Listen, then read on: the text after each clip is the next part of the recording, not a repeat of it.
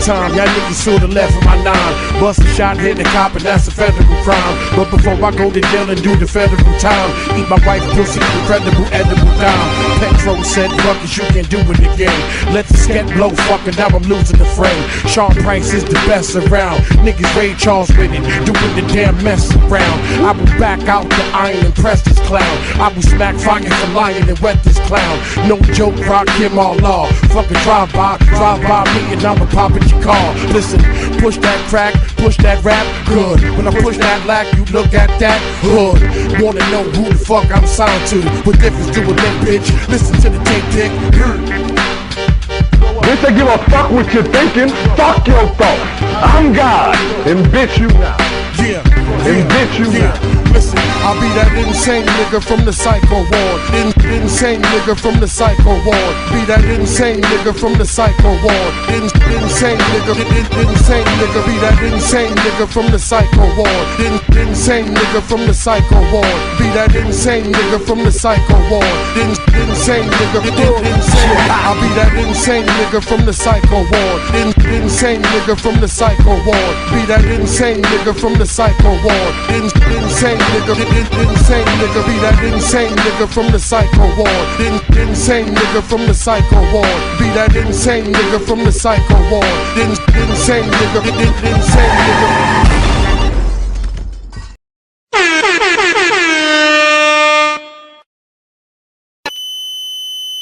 Things are different when you're out with your buddies.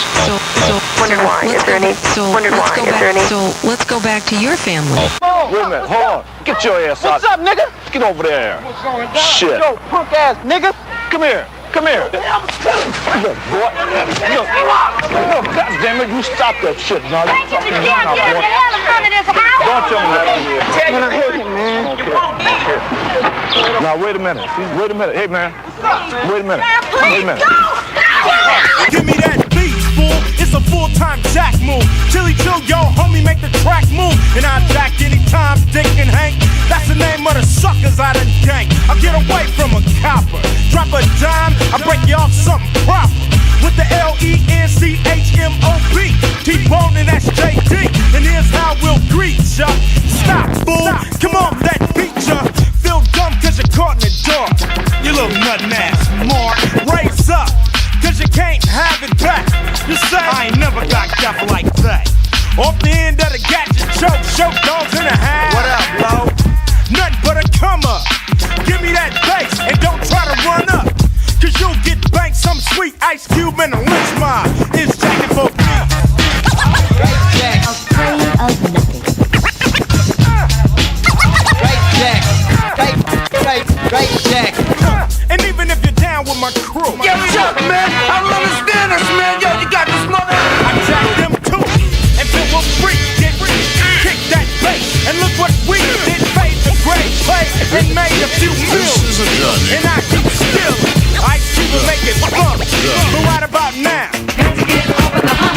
but I don't party and shake my butt. I leave that to the brothers with the funny haircuts. And it'll drive you nuts. Steal your beat and give it that gangster touch. Like Jackin' and Mackin'. Say hi to the 357 I'm packing. And it sounds so sweet, Ice Cube and a lynch mob. It's Jackin' for Right Jack. Right Jack. Right Jack. Ice Cube, I take a funky beat and we shake. Located don't break, and then I break. And give it that gangster lean. Dead in your face as I turn up the bass. I make suckers run and duck for cover. Don't try to hide, cause you know that I love to. Jack a fool for his beating, then I'm out. So when I come to your town, don't crowd me. Cause I know you're gonna wanna kick it with me. But I know none of y'all can get with me. So you think you're protected? Well, you are till you put a funky beat on a record. Then I have to show and prove and use your groove. Cause suckers can't fade the cue. And if I jack you and you keep coming, I have you march 100 miles and run. Stop! Surprise, nigga!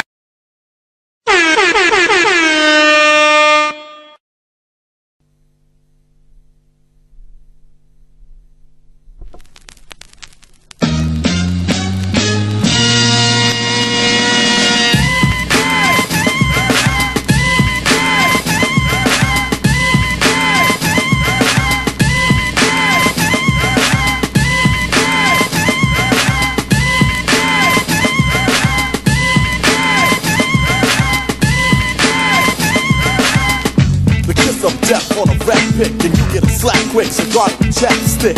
In other words, protect and hold your own. It only takes one punch to get the head blown. Fist of fury, the suckers get weary. Cause the cane got more spice than fury. I am the flavor down on paper, and nothing can save ya from catching the vapors. Rhymes that'll sting your face like a quick jab. And I'm rubbing them in just like Fix-Ab. Captivating, dominating, innovating, illustrating, fascinating, motivating, elevating, terminating, mutilating. Rhymes that was the weight in gold, bold, never sold to a bidder. They gleam and glitter, yours are bitter like kitty litter. As for damage, don't tell me what another do, cause I quote that I'm R-A-W. So make room, cause fighters are doomed. Try to consume and make your own tomb, a grave or a casket, a disc, get a task, get your rhymes out of basket. Boy, you get your ass kicked. For frontin' like you're hitting hard when your arms are too short. The box with guard, so don't even touch, cause I come for too much. Address and bless any mic that I clutch. And for a rapper to challenge my freestyle, he must be senile, and that's why meanwhile, back at the ranch, the growth of the Asiatic chosen one is expanded with the new branch. So many slept on the nonchalant mat. Now wake up, sucker, this is Mortal Kombat. Make it say, Daddy, I don't want none. Make it say, Daddy, I don't want none. Make it say, Daddy, I don't want none. Make it say, Daddy, I don't want none. I seize and freeze them, seize these degrees. Put me to my knees over these, child, please. I break it down to bring on the next act. Rappers are so full of shit, they need X-Lax. So stop ripping, your mind is drifting.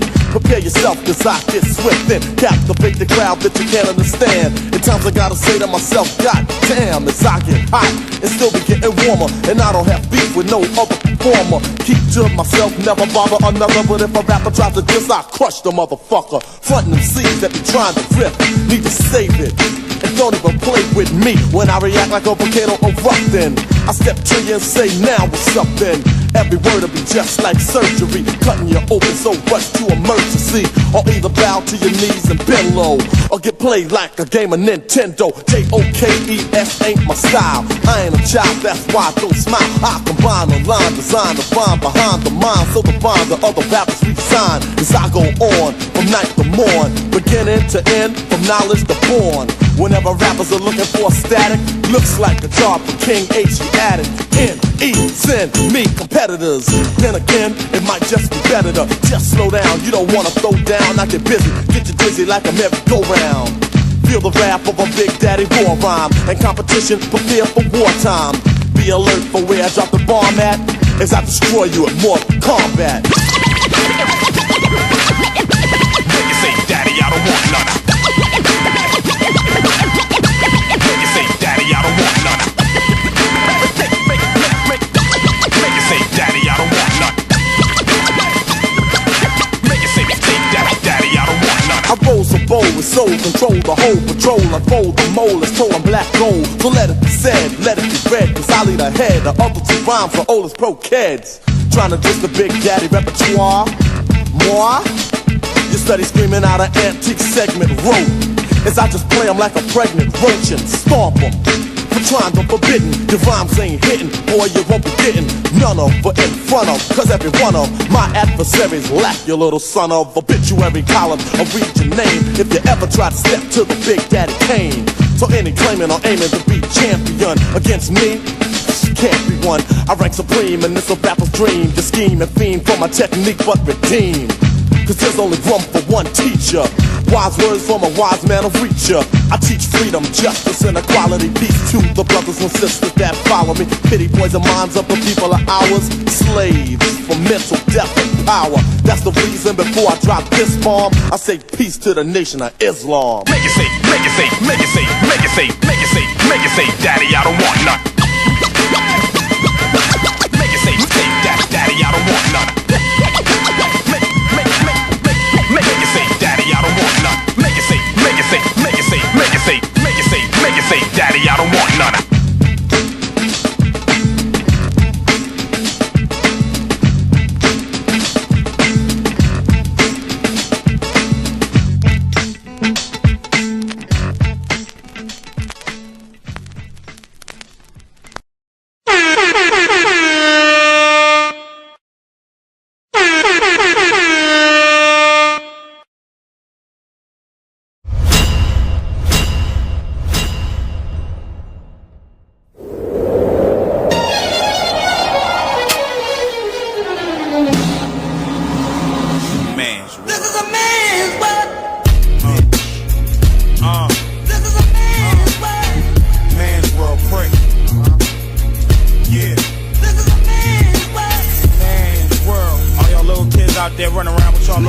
Man, world. Go to summer school, nigga, get your GED. Yeah, this a man's world, bricks, no broad allowed. All my niggas with that raw allowed. All my niggas with they fours allowed. Who won't hesitate to bang a nigga right in between they brows. Let's roll, fuck them bitch ass niggas wearing thongs and skirts, trying to catch them while they going to work. Hit them niggas on their job at their lunch break. Make the pump quick, leave them slave when the fucking pump spray. I roll with a sick rollout squad, 10 deep, let's roll out squad. Bring heat when it's cold outside. Max stick the strip and stick the street, stick and clip and flip the G. Got extended shit in different heat. Mac M1 double now. I'm not the feathers out your bubble down. Stop the blood clot crying.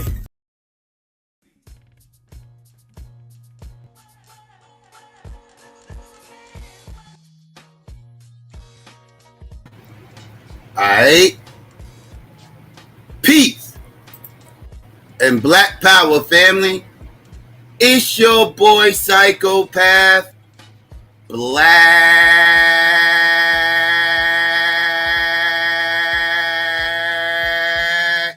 Action.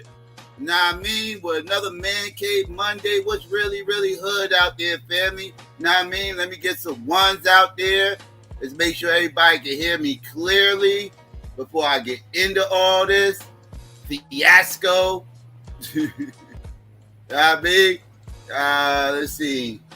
Let me get some shout outs while I'm waiting. Let's see, I'm over here multitasking, family. All right, let me see.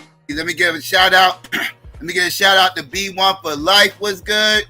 Shout out to Lou, what it do. See, Wale was going on. New Kim was good. See, Mari was going on. I hope I pronounced that right. Mary. I don't know. I hope I pronounced that right. See, the cynical one was good. Hot Lead Hurts was going on with you. Lady Sparkle was good. Corey was hood with you. Judah, what up? Lena was going on. Stephanie was good, sis. Jihad was good with you. Who else came up in here? J. Cal was good. Old Student was going on. Who else? Let's see. Marcel was good. Let's see. Cassandra was good, sis. D was going on. Aries was going on, sis. Affinity Link was good. Nook was going on. Florence was good. Chuck was good with you. Charm, what up? Shout out to everybody else out there that might be listening or slide through. If I missed you, my bad. What's hood, family? What's going on? Yeah, we got a situation that happened. I was going to talk about this on, what was this? On Saturday. I was going to talk about this on Saturday. Didn't really want to really press this too much. I had other things I wanted to talk about. Didn't think this was going to be a huge deal, but I see everybody was losing their mind talking about this, right? Everybody seems to have a strong opinion about this shit one way or another, right? No matter what side, whatever side of the fence you on, right? So I kind of want to just let everybody know what my opinions is on this, because I'm going to keep it a stack with you. I think there's a whole bunch of fuck shit going on, a whole bunch of fake outrage. And I'm really wondering, like, what do these LeBron James fanboys out here really expect people to do when it comes to fucking Bronny, right? Like, I'm really, like, we going to get into this, right? We going to get into that. This shit is actually disturbing, right? But before I even get into this ridiculousness of LeBron and Stephen A, because that's a whole shithole. Something else happened that I actually do want to address, right? Something else happened that's a little bit weird. You know, like these goddamn, I don't know, dog. What's going on? I'm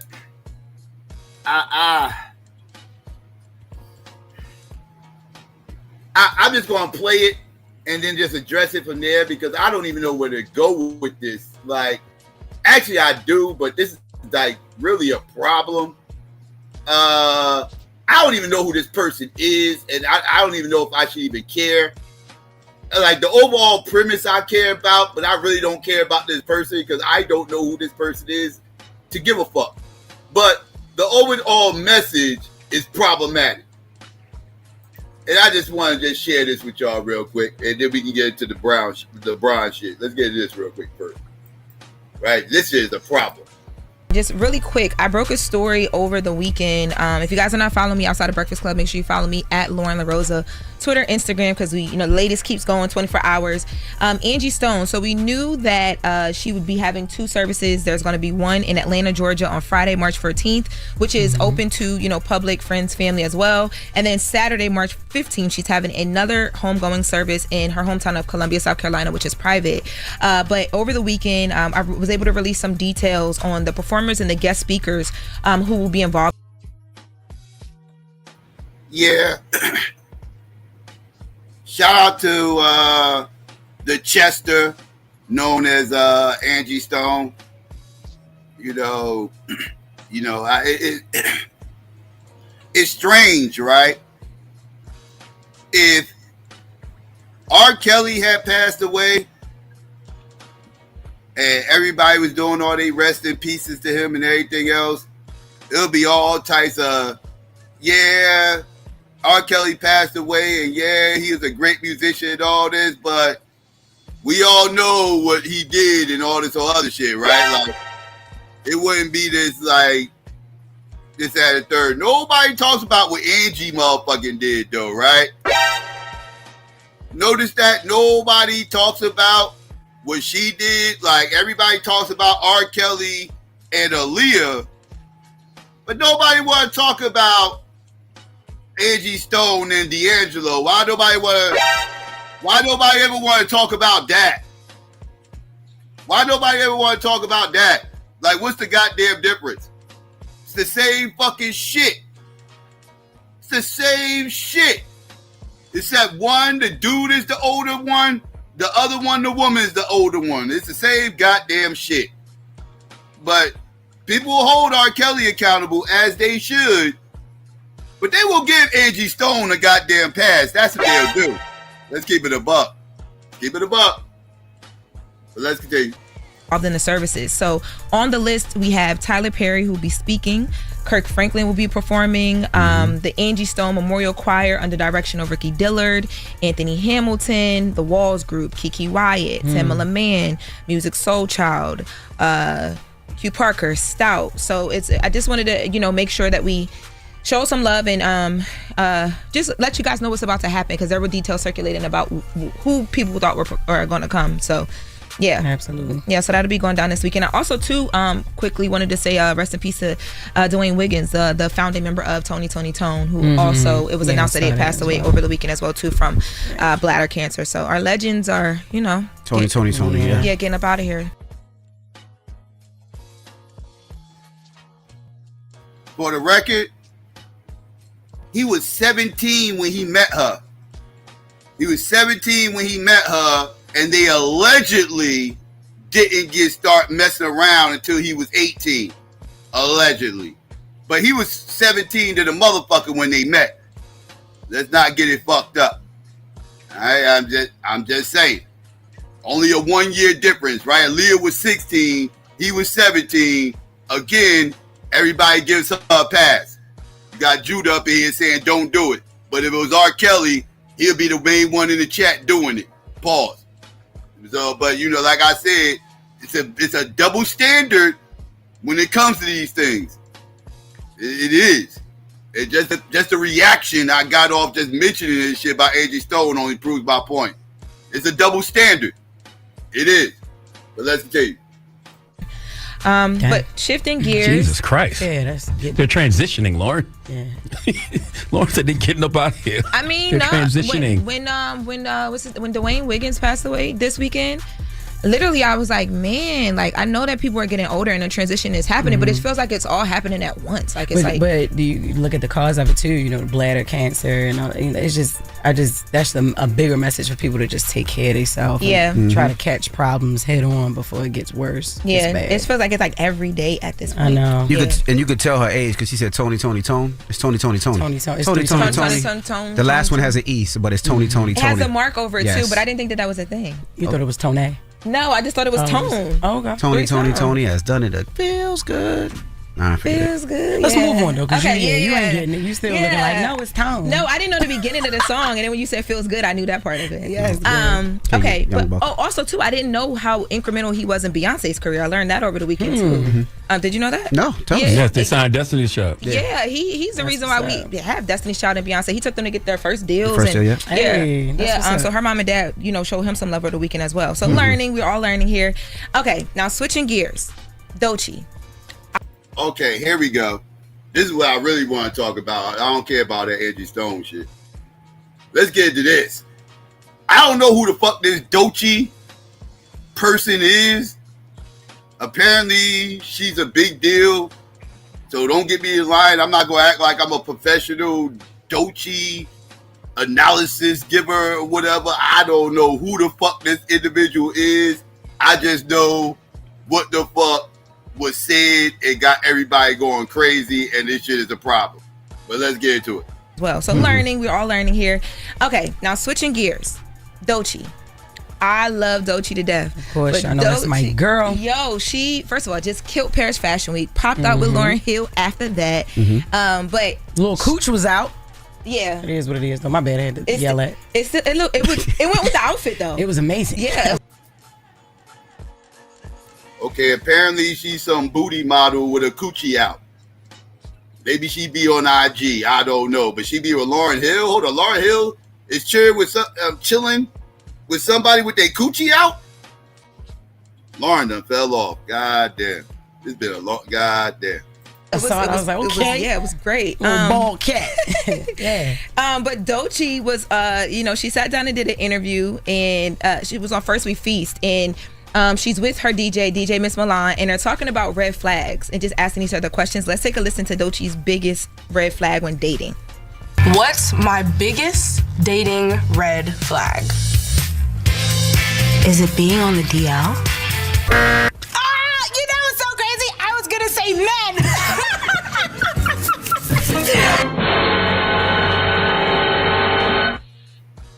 What? Biggest dating red flag is men? And she ain't just say men. Hey, let me show y'all. If she didn't just say men and just left it at that. No. That's not what happened. That's totally not what happened. Well, where'd that shit go? All right, here you go. She ain't just say men and leave it at that. No. She put up a sign and said, a straight man.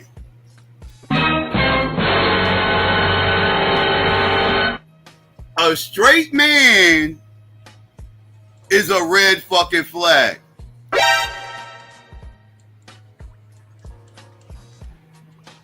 But a gay man is not.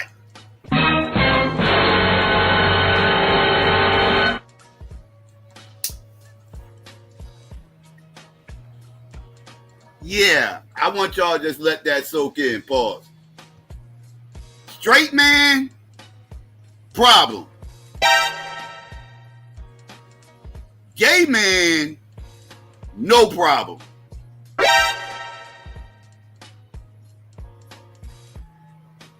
Right. But let's continue. Is it being on the DL? It's so crazy. I was gonna say men.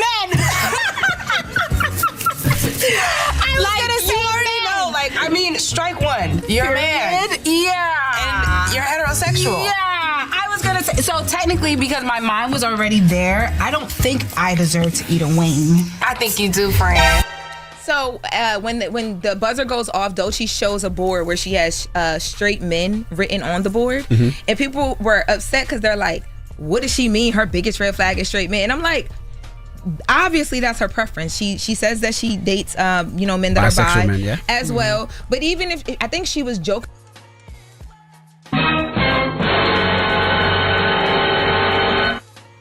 Ew. Ew. Ew, yeah. Hey, yo. Yo.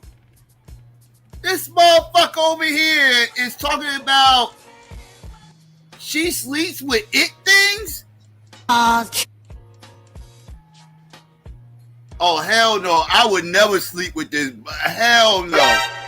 Yo, bruh, instant. You want to know what a red flag is? For me, red flag for me is a woman telling me she's into bisexual fucking men. I will have a sign held up. They be like, what's a red flag for you, psycho? What's a red flag for you that a woman can say to you? Well, let me think about this. This is 2025, and some of these women out here is fucking batshit crazy, and I think I know what a red flag is. Yeah, any woman who tells me that she is into gay men. That's what I'll write all that shit down just like that. With the pause in there. Everything just like that, verbatim. On the motherfucking blackboard. And then, there you go. Red flag, motherfucking red flag. Get them the fuck out of here. I don't want none of these fruitcake, sloppy seconds, thirsty thirds, filthy fourths. I don't want none of that motherfucking shit. Y'all can have that shit, dog. That shit is cool. That shit is contaminated. That shit is fucked up for life now. I don't want none of it. I'm cool on all that. I'm cool. Nah, dog. This shit is fuck that. What does she mean? Her biggest red flag is straight men? And I'm like, obviously that's her preference. She says that she dates men that Bisexual are bi men, yeah. as well. But even if I think she was jokingly, I think this is my interpretation of it. She was jokingly kind of throwing jabs at like men who are super heterosexual. Like the woman has a certain place in the home and you can't speak when spoken to. Like making a joke about that because that's a conversation as well. And baby, when I say hit dogs were hollering over on Twitter, they were so upset. I'm like, it was a joke. I didn't think it was that. Well, deep. I mean, Shane elaborate. All she said was straight men. Yeah, but right? even if she, you get what. You fruitcake lovers would motherfucking sit up here and not see a problem with this shit. You goddamn party line toting ass motherfuckers wouldn't see a motherfucking problem with that shit. You goddamn silly ass motherfucking feminists, y'all wouldn't see a problem with it, because that's what you motherfuckers do. You feminists gotta go hand in hand with them goddamn fruitcakes. You motherfuckers, I told you, one's the head, the other's the fucking tail. I'll let you motherfuckers figure out who's who. But when it comes to feminists and fruitcakes, head, tail, same coin. That's just what it is. Like that's the ideology. Whether you motherfuckers like it or not, that's the fucking ideology. You gotta roll with that shit if you're a feminist. You gotta roll with it. Paul. You got to. You got no choice. You gotta tote those party lines. Those gender agendas lines. Right? All y'all play gender politics. Everybody on the gender politics side of the aisle is feminists and fruitcakes. They all over there playing gender politics, trying to figure out what women are, what they really is, what a female is, should it be called a female, what's a male and what's a real man, and they all over there playing that, they all over there playing them little gender bending politics silliness. All of them, the feminists and the fruitcakes, they the only ones playing that gender nonsense. They're the only ones, everything's the gender this and I am woman and I'm a real woman and respect my pronouns and all these little silly ass gender nonsense. And they all fucking each other. And then want to come around straight motherfuckers and then fuck them too. So we can all share them nasty ass juices together. Pause. I'm cool. Keep all that nasty shit over there. That is a red flag. I told niggas a long time ago, if y'all motherfuckers, if y'all hanging out with a chick that y'all are trying to fuck, or if you are currently involved with somebody that you are fucking and they have a friend or a best friend that is a fucking fudge packer, you motherfuckers better, ew, I would not, no, I don't mess with F-hags.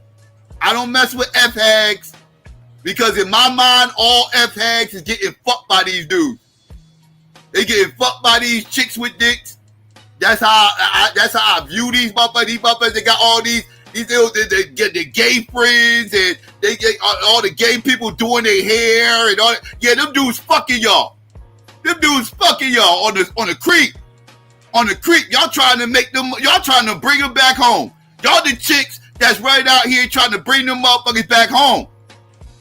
And if y'all want to take that sacrifice, and y'all want to try to take one for the team or whatever the fuck y'all trying to do, whatever, try to act like you got the magic coochie, whatever the case may be, I go do that, but keep that nasty shit away from me. I don't want none of them juices y'all are sharing.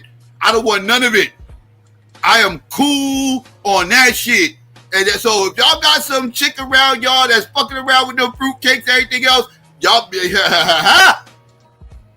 y'all motherfuckers, I'm telling you, if you ain't beat already, don't. And if you beat already, get yourself checked out.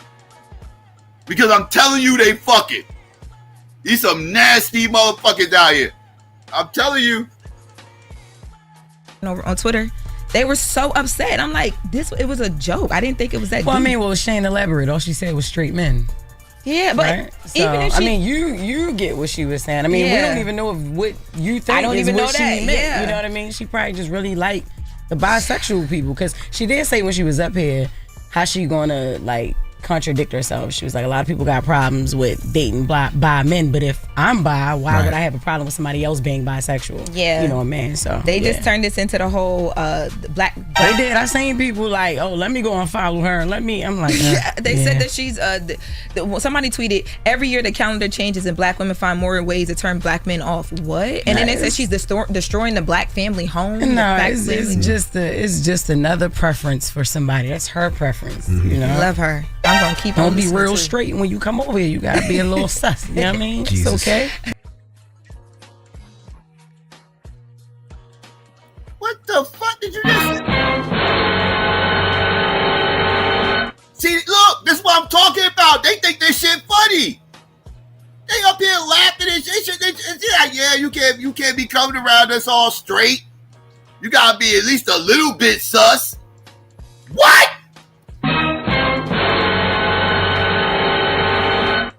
You gotta be a little bit sus. In order to get something, I wouldn't be fucking you, dog. I wouldn't be fucking what? Listen, I'm sorry.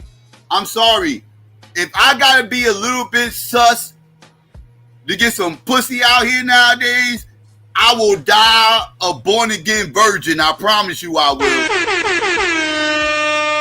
I promise you I will. Fuck you.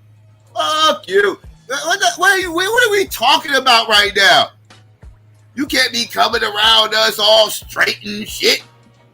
You gotta be a little bit sus. Like, wait, what? Hey, this shit is nutty. Pause. It's just another preference for somebody. That's her preference. You know, Love her. I'm gonna keep on. Don't be real to. straight when you come over here. You gotta be a little sus. You know what I mean? Jesus. It's okay. And then, do we have time? Yes. Can I, so time. DDG. Speaking of the black family, DDG. Okay, yeah, I'm over y'all motherfuckers. I'm over y'all. I just wanted y'all to hear that madness. And yes, that was madness. But fellas, start G-checking motherfuckers. Start G-checking motherfuckers. I'm telling you, warning you, there's a lot of women out here who hold these positions. A lot of them. Y'all better start G-checking motherfuckers. I'm letting you know. With the motherfuckers who care. Some of you motherfuckers do. Some of you niggas out here don't give a fuck. Some of you motherfuckers out here a little bit. Hey, yo. If Abdul ain't teach me nothing on this motherfucker, Abdul taught me one motherfucking thing. A lot of you motherfuckers really don't give a fuck about what a motherfucker got underneath that fucking dress. Hey, yo. Like, yeah, y'all motherfuckers, it's some real suspect ass motherfuckers out here. I'm just saying. But anyways, I digress. Let's get to the actual topic, right?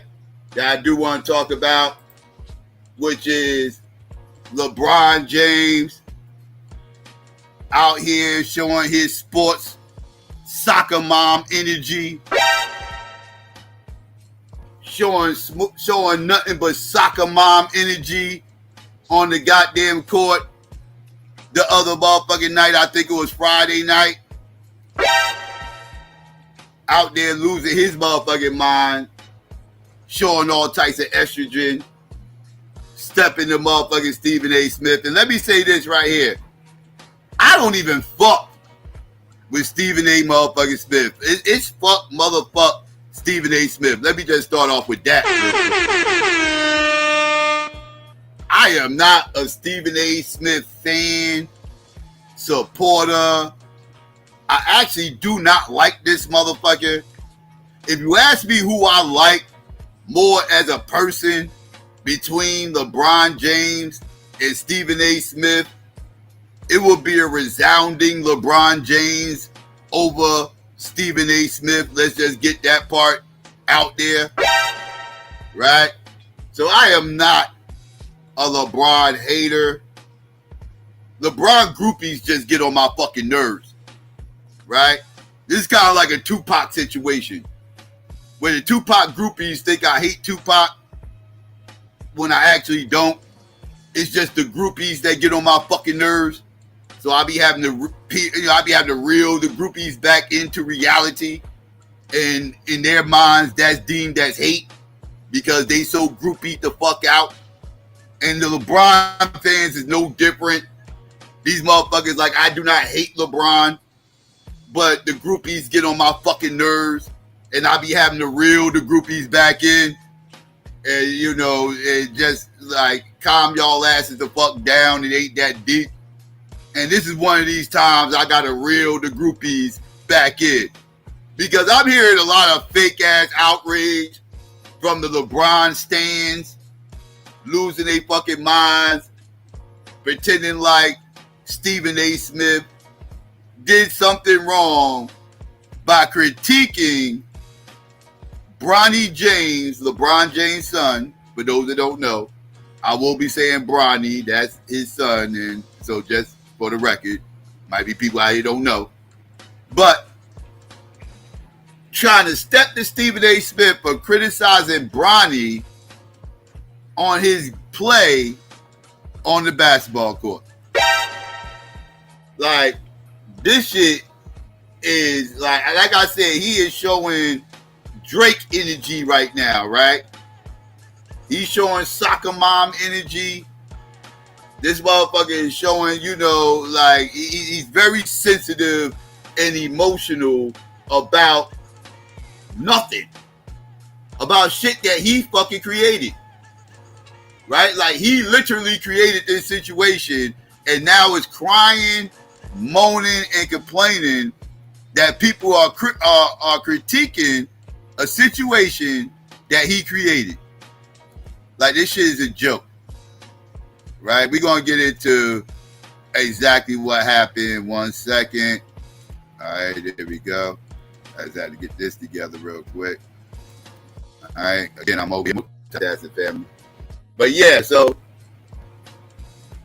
okay, yeah. So let's get ready to get into this. What everybody's going crazy about. Y'all should have seen it by now, but just in case you didn't, we're going to play this real quick so people can get a heads up of what happened, and let's go.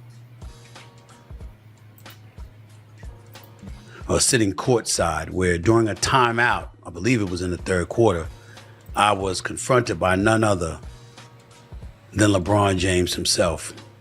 LeBron had some choice words for me in regards to comments I've made prior about him in regards to his son, Bronny James. Before I get any further, let me just put to bed a couple of things that have been reported that are false. People was talking about LeBron called me out my name, or somebody said he called me a bitch, somebody said he called me a punk and all this. None of that is true. He was fiery. He approached me during the game and he said, "Stop effing with my son. That's my effing son. Stop effing with my son." I said, "What? Nah, man, straight up, man to man.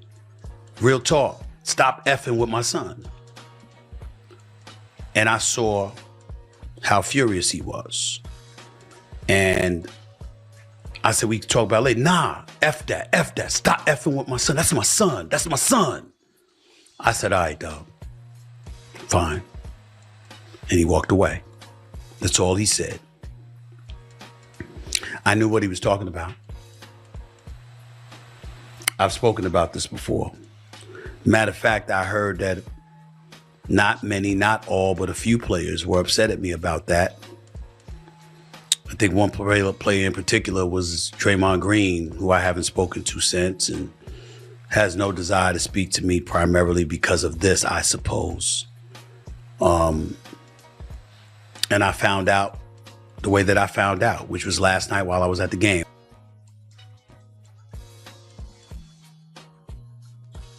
All right. So that's what happened. And that was Stephen A. Smith's initial response to what happened and shit. That was a little clip. And some other people were speaking on this. So let's listen to what some of these other people had to say. One of these people was Ari Spears. Let's listen to this real quick.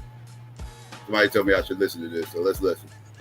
Yo, what up? It's your boy Ari Spears here. Listen, man, I want to comment on a moment that went viral, I guess, between Stephen A. Smith and LeBron James at the Laker game, which Stephen A. Smith addressed on First Take, I think this morning, where LeBron James approached him during the game, and you could tell by the facial expressions and the body language that LeBron James wasn't pleased, apparently, about what Stephen A. Smith was saying in regards to Bronny being in the NBA and his performance.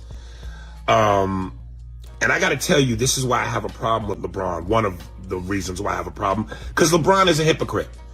And I kind of wish that Stephen A. hadn't backpedaled just because of LeBron confronting him. Because if you remember early in LeBron's career, and I mean early, there was a moment where in a game in Cleveland, I forget who they were playing, and LeBron James got into a skirmish with the opposing team with several players underneath the backboard, sitting courtside, near courtside. And his mother jumped into the mix and started, trying to curse the players out and take up for her son. Yeah, y'all remember that? How many of y'all LeBron groupies out there remember that? Y'all groupies, I know y'all remember that shit. Y'all remember everything LeBron do. Right? Y'all can read off 1 billion statistics and everything else. So I know you motherfuckers remember when that happened, right? When LeBron was looking like, you know, like a little kid out there, and his mother was out there making him look bad. Y'all don't remember? I know y'all don't remember. Y'all don't want to remember. That's the problem. Y'all remember, motherfuckers. Man, I'll remind you, motherfuckers. I'll remind you, motherfuckers. Since y'all act like y'all remember. Y'all remember this? Y'all gonna act brand new now. Took LeBron into the second or third row. The mama seats. And Mom is right in the middle of it. Kevin Garnett trying to calm her down. And then, Mom, calm down. Here it is the day after Mother's Day. Go sit down. Oh, what's that? Oh, did you see that? LeBron's mother jumped up in the middle of a skirmish under the fucking basket. Like, leave my son alone. Leave my sons alone. My son wouldn't do nothing to nobody. Leave my son alone. I mean, bossing up on big ass Kevin Garnett. Kevin Garnett like 7 foot tall. She like 5'8". She bossing up on this big motherfucker. Boss. And she up here. And LeBron said, sit your little ass down, Mom. What are you doing? Mom, sit your ass back down that goddamn seat. You making me look soft. Robbie, you make me look like a bitch out here. I mean, sit your ass down, but these motherfuckers cars start popping off. You making shit worse. I'm already a 19-year-old kid playing with a bunch of grown men trying to earn my respect. And I got my mother up here defending me and shit. What is this? He didn't even like that shit. He didn't even like that shit. That's one more kid. Took LeBron into the second or third row. The mama seats. And Mom is right in the middle of it. Kevin Garnett trying to calm her down. And then, Mom, calm down. Here it is the day after Mother's Day. Go sit down. Mom, sit down, Mom. Mom, go sit down. Good thing this game wasn't Sunday, or it would have been go sit down. Go sit down, please, Mom. But no further damage in that run. Good thing Kevin Garnett, who knew who she was. I think everybody knew. Anyway. Told her to sit her ass the fuck down. She making him look bad. That's why he told her to sit her ass the fuck down. And here he is like 20-something years later doing the exact same thing to his motherfucking son. You know what I mean? With that soccer mother energy. Stepping to Stephen A with that soccer mother energy. Like Stephen A. Smith, Kevin Garnett or something. What the fuck is going on around here? I got more respect for LeBron James' mother with her 5'8" ass stepping to a 7-footer saying, get your hands off my fucking son, than LeBron James' 6'9", 270-pound ass jumping in the face of Stephen A. Smith, who's about 6'2", ain't no fucking athlete. Know what I mean? This motherfucker like this is like who you respect more? LeBron James mom for stepping in Kevin Garnett? Or this motherfucker stepping in punk ass Stephen A. Smith? And you don't get no points for this. Stephen A. ain't even hook off on nobody. Stephen A. didn't even commit a hard foul. He said your son is not NBA ready, and you went full-blown soccer mom. Man, get your bitch ass out of here. Get your punk ass out of here. He said your son ain't ready. And he's right. What the fuck are we talking about here? So wait, let me get this clear. Let me get this straight.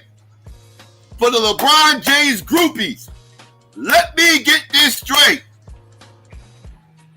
Nobody is allowed to critique LeBron James' motherfucking son because he's Bronny James. We can critique everybody else. We can critique Luka. We can critique Joker. We can critique John Morant. We can critique Giannis. We can critique motherfucking who else? We can listen. We can critique the 12th man on everybody's bench that's not named that's not named Bronny James. We can critique owners. We can critique general managers, head coaches. We critique cheerleaders. We critique soccer moms. But we are not allowed to critique Bronny James' fragile fucking ego? No, correction. I'm not going to put this up on Bronny. We are not allowed to critique Bronny because of LeBron James' fragile fucking ego. Let's keep it a fucking stat. What are we talking about right now? Stephen A. Smith is a goddamn sportscaster / journalist who runs a goddamn sports show 5 times a fucking week and a motherfucking podcast where he talks about sports primarily on his podcast. Ain't the only thing he talks about, but primarily he's talking sports. And he's not allowed to critique an NBA player because his pops name is fucking LeBron? Man, fuck that. Listen, that's soft shit. That's pussified shit. What kind of grown ass man raises a son to be a pussy? Man the fuck up. Listen, I don't want to hear shit from him or anybody else when it comes to fucking Bronny and his critique on the basketball court. As long as people are keeping it basketball, and last time I checked, Stephen A. Smith was only kept in basketball. As long as people is keeping it basketball, motherfuckers gotta shut the fuck up and stop being some emotional ass fanboys. Because once that motherfucker decided that he wanted to step on the NBA floor, once LeBron James pulled all these strings to make sure that shit happened, and once that day finally came to pass, you gotta take everything that comes with that shit. You gotta take everything that comes with that. That's just what the fuck it is. That comes with the fucking territory. Again, he's talking basketball. Isn't that the career choice Bronny and LeBron made? What are we talking about? Oh, because LeBron James spoiled his kid, we must spoil this motherfucker too. We must raise Bronny James as a spoiled little brat the same way LeBron did. Fuck that. He want to spoil his kid, he can do that. He got every right to spoil his fucking kid. But once his kid leaves that fucking nest, he's going to find out what the world really is. And the world ain't going to spoil you, dog. That ain't what the fuck's going to happen. Motherfuckers mad at Stephen A. Smith for what? I can understand if Stephen A. Smith was talking shit about Dwayne Wade's son. Calling them all kinds of fruitcakes. Calling them all kinds of, you know what I mean? All kinds of transformers. Questioning his parenting because his son came out so goddamn sugary.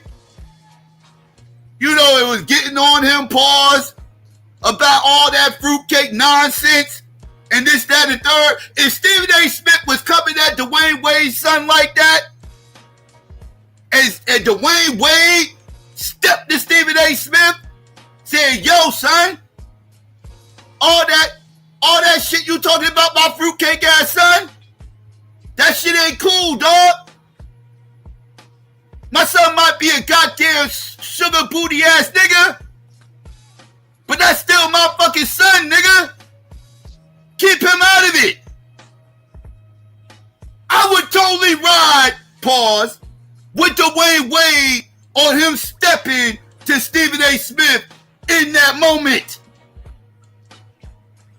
Because he's talking about that man's son and it has nothing to do with basketball.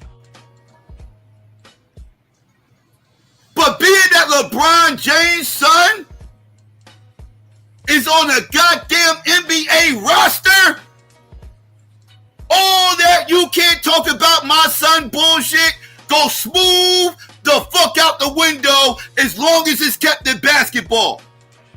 I don't give a fuck what none of you groupies say. Anybody that steps on that NBA court is fair game for critique. Nobody's above reproach. And that includes y'all precious little Bronny James. This is facts. I don't even understand what this is even all about. You gonna manipulate the motherfucking, like you gonna manipulate the system to get your motherfucking son who averaged 4 points a fucking game. Let me say this one more time. You manipulated the system to where your son, who averaged not 1, not 2, not 3, but all but 4 points a fucking game in a weak ass fucking basketball conference. You manipulate the system that this 4-point garbage conference playing ass nigga can get drafted on an NBA team. And then when people call this shit out for what the fuck it is, which is a motherfucker who is not NBA ready, taking up roster spots that he should not have, right? All because his son had this King Grippy dream of playing with his son on the same motherfucking team. Because Bronny is not NBA ready. I don't know if he ever will be.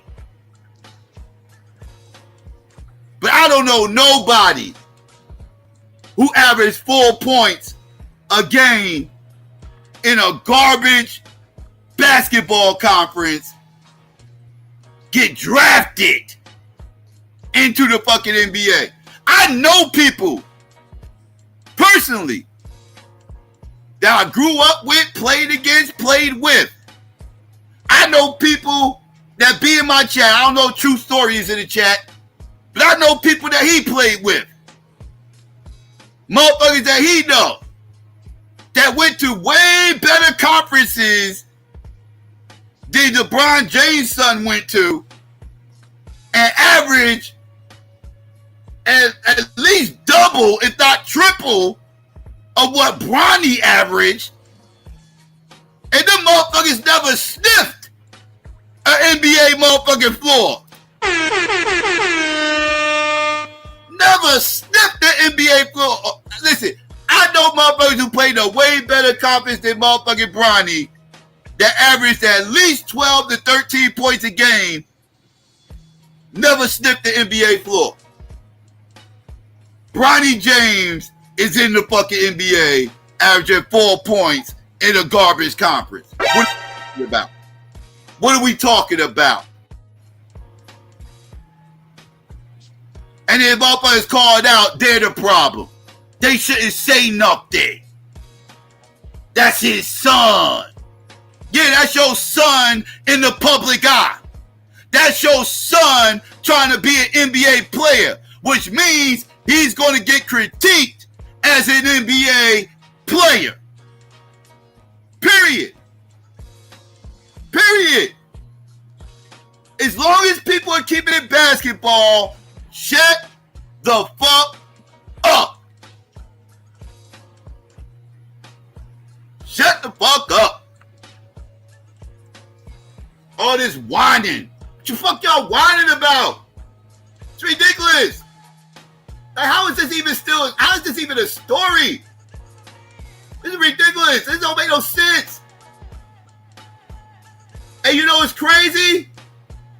Nobody would be talking about Bronny right now today if it wasn't for LeBron James. Let's talk that real shit.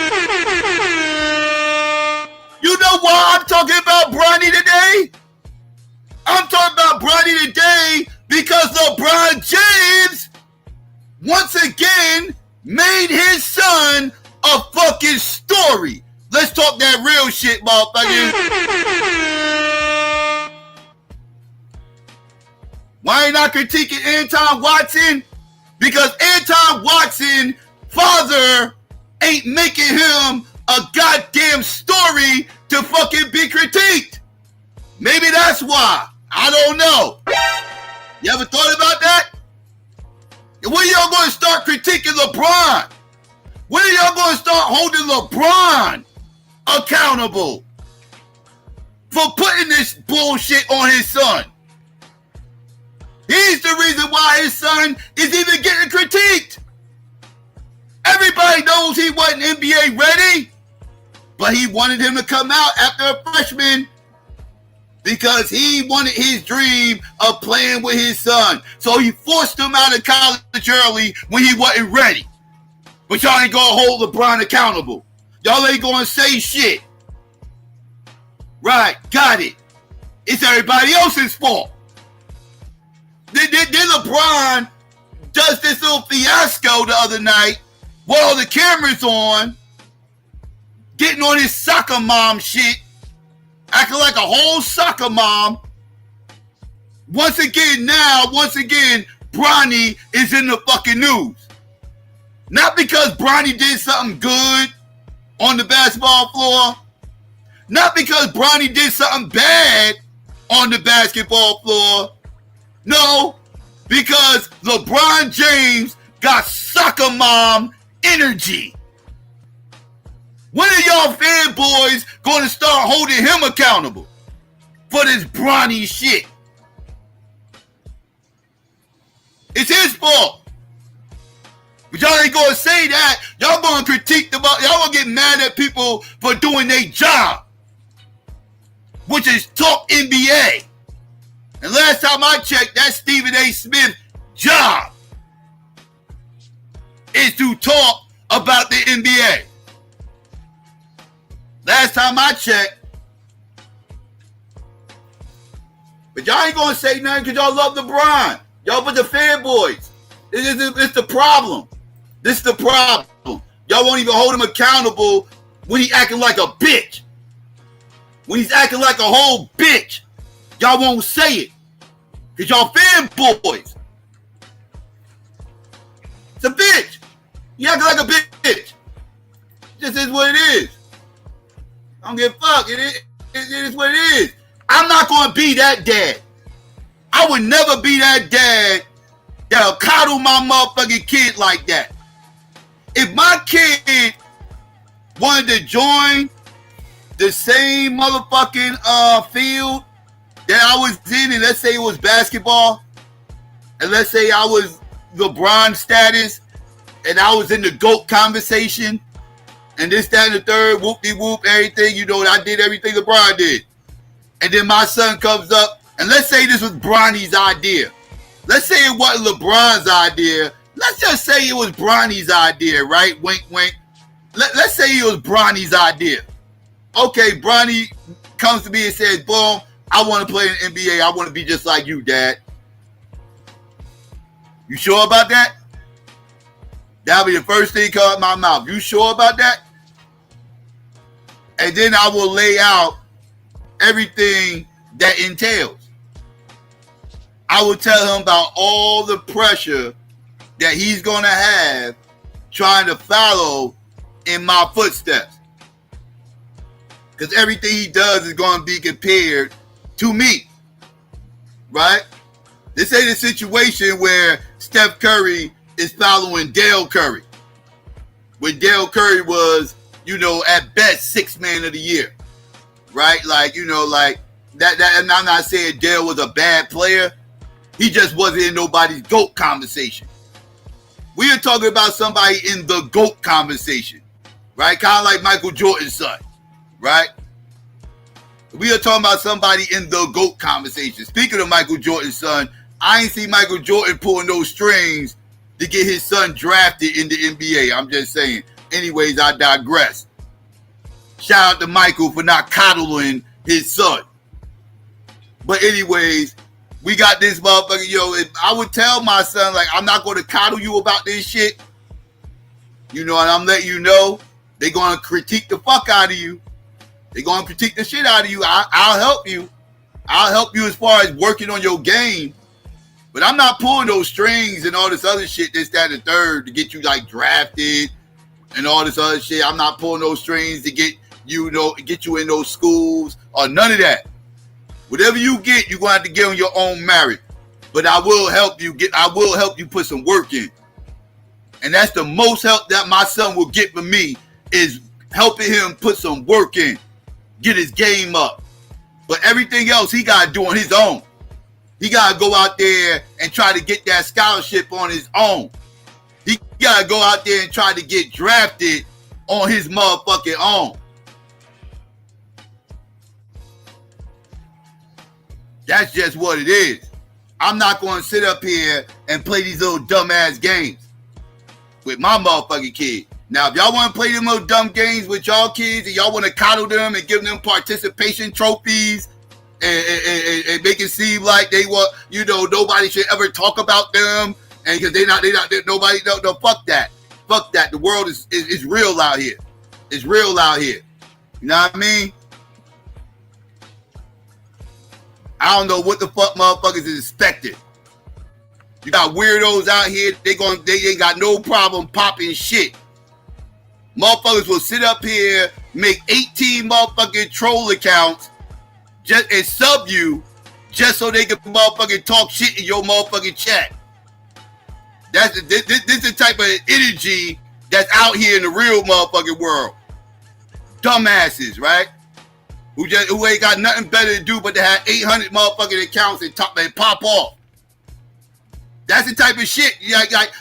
So I gotta deal with that shit. But Bronny, can't nobody say nothing about him. So I need LeBron James to be my father for people not to come up in my chat and pop off? Is that how that works? Is that how that shit works? I don't know. Y'all motherfuckers tell me. What I gotta do to have motherfuckers not pop up in my motherfucking chat, sub my motherfucking channel and shit with 18 fucking thousand accounts with nothing else better to do? You know what I mean? Lonely ass incel weirdos who obviously got soccer mom energy, like they motherfucking idol and shit. They got that same soccer mom energy like they fucking idol. What motherfucker gotta do, family? I don't know. Y'all tell me. But this type of shit, man, I'm supposed to deal with, but Bronny, he gets a pass. Right. Y'all motherfuckers tripping. Hell no, I wouldn't say shit if motherfucking Stephen A. Smith said something about my damn son as long as he kept it on basketball. Now, if he talks shit about my son outside of basketball, like if he was just taking shots, if this popping shit, then yeah, motherfucker, I'll say something to Stephen A. But if he talking about his game and whether or not he think he can make it in the league and all this shit, this, that, third, that's his job. I don't give a fuck what he say. My son got to deal with that shit. Step up. I had motherfuckers call me LeBrick when I first came in the fucking league. I first came in the league, motherfuckers called me LeBrick. What the fuck you think this shit is? Huh? I'm supposed to motherfucking sit up here and coddle you? Motherfuckers sit up here and call me the prince. Motherfuckers sit up there, I had Skip Bayless talking shit about me every motherfucking day for about an hour and a half. Every day. Talking crazy about me. And while I'm on a bum-ass team. While I'm on a bum-ass motherfucking team that could barely make the fucking playoffs. I'm supposed to motherfucking coddle you when you playing on a championship-ready team alongside 2 Hall of Famers? I'm supposed to sit up here and coddle you? You don't get your ass the fuck up out of here. Whatever they say about you, they say. I ain't got nothing to do with all that. Like, so this shit is crazy. This shit is crazy. I don't know. Y'all motherfuckers want to coddle these motherfuckers. I'm not coddling my kids. The real world out here. I mean, we talking about basketball. Motherfucker can't take critiquing in basketball. You ain't ready for the real world. Y'all failing y'all kids if y'all teaching them this nonsense. This is why I don't do participation trophies and all that other shit, because it creates this type of soccer mom energy.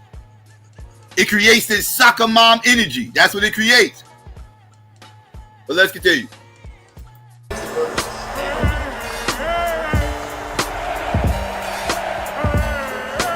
Time to hydrate. Hydration situation. So, oh yeah, it's a hydration situation today, because the video I'm about to do right now is the very reason I do this show. Yeah, I always knew there would be a confrontation. The worlds would collide between the athletes, the players, and the media. Even though those lines are blurred and the athletes and players are in media, I've always had that knowledge because of my dual existence, being a former player and also being in the media. I understand where they were headed, and now we are there because war can't be avoided, just postpone. We got some real issues to go through here today. And I want to start off by saying what we're not going to do is lie on either side. What we're not going to do is not call it like it is. What we are going to do is give Stephen A. Smith the opportunity, because he is going on his show, to say what happened from his perspective. But when it comes to LeBron James, we're going to have to let his body language speak 1,000 words, as this picture will illustrate right here. This is LeBron James, 6'8", 200 and fresh in shape, 40-year-old pounds, looking down at Stephen A. Smith. Not as down as I thought he would, but he is. We're going to walk through this video so we can get it all. Let's check out this confrontation.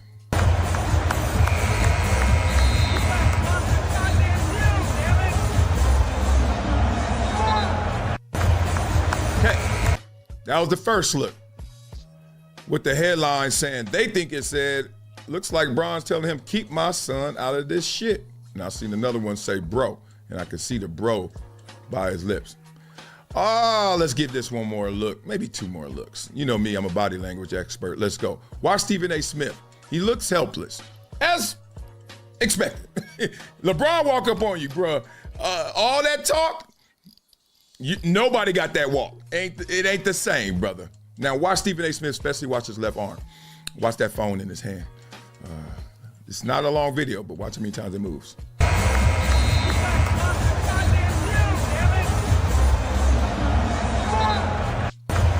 I think that's the sign of, hey man, this is a lot.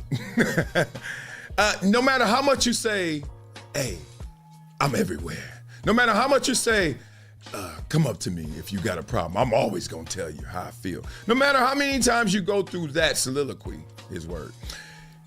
It's a different animal when that animal is in front of you by the name of LeBron James. So we all know that it's always a continuum between thoughts, words, and actions. Let's add to that consequences. Because no matter what you're thinking or what you're saying or what you're doing, you're going to have to deal with the results. And Stephen A. Smith is going to talk us through the consequences of this. This is crazy because knowing that these moments would occur, they don't have to occur. Think about it. Stephen A. Smith could sit there and say, I'm doing my job. And LeBron James is saying, no, I'm protecting my family.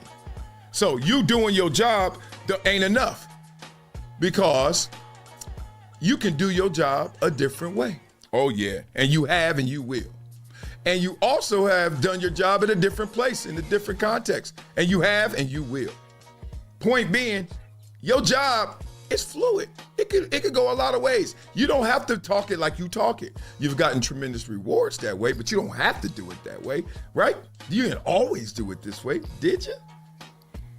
But this is my son, and my son is my son. So that's, I think, the basis points of what we're going to talk through. But Stephen A. Smith is going to walk us through it, and we're going to walk with him. But first, yeah. Let me tell y'all about Prize Picks, the best place to win some cold. You hit that to go, or you just want have that dual existence of being a former player and media member, because I have the understanding of both sides. I had that inner conflict. I had that moment when I was coaching my son. I think he was 7 years old at the time. And I went out to practice, and I remember coaching him up, and I knew that this team was in love with Cooper Kupp. And I remember we had a segment that was talking about Cooper Kupp, not in such a flattering way.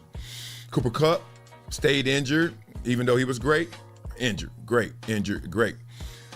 And I remember having that inner conversation and conflict, like, damn, I really do a job that is robbing these kids of some of their idols. I'm taking fat heads off the wall for these kids, because these kids swear by this dude. And here I am over there kind of giving negative fodder. Just, it was a thought. Not as crazy and critical as this confrontation we saw between Stephen A. and LeBron James, but in its own way, still the conflict, still the confrontation. So now, without further ado, let's walk through it. Stephen A. Smith talking about this confrontation. Ooh, spicy nuggets. That was LeBron James coming up to me, unexpectedly, I might add, to confront me about making sure that I mind what I say about his son. Can't repeat the words because they ain't suited for FCC airwaves. That's what he was doing. Okay, I gotta stop. I gotta stop. Nah, let me go. I thought long and hard about this over the last few hours because I had no intentions, Molly, of talking about this at all. You lying. Yeah. And the reason why is because it was a one-on-one, I wouldn't say a conversation, but it was a one-on-one confrontation. But then I wake up and everybody from ESPN and my agent and everybody else were sending me that this thing had gone viral. And so ultimately it was unavoidable, and that is why I have to discuss it now. Okay, only thing I'm gonna take from that, I ain't gonna stop down much, man. Maybe once a minute. Unexpectedly is not the word, because you always say you want the smoke just because, hey, what I say I stand on. Well, some people want to see how tall you stand when you're in their proximity. Also, if LeBron walks up to you and daps you up or says nice suit, whatever it may be, if it's positive, that's still unexpected, but you never try to give it that context unexpectedly, right? Notice that when people have something that they don't like, negative, it's unexpected. But when it's love, that's still unexpected, but you ain't framed it that way. Just wanted to make sure you guys caught that fine point. Media 101. Let's go. That wasn't a basketball player confronting me. That was a parent.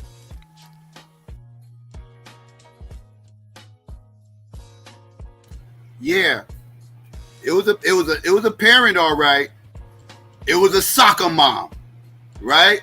I showed you what type of parent it was. I showed you he's his mother's child. He is his mother's child. He drew back from his mother's energy and he displayed it for the world to see. That's what he did. Yeah, that was a parent. That was a mother. You was talking to a mother. That's who you was talking to, Stephen A. Somebody's mother got mad that you said something, like Durant's mother. Remember Kevin Durant? Kevin Durant's mother said something to motherfucking Stephen A. How many of y'all motherfuckers remember that shit? Remember that, family? Remember that? Kevin Durant's mother said something to Stephen A. Smith. So LeBron James is showing Kevin Durant mother energy. Let's talk that real shit. He's showing Kevin Durant mother energy out this motherfucker. This is a problem. And what are the fanboys back there doing? Showing that same Kevin Durant mother energy, defending bums on the fucking court. Yeah, I said it, fucking bums. Motherfuckers shouldn't be there, bums. Y'all can't even justify this crap. Let's continue. That was a father. And I can't sit here and be angry or feel slighted by LeBron James in any way in that regard. There it is. By all accounts, he's obviously a wonderful family man and a wonderful father who cares very, very deeply about his son. And based on some of the comments that he had heard, or shall I say, I think he thought he heard, he clearly took exception to some of the things that he heard me say, and he confronted me about it. For the record, his agent and friend, Rich Paul, has my number. Maverick Carter, who works under him, has my number. LeBron James knows how to get in contact with me if he wanted to. He never called, because had he called and wanted to talk to me, I would have accepted that call. Had he wanted to see me, I would have flown out and I would have seen him and I would have had a conversation man to man. You're going to let him fly you out, huh, Stephen A? Okay, let me get the jokes out the way. I hate this lane. Now, I may be by myself, but oh well, I am enough. I hate this lane of, I publicly talk about you. I publicly criticize you. I publicly go at you, you and your son, your teammate. But I want private conversations about what I should and shouldn't do. Well, these are all public conversations. So if we're going to have a public problem, we're going to have a public apology. Or we're going to have a public Public apology? I'm not apologizing for saying a motherfucker who averaging 1 point a fucking game is trash. What the fuck are we talking about right now? Bronny James is averaging 1.4 points a game through 18 fucking games. And I'm supposed to apologize for saying that he's not NBA ready?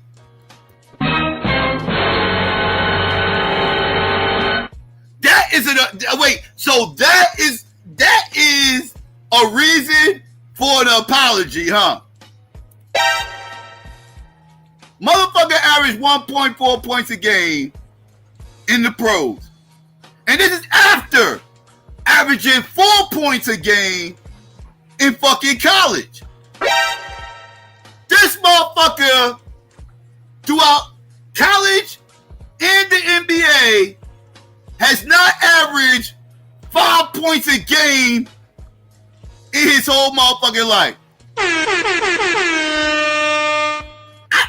Now I want to know how much he averaged in high school. Did he average at least 5 points a game in fucking high school? Like, I need to look that up. I need to look up his numbers in high school. I'm starting to question, did he even average double digits there?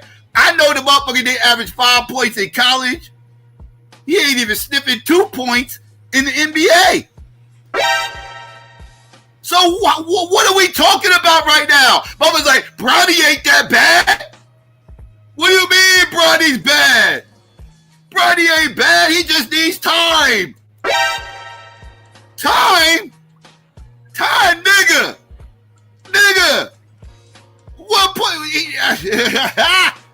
How much time do this motherfucker need? The fuck? What are we talking about?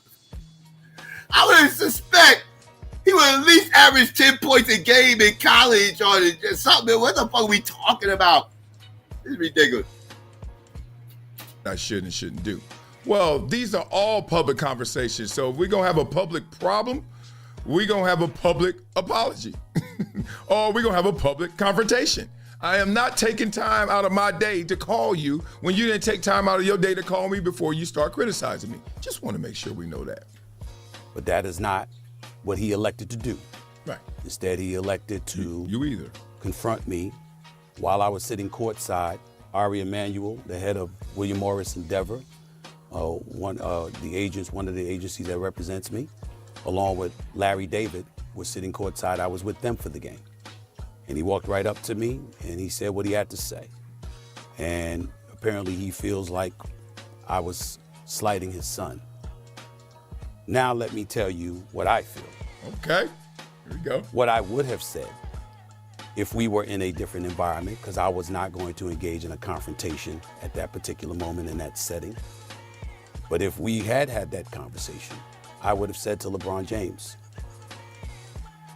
I never would speak negatively about your son. I was talking about you, meaning you, LeBron James. I have nothing but the best wishes for Bronny James. I wish him nothing but the best. I hope that he flourishes into an NBA star. Usually in other sports, we see all-stars, and on occasion, we'll see their children become stars as well. That doesn't really happen with the NBA. I sincerely hope he's the exception. By all accounts, he's a wonderful kid. And I don't know anybody who roots against him, and it certainly isn't me. Come on. But in the same breath, at the time that we were talking about him, here we go, but he was percolating to such a degree that the Bronny James stories had gone viral. And so we had to talk about it.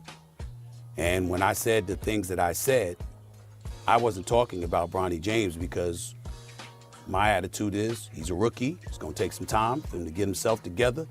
He'll be just fine, especially with J.J. Redick and the staff coaching him. No, he won't. No, he won't. Stop. He ain't going to be just fine nothing. He ain't going to be just fine nothing. No. He's not even role player ready. He's not even role player ready. Like he's not built like that, dog. He's going to be out the league right after LeBron retires. He'll be out the league shortly after. He's not that dude. He's just not. Now, I don't know why everybody keep trying to make him that. Well, I do know why, because he's fucking LeBron James' son. But he's not that dude. He's not. There's nothing special about him. Like, I don't know where's the special parts of his game that lead y'all to believe he's going to be somebody who's going to be around in 10 years.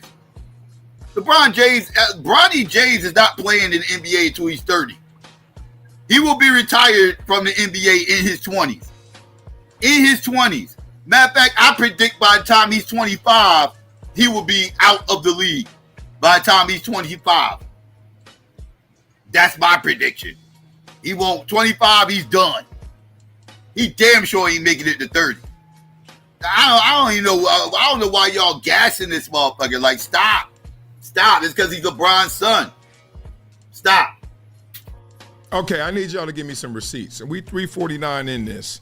And this is why I rolled the dice. I said, I know Stephen A. gonna go there. We 349 in this, and we're still pleasantries. We're still talking like perspective and context, but we're not really giving us content.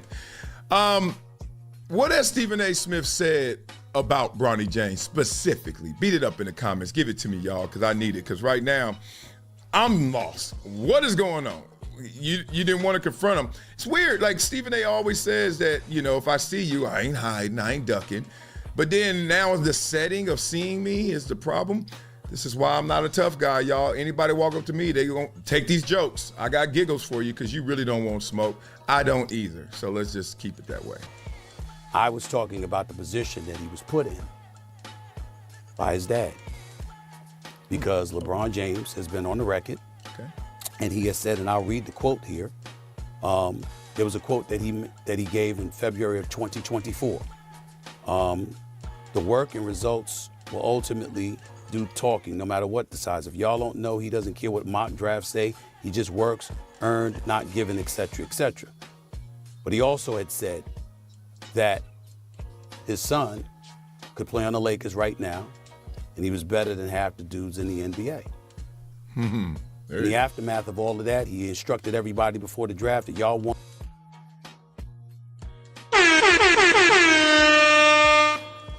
Say that part again for the slow people in the back. But he also had said that his son could play on the Lakers right now, and he was better than half the dudes in the NBA. Uh-huh. Why y'all only talking about Bronny? Why y'all putting all that pressure on Bronny? That's y'all doing that to Bronny. That ain't nobody else. Nobody, why y'all shouldn't be putting all that pressure on Bronny and with his father? His father put all that pressure on Bronny. He's the one that said he could play on the Lakers right now 2 years ago and said he's better than half of the fucking NBA.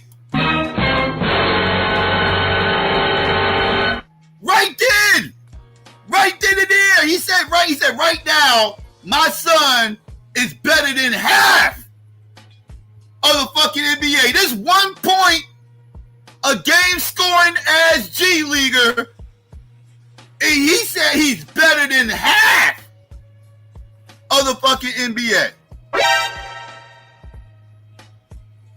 This is before he even got in the league.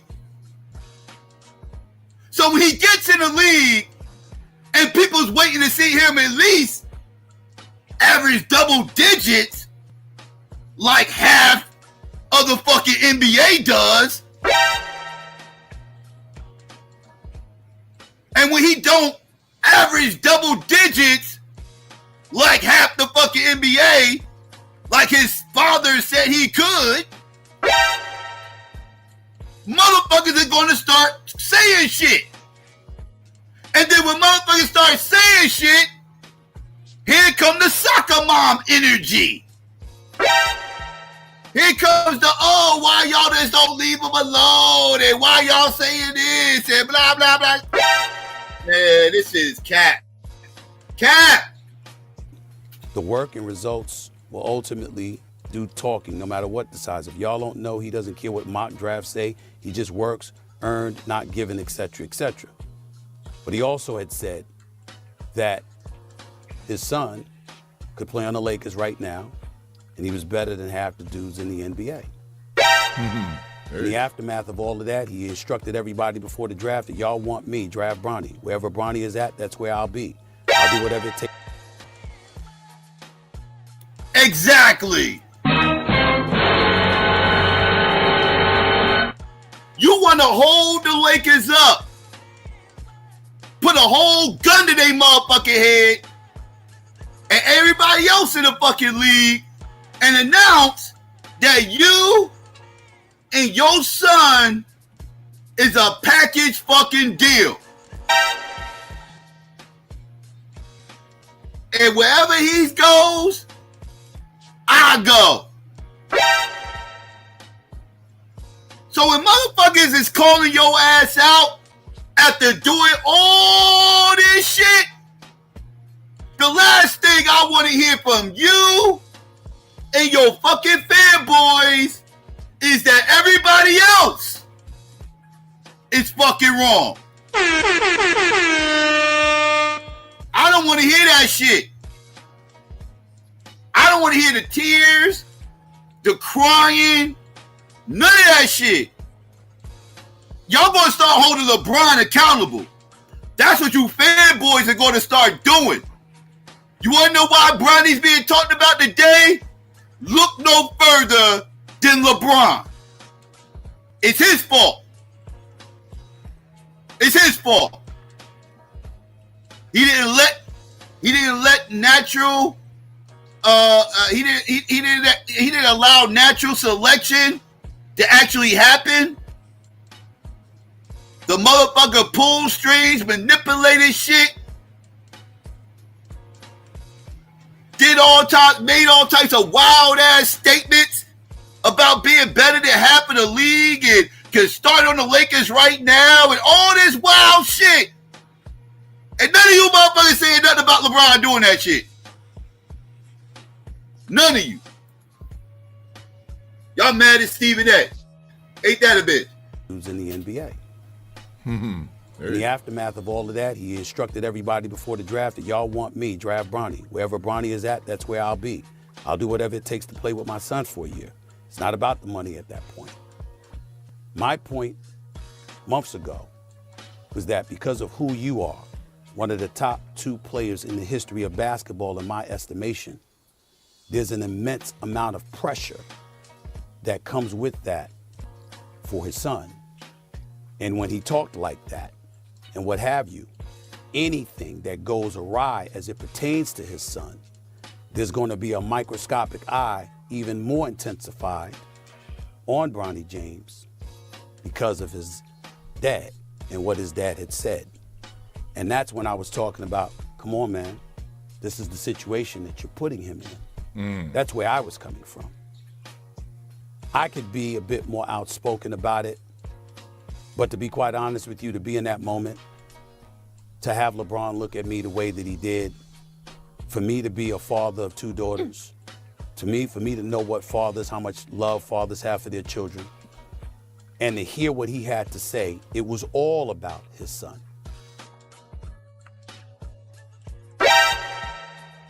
Cap. This was not about his fucking son. That's another motherfucking thing I want to address. This got nothing to do with Bronny fucking James. Why LeBron stepped to motherfucking Stephen A. Let's keep that a stat. This is LeBron using Bronny yet again. He always using Bronny, but he says this is him using Bronny as an excuse to clap at Stephen A. for Stephen A. critiquing LeBron for all these motherfucking years. Let's talk that real shit. LeBron has been mad at Stephen A. well before Bronny even got in the league.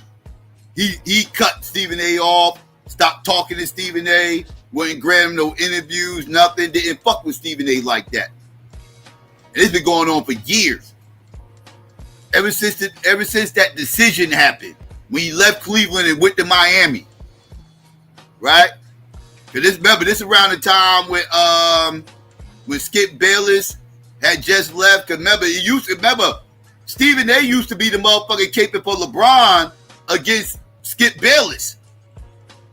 Skip Bayless was the LeBron hater, remember? And then Stephen A. was the motherfucker giving him all the pushback, right? He was the LeBron groupie, right? When Skip Bayless was on the show, right? Then that decision happened. And after that decision happened and Stephen A. critiqued him on that shit, LeBron got pissed at him and cut him off. So LeBron ain't fucked with Stephen A. for years. Now let me ask you this, motherfuckers, who everybody saying, well, how come they ain't saying nothing about this motherfucker? Why they ain't saying nothing about that motherfucker? Why they ain't saying nothing about this motherfucker? Riddle me this. Why LeBron James only stepped to Stephen A. Smith when Stephen A. Smith ain't the only motherfucker who said what the fuck Stephen A. Smith was fucking saying?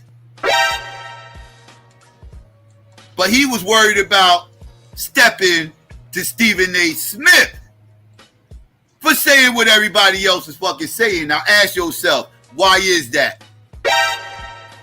To quote KRS-One, ask yourself, why is that? Because this shit ain't had nothing to do with Bronny. This shit got everything to do with his ego and his emotions about Stephen A. fucking Smith. Let's keep it a buck. Let's keep it a stack. It's got everything to do with his feelings about Stephen A. This ain't got shit to do with Bronny. Stop it. Whole bunch of people critique Bronny. Whole bunch of people said Bronny ain't NBA ready. Shit, his numbers say that Bronny ain't NBA ready. People on your own team is probably saying that Bronny ain't fucking ready. What are we talking about right now? This got everything to do with his already personal feelings about Stephen A. And he's using Bronny as an excuse to clap at Stephen A. But now in the process of him doing that, he now has Bronny back in the motherfucking news again. And got people talking shit about Bronny yet again. But y'all ain't gonna hold LeBron accountable. Y'all ain't gonna say shit about LeBron. Y'all a bunch of fanboys. And this be the shit I be talking about. But let's continue.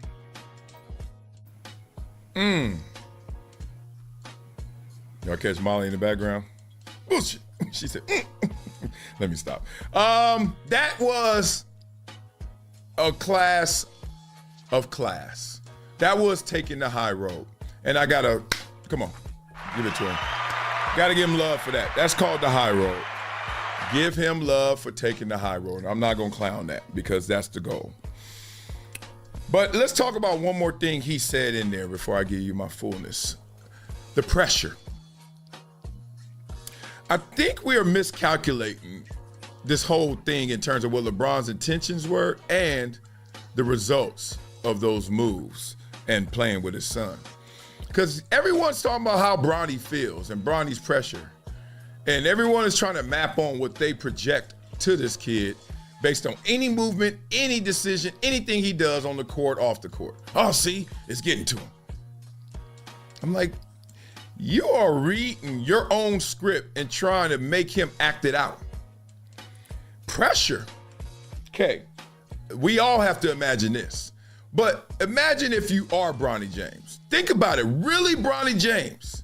And we talk a lot on The Rocks, our other show. And we talk a lot, and it's former athletes there along with NARPs, non-athlete, regular people, right? Just y'all. And we always talk about how much love we get, right? I'm talking about me, the love I get, those jerseys behind me, the love I get wherever I go. I just went to a Clippers game, y'all. And former president, Barack Obama is in the building. And every single person in there want to get to him. And guess who gets him?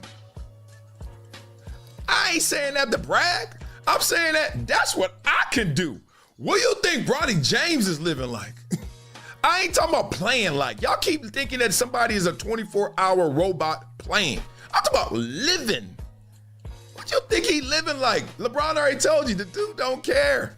Y'all talking all this craziness, he was born into it. He's like, well, all right, whatever. Living like, I have to imagine, but I got my own level and you got your level. Now imagine the freshest cat you ever met and multiply that exponentially to Bronny James. So this whole pressure conversation of what you doing to your son, it's almost like, do you care more about my son than me? Hell no, so why don't you shut it?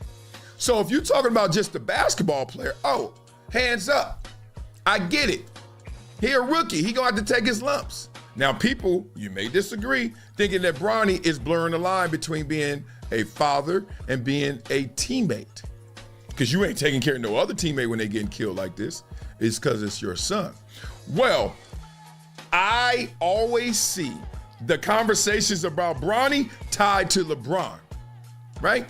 Think about it. Somebody else on the team getting killed. Is it always a LeBron conversation? Or is it Bronny or the other player that's not playing well? And hey, LeBron, you're the leader. You should get them better, whatever. But this conversation, Bronny and LeBron, they know what they're doing. They know that LeBron is the draw. And the way to really get people is not just to talk about LeBron James or the Lakers, as we see ESPN constantly does and Stephen A. Smith. It's to be polarizing. Floyd Mayweather perfected this. Get the love, but then also make them love to hate you. Polarizing. So yeah, we want to talk about LeBron in flattering ways and 50,000 points and all this craziness. Is he better than Jordan? All this, how great he is. But we also want to undercut him. We also want to balance that seesaw off, balance it out. How can we do that? Where are you going to find a wart on LeBron James? You can't find it personally. Can't find it professionally. You try to harp on when you see one. Oh, he passed in the clutch moment. They're trying to create their polarization. And now they got his son, who is a rookie, and most times rookies struggle. You know, I can't take these little whiny ass motherfucking Bron James nut huggers. I can't take you motherfuckers. I'm gonna keep it a buck. Like, y'all motherfuckers, y'all are some pussified ass Negroes, dog. Like, this shit is soft, dog. What are we talking about? Everybody gets fucking critiqued. Michael Jordan caught this same fucking smoke. What are we talking about here? What are we talking about? Nobody gave Michael Jordan more motherfucking smoke than me, motherfucking, in real fucking time. Y'all motherfuckers who sit up here and say, oh, you just hate LeBron. You just a LeBron hater and anything else. Y'all motherfuckers would have really called me a Jordan hater. Y'all should have heard me in the late 80s, early 90s. Oh, y'all motherfuckers like, oh, that motherfucker hate Michael Jordan. He's a Jordan hater. And y'all probably would have been a little bit more accurate with Jordan. Y'all had a better argument calling me a Jordan hater than you ever had calling me a LeBron hater. I gave Jordan all types of fucking smoke. I used to talk big shit about Michael Jordan. What are we talking about right now? I used to get what? I used to talk big shit about that motherfucker. What are we talking about right now? No, I mean, they always picking on LeBron, and why everybody always picking apart his game, and they just waiting for him to do this, and listen, everybody get that smoke. Everybody get that smoke. When you on top of the motherfucking mountain, nigga, everybody get that smoke. You can't sit up here and brag about being the king and the GOAT and all this other shit, and then don't expect that GOAT critique. Don't expect that, you know what I mean? They get criticized as a GOAT. Because there's people out there who don't agree that you're the GOAT. So they're going to make arguments to support that you are not the fucking GOAT. This is how this shit works in every sport, in every position. You know, listen, to this day, you got motherfuckers who will sit up here, like myself, and tell you Tom Brady is not the fucking GOAT. Fuck Tom Brady. Fuck that cheater. I talk big shit about Tom Brady. Fuck him. And give a fuck how many rings he won.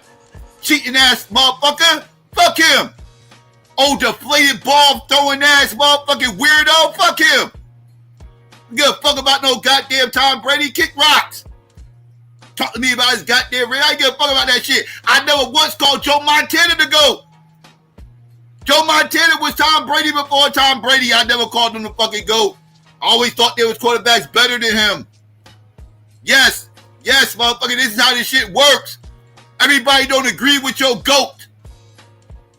And that means motherfuckers is going to give you some pushback. That's just what it is. When it comes to LeBron, everybody starts crying about it. Oh, boo. Oh, I can't believe they didn't say that about LeBron. Oh, my God. Just crying ass niggas. You participation trophy ass niggas. Ridiculous. Got him. But you got a father mixed up in there as a teammate. So he sees this game. LeBron has seen this game. The reason why LeBron is leaking right now is like, yo, I'm getting tired of this. And who wants to be the face of the NBA? I understand Anthony Edwards. And look, he trying to protect his son is because he's looking at it like, y'all running the game. I have checked every single box you ever could check for an NBA player. And some. I made up some boxes. I decided to be political when Jordan didn't. You can say that's good or bad, whatever. I made up that box. For being the GOAT, you got to be in the community. You got to be talking about it. You got to be about it. See, that's going too far. I'm not going to hold people's social views and what they did for the community up for a GOAT conversation, right? Because if I start holding a social views as a category for who the fuck a GOAT is and who ain't, Charles Barkley would never make my motherfucking top 10. Let's keep it a motherfucking stack. Shit, Ray Lewis will never be the greatest middle linebacker of all time in my eyes if I was throwing social views into the fucking conversation, right? Like, what are we talking about right now? I don't throw that in GOAT conversations. That's whether or not I like a motherfucker or not, right? There's people that I appreciate what they did for the community and shit like that, and I acknowledge them on that level. But that don't make them the GOAT just because they was doing shit for the fucking community. That don't make them the GOAT on the basketball floor, right? The basketball floor is one thing. What you do outside the basketball floor is another. You know, you could be an asshole as long as you motherfucking play your ass off on that court, pause.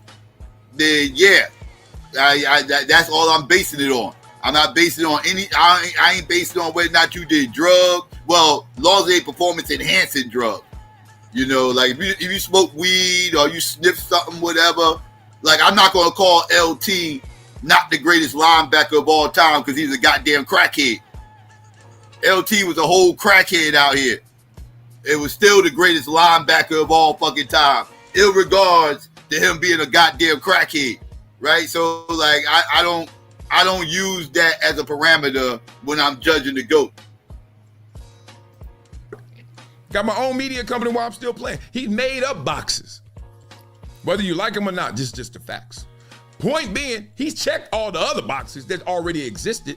A pass first guard, small forward really, but pass first player. Oh, Stephen A. Damn, hold on. Big dog, what's up? No, I'm being nice. I'm good. Okay, I'll make sure I tell him. All right. And he got the most points ever. How you gonna be pass first and got the most points ever and that ain't even your position? Oh, God, I can't talk to you. Anyway. Well, he got the most points ever because, you know, he was consistently getting 20 points or better for 22 fucking years. You average 20 points or better for 22 fucking years, you better be the all-time leader fucking scorer. Right? Like, that's just that. And not to mention, he never had a season-ending injury, which always raises a red flag for me. Now, you want to talk about what I will discredit in the GOAT conversation? That would be steroids, motherfucker. And there's a lot of motherfucking, you know, smoke in that steroid fire when discussing LeBron James. I'm just saying. But that's how he's able to, you know, accumulate all those points, even though he, you know, I would argue he ain't pass first. There was a time in his career where he was pass first when he first came in the league. From the time he got to Miami on, he was not pass first. That pass first shit went out the window once he got to Miami. But anyways, I digress.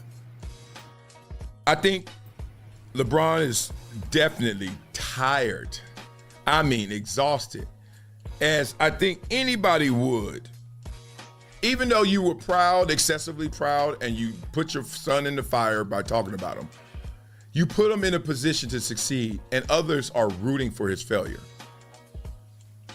Not only would a father be upset at that, but a teammate would. Y'all are literally smiling and rooting. Y'all called the dude, you called Bronny James a Make-A-Wish kid. Bronny James should just buy all y'all. What? He is a Make-A-Wish kid. What are we talking about?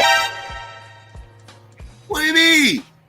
He just keep getting handouts. He keep getting handouts. What are you talking about? Bronny ain't have to work hard for nothing his whole fucking life. What did he have to work for? What did Bronny James have to work for hard, pause, in his whole life? He was born with a silver spoon in his fucking mouth. Literally. Right? Raised in a mansion. Raised privileged in a motherfucker. Right? Did his father own the fucking school he went to? Did LeBron James buy the fucking school that Bronny fucking went to, if I ain't mistaken? Somebody correct me if I'm wrong on that shit. I remember something along those lines. I remember a story along those lines many years ago, before all this Bronny playing basketball shit, when he was like in elementary school or some shit. I think I remember something about LeBron buying the school that Bronny fucking attended. I could be wrong. Somebody can correct me if I am, but I believe that was the story. So this motherfucker is a whole privileged ass motherfucking kid over here. And motherfucker sitting up here acting like he's not privileged. Like he had to bust his ass to get where he's at. What are we talking about? No, he did not. No, he did not. What are we talking about? This is why people don't respect it. This is why people don't respect it. Because he ain't bust his ass. Y'all are literally smiling and rooting. Y'all called the dude, you call Bronny James a Make-A-Wish kid. Bronny James should just buy all y'all. What the fuck is y'all talking about? Y'all call him, people call this dude a Make-A-Wish kid. And he's like, yeah, make a wish. They say, if you walk up to Bronny James and say, make a wish, you know what he gonna do? He's just gonna look at you. He's like, I'm living it. I ain't gotta make nothing. Sorry, nothing you can do. And the game is gonna speak for itself. But the rooting for this guy, this little kid to fall and fail, I'm glad it was a confrontation, because it's out of control. Talk what you want, and content's content, and I'm on no higher ground than anybody else. But I ain't never rooting for nobody downfall. And worse, I ain't rooting for their fall because of ratings. And I think that's what that was. So either A, Stephen A. Smith took the high road, or B, he had to take the only road left because you gotta stop this shit. He got called out. Who the fuck is rooting for Bronny's downfall? Ain't nobody rooting for shit. Let's get that clear. Ain't nobody rooting for Bronny's downfall. This shit is all cap. Don't listen to these motherfuckers, family. These motherfuckers are just up in their fifis. These are a bunch of LeBron groupies, you know, swinging for their motherfucking idol. I don't give a shit. This shit is all cap. It's all cap. And y'all, like, this shit gotta stop. The Bronny is not above approach, bro. He's not. He's not. And y'all gonna have to get over this shit. If Bronny don't want to be critiqued, get the fuck out the league. And nobody will talk about you. Nobody's talking about anybody else's kid that's not in the fucking league. Only NBA kids that gets talked about are the ones that try to be in the fucking league. Unless your name is Bronny. Because if your name's Bronny, we're not allowed to talk about them. Even if they in the league, we're not allowed to speak on it. Because LeBron. This is ridiculous. This is totally ridiculous. Like the fake outrage, all this soccer mom energy. This shit is insane. I'm gonna go ahead and get ready to drop the link, family. I done ran my mouth about this topic enough. I can't take listening to this weirdo no more.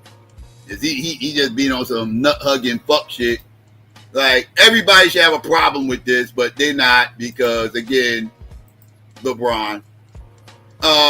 So let me get ready to play this commercial, drop this link, and then y'all can come up and we can chop it up about all this, and after that it's whatever. You know what I mean? So let's get into it real quick, family. I'm probably a psycho.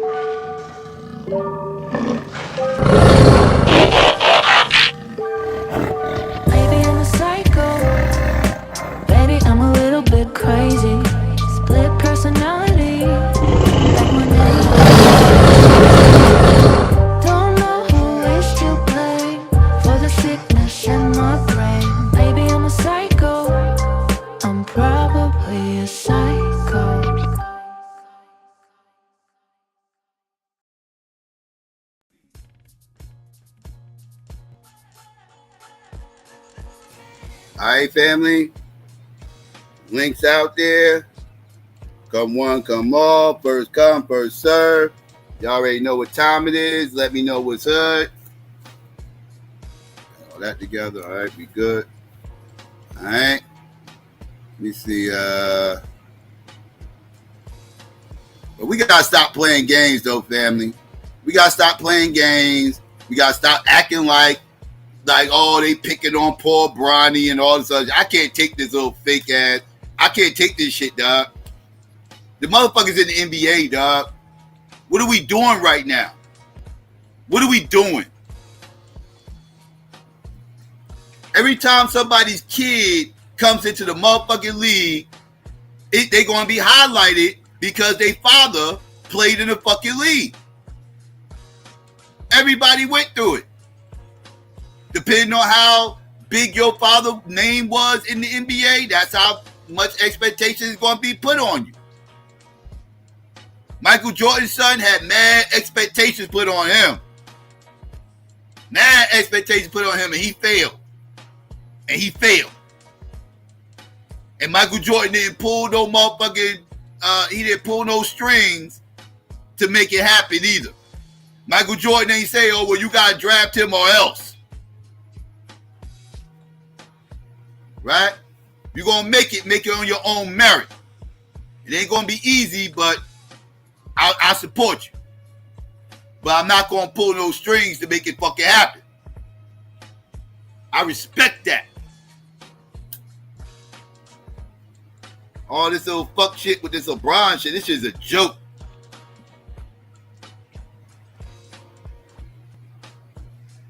A lot of motherfucking kids made the motherfucking league, but they earned their spot. They earned their spot. Name me the motherfucking former NBA player kid that made the league that didn't earn their spot. I'll wait. Show me the other Bronny situation. Show me the other motherfucker. I don't care what race they are. I don't care if they white, Latino, black, whatever.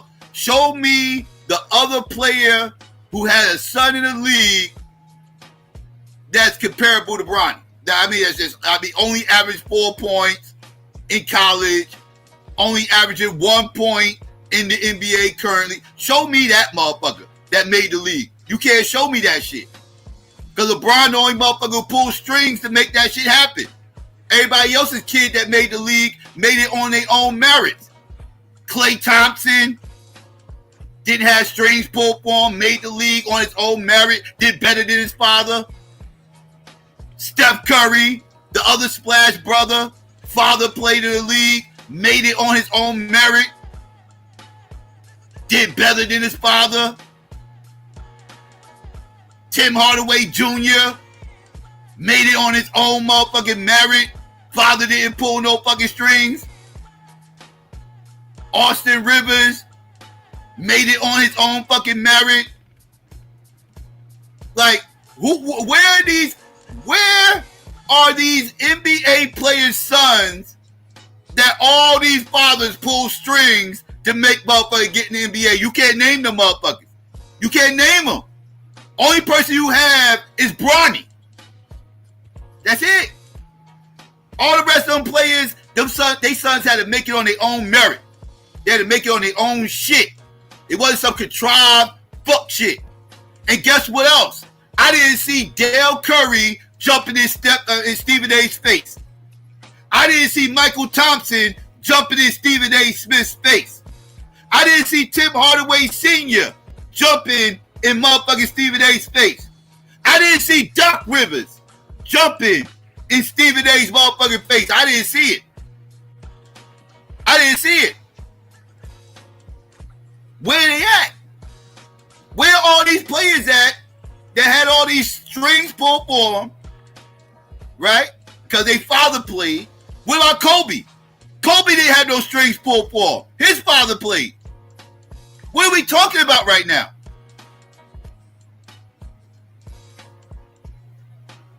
Where are the sons that had the strings pulled for?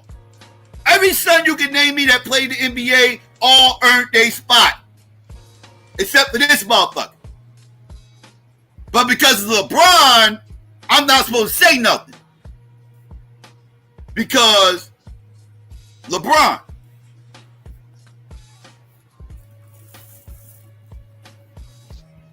It's crazy. It's crazy. Y'all not keeping it a stack. Y'all not keeping it a stack out here. This shit is unprecedented, and motherfuckers calling it out. So what? Deal with it. I don't know what to tell you. This shit's crazy.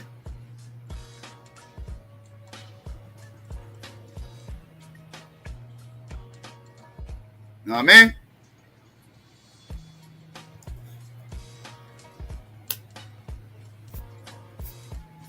Bro, Rob said to Bronny's credit, he's doing numbers in the G League.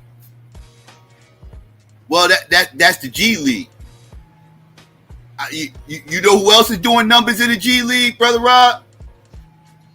That motherfucking white boy who wins the dunk contest every motherfucking year. That white boy who wins that dunk contest every fucking year, that motherfucker plays in the G League. And he be putting up numbers. That motherfucker, I think he won MVP one year in the motherfucking G League. That white boy be putting up numbers in the fucking G League. That white boy gets a 10-day contract once a fucking year so he can get a fucking dunk contest. Orlando brings him up once a year on a 10-day contract just so he could be in the dunk contest. So a motherfucker putting up numbers in the G League, to me, only earns you a 10-day contract during the All-Star break. That's all that shit's showing me. That's all that white boy get. I don't even remember his name. I know he played for Georgetown. I forgot his goddamn name, though. Y'all know what I'm talking about. White boy won dunk contest. But yeah, Fetty was good.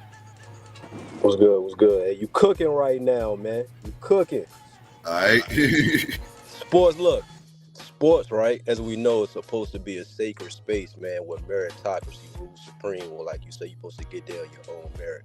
What Bron is doing is unprecedented. And in reality, like you say, Bronny is the merit, like the nepotism started when he was in high school. Name another player who averaged 14 points and became a McDonald's All-American. McDonald's, see, 14 points at McDonald's, never. Hell no. McDonald's? That is the epitome of all-star, like in high school. Like that is the ultimate all-star game you want to go to. If you make the McDonald's, you're a top recruit. You're a top recruit. Killer. That means you averaging 30 plus. Yes. How is he making a McDonald's? Yeah, exactly. How are you making a McDonald's game averaging 14 points a game in high school? What are we talking about? I averaged more than 14 points in high school. What are we doing? Right. I ain't even sniffed the McDonald's. I play AAU. But I ain't sniffed the McDonald's. What are we talking about? It's just crazy. And like you say, he's a 6'1" guard, and by NBA standards and metrics, his whole calling card before the league, him going there, quote unquote, was that he's a shooter. This motherfucker shoot 25% from the field as a 6'1" guard. Yes. That's that. What do you do with that? Like you said, as a 6'1" guard, what do you do? He's limited. It ain't too many positions he can play. It's not like LeBron. LeBron can play like 3-4 different positions on the floor. He only can play one. Yeah. Right. And you can go to any other, like you can go to any other players, like you said. I made a talking point of Luke Walton. Motherfucker said Luke Walton was trash. Well, I'm like, well, you know he won the national championship in college, and the motherfucker is 6'8". So correct. So it's like, yeah, it's the convos be disingenuous, like you said. A lot of motherfuckers just be fanboys of Bron and don't hold him accountable for shit. So yeah, and then this is to your point, Psycho, and I just don't think people understand like what it really take to even get to that level. Like you can work as hard as you can for years and still not get there. Like that's how hard it is to get to the NBA. And so I understand your frustration. Like, damn, how this man is able to jump over all those hoops, and slide in on the golden slide and just get on into the NBA because of his pops. Yeah, that is, nepotism at its highest level. I agree. You know what I mean? And he wasn't ready. and the criticism was warranted. You know what I mean? My only critique was, I think Brian was just having one of those moments, you know what I mean? And because they few and far between and he in the public eye like that, man, like, let's keep in mind, bro, he ain't had no scandal since high school, nigga. That nigga 40. The biggest scandal, it wasn't of his doing, it was his mother. She was involved. I'm not going to critique him I don't critique LeBron on that level. Like you said, he kept his nose clean, which is actually very hard to do in the social media era. It's crazy that he did that in the social media era. But his nose cleaner than people that played with well before social media. So it's remarkable that he was able to do that. So he gets credit for that. But this right here is some fuck shit though. Yeah, and I agree. You know what I mean? I just get a man a little grace because of his record. You know what I mean? That was my only critique. It ain't even pushback. Cause I hope that people give me grace for my record. You know what I'm saying? Cause sometimes, Brother Rob can get out his body sometimes. You know what I'm saying? I'm surprised that he didn't have the wherewithal, especially in contract negotiations, that you using your son in the middle of it. So you out of all people should know the fire you bringing him into. And Psycho, I like how you brought up other situations because y'all remember Shaq's son, right? Sharif O'Neal. He was like a 6'9" prospect. Yeah, motherfucker was all right, and he actually told his son, he all right, young boy, I don't know if you ready to go to the league. He went against his dad's wishes, and now look where he at. So his dad, who was in the league, who kept it real. I mean, man, the list is endless, bro. To get there, to get to the NBA, let's just this the way I break it down to the shouties. You got to be the best player on your team, the best player in your conference. You should be around in the top 3 best player in your city. Yeah. Which would drop you in the top 3 for the best player in the state. So you would have to be on your graduating year, the top 1, 2, or 3 player in your state to be fucking considered for the NBA, bro.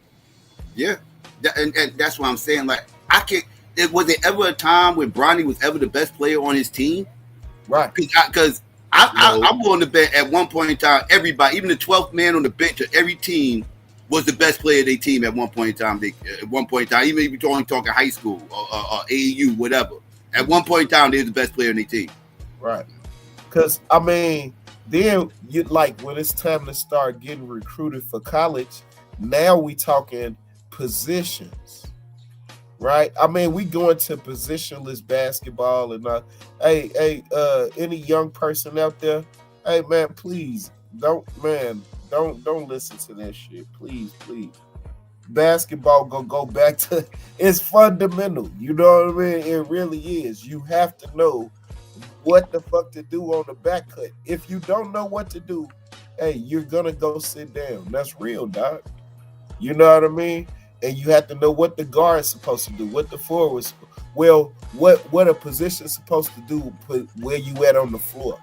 If you don't know that, by the time it's time to get to it's different here in Chicago. But if you don't know that your freshman year going in, you'll never see the floor. Never. Hey, salute, fellas. Y'all can hear me? Yeah, Lou. What's happening, family? Y'all got it. I just wanted to point out another couple of things as it pertains to guys getting drafted in the second round in the NBA. He got drafted, number 54 overall? 54, 55, one of them, yeah. Okay, so the second round draft picks, they don't get guaranteed roster spots. They get G League spots. So for him, getting a $4 million contract per year and a guaranteed roster spot, that was an exception that they made.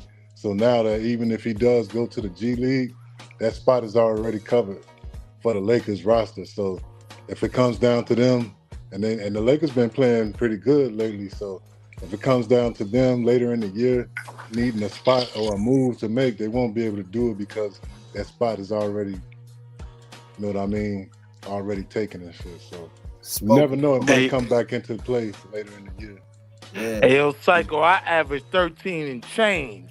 I wasn't even thinking about the McDonald's game. I averaged 13 and change in high school. Listen, the McDonald's game, that is the best of the best of the best. Everybody on the floor probably averaged 30. They the best player anybody ever seen. For real. One more thing too. I'm sorry, Rob. Just That real motherfucker quick. made it averaging 14 and 5. Just real quick too. He did have a issue with his heart, where he had to be rushed to the hospital and all of that shit too. Damn near on some Hank Gathers type of shit. So it's like that's a whole nother issue for like him getting drafted. Like no team would take that risk from a player having heart issues and shit like that. So that's all could be factored in. I see into people why. take chances on people with heart issues. Like Terry Cummins had heart issues when he came in the league and shit and everything else. He ended up being an all-star and everything. So like I seen it happen, but it was potential there. Like Terry Cummins was balling in college, right? So they took it. So that's why they took a chance on him. I definitely ain't seen it in the modern times, and that was another reason that Shaq didn't want his son to play either, because his son had something like that as well. But like they told him it was his own decision. His mom actually co-signed him for making that decision, but Shaq didn't want it. But I mean, he had a heart murmur, and so it make you have a regular heartbeat for the rest of your life. You know what I mean? And so, man, bro, the potential for death it's always there, especially if you hoop. You know what I mean? It's there, bro. You know, and so but with all due respect, though, health conditions don't get you bumped up in rankings. It doesn't. Yeah, I wasn't saying it. I wasn't saying it like that. I wasn't saying it like that. I was saying it like it was probably best. I mean, his father is let's be frank about it. His father a millionaire. Well, he don't have nothing to worry about. Making it to the NBA, that that little nigga made $1 million just playing Madden, like on Twitch and all of that. But when it comes to them health conditions, man, you got to go out like Len Bias, man. Like, you know what I mean? Like, it's no sympathy for, oh, you got a health condition. Like, nah, it's just how do you match up? And Len Bias was cooking before he left it all on the court, literally. Yeah.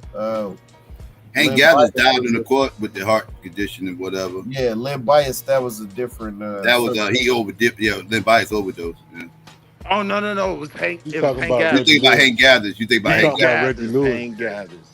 Yeah. You're not talking about Reggie Lewis, Will, for the Lakers. I mean, for Reggie the Lewis, another one with a heart. Yeah, another heart one. problems, Another one. Yeah.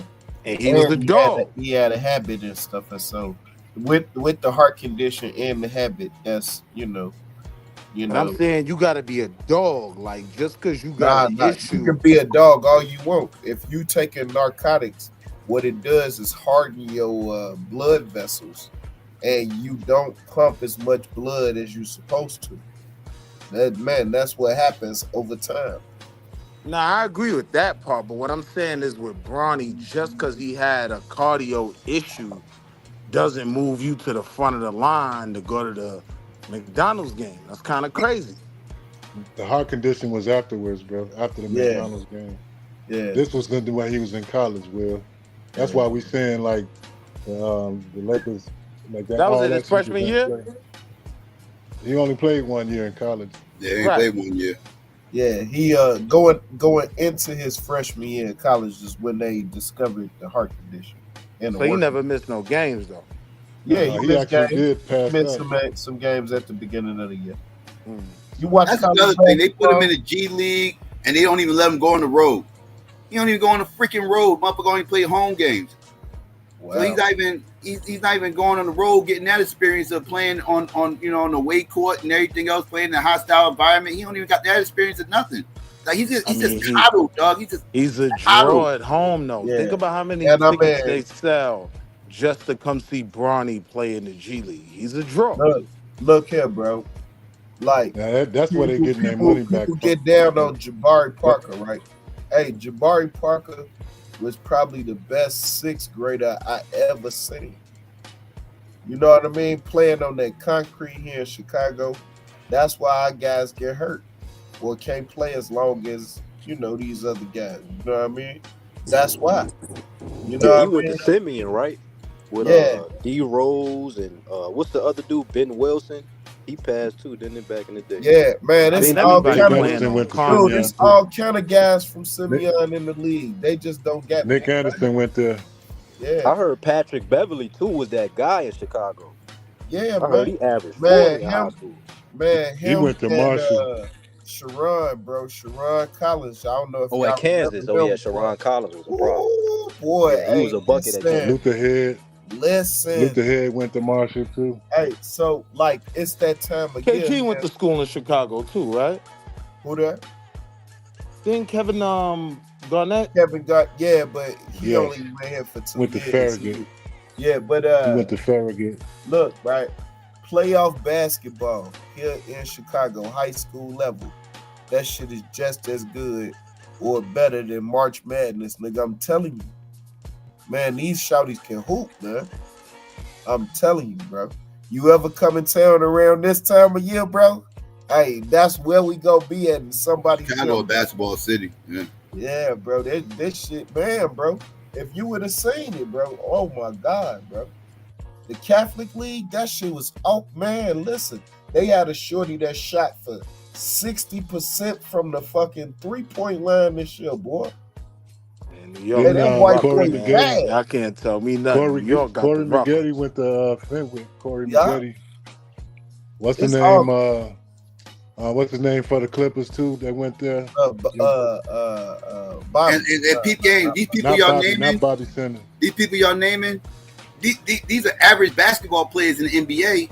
They were beasts in y'all city, right? Like in the city, like in high school and college and all that. They were beasts, right? Quentin Richardson. But, Quentin and then Richardson. when they got to the He never NBA, hit they were just beat average.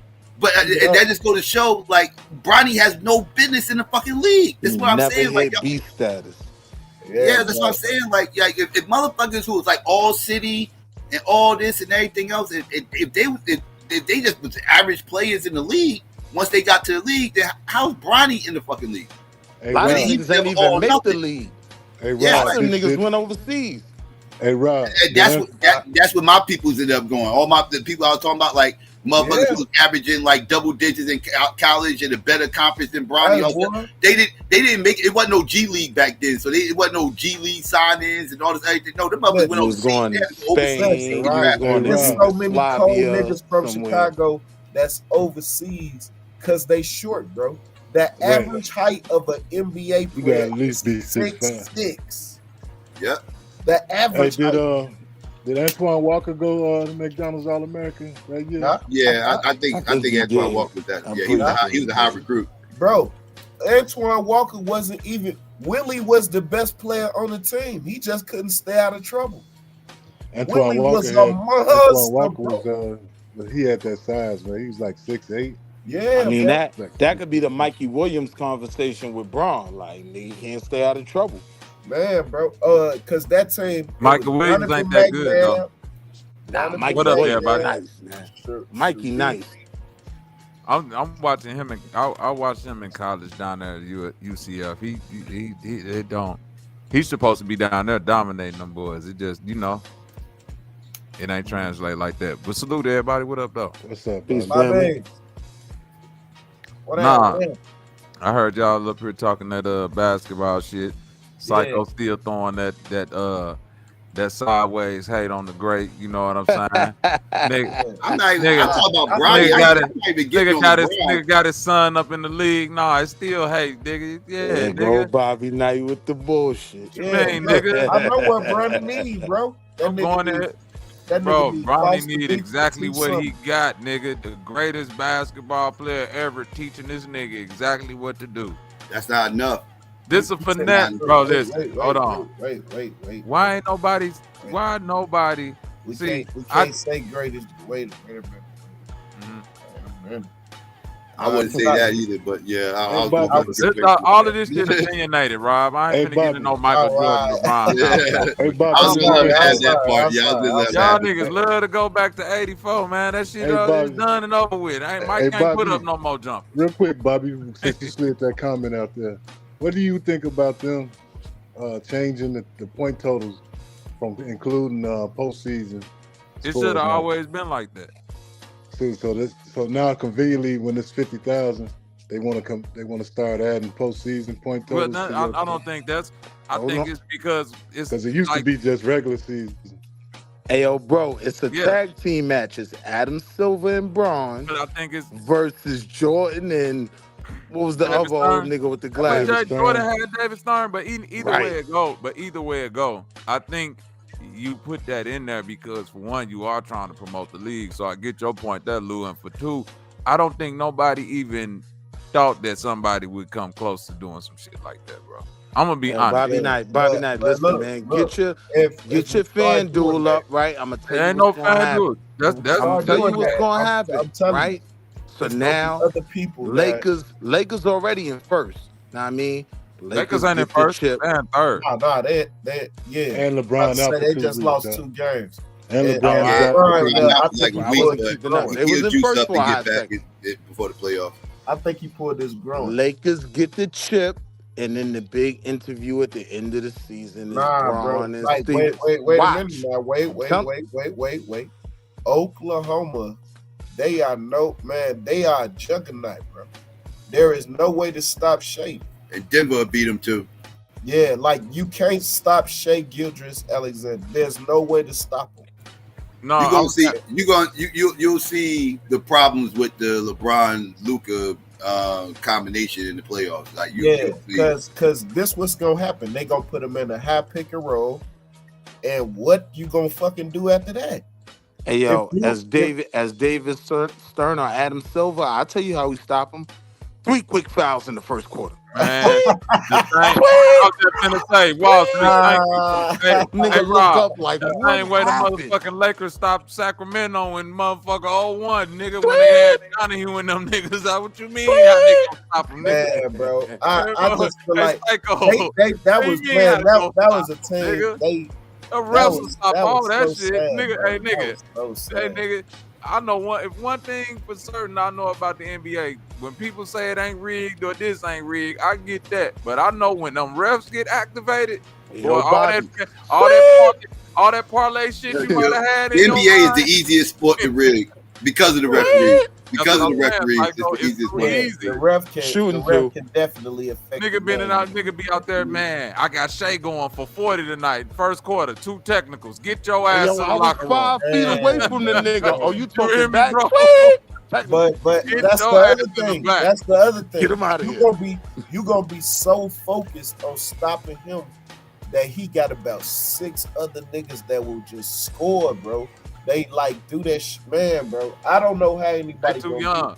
They the youngest. That's why I don't want to be that nigga that do that young shit. But this why it's hard. It's gonna be hard to beat Oklahoma in the 7-game series.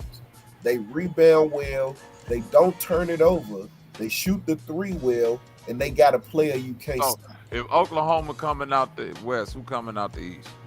You already know. If Brunson ain't in the finals, it's rigged. Right now, I got Boston still. They can. Brunson ain't in the. If Patrick Ewing, that's his new name, Patrick Ewing, right? That's what we call a little nigga. If they ain't in the finals, it's rigged. Oh, but no, the Knicks ain't beat nobody over 500.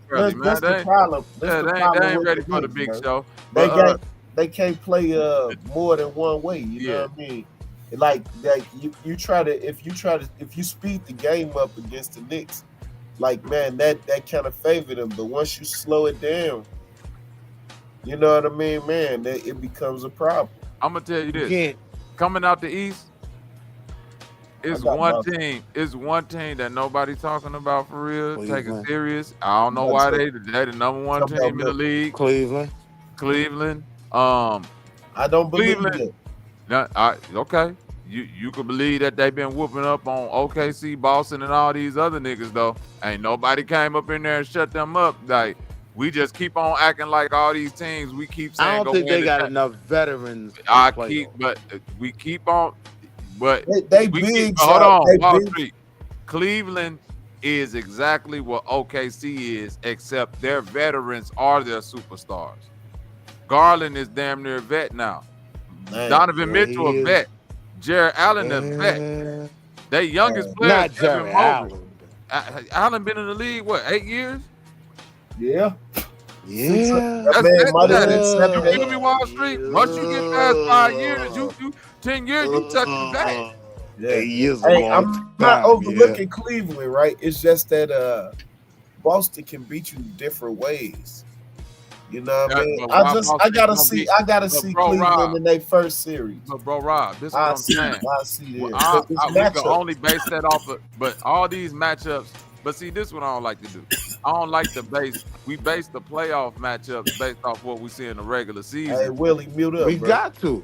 But hold on. But then when we see a team do something, we still be like, I don't know. Like with OKC, they too young, or I don't believe in Cleveland. When it's like, okay, you believe in Boston, and you saying Boston got many ways to beat you. Yeah. Why they ain't use none of them ways to beat Cleveland? We used to seeing them hold on. unproven teams go in the first round. No, that's a good question. Wait, That's what I'm saying. Okay, let me lay why out they what ain't I'm use saying. none of them high pick and rolls to beat Cleveland? Like, all right, so let me lay out what I'm saying. See, when the playoffs come, the game naturally slow down, and then it becomes matchups. You see, and so boom, if Boston got a matchup with Cleveland, right? Then what's gonna happen is they gonna put Tatum on probably whoever that big that's doing the most scoring, and they whoever doing the most scoring. You know what I mean? The wings. And then they gonna put Brown on Donovan. Well, and then the other motherfuckers gonna have to beat him. You see what I mean? And they gonna put the nigga with the hairline on Shea. Now watch this. Yeah. Watch this real quick, bro, Rob. Yeah. They got a matchup problem. But guess what, though? Cleveland got a matchup problem. Guess what? Cleveland, to me, if we going from a playoff perspective, Cleveland got a worse matchup problem in the playoffs with New York than they do Boston. Here's why. Yeah. Because Boston, historically, we've seen this over the last 3 years with them. When they get to the playoffs, Brown and Tatum, them niggas get trigger happy. They don't play up to the competition. They get a little lack, and they fall in love with the three. This a fact. This is Boston crutch, bro. This is the only crush that Tatum and Jaylen Brown got. Them niggas just shoot two. They shoot two for they shoot themselves in the game, and they shoot themselves out the game. But no, I'm saying Jaylen Brown gonna go to the rack. I ain't gonna put that. My point is, Cleveland play all the times I seen Cleveland beat Boston this year. They say, "Hey, bro, these niggas gonna have to hit 83s," and they don't, because you playing the averages. And if you taking that mind state against that team, I ain't saying nobody else. If you taking that, like, we could beat you so many ways, but they ain't showed the ways that they can beat Cleveland. That's what I'm saying. They ain't showed it. Cleveland a little deeper than what you think. DeAndre Hunter better than what you think. Them niggas they got coming off the bench way better than what people think. I know they ain't got the biggest name or the biggest market, but I watched a bunch of their games, and I'm like, they number one in the East for a reason. It ain't a fluke. It ain't like that. I know it ain't number a fluke, one, bro. I know it ain't a fluke because, like, you know, it's how they win in games. They win in them different ways. You know what I mean? But Boston has proven they can beat you defensively. They can beat you shooting you out the gym. They don't beat themselves. You know what I mean? And these things are key when the playoffs come, bro. They don't make a lot of accidents. They don't have a lot of turnovers. That is true. Exactly. They don't beat themselves, bro. They hit their free throws. They don't turn it over. And the guys that come off the bench do their job and give the starters a real deal breather. Pritchard, that nigga a problem off the bench, boy. That's based little off white the boy last be year, though. eating shit up when he come off the bench. But bro, Rob, That's information we got going off of last year. That's almost like if somebody, like when they were saying that about Jokic coming off his championship year. And even though he played still good, like the analogy of Tatum Brown, even though they might still play good, that team don't look the same. It start to step back. So I'm saying we could draw from that history of last year and be prisoners of the moment. They went out and they won a championship with Tatum, some saying taking the back seat, right, to Jaylen Brown. Man, Brown went crazy. But if we just take the context of they playoff runs from before that point, everything y'all saying they don't do, they do. They make silly ass turnovers. And they got that X factor when they in Porzingis too. They got that X factor, which is injury prone. Now listen to me though, Wall Street. If you go back to when they lost to Golden State, that was the same thing they were saying. When they was the number one year and they lost in like the first round to Milwaukee, they were saying the same thing. You feel what I mean? Like it's a lot. Like we got a lot more seasons of them getting in the playoffs. Jason Tatum and Jaylen Brown, and doing some hero ball shit, for lack of a better word. Well, like just going straight hero ball. All right, I just feel like at this point they done matured, and like most championship teams, after they win their championship, they not as dominant during the season, and I think that's what we witnessing. But at the same time, those guys that come off the bench, you know, and them secondary guys, right? Man, bro, I just see their confidence growing. And with that, man, that make that tough, bro. Like say for instance, Tatum get in trouble. And then next thing you know, Pritchard and White going off for 40 a piece. You like, what the fuck is going on? You know what I mean? Like that shit literally happened the other day. No, I peeped that. You know what I'm saying? So like with secondary guys, confidence growing, and then you already got a matchup problem with two guys that can get to the bucket or make a shot whenever they. Man, it looked like Brown be like little boy and them niggas out there, bro. He's strong as hell. It do, man. And Tatum too. Them niggas big as hell. They strong than the motherfuckers. Like yeah, man. Brown just seemed he just hit motherfuckers with 1-2, and then he to the cup, Joe. They'd be like, "Excuse me, I gotta make two real quick. Excuse me." You know what I'm saying? That's how it looked, Joe. Look though. Go ahead. My fault. What up, y'all? What up, son? Shit, I just want to shout out Psycho for standing on the things that people seem to overlook that Bronny said about his 1.4 point averaging son before he was in the league. When he made that statement, my son is better than half the league right now. At that point, his son had to do what? Show up and show out. Yeah. At least showed that he belonged to the league. He's at least got to show he belonged there. Yeah. So you saying he ain't showed that yet, Psycho? No, absolutely not. Wait. Quincy Oliveira deserves a spot over him. But he averaged more than him in the G League. No, he doesn't. Quincy Oliveira's been balling out in the G League. This is the G League. Cooking in the G League. What you said? No. Time out. I don't know if y'all ever been to an NBA game. Like, all right, y'all know how y'all hoop around the crib. Hey, that shit is on fast forward. Man, I'm talking about them niggas be moving like fucking F1 Ferraris, bro. Look, I never forget this. At tryouts, bro. At tryouts, I shoot a 3. My nigga Tone jump up. He ain't even blocked the shot, nigga. He jumped up, caught my shit, and went down and whoa! You know what I'm saying? On the real, Joe. Like, man, the speed and the agility and how fast these niggas is, how quick they can jump at 6'8", 6'9". This shit is retarded, dog. Straight up, bro. I'm saying Bronny is a second round 50-something pick, right? Or whatever that is. I believe. Now, if we put that in perspective, of all other players. No, I'm saying you keep saying Quincy Oliveira, and I'm saying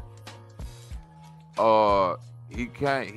The G League is the developmental league. Like them niggas down there not slouches. So the translation, I should see a translation in what you do in the NBA versus what you do in the G League. You feel me, Rob? You feel me? So if I'm evaluating you and I say, okay, Bronny, he get out there a couple minutes, all right, he might score 2, might not score nothing. This is an NBA game. All right, I can still see this still second round player. So let me put him in the G League to see if it's a confidence issue.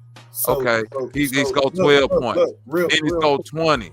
Then the nigga scored 30. Then he scored 38. Then he dunk on a couple motherfuckers. Then he start hitting step back 3. Yeah, but that's not what Bronny's doing though. Wait, hold yes, on. it is what he doing. Hold on though. Y'all not watching Bronny in the you gotta be you crazy Wall Street. You NBA, like obviously right? ain't watching. If you dominate, I'm talking about dominate in the G League, you probably good for about, I don't know, 7-8 minutes in the NBA. At best. High level fucking, we talking about high level fucking basketball. Like these motherfuckers agreeing with you there, bro. I'm agreeing with you there. You know what I mean? I'm agreeing with you there. So I'm like, of course, just real like quick. Now, I got to debunk some of the G League glossing that we be doing with Bronny. Bronny averaging 21 points a game in the G League. Yeah.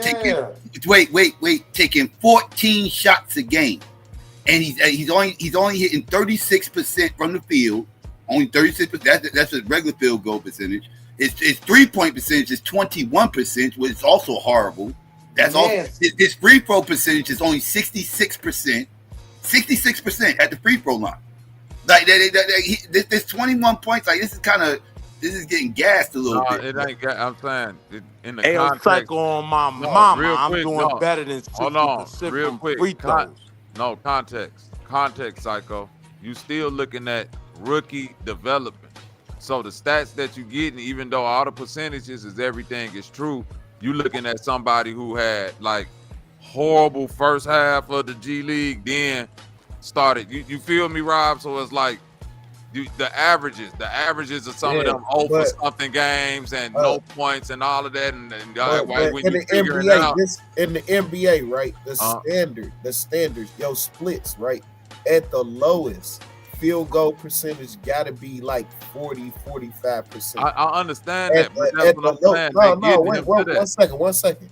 At the lowest, your 3-point percentage at this point in time in the NBA, 35. It really can't be lower than 35%. Right, That's 35. Yeah, 35.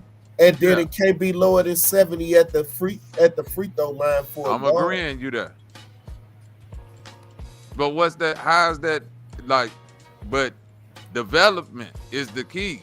So I'm saying, even though the averages is right, Rob, like if you're looking at somebody when they first got to the league in the G League, was averaging 2 points. This point, if I could see, I'm saying all of this is about development. If I could see you going from 2 points to 30 points, you development. Wait, hold on. You talking development, right? There are other people that are specialists in the NBA, right? And so they literally come out there for one thing.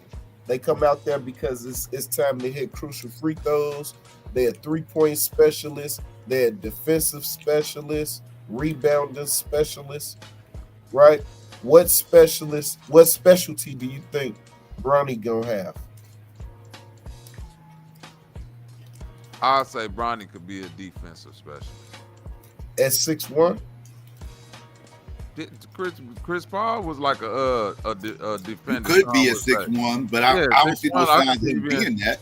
I could see him be a defensive specialist, but I think whatever I'm seeing or trying to see in Bronny or whatever we trying to see from the outside, I think the way that they developing him, and as I'm watching his game progress, is something that Bron and probably JJ and all them other niggas probably low key know about like the expansion of his game that other people don't know because JJ just rolling with the punches. Bro, I'm telling you, when I watched Bronny go out for 38 in that motherfucking G League game, I didn't know he had some of that shit in his bag. I didn't know he had step back fucking threes and all that. He wasn't out there shooting no 7 for 39. That motherfucker was out there dunking on niggas and one, finger rolls, pull up threes, floaters, Euro steps. So I'm looking at like people don't understand. Like, bruh, like when he was out there for them first couple of games in the NBA, that motherfucker looked like a newborn. That nigga looked scared as fuck. Newborn baby I deer saw out him in there. the preseason, damn the regular season, the Nigga, preseason. hey, Psycho, that nigga face. He was fucking up in the preseason. Like he was getting like 4 points in, and he was playing like whole half. He played like the whole half, and it was like all the frigidness of it, right? You seen the frigidness in this game, so all I'm saying is that you could tell, like, yeah, I get the criticism because nigga, this nigga probably got more on his plate than any young nigga. He ain't even, bro. Think about it, Rob. We talking about this nigga more than the second pick. What the fuck is the second pick in the draft doing, bro? Yeah. Who is the second pick? Psycho. You right now, and I know it's because he Bron's son, but you, me, Rob, all us know Bronny James, the second round 50-something pick of the NBA draft. Who is the second pick of the draft, nigga? Wasn't it damn. See?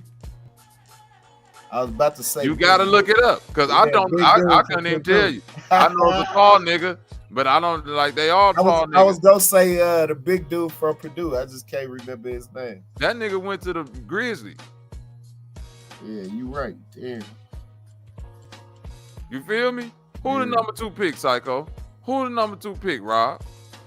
That's why I feel when Brian went up to Stephen A. Smith, like, I get it, but that's still a nigga's son. So he like, nigga, if you gonna be biased, be unbiased, nigga. You ain't even covering the trash ass second pick, third pick, fourth pick, sixth pick, 7. You feel me, Rob? Like, who is them niggas? Yeah. I mean, you know, but like Psycho said, and I didn't know this shit was a story at all. So I was formulating my opinion based on what I was hearing. I ain't even know this shit was a story until like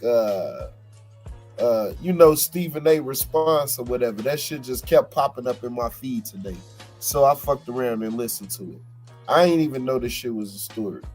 But anyway, right? I agree with Psycho. At the end of the day, when you play in the NBA, everything you do, bro. Look at Zion. Everything Zion, you do, the bro, number 1 pick. But everything you do when you in the NBA is under a motherfucking microscope, boy. But that nanoscope, come with boy. a caveat though, bro, Rob. Yeah. Nigga, the caveat is this. We understand that Bronny is all the scrutiny Bronny is getting is because he's LeBron James' son. Early. You feel what I'm saying? But the reason why he's in the league is because of LeBron James, because he's LeBron James. No, listen. So you gotta take the bitter with the sweet. Psycho. We could say that, but if he let's say LeBron James didn't exist. I don't know if Bronny James, whether if he had to stay another year at UCLA, still don't make stay more than 1 year. He'd have to stay all 4 years. I don't know that. This all I'm saying. I don't know if he still don't go on to be the second round 50-something pick. You feel me, bro, Rob? That's still, you can't name the last 10 second round 50-something picks and what. I guarantee you all them niggas probably average 1.9 points a game. Nah, they ain't in the league. That's my point, bro, Rob. That's what I'm saying. Ain't no other nigga in his. They don't get passes though. But they don't get passes though. They don't get when Stephen A. Smith goes up there and starts calling all them a bunch of bums to borrow, their fathers ain't going to run down on them the next time they see them. But my point is, but listen to what I'm saying.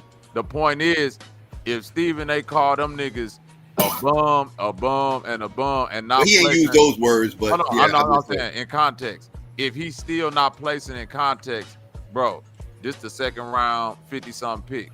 Again, what's the first round? Like you say, the criticism for Zion, that's the first pick.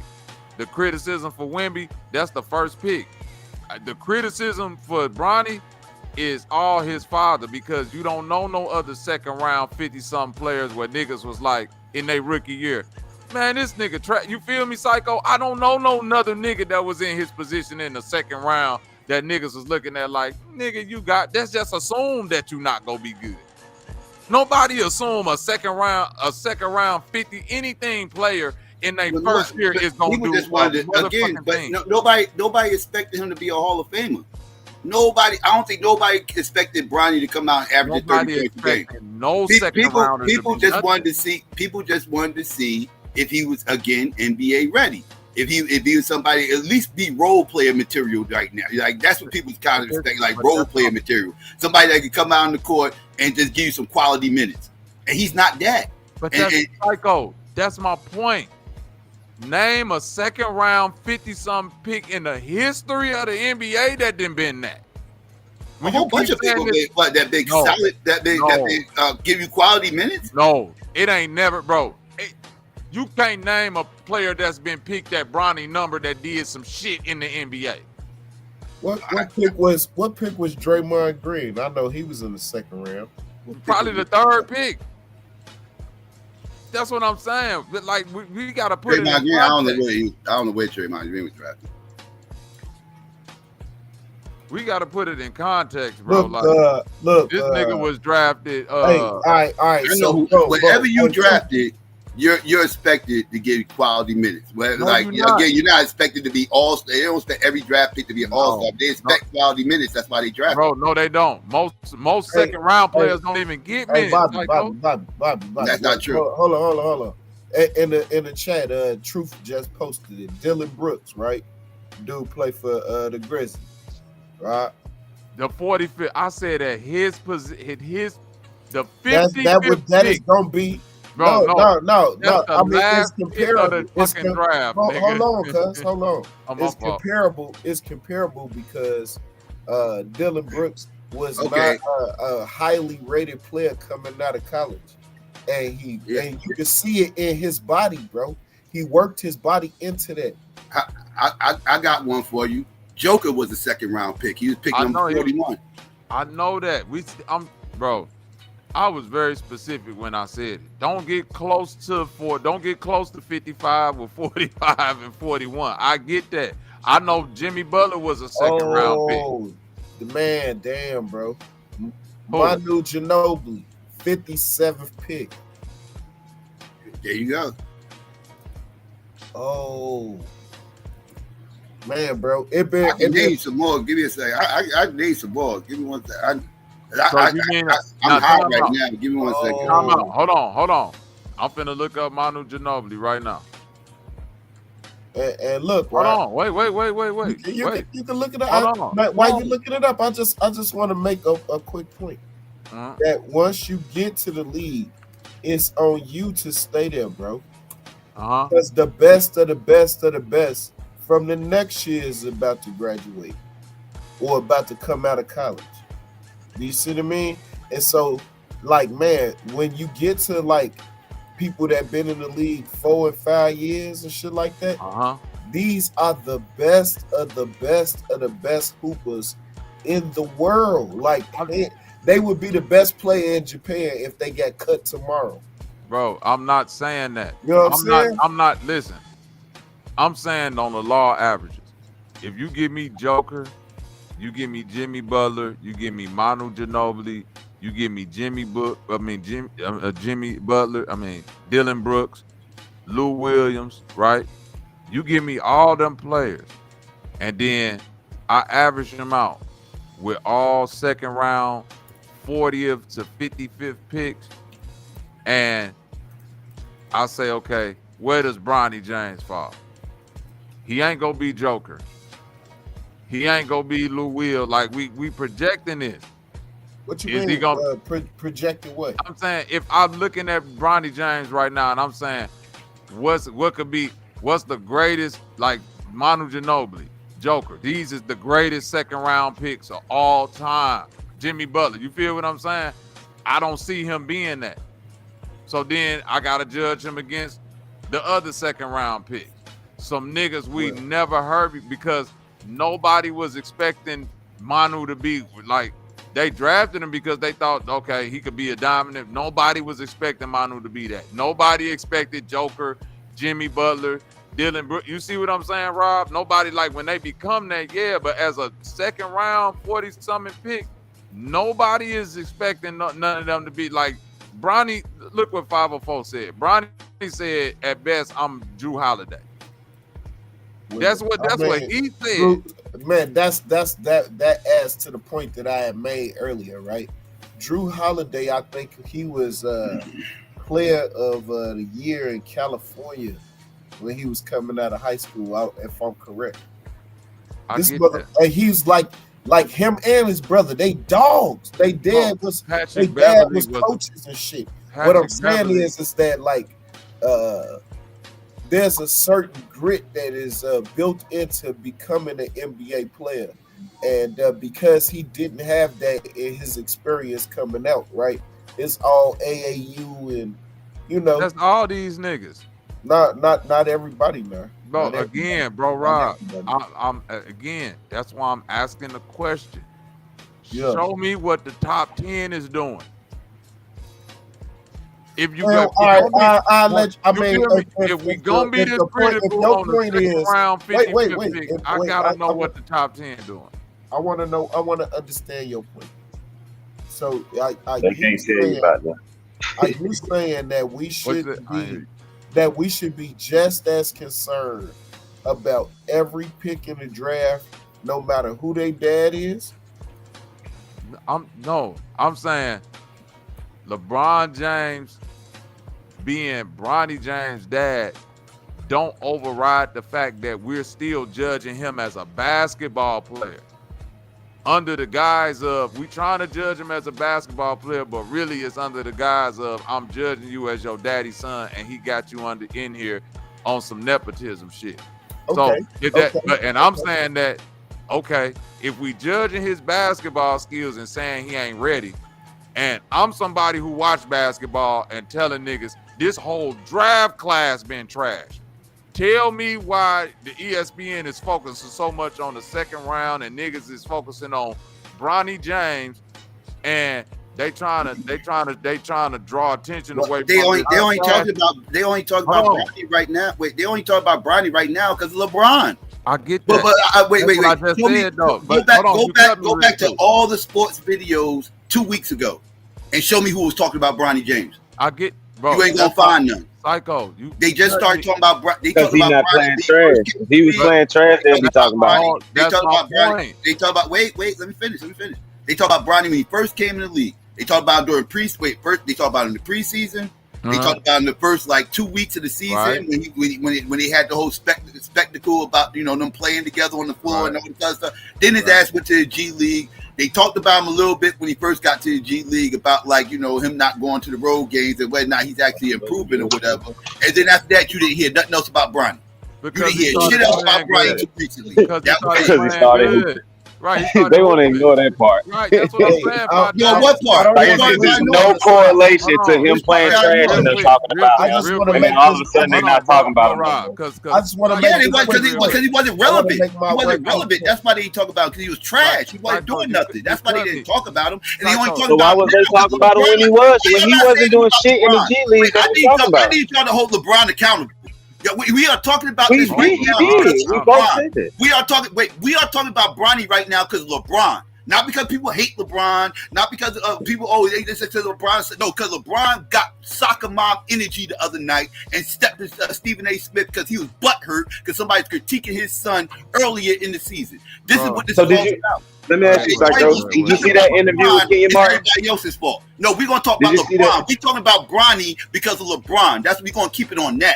Did you see that interview with Kenyon Martin though, where he said you got to step to Stephen A. Smith face to face, and he was talking about stepping to him about his own issue with Stephen A. about his personal shit, about him talking about him and his contract. Right, exactly. So hold on. So Kenyon Martin said, "Yeah, sometimes you gotta step to these niggas face to face and tell them that shit to their face." So what's wrong with LeBron doing it? Do it because he said something about you. Don't do that. Don't sit up here and do soccer mom stuff and say, "Oh, don't talk about my son. Don't critique him and say he don't belong in the NBA and all this other fuck shit." Don't address him about him, but don't address him about my son. Got smoke about something he said about him, then address him on that level. Say, "Yo, what was that shit you was talking about me?" Psycho. Hold on, bro, Rob. The only reason I feel what he's saying, because he's saying it seemed like you're personally attacking my son as a liaison because you don't like this conversation or you don't like me. Right? Hold on real quick. And I'm saying the reason why it's credibility to that is because Stephen A is if not the top sports commentator on TV right now. I've heard more LeBron James, Bronny James talk out his mouth, and I'm saying I get it. It's Bron James' son. I'm a basketball fan though. You Stephen A. Smith. I still know that Bronny James, no matter how you niggas feel about him, is the second round 55th pick. Why in the fuck is this nigga not up here telling me about the top 10 players and how trash they is or how good? Niggas don't even know who the fuck these niggas is. And we talking about a second round 55th pick because of who his daddy is. That's really what that is. You don't know no other second round 55th picks that you had hope for. Okay. They just all either turned out to be good or turned out to be trash. Y'all want y'all cake and y'all want to eat it too. Y'all want y'all cake, y'all want to eat it too. He's in the league because of his daddy. Right? You're right. We only know about him because of his daddy. That's the only reason why he's even in the league. And then y'all sit up here like, well, what's wrong with that? What's wrong with him just getting this league and the nepotism and everything else? Fine. Then be cool with the nepotism. But be cool with the critique that comes with it. Y'all want y'all cake, y'all want to eat it too. Y'all want him to, it's cool that he's in the league. It's cool that he's in the league. But don't talk shit about him. No, I didn't say that.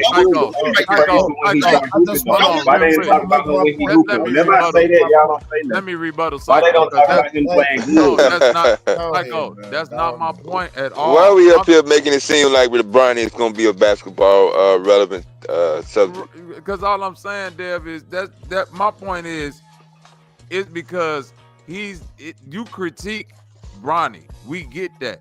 But I'm saying if I'm looking at Stephen A. Smith, critique Bronny, and I get it. He's there to be critiqued, but I haven't heard you critique the number 1 pick, the number 2 pick, the number 3. You ain't doing your job, nigga. You up here being a clickbaity. You on sports. You a sports podcaster and whatever the fuck you is. You talking too much Bronny James, Dallas Cowboys, like the same shit.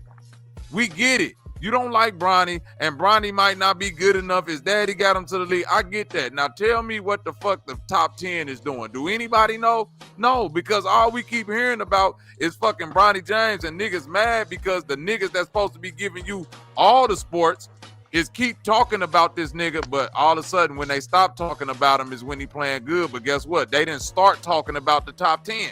They just stopped talking about Bronny. They ain't talking about none of the other fucking... It's rookies in the league right now. Who in the league for the rookie of the year? Wemby. Wemby is the second year. See what I'm saying, Dave? Who in the league for rookie of the year? Fontaine, Young Deity, Bro Rob, Psycho. Nah, I want to know who's in the league for the rookie of the year, Bro Rob. We should have to look it up. Is that what you're saying? Yes, we shouldn't have to look that up. I got a date right here. I got a source right here. I got a source right here. March 6th, what is that? March 6th, I believe, 2023. This is almost 2 years ago. LeBron tweets, Bronny is definitely better than some NBA players. And this was 2 years ago. I agree. The dude that's averaging 1 point a game right now. He tweeted 2 years ago that he's better than some NBA players. And right after he tweeted this, he averaged 4 points in college and did 1 point in the NBA. But when we highlight this stuff and everything else, y'all just picking on him because that's LeBron's son and y'all hate LeBron and blah, blah. And y'all acting like LeBron wasn't saying these things. So what about the NBA player that's averaging lower than him with more minutes than him? Well, show me their other daddies. Show me their daddies show me their daddies online making them claims. Nigga. Show me all these people that got all these people that y'all talking about. All these people y'all talking about the 53rd pick, the 57th pick, the 50th pick, the 40-something pick, the 30-something pick. Show me they NBA daddies Hold on, wait a minute. on I'm finna NBA tell you on right now. NBC website saying that their son was Bro, better than half the wait a motherfuckers. minute. Show me that. That's the anomaly because ain't no other daddy play with his son. But if you just on, boil man. it down, What you wait. talking about? But if you, cause Y'all won't hold LeBron accountable. Psycho, Y'all still won't hold him accountable. I'm showing y'all what he said. And he did this to his son. He did this to his son. And y'all won't hold him accountable. Y'all holding people accountable that's holding LeBron to his word. That's holding LeBron to his word. Hold Y'all a nigga hold him. accountable, bro. Holding I'm him. supposed to hold Y'all won't say nothing about LeBron. This fanboy shit. Wait, Y'all won't say nothing about LeBron. LeBron did this to Bronny. LeBron did this to Bronny. Okay, go Said ahead. that though, he gets the attention because he's LeBron's son. Like we agree to that. And whose fault is that? Whose fault is it? Whose fault is that? That ain't Whose fault is that? nobody's fault. Is it our fault? Is it my fault? Is it Stephen A. Smith's fault? Bro, Whose that fault ain't is it? nobody's fault. That is what It's it is. LeBron's fault. I just showed you whose fault it is. I just showed you whose fault it is. You still won't say it. See what I mean? Y'all still won't say it. Even though I showed you 2 years ago, this man was saying he's better than half the fucking NBA. Y'all won't hold him accountable. Was it He put LeVar that Ball? pressure on Bron. That I'm not saying. I'm just saying, was it LeVar Ball fault when he said what he said about his son? No, we can't compare other fathers, man. Come on, let's keep it on No, this but one. that's what I'm saying. He's saying fathers though. I'm trying to He figure said, out what you're saying. Yeah, he just said. Oh, he just said, show me About other LeBron. fathers. Nah, LeVar didn't play ball. LeVar not playing ball, man. But that's my point because if you okay, Dev, that's the point that I'm trying to make. You can't say show me other fathers when this is the first situation like this. That's the whole point that I'm trying to make. So it's either you gonna say the father side, which I can show you other fathers who had players in the league who done went and snapped on these reporters. LeVar Ball, Ja Morant daddy, Luka Doncic's daddy, the motherfucking brothers of the Jokic brothers. All these niggas snapped on Stephen A. Smith. Bro, For not saying on that his Stephen, son, not on Stephen, saying his son wasn't ready or something. not like on that. Stephen, He didn't even not say on, that about him. But not on Stephen A. Smith specifically, but on media members. Same thing yes, he with kissed Deion. Stephen A. ass. Wait, same thing with Deion Sanders and Shador Sanders. Like Deion be snapping on the media. You say something crazy about Shador, he go come for you, bro. What, Like, what do you call crazy? What do you call crazy? Saying he had a bad game? Show me Deion snapping on him for saying he had a bad game. Bro, Deion is gonna pull somebody to the side if they speak ill of Shador in a way that he What's don't. speaking ill? What's speaking ill? Saying that he's not NBA ready? Is that speaking ill? Because like I said, last time I checked, he didn't take no personal shots at Bron. He didn't say he was a bad person. He didn't call him a thief. He didn't say he didn't tell him to stay off the weed. I didn't say He that. didn't say none of that shit. I'm talking about what they deem. What they deem is unfair criticism, bro. What is unfair? That's why I'm asking. What is the unfair criticism that Stephen A. Smith said? Can somebody tell me? Psycho, bro. What is the unfair criticism that we're speaking of? Bring the volume down a couple. All right, so I'm curious to know what is the unfair criticism? I'll tell you the unfair criticism. When you talk about a G League player scoring low points for his first few G League games, and then when he start hooping, you don't mention him no more. Right, because when a nigga, bro. Last time I found out he was hooping in the G League through ESPN. That's how I found out he was hooping in the G League. I don't watch G League. Not through Stephen A. Smith. That's what we saying. That's what we talking about. When all them niggas, the niggas that he talking about, when they was loud in their criticism, none of them from the Charles. I don't watch Stephen A. Smith, so I can't say yeah. But that's who you defending. That's what I'm saying. I'm defending his right to critique LeBron. No, but that's the point we making though. Like he critiquing him, but he not praising him in that same. Like he's not doing that. He's only critiquing him in the negative light. That's hating, bro. Psycho. Every psycho. What good light is there to talk about? Psycho. Listen, that's what I'm trying to tell you. Hold on, Psycho. I'm saying if you was Brian, and you wasn't in the league, but your son made it to be the 55th pick because of your pool or whatever, and niggas was critiquing him, warranted. But then he went to the G League and he actually started doing the thing that nobody said he can do, developing. And he went from 1 point to 4 points to 9 to 13 to 22 to 38 to 38 and 4 steals and blocks and all that. And then all the other people around the sport was saying, oh shit, this kid who we thought was trash, he actually got skills, except all the niggas who was calling him trash who's supposed to be sports analysts. That's what I'm saying. You supposed to just analyze the sport unbiasedly. it's a bias there not, when you I'm not going crazy at somebody averaging 20 points with a bunch of people who don't not in the NBA. So why you going crazy over a nigga averaging 1 point? He ain't even play on the road. He ain't even play on the road. Wait. He stayed with the home. He stayed with the home cooking. He ain't even go on the road in the G League. He ain't even play on the road. The motherfucker had home cooking. He stayed home on the road. Time. All he played was home games. That's it. That's all he played. Y'all making it seem like he was riding. He was on a world tour. He scored 38 on the road. Whipping ass and chewing bubble gum. The motherfucker was getting home cooking at home. Bro, he scored 38 on the road. That's what when? Telling, Psycho. He scored 38 when? When on the road? And what? In G League? On the road, yes. Let me see if he showed 38 on the road in G League. Because last time I checked, he wasn't playing no road games. Yes, bro. They stopped that shit, bro. They ain't. Come on, man. Like, come on, man. You ain't watching the game. Obviously, you ain't watching. You watching G League games? You ain't watching no G League games either. Stop playing with me. Listen, you tell me you watching G League games. Stop it. Wait a minute. You a liar, I'm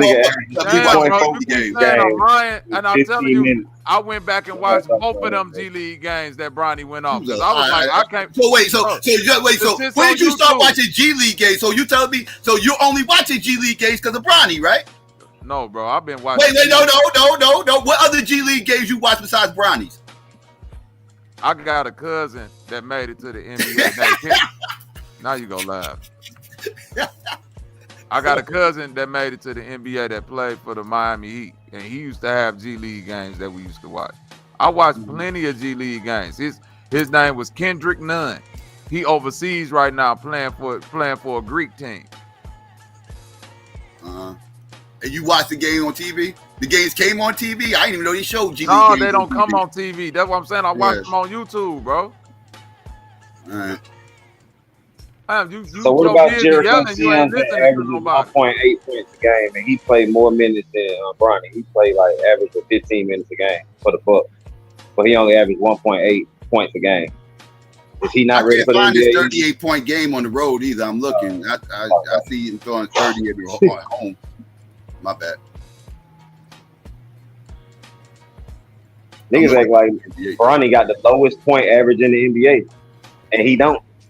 There's niggas that play more minutes than him that average less points than him, or right at the same points average than him. And they're trash too.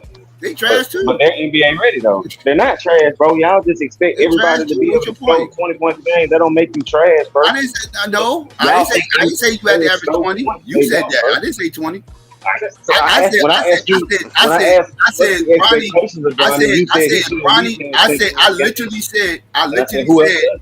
literally said if Bronny would have averaged like 10 points this season, that would have been a success for me. Who else does that? Most rookies that don't get that much tick don't do that. You asking him to do something that most rookies don't do. Well, when I hear he's better than half the NBA, when I'm here he's better than half the NBA. Half the NBA is scoring 10 points or better. No, they're not. Don't look at the averages. No, they're not. Bro. Wait. No, Are you telling me half the league average? Wait, bro. That's what I'm saying. Let's look it up. Let's not talk what we think. Half of the NBA is averaging 10 points or better. No. Half of the NBA. You should be able to prove that. You should be able to show that then. Because I disagree. You saying what you saying? 200 players, Psycho? Psycho, you saying 200 players? Yeah, averaging 10 points or better. Yeah, I disagree. I would totally disagree that it's 200 players averaging 10 points. We got the resources to actually lay that out. It ain't. I mean, we used to, man. It used to cost a lot of money to look that shit up. Now we can do it. I want to go that far. I'm still trying to figure out when did Bronny James become this projection, and what was the expectation level? Like, what was he supposed to do when he got to the Lakers? He was supposed to do what? Be better than half the players in the NBA because his dad said he would. Like most dads would do. Like most dads are gonna say some outrageous shit about their kids. Like that's what we do. It's like LeVar Ball saying my son is better than Steph Curry right now. Like, dog, no, he's not, but he might be one day. Yeah. The league average for point guard is at 11 points. Shooting guard is 10 points. Small forward 10 points. power forward 10 points, center 9.6. You might as well say 10. That's players. Like I said, half the league, and that's the league average for each position. So like I said, half the league is averaging 10 points or better. No, you get that though? If the average is at 11, that means the majority of them don't get that much. Don't average that, right? That's what I'm saying. If the average is 11, no, we was counting them out. That's each position. That's each position. Yeah. Right. No, I got that. No, I got between 400 players. Go ahead. Yeah, that's what I'm saying. On the count out, that number's still gonna be the same. Nah. Take half the players out. They're not gonna be. We talking percentages. We're not talking total numbers here. We talking percentages. No, their numbers are not gonna be spread out evenly. Them averages is gonna be based on one motherfucker getting 30, 24. Right. Yeah. So where you taking off the top and the bottom? Bro, I'm saying 200 players is like I said. If you take the top motherfucker off, if you take the top 5 motherfuckers off the top, and take the top bottom 5 motherfuckers off the bottom, and everything else, like the top, you get my point. Like the top. No, top 5 is gonna average 25 to 30, and them bottom is gonna average 5 or less. Yeah, I'm saying. I'm saying I'm probably going to be a little bit biased and say it's more motherfuckers that's not hitting that 10-point mark. Now, in no way and means am I saying half the league, but I'm saying I just don't think 200 players is getting 10 points a game. They ain't even playing it, damn. All right. Well, the league average for point guard is 11 points. Yeah, he's below average for a point guard. That's low as hell. God damn, he's well below average. He's way below average. Oh yeah, for sure. But I'm just saying, I just realized what the fuck you just said. 10 points below average. You said point guard. God damn. Yeah, point guard is 11 points per game. That's actually the highest. That's actually the highest out of the positions. Damn. Right. So he's doing 10% of what the average is as a rookie. Yeah. As a second round draft. It's more than 200. No, he's actually doing less. Once you go through the rosters, once you go through the rosters though, you're gonna get to 199, and then that 200 player, 201 players or more or whatever the half is gonna have less than 10 points. That's what I'm saying. Once we go through the rosters and get their point total and their average, I'm saying it's gonna be more than half are gonna come up in single digits, just like that.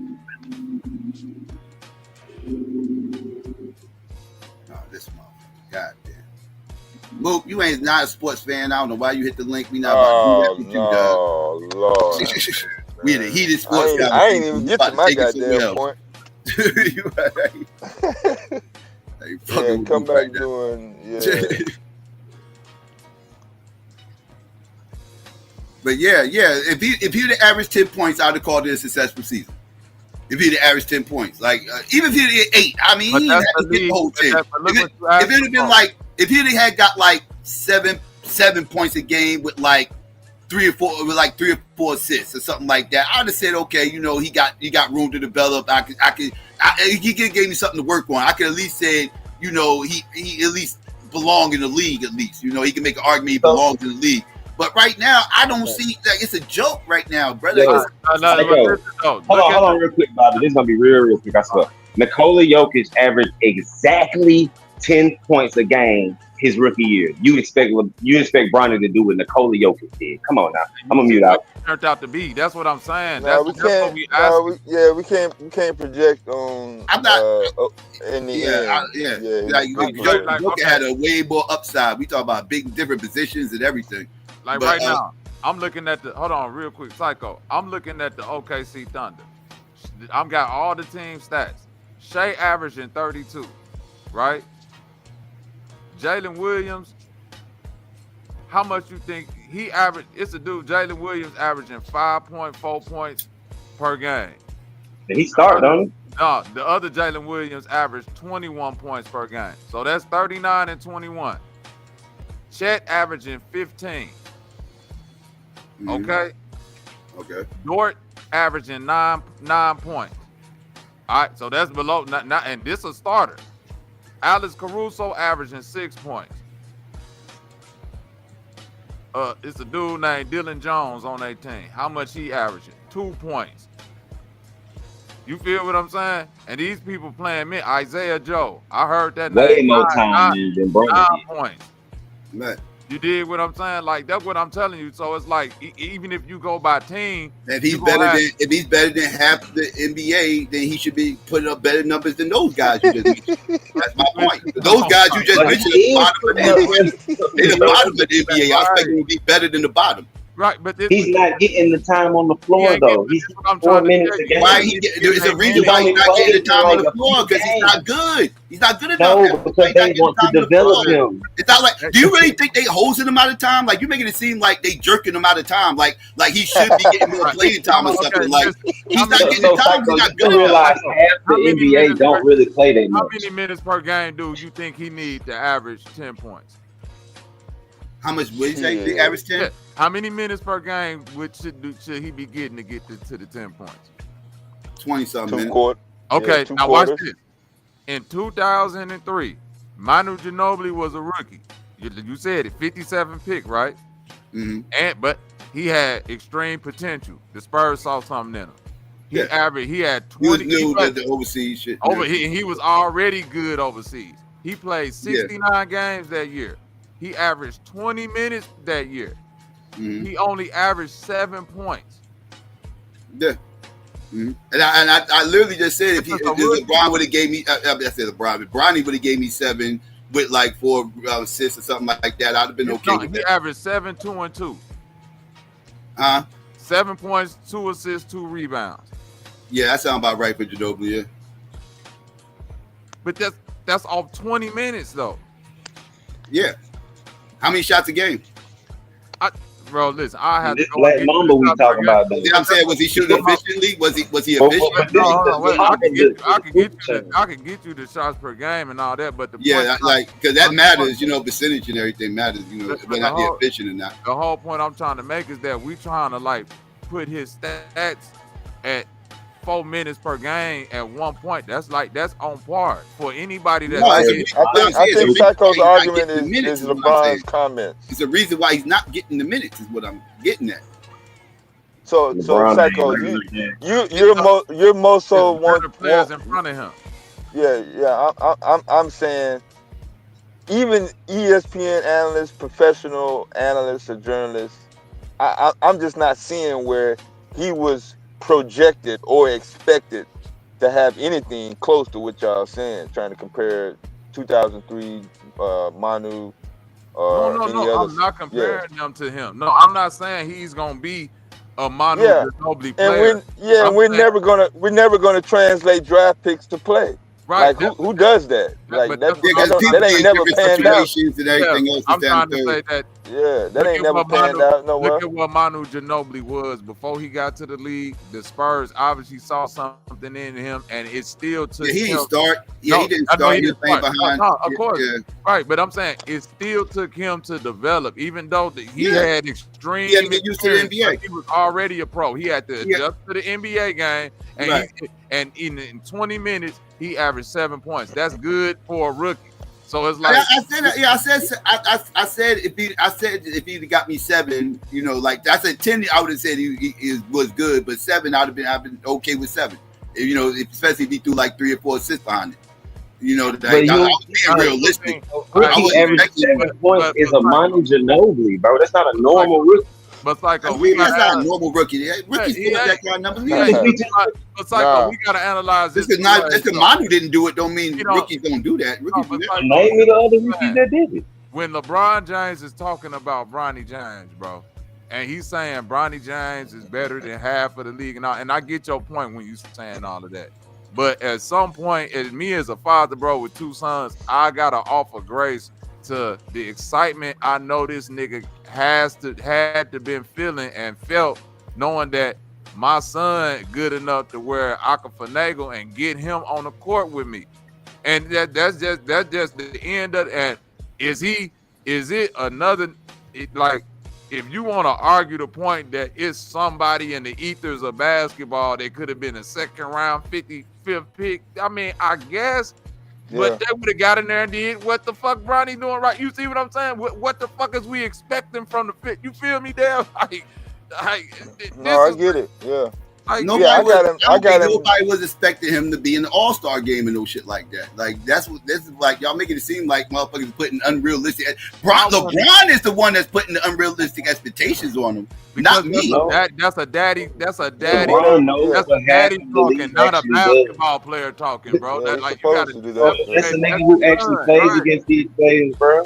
He know what half of the league actually plays like, so he can really say that better than any of us. Like I know what these niggas like. My son is better than these niggas, bro. And he still got time to prove it.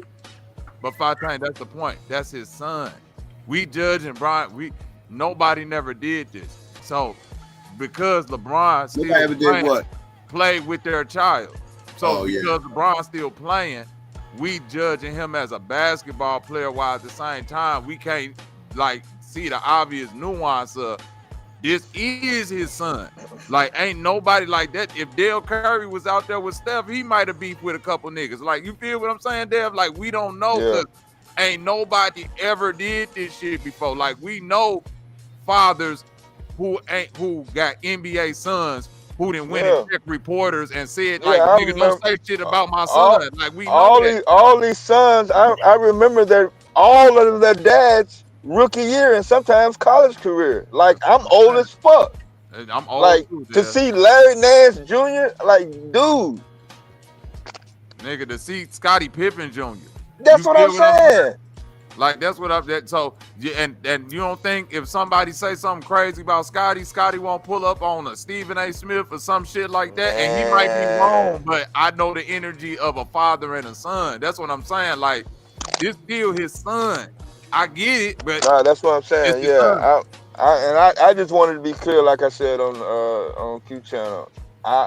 There is nobody that probably has more smoke for all the other shit LeBron. I got smoke that ain't even broke out yet. But I'm just saying on this specific incident right here, since Stephen A is the one that actually brought this out in the main reason why we're discussing it. Like I don't think LeBron posted it or somebody said, "Oh, look what happened."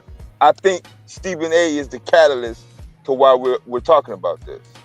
So in this particular instance right here, only this and nothing else, am I really going to just say, okay, on this one, I am going to stand behind LeBron on this one and say, yo, whatever it is, whether the comment you made about I would have been even better if I would have had Russell Westbrook's mindset. You know what I'm saying? Going all the way back to 2014 or whatever. Me and you got. Let's just keep it on me and you. I don't know. I'm just saying I don't see no problem with LeBron getting in this space at the game. Like I'm just be straight up with it. I don't see no problem with it. And then it's like you have to have seen the stuff Stephen A done said about his son too to judge it. You can't just judge one side of it and be like, oh, LeBron shouldn't do that. And you don't know all the stuff that Stephen A done said. Niggas act like Stephen A done tread lightly on that man's son. He was talking about that man's son for days on end, and it's never nothing good. Stephen A got any support? You don't talk about my son now. Did Stephen A get any support from journalists or analysts or anybody saying, okay, yeah, LeBron was wrong for that publicly? I'm not saying players and stuff say something more than I say media. I don't know. Somebody else might say. I know he ran the Skip Bayless show. Yeah. Jay Williams averaged 9 points his one and only season in the NBA.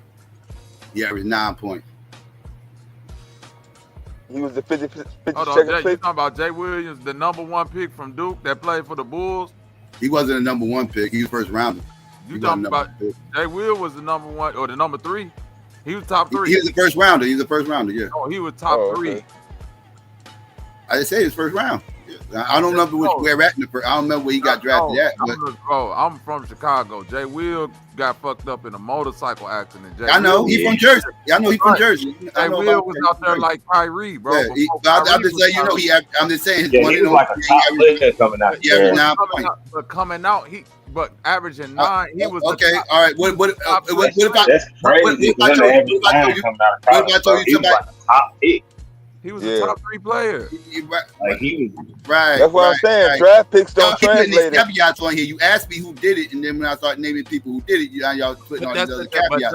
That's not a. But you're making the point. You're making the point though that even though you making the point of how hard it is to do that. He came out of the league as a top 3 draft pick and still only got 9 points as a starter on a trash team where he got all the shots. That was Jay Will team that year. Yeah, that's why I don't like the draft pick translating into NBA. Right. The draft it's never panned out. I think other than Kobe, other than LeBron, take those 2 out of that and name me somebody that's okay. Their draft pick matched their career. Now watch this, Dev. The number 3 pick in this year's draft. Do y'all know his name? Is it Alex Sarr, right? Or is he number 2? No, he was number 2. Number 3. The number 3 pick is a white dude named Reed Shepherd, 6'2", 185.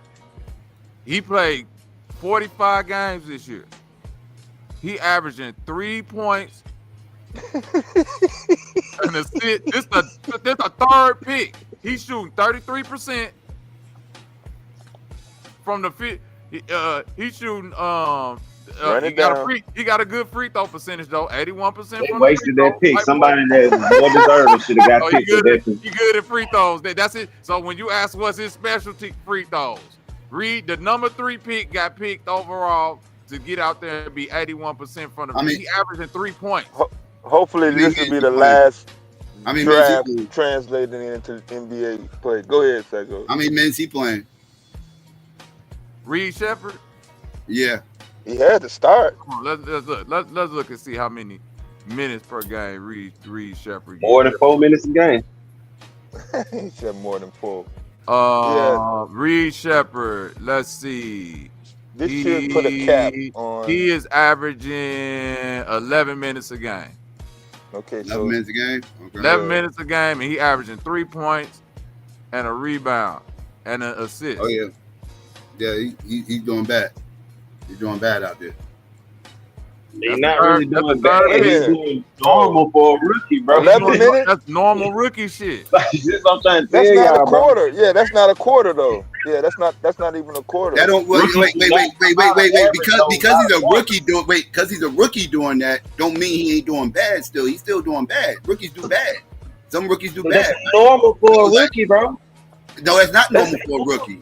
That's not normal for a rookie. Okay, look, the 4th pick. We're gonna run down the rookie numbers again. What LeBron do as a rookie? No, Dad. What did Kobe do as a rookie? Compare him to the nigga in there. Well, at least pick any rookie of the year. Pick any rookie of the year. Tell me what they pick any all rookie team member, and you tell me what they did. Pick all the all rookie. So he's supposed to be compared to all rookie players, man. He's supposed to be going for rookie of the year. They be the 3rd team. They be the 3rd all rookie teams. They tell me they average 2 or 3 points. Hey, Psycho. So to be better than half the players in the NBA, you got to be on the All NBA 3rd team. I got you, Psycho. Tell me, they average. Half the players in the NBA do not make the All NBA. But you make it seem like you looked it up, Five. Average 2 or 3 points. That's cap. I'm able to stick with the conversation. Hold on, Five. I got you. Hold on. Watch Psycho. Why I gotta compare them to the all rookie when I could compare Bronny to the top 10 in his draft class right now? What happened? Don't that make more sense, Dev? Why do I gotta compare? If I'm comparing Bronny right now to his top 10 draft class right now, he's second round 55, and I'm pulling up the stats of the people that was picked 1 through 10. In the I first just round. told you in the first round. I just showed you the third pick. Hey, let me look. I'll go through it myself. Look, that's what. Listen, Because the fifth. Hold on, real quick. I can't believe we making this an argument. Like this motherfucker ain't never averaged 5 points. We're going in phases. Nah, you ain't listening to Bobby point. We're going in phases. Any level. He haven't averaged 15 points at any level. In any level. Now I'm supposed to believe this motherfucker going to be this motherfucker high scoring ass motherfucker. Hold on, wait a minute. Hold on, wait a minute, Jeff. Watch this. Jeff, watch this. Y'all basing this on nothing other than this LeBron James' son. This is crazy. No, watch this. I'm gonna go through it though. It's the fifth pick. No, wait, the fifth pick of the draft this year. Ron Holland. I got you. Hold on, wait. His name is Ron Holland II, right? He beat for the Pistons. 15 minutes a game, 6 points. That's decent, and 2 rebounds. Guess who he playing for right now though? The G League Ignite. 5th pick in the G League. Okay. Right. This was okay. First round. First round. 5th pick. 5th pick. Ron Holland. Ron Holland II. Right. He in the G League. He's in the G League right now. 6 points a game. Right. Okay. Hold on. Jaja Salon. This nigga was the 6th pick. This the top. He's averaging. Yes, wait, real quick. Don't speedball past that. Hold on. Guess how many points Ron Holland is averaging in the G League? How many? 20 points. Oh, look. That's how much. In the G League and tear shit up. No, Ron Holland's a beast. He's averaging G. What are you talking about? He's averaging. Wait. 5 times. He's a problem. What are we talking about right here? He's a Hall of Famer. Wait, hold on. That shit switched up, Bobby. That shit crazy. That shit switched up when it's convenient, boy. Switch up when it's convenient. I swear you don't hear yourself like that. You're not going to discredit the G League. Now I'm supposed to discredit the G League, right? Now I'm supposed to discredit the G League. I'm saying. Okay, here we go. You flipping his point. Yeah, you going away from what Bobby X is saying. You're making my point.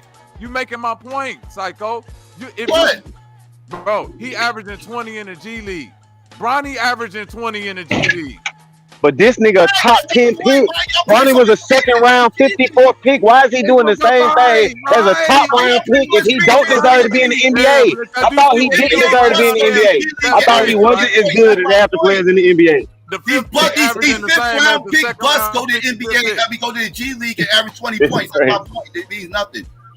Wait, but you just said the fifth pick averaging 20 points. Right, but you guys called him a bust. I didn't say he was a bust. He didn't call him a bust. Nobody did. No, I didn't. Nobody said that or implied that. He averaged 3 points and he's in the G League. I'm just giving you his stats. I'm telling that's the facts right now. That's okay, but the fact is he averaged more. He averaged just as much as Bronny in the G League, and he averaged more than him in the NBA.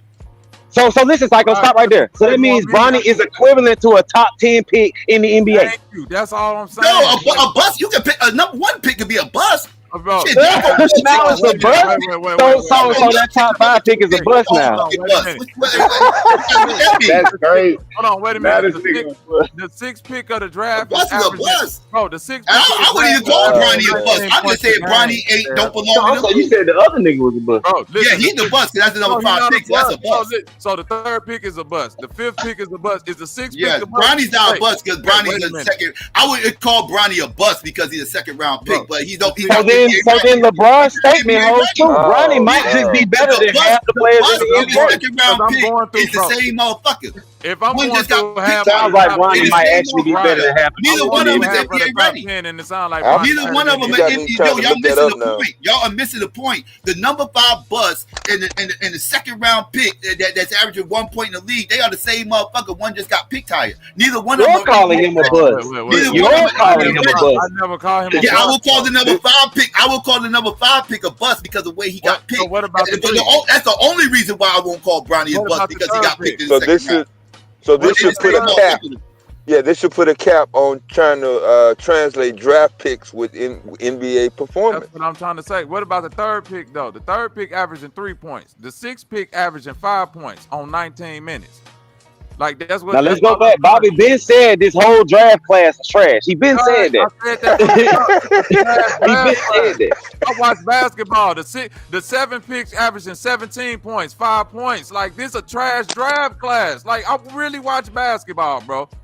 Everybody could have told you that this has been one of the worst draft classes this year. So and right, and the fact that Bronny got picked in the second round, damn near the last pick in the worst draft class, and that was only because of his daddy, just goes to show he ain't got no business in the NBA. You only help but he's already showing that his dad might be right because he's doing the things that those top 10 picks are doing.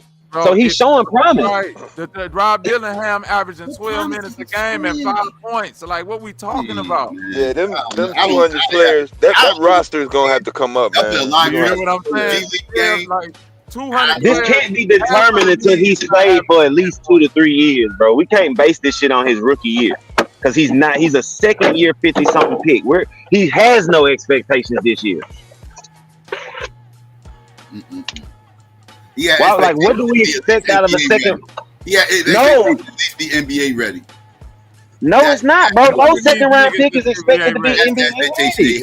Bro, yeah, no second round pick is expected to be NBA ready, bro. The number one pick, bro. Listen, the number one pick in the league is averaging 24 minutes a game and 11 points. Excuse me for having expectations of somebody getting drafted in NBA draft to be NBA ready. Bro, excuse me, I didn't know that was high expectations. I promise you're not saying that about none of the second round picks. You're only saying that about LeBron James. Let me holler at you real quick. Deb, did y'all just hear what I just said? The number one pick, the stats that Psycho is asking you to get from Bronny, the number one pick is averaging 24 minutes a game and 11 points. With the Atlanta Hawks. He's the first pick. He averaging 11 points a game, and that's what the second round 55th pick. That's the bar you want him to reach. I ran through the top 10. None of them niggas even averaging 10 points a game, bro. But somehow this means Bronny not NBA ready. They not NBA ready too. You make it seem like none of the draft was NBA ready. That don't mean they're NBA ready. That don't mean they're NBA ready. The entire draft wasn't NBA ready. Wait. Y'all just said this is the worst draft ever and everything else. Now y'all motherfuckers sit up here. That doesn't mean they're not NBA ready. That just means they don't have as many top prospects coming out of this draft. It was the worst draft. Y'all literally just said they wasn't NBA ready just a second ago. I didn't say it was the worst draft ever. Don't put words in my mouth. I said this is one of the worst draft classes. I didn't say it's the worst ever, but this is one of the worst. Even if you say it's the worst ever, that doesn't mean that they're not NBA ready. It just means you're not getting Ja Morant out of this. You're not getting Zion Williams. You're not getting these big name superstars. That's what that means. It don't mean this whole draft ain't NBA ready. It just means you're not getting these big players a whole lot. Yeah, thank you. When they in the NBA, when they usually say it's not a good draft, they mean ain't no superstar. I know the worst draft of my lifetime, probably 2000 draft. That's the worst. Right, that's what I'm saying. Like 2000 with Darius Miles, Kenyon Martin, Kwame Brown, all them. Right, like you feel me? Like Kerry, it was a lot. Ronnie better than Kwame Brown.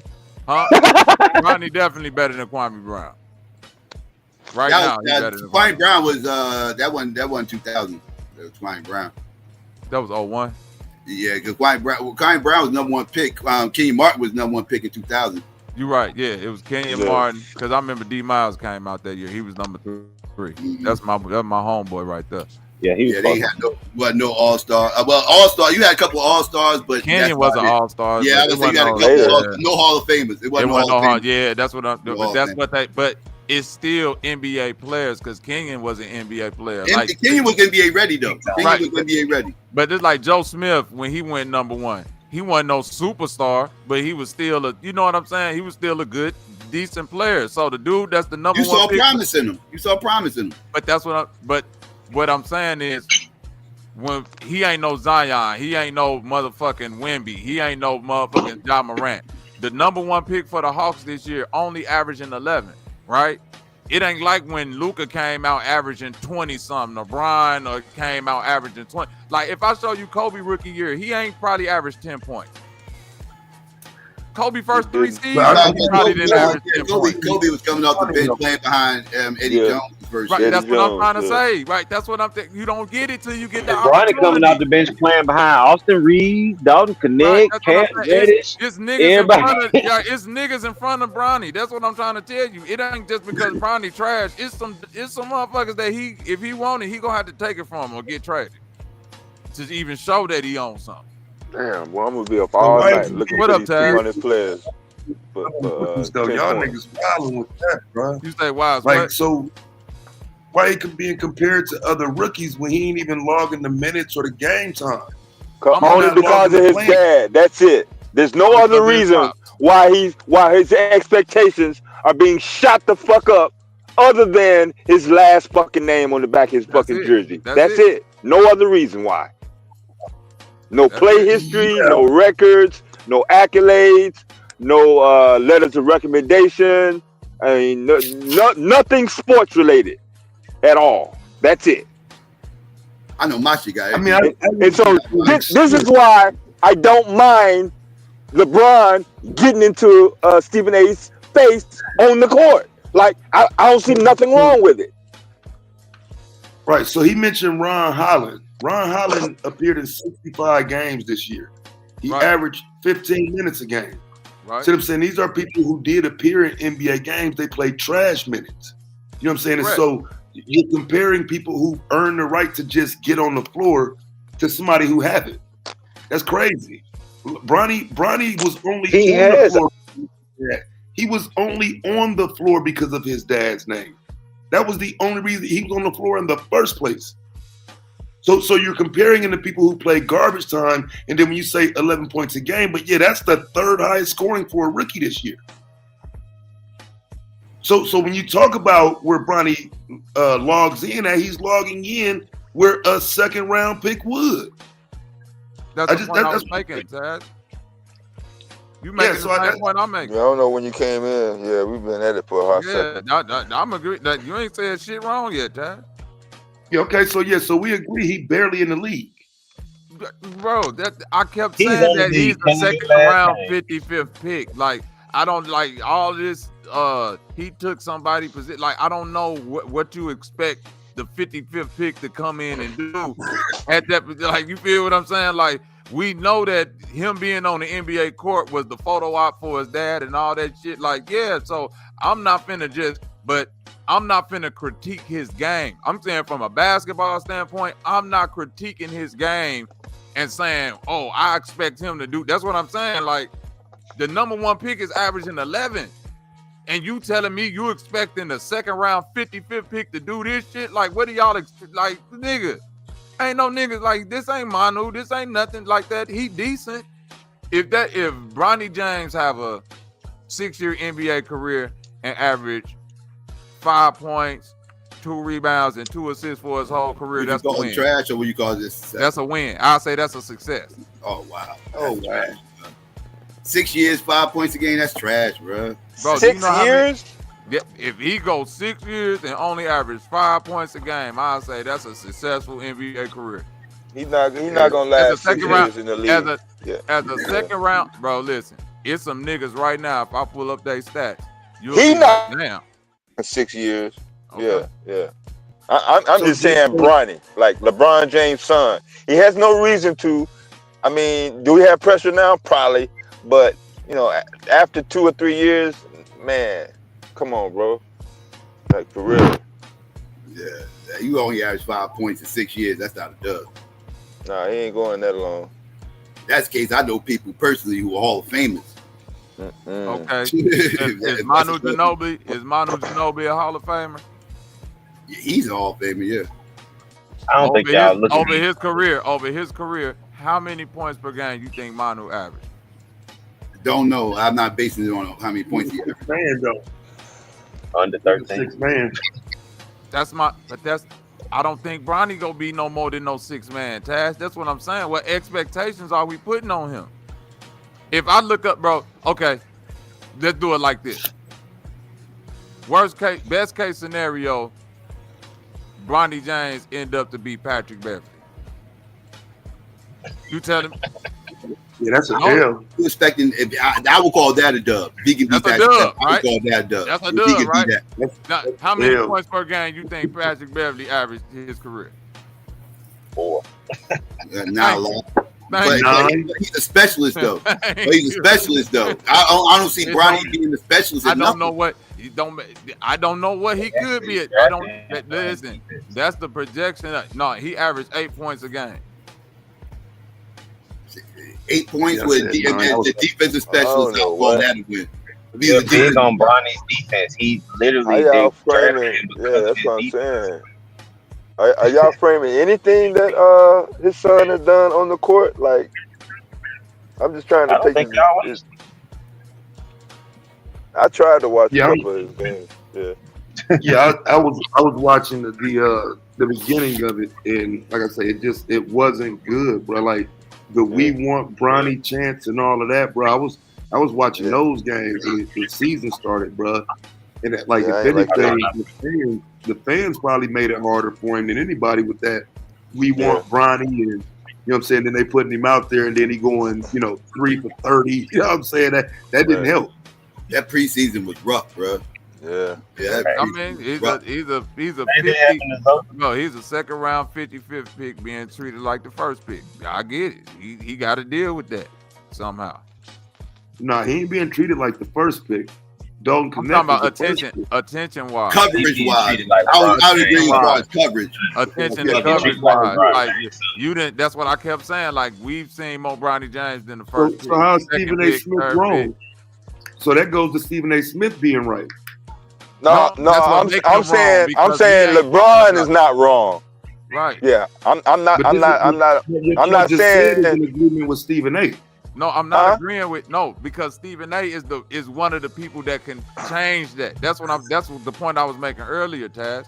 Like I get that LeBron is a player, but he's still a father. And if Stephen A. Stephen A. is one of the people who I'm supposed to know the first pick from you. I'm supposed to know what the second pick, the third pick, the reason why Bronny is being talked about is part of the reason because you keeping up this narrative too, Stephen A. Like you one of the biggest voices. No. And yes. no, bro. You're not talking about the rest of the picks. No, bro. Stephen A. is talking about it because of his dad. You getting all And this that's because of LeBron. Yeah. So that is the problem. You're not that good. We're giving you all this scrutiny, and we shouldn't be. So when he says blame LeBron, he's only being honest, saying if you wouldn't have put your son in this position, we wouldn't be talking about him. That's same as niggas being mad because the Lakers get talked about everything. But listen, when you critiquing him and you saying he's not that good, what I get on the inverse of that is that okay, I don't see the critiques for the first pick, second pick, on down to the 10th pick, and I don't know what not that good historically outside of this is somebody famous son. What are we looking for to base not that good off a second round 55th pick? You feel what I'm saying there? Like any one of them motherfuckers in the second round that I get out there that looked at garbage as fuck in the NBA. A lot of niggas. Yeah, so that's what I'm saying. So leave my son the fuck out of this shit. I'm saying was he saying leave your son out of this fucking shit in terms of he not that good? Is he saying that? No, he's saying that's what I was asking the other night. No, he's saying leave my son out of it, meaning that this LeBron Jordan thing that you got with me, you talking about keep it between me and you. Yeah, keep that shit on you. The only reason you even covering my son like that is because he's Bronny James. If he was that's the only reason why everybody's covering him. It's not just Stephen A. But I get that. But my point is, if he was any other second round 55th pick, we wouldn't be giving a fuck about him. And the fact that hold on real quick. Hold on, real my point. But Bobby, this for y'all what y'all kick y'all were in too. I don't know because about if he wasn't LeBron James' son, he wouldn't be in the league for us to even be talking about. I don't know that to be true. That's the point that I'm refuting. I know it to be true. He, no, you don't. Show me another freshman who got drafted with 4 points a game. Show me another freshman who got drafted only scoring 4 points. He was in cardiac arrest 5 months before, bro. So that's the reason why he only scored 4 points a game? No, I'm saying I thought you were talking about his college. I'm talking about college. Yeah, I'm talking about he only scored 4 points a game in college, and he got drafted in the NBA. Show me another motherfucker who. But he was a top prospect before. He was a top prospect before his cardiac arrest. It's not like this nigga was nobody. And 4 points a game? No, but not top prospect. I shouldn't have said top prospect. You're right, Ted. Top prospect. But he was a prospect. hold down the smoke, man. he had hype because of his name. He only averaged 14 in high school. Ended up playing in McDonald's. And I don't know how the fuck he got McDonald's motherfucking invite with only 14 points a game, but he got that again. His father, and then he goes to college, got the scholarship at USC. Father, only averaged 4 points a game, and still got drafted to the NBA. Father. And this what I'm talking about. Like, and then when we sit up here, we critique him on what he's doing in the NBA. Y'all like, y'all only doing this because of his father. You're right. We're only doing this because of his father, because we wouldn't know who the fuck he was and what his father, because he wouldn't be in the fucking league. He'd be bagging groceries some fucking with. So, Psycho, I agree with some of the points you're making, right? He wouldn't be agree to that point. Cool, if somebody wanted to say that. It's plenty of niggas that's actually good enough skill-wise to be in the NBA that just won't make it if they don't have certain connections, if they don't go to certain colleges, if they don't have certain people see them. So that's just a game. Like, he got in the door because of his father. But that doesn't mean, okay, since his father was here, we expect him to be great. Oh, no, we know you only got here because of your father, so we know you're not going to be that good. So why is we now talking about, oh, nigga, why you ain't doing 10 points a game? Oh, well, nigga, because I'm only here because of my father. I'm saying this, but I'm saying this, Fatane, as a second round 55th pick, right? When you say averaging 4 points a game, Derek Lively. Hold on, but that's what I'm saying. Like, it's precedence for this. Like, Derek Lively, who played for the Mavericks, he was the 12th overall pick a few years ago. He only averaged 5 points in college. You know what I'm saying? Like, Giannis got a brother that's in the NBA that only averaged like 4 or 5 points in college. You see what I'm saying? Everybody know that Giannis' brother is in the NBA. Why? Why is Giannis' brother in the NBA? Why is he still on the team? You feel me, Fontaine? Nobody screamed loud nepotism. Giannis' brother taking the spot. He trash. He out there. And Bronny James is way better. When Giannis' brother don't even look like he know what the fuck a basketball do to even go inside the basket. Do you hear me, Dev? This nigga don't even look like he even know the fundamental rules of basketball. Yeah, Stephen A ain't never spoke on that. He ain't like, he like, oh. He's 7-1 and he went to Duke, bro. That's different. No, but that's different. He asked me though. He asked me, that's how. But that's not the same though, because he talking about somebody 7-1. He averaged 5 a game. But he averaged 3 blocks a game. Right. Like, I mean, what's Bronny steals though? He plays some defense now. Like this ain't like 77% free field goal percentage, 8 rebounds, 3 blocks. Like, so what was the rest of college, Bronny college stats though? Because we only mentioned his points. Well, that shouldn't be hard to do. Oh, Bronny shit worse. Bronny averaged like 5, 1, and 1. Yeah, that's what. Yeah. Yeah. Bronny was like 5, 1, and 1. So you saying a nigga 7 feet averaged 8 rebounds and 3 blocks, and he was 7 feet. And Bronny at 6'3" or something averaged a steal and a block. Playing for Duke. That's good. No, ACC all defense. ACC Bronny averaged 0.2 blocks. 0.2. ACC rookie of the week. Yeah, You know what I mean? Bronny averaged less. So you're saying Bronny got blocks as a 6'3" guard playing for He USC. averaged less than a block a game. It was 0.2. So he averaged some blocks in a game playing for USC at 6'3" point guard. That's a bad thing. 0.2 blocks a game could be like 2 blocks the whole season. And that's good, right? For a 6'3" point guard, that's bad, or is that good? I mean, Spud Webb gets 2 blocks a season. I mean, Don't pull up the other point guards from his. This is what I'm saying. I don't think we really put these numbers up to the other people, bro. Yes, they point. Oh, ain't nothing to talk about. Like Ronnie James taller than I thought. What? So what y'all saying? So LeBron was not supposed to get up in his face. So LeBron is wrong for getting up in his face at the game on the court. Is that what y'all saying? Yes. Okay. Now mind you, Bron. Oh, go ahead, Dave. I know you had another point. No, he said Taz said that LeBron was supposed to act moral standards. I guess not say anything or respond at all. And I'm just supposed to let you just fucking blabble off about my motherfucking son, and that's supposed to be it. Hey, but Dale, look at this. Nobody talks about this though. LeBron's team reached out to Stephen A. And Stephen A. spoke about that on his little podcast. He's like, yeah, his team reached out to me talking about da-da-da-da. I'm like, if you want to talk to me, LeBron, come talk to me and don't be sensitive and all that. That was his response to LeBron's team reaching out to him. So if my team reach out to you and do that, and that's how you respond, when I see you, I got something to say to you. Wait, that ain't what I heard happen. I heard Stephen A. say that they could have reached out to him. Yeah, he said they could have reached out. Yeah, and Go look it up. Go look at the reports. They're saying that LeBron before, or I think Stephen said that they basically got him making contradicting statements. You know what I'm saying? Like he made that statement saying his team didn't reach out to me, da da da da. And then if you go pull up older videos before this incident happened, Stephen A. talked about how LeBron's team reached out to him about his comments on Bronny, yada yada yada. And then he give his little response to that. Oh, you said before the incident. We only talk about before the incident. Before he said, hey, this team, da da da da. That's what I'm saying, bro. LeBron tried to do it the diplomatic way. My nigga, you want to be tough and all this extra shit about it in common sense. Okay, cool. When I see LeBron can't reach Stephen A. Smith, bro. Like, come on, because that's what we saying with that. I don't believe LeBron can't reach Stephen A. Smith before a basketball. No, it's not that he can't. I'm saying his team reached out. Like if my team, if I'm LeBron James' team, you know who we are. Contact me. Like, yo, bro, what's up, Bron?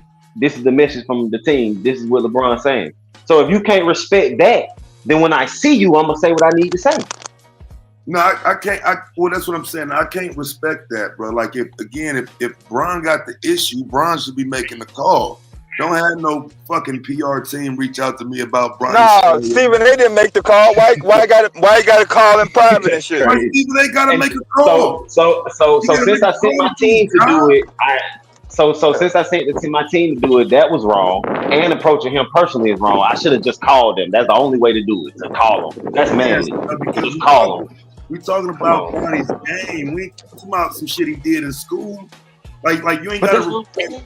I don't have to report. Why do I have to call you personally? It's my team. I think it's more diplomatic to let my team reach out like, hey, bro, LeBron ain't feeling what you doing, bro. This is a message from him, bro. Just chill out, bro. Wait, hold on. He's telling me that's cool. LeBron ain't feeling what you doing. Yeah, like that's just him saying, like, we ain't fucking with it. Like, fuck LeBron. So what y'all basically saying is y'all don't want LeBron to say nothing to Stephen A. Smith about it. That's what I'm hearing. Yeah, like, he shouldn't say nothing. As a father, no, he shouldn't. No, it's like just like he didn't want his mother jumping in the middle of him and Kevin Garnett and them skirmish under the basket. He told her to sit her ass down. And this, that, and the third, like he a grown man now. You know, he don't like kill all that. You make it like she made it worse with LeBron when she did that shit. Same way LeBron is making it worse with Bronny by doing what he basketball court with another player is the same as an analyst speaking in the media. He looking like he looking like he can't get away from LeBron shot, like like he's still living up under LeBron. Like if he wants to sit up here and make it seem like I don't know what Bronny trying to do, maybe he don't give a fuck. But if he does give a fuck about the whole everybody's premise that he's only there because of his father.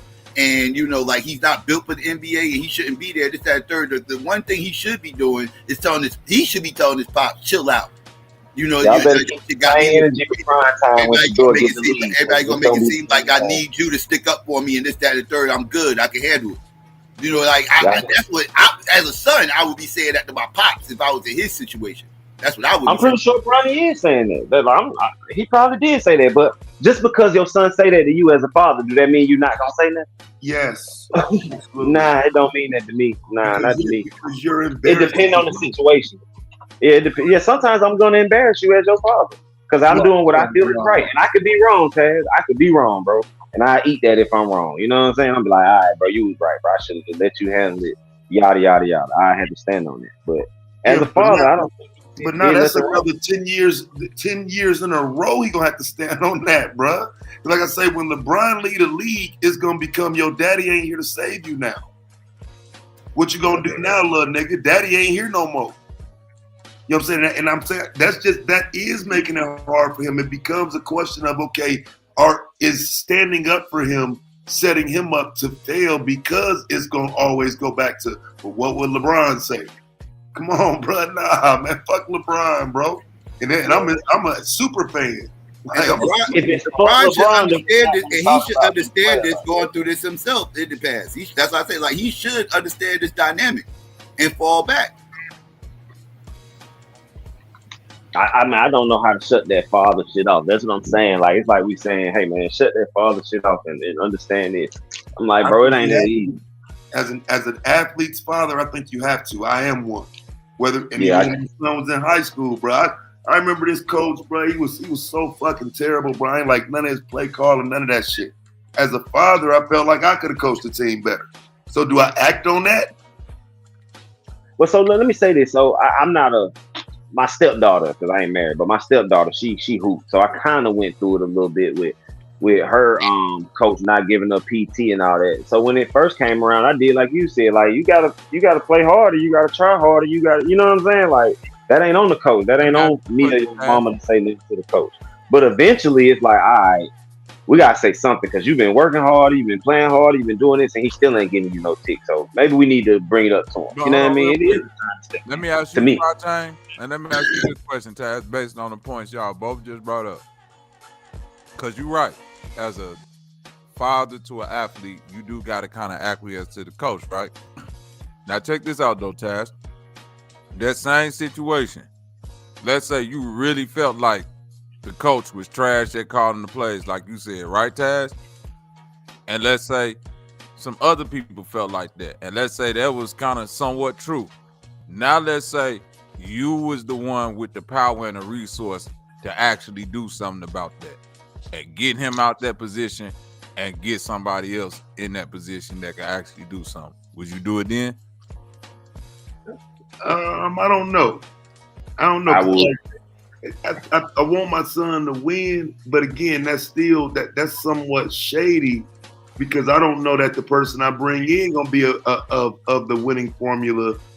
And you know, I don't want to be in control of all of that. I don't want my son's team to fail because I pulled strings and then the shit flopped. I wouldn't want that either. But ain't that the risk you take, even if you guide your son to a certain coach? Like, what if on and I ain't saying your situation specifically, but what if on the inverse, you guided your son to this coach and then it kind of turned out, in your opinion, like, oh, this nigga ain't as good as I once thought. Now I gotta kind of see it through. You feel me? I mean, I could see that, but then I think that's where your relationship with your son would come in too. Like I think that's where you telling him like, look, I see what's going on, and he's not that good. You know, so I think that's where that would come into play, where you actually talking to your son about it. I still don't think there's ever a time where you, as the father, get in the middle of a referee, a coach, another player. You know what I'm saying? Like, no, bro, you are the spectator. Okay, listen. All of that I might agree with.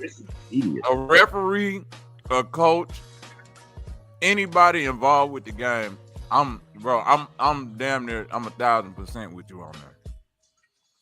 Now, a nigga that's in the stands commenting, right? Or This is essentially what Stephen A. is. The microphone at the game coming. Now, what concessions are you giving that nigga when he come up to you like, yeah, your son ain't there? Well, he yelling it out in the stands. Number 12, trash. Yes, but like, you gotta deal with that, bro. Like, unless you gonna have what you gonna do? You gonna argue with that whole audience? I mean, like, yeah, like you gonna have the malice in the palace, but if you don't. So I'm saying, what is Stephen A's motive for the ongoing? So the initial, we went through preseason, the first couple of weeks of the game, the G League and all that. Okay, so now we're in February. We're post All-Star break.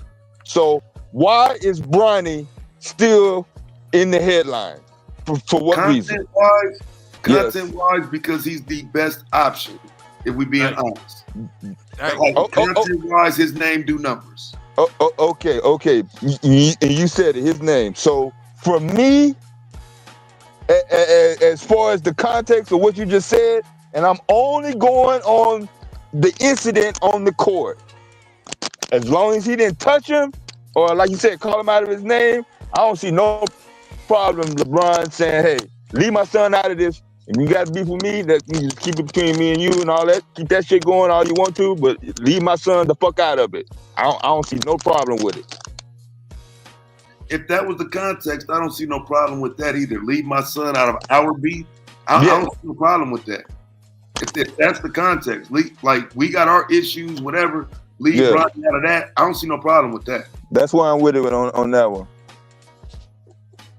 Yeah, I think that's a lot different than don't talk about my son though. I think it was all framed around the that shit being geared towards whatever hate you got towards the father. I feel like all that's like once my son gets in the league, like I said, as long as they keep it basketball, whatever they say, they say. I mean, I understand the game. I mean, it's media. You know, like some people might take shots at him as far as like, you know, as far as his gameplay because they got issues with me or whatever the case may be. But he needs to understand that. I understand it. And he needs to just stay focused on his goal, right? Like, don't let none of that shake you. Like, because I'm not going to jump out the window I can't stop the motherfuckers and talk shit about me. I ain't going to jump out the window and try to get them to stop talking shit about you. You just got to understand that just comes with the game. That's a part of this. I can't stop them. But I can stop this nigga. This nigga that's on the sidelines at this LA Laker game, I can definitely walk over there. You can't stop him though. I can definitely walk over there and put the fear in him. You can say something to him. I mean, you can risk a lawsuit and put hands on him, but you can't stop him. Psycho. I'm talking a regular Nick. We keep framing LeBron James in that aspect when he ain't never showed none of that, right? A regular nigga might put hands on him. This still LeBron, bro. I don't give a fuck what Stephen A. Smith think he is at ESPN. When motherfuckers get to talking power and influence and all of that, Brian went over there and put the Godfather touch on that nigga. Bro, you're never working this town and keep talking shit, nigga. They just signed the biggest contract in ESPN history. And it'll be the shortest contract in your motherfucking history. LeBron can't get Stephen A. fired. He can't get Stephen A. fired. LeBron to shuffle some. Hey, what's more important? Stephen A. talking shit or LeBron dribbling that ball? LeBron ain't gonna be in the league in 2 years. LeBron ain't gonna be in the league in 2 years. He not I think y'all forgetting. He let me expose him on some shit. I'm my bad. But I think y'all forgetting the aspect. LeBron brought that on himself and his son. LeBron said, I think during the summer that, or one of the times he was watching a game, that his son was better than a lot of players that's already in the league. We hashed that out. I know, but and then he said, and then he claims himself as the GOAT. Like, he gotta stop doing that if he don't want to get scrutinized for his words. Do y'all think LeBron himself the GOAT? I don't think that has to do with it calling himself the GOAT, but now placing that astronomical burden on him is crazy though. When he said that he was better than half the league, you gotta show that, and he hasn't shown that. I mean, that's what a criticism. Hold on, wait a minute, but Taz, when we do that, like It's a nigga named LeVar Ball that existed that said, nigga, my son is finna come do for the Lakers with Magic Johnson. Like, Right. And he hurt He's not LeBron though. They was in high school though. They wasn't pros. Yes, the fuck they was. This is Lonzo getting drafted damn near the first pick, and he like, he was like LeVar Ball is the ultimate sports dad, right? But he was just a regular sports dad though, right? Like he wasn't LeBron James, right? But that's my point. We keep like LeVar Ball couldn't pull no strings to get the ball, Lonzo and them in the league. Like they got in the league because they skilled.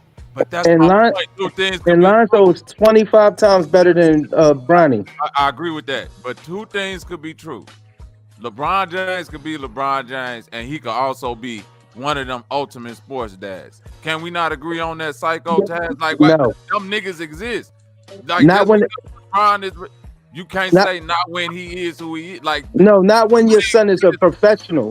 bro, the two He things. can do that for Bryce. Hold on, wait. But no, they not, because they are his sons. Like, I got His sons. son- It's still my son. When you hear LeVar talk about his son since he made the NBA, He talk about them niggas all the time. On a podcast though. Right. He ain't at no game, but he ain't at no game pulling down on niggas though, bro. No, because that's my point though, Taz. You're not talking bad about We keep adding, but Taz, I'm saying we keep adding that nuance in because this is the only time, this is the only person we can frame in that reference. There's nobody else that we could get a frame of reference of they play with their son. But if we So just frame it, but if we just frame it on the father aspects, it's plenty of NBA dads that we didn't see. Why, like fucking John Morant daddy can't go to a fucking Memphis Grizzly game no more. Yeah, but Like, no, hold on.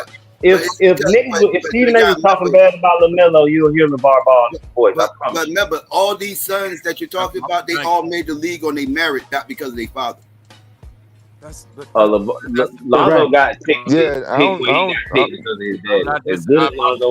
Listen, I'm not disagreeing with you there, but I still stand on the point of if LeBron James is not involved and Bronny stay at USC, I don't have no doubt in my mind that he can still go be the second round 55th pick. Like, no way. Like, No I way. don't have no doubt in my I mind think that if he he can would stay still in go college be and not got hurt, he still would have been able to get drafted. right. No way.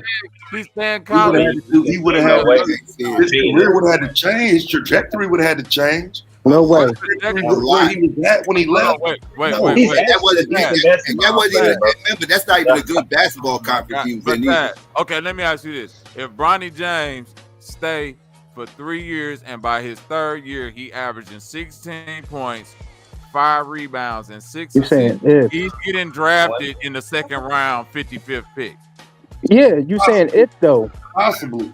Yes, because this whole thing is a No, listen. The whole thing is, but I'm saying we just Isaiah Thomas is not in the NBA right now. watch the nigga go to Duke. Derek Lively averaged 5 and 3 blocks and get drafted in the first He's round. 7-1. And in the ACC. Hold on. Isaiah Thomas is not in the league right now. Bro. He went to USC, bro. Isaiah Thomas. Yeah, which guy with the who went to USC? You talking about Bronny, right? Yeah. Yeah, because he wanted to stay close to home. Yeah, exactly. Because he can't go too far away from daddy. But that USC is not a trash school, bro. Listen, It ain't Duke. Hold on, wait, Not bro. basketball Look what school. I'm saying. We keep saying, Basketball. wait. It is a basketball school. Something. No, it's not a basketball school. It ain't Duke. It ain't Duke, but I'm saying It ain't Kansas. It It ain't Butler, nigga. It ain't He Butler. said I Butler. get that, but it's still a good school. Hold on, real quick though. In basketball? No. It's decent in basketball. Yeah, USC is a football school. It's a football school overall, yeah, but it's decent in basketball. I ain't OJ saying Mayo. it's a powerhouse. I'm picking Butler over USC every time. Nah, man, we gotta stop trying to translate draft picks to court play, man. You know that shit don't work. But hold on, real quick though, Psycho. Real quick, hold on, real quick though. Why we keep like I get that that's his father, but when you say want to be close to your father, this ain't like Taz is you know, I'm out there with my son that's trying to go to the league, and I'm saying, all right, a couple more jumpers, son, or something like, nigga, your dad is LeBron James. if your goal is to try to make it to the NBA, it's NBA players who spend their off season to come train with this nigga to pick his brain. So you trying to stay close to this nigga ain't like a far-fetched thing if you want to get a road to success, because you got LeBron. Why Marcus Jordan didn't make the NBA? On your own. Because his dad is Michael Jordan. He didn't make it to the NBA. No, because his dad is Michael Jordan. His dad didn't give a fuck about his kids. No, But Marcus Jordan averaged better numbers than LeBron. Bronny. Man, that nigga just threw Mike all the way under the bus. That's crazy. Yeah, Marcus Jordan played at what? FAMU State? What did he average? Ain't no state on there, FAMU. So now it don't matter where you I know that. No. That was a joke. And Michael Jordan did not interfere. Yeah, he went to Michael Jordan did not interfere. And I with think his Isaiah development. Thomas was his coach down there too. And Michael Jordan did not interfere with his development, didn't try to force the league to draft him and put him on teams and all this other shit like that. Man, we ain't had no sports analyst saying that he was trash either, did we? No. Yes, Marcus Jordan, He was like, Michael Jordan's son wasn't Michael Jordan. Like, he's definitely not Michael Jordan. They were dragging. They would say he wasn't good enough for the NBA and everything else. Yeah, they were dragging him, bro. Yeah. No, they not the way that they. I don't remember that. Maybe local media. Yeah, maybe a couple Florida. Yeah, Florida media. Michael Jordan wasn't sit up there saying like things like, "Yeah, my son can play in the league right now," and all this other shit, that, and the third. Michael Jordan said, Michael Jordan was like, "This is what he wants to do," and I'm gonna support him. But he got a lot of hard work to do. He said Michael Jordan kept saying that. Michael Jordan had sex and played golf with white women when he should have been helping his kids train to possibly get to the NBA. Now you're bringing up some personal shit. And when they couldn't make it to the league, he said, "Fuck it, I'll just come all that." His sons had the same problem Bronny got. They wasn't their father's size. He wasn't their father. No, he was undersized too. Bro, listen, no. Bryce different though.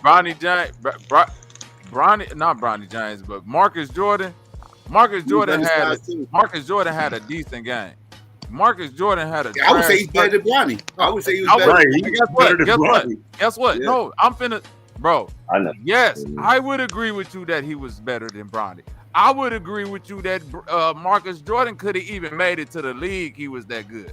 The only thing that kept Marcus Jordan from the league is that nigga daddy was Michael Jordan. He always was a spoiled kid, and for as good as he is, he never maximized his talent. They synced it, bro. Go back and look at the scouting report. That nigga had a horrible. Ronnie forget to the league. That nigga had a horrible. Wait. No. I'm talking about the work. I'm talking about the work ethic, bro. Listen. Marcus Jordan averaged 12 points a game. Wait a minute. Them niggas who scout these players, go back and look at the scouting report on Ben Simmons. The scouting report was he apathetic. We don't think he really liked the game. This is LSU. Yeah, they was correct. That's what I'm trying to say, Psycho. Them folks know, bro. So it ain't they didn't say nothing about he couldn't play the game. Everything about him was this nigga really don't like the hoop. He ain't gonna put forth the full energy. It was the same people that said Bronny ain't ready. So but hold on, wait. I agree with that. But none of his unreadiness came from him not pushing himself or having a lack of work ethic or having a lack of trying. I'm saying Marcus Jordan was better than Bronny. He didn't make it to the league because he didn't have no work ethic. The reason why he's snorting cocaine and eating watermelon now, Taz, what are we talking about? No work. Yo, listen, DJ Burns didn't even get drafted. No matter what you finna say about Bronny, cocaine and watermelon ain't in his future. I don't see that. DJ Burns didn't get drafted though. Who? DJ, the big boy from North Carolina State. I think he went to the championship game. He didn't get drafted. Is that because of Bronny? All them other spots, he wasn't better than them either. DJ Burns, a lot of people. Is that the big fat dude? Yeah. That nigga is finna go to the NFL, I think. Oh, no, what the fuck are you talking about? He not going to the NFL. To the league. I don't even think that nigga going to the NFL. Bronny got drafted at 55 because his father played for the Lakers. We know that. That's the only reason. He's not that good. I'm only Why up is he here to the, expecting anything? yeah, that's Say what that I'm again? saying. So I'm still trying to get where all this demeanor that's been given from Stephen A, you know, whether it's publicly, podcasts, or whatever. Well, I mean, how is he not supposed to expect anything? I mean, I'm just trying to see where the surprises come from. Because if he came up to him and said, "Oh, you know, you wearing a nice suit," or you know, big ups, you know, he wouldn't have been surprised then. But you know, he know it's never going to be like that. So, you know, leave my son the fuck up out of it. I really don't have a problem with it. I mean, there's enough talk, you know, from the other reporters. Like y'all said, he ain't running up into the white reporter's face. Yeah, he I ain't mean, jumping why should he? Skip Bayless. Why he ain't jumping Skip Yeah. Bayless' face? Why Skip Bayless should he been though? jumping for years. Yeah. Skip Bayless been jumping for years. He don't jump in that white boy face. He jumped in that black man's face. Yeah. Why should he though? Why should he? They're gonna talk about this shit any motherfucking way. Hold on, when did Skip Bayless ever go to a Lakers game? Skip When did Skip Bayless ever go to a Lakers game? Skip Bayless made a whole bag talking off LeBron. Every Bayless don't go nowhere. game. Yeah, About Bayless don't go in nowhere. the motherfucking house. You ain't never Them seen niggas Skip don't Bayless be at none nowhere. of them games. Shannon show up, Stephen A show up, the black people show up. Them white boys sit their ass in the crib and be safe. Check this out. But see, I think Hold on. it's different with Skip Wait a because. Go ahead, bro. No, the task. The only thing I'm finna say is that a few years ago, Shannon Sharp got on one of them shows with Skip Bayless and said some shit about Ja Morant. And he went and sat on the sideline of one of the Memphis Grizzlies game, and them Memphis niggas and Ja Morant daddy was damn. All them niggas got threw out the fucking Shannon Sharp. All them niggas damn, they got threw out the fucking stadium. Yeah, they did. I remember that shit. Over It some was somebody shit, had their nigga, phone. keep my Yeah. son name out your mouth ass shit. Yeah. Somebody But had their Shannon phone. Sharp I wasn't seen- talking basketball though. Shannon Sharp was talking about he was being a hoodlum. Bro, It's different. But my point is, I'm telling you, bro, as a father, you don't hear some of that shit. I'm not saying LeBron might be 100%, but I understand it because some of that shit go out the window when it's I'm here and I am who I am, and you really playing with my motherfucking name through my son's name. Specifically in the LeBron case. I'm not talking about the Ja let's be Morant honest case, though. because Are we that really having nigga a is an basketball? Are we really having a basketball conversation with Bronny, with his son, like his son? Are we really talking sports? We talking That's what strategy. Stephen A. We talking, Smith did. huh? Stephen A. Smith's conversation about Bronny was all basketball. And I get it. I get it. So I mean, if you're gonna talk basketball about my son, I mean, keep it 100. He did. Right. So, but see the difference between Stephen A. and Skip, though. To my point, why the fuck are you talking about basketball about my son though? You know damn well my son can't play no fucking basketball. Thank you, Dev. That's what I keep trying to What say. the fuck? You ain't said shit about You said that shit last motherfucking year in 2024. We get it. So why are you surprised, caught off guard because I'm in your motherfucking face in March of 2025? So I'm not surprised. Again, the reason why he don't pull down on Skip Bayless is because Skip Bayless sat up there and praised him and talked about how great Bronny was going to be because of his dad and how the Lakers needed Bronny in the backcourt and all of that type of shit. So he's not going to approach Skip because Skip was dick ride. Skip fell to his knees and praised King LeBron. Of course, he's not going to go. Is that why Stephen A. Went over to his show earlier today, looking for help? Yeah, I saw that. Them motherfuckers linked up today. Both them niggas look like sad puppies. Like what? That's crazy. I can't stand. Man. Hold on, hey, Taz, like y'all just talked all that shit about. I'm saying, what does Stephen A. got to stand on now? I mean, I get your point about the conversation, whatever. Okay, we still going back for it, but I mean, that should solidify it. I mean, you ain't got no motherfucking support. You run to this month. You got your own fucking show. That's my Why point. you been skip on your show? That's my point. That was a jab at LeBron. It was a jab at LeBron. It was a jab at LeBron. Yeah, I get it. Believe me, I get it. And to my point, leave my fucking son out of it. Let's keep our shit going though. Let's keep our son. Let's keep our shit going. He ain't saying nothing crazy about Bronny. Bro, no, I don't. I still don't see nothing. I have been looking even offline and text, and to your point, I really haven't seen nothing really out the way. But that not necessarily don't mean, you know what I'm saying? Something might have been said at a party or some shit like that. So I really don't know. But for LeBron just me, don't like Stephen A. LeBron just don't like for sure. Yeah, for sure. This what the problem is. But for me, leave my fucking son out of it. I mean, just to say that just because you're making comments about his sports play, I'm just saying that's just a bit much. I think this is what the problem was. If you listen to what Stephen A. Smith said, he pleaded with Bron. He said, please, as a father, I'm asking you not to put your son in the situation you was in. That's all really Stephen. He's making these comments after he's already on the team. No, right? yeah, but when he was before. This listen, before. listen. But don't No, hold on. He was saying how great. He said how great you are, and you were scrutinized as being LeBron James. You were scrutinized. Your son is not you. He's not. All he said is he's not ready yet. I'm not saying he won't be ready. He's not ready right now. That's all he said. And then after he got there, he was the first one ready to put the arrows in the motherfucker. That's what we saying. Yo, don't bring your son to this, man. Cause these niggas up in here, man, they go scrutinize him bad. No, bro, and you the first one to scrutinize. I'm not mad at it, but I'm not mad at Stephen A. for holding that position. But I'm saying you can't then at the same time get mad for a nigga coming to speak to you about his son. What's the football dude that does this? He used to play for the Steelers. He did a situation about the LeBron James, and if y'all see that, he was dead accurate. Ryan Clark. You talking Ryan Clark? Yeah, Ryan Clark was dead accurate on how he thought about this LeBron, and I agree with him 100%. He said he brought up the when Smokey was fighting, not Smokey, when Craig was fighting, and the daddy told him, let him be a man. Like, he a man. Yeah, that's real shit.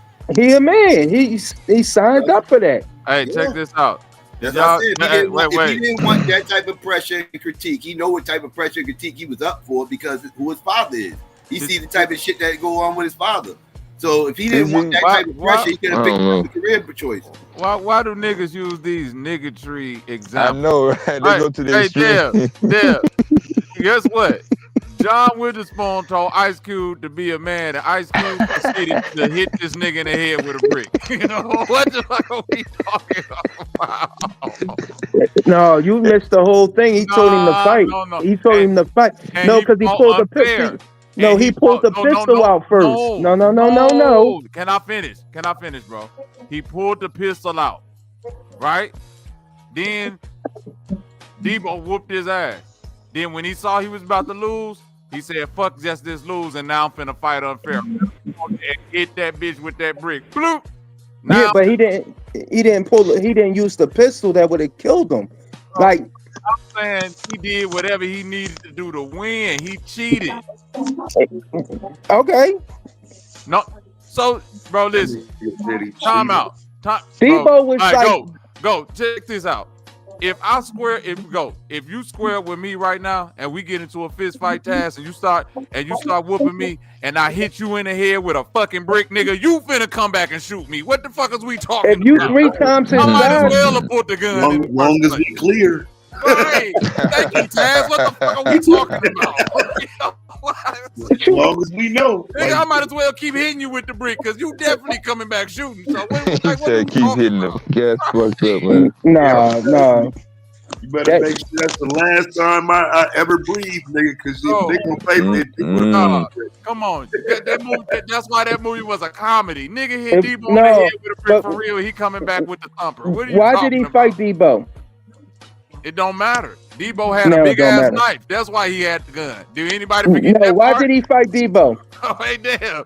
Anybody forget the part that Debo walk around with a big ass buck 50 with a towel wrapped around in the whole Exactly. movie? So why did he fight Debo though? Why he fought Debo? Yeah.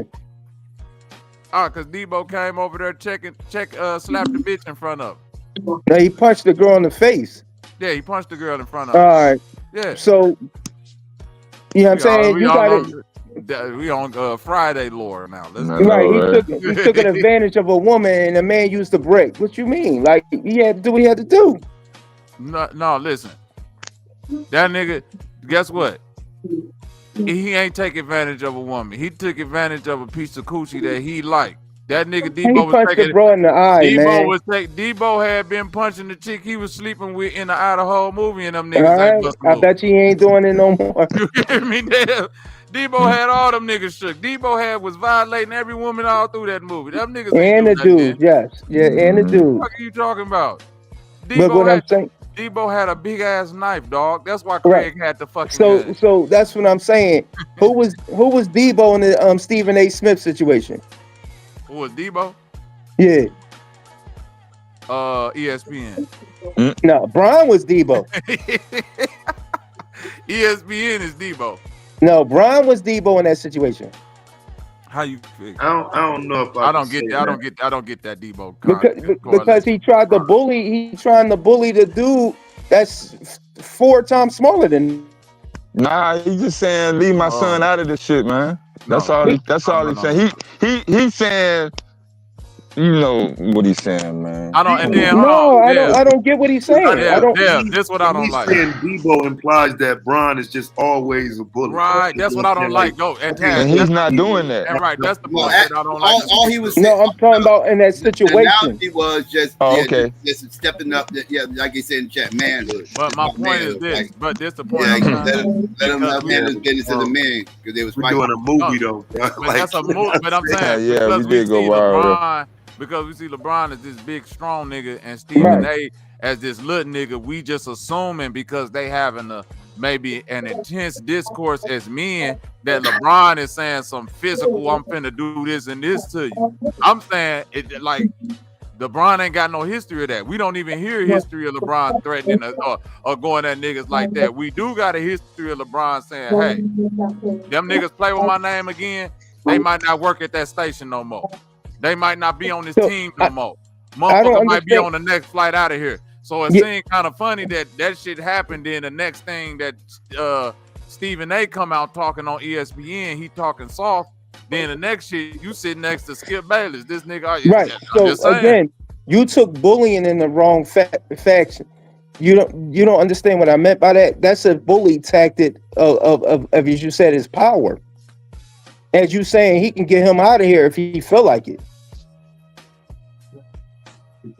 Yeah, but that ain't the same as saying like. What you mean it's not the same? Wait, I'm going off. If somebody came to you right now and said, "Wait, you cutting my words, bro? You cutting my word." I said it's not the same as what you said earlier, as far as him going up and like threatening him, like I'm finna beat you up. And I said, "Nah, nigga." I didn't say he was going to beat him up. I said he was Debo. You said he was Debo is implying that I'm finna beat you up or be on some. No, Debo was a bully. I said Debo was a bully. And he's not bullying him. If he is. You don't see that?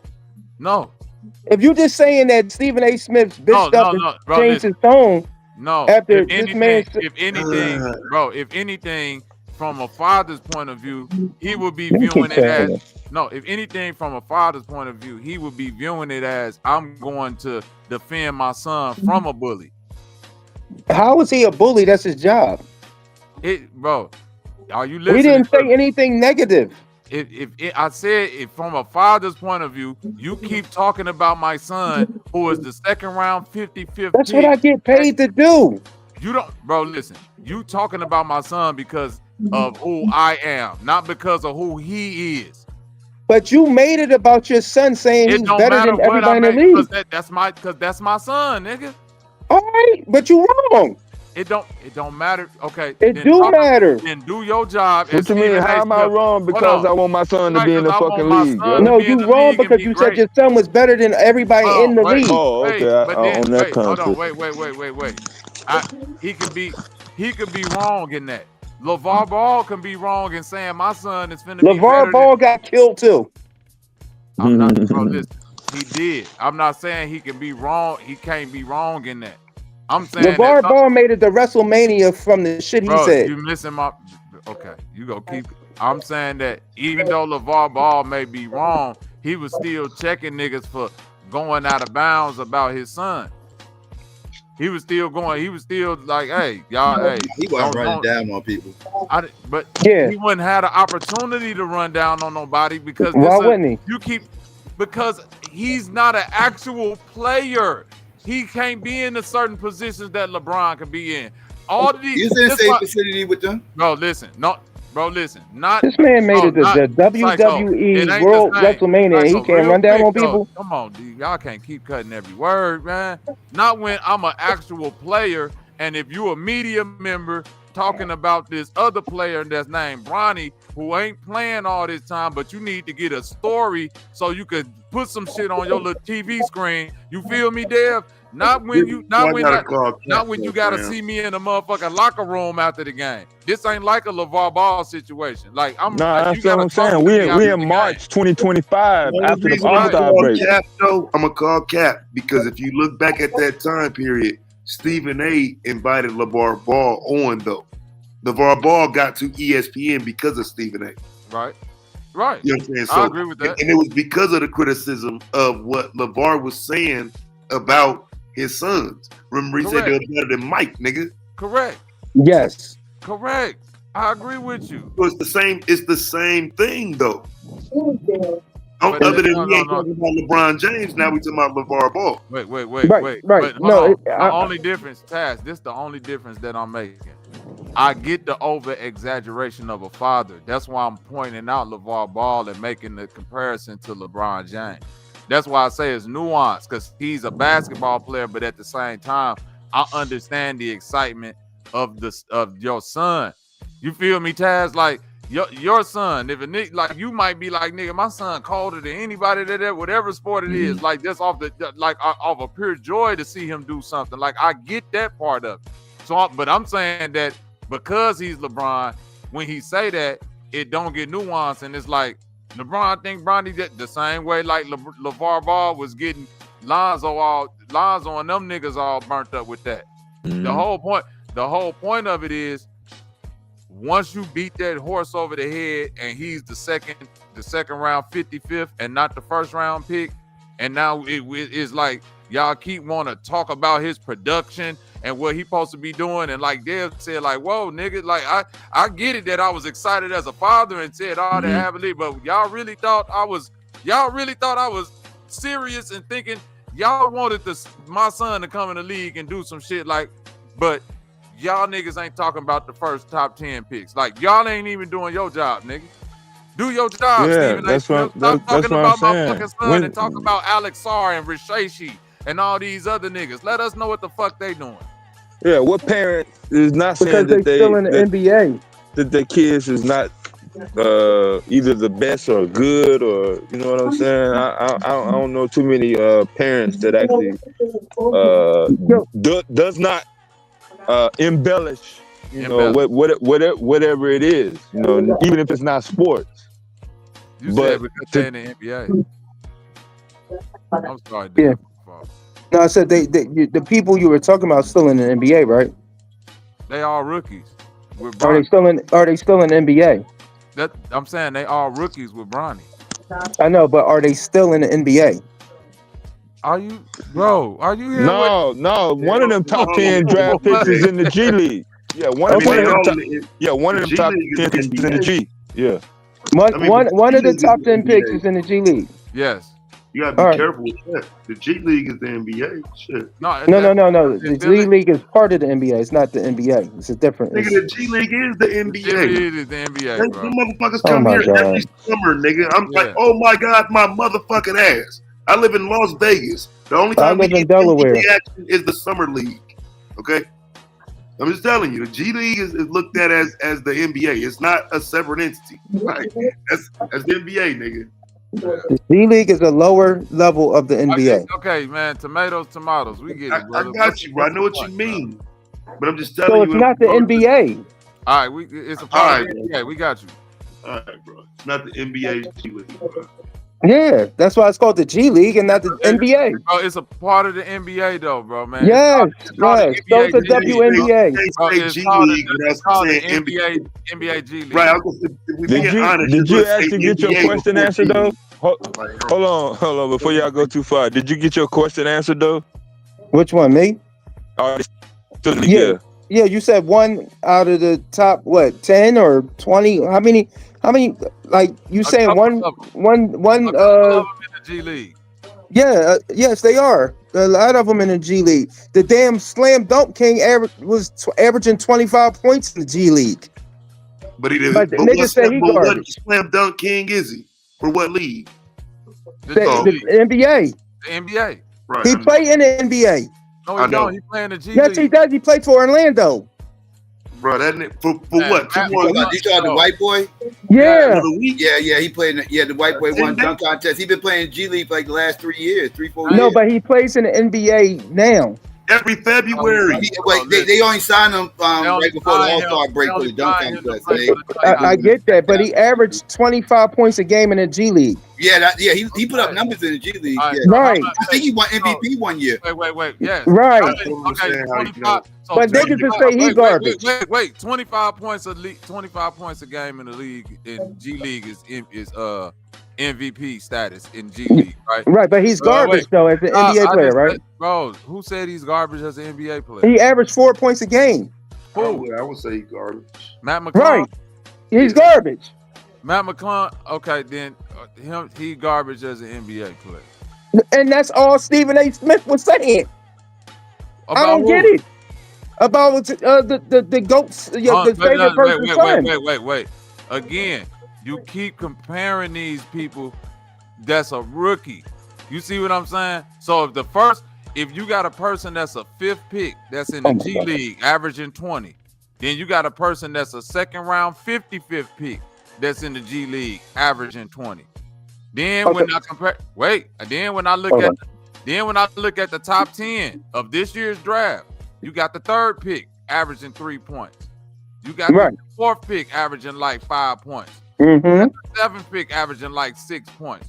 And you got the 1st pick averaging 11 points. And so I'm saying, wait a minute. And y'all, like, what production was y'all looking from the 2nd round 55th pick versus the 1st round, 1st, 2nd, 3rd, and so on? And if we saying that we trying to evaluate that NBA readiness, right?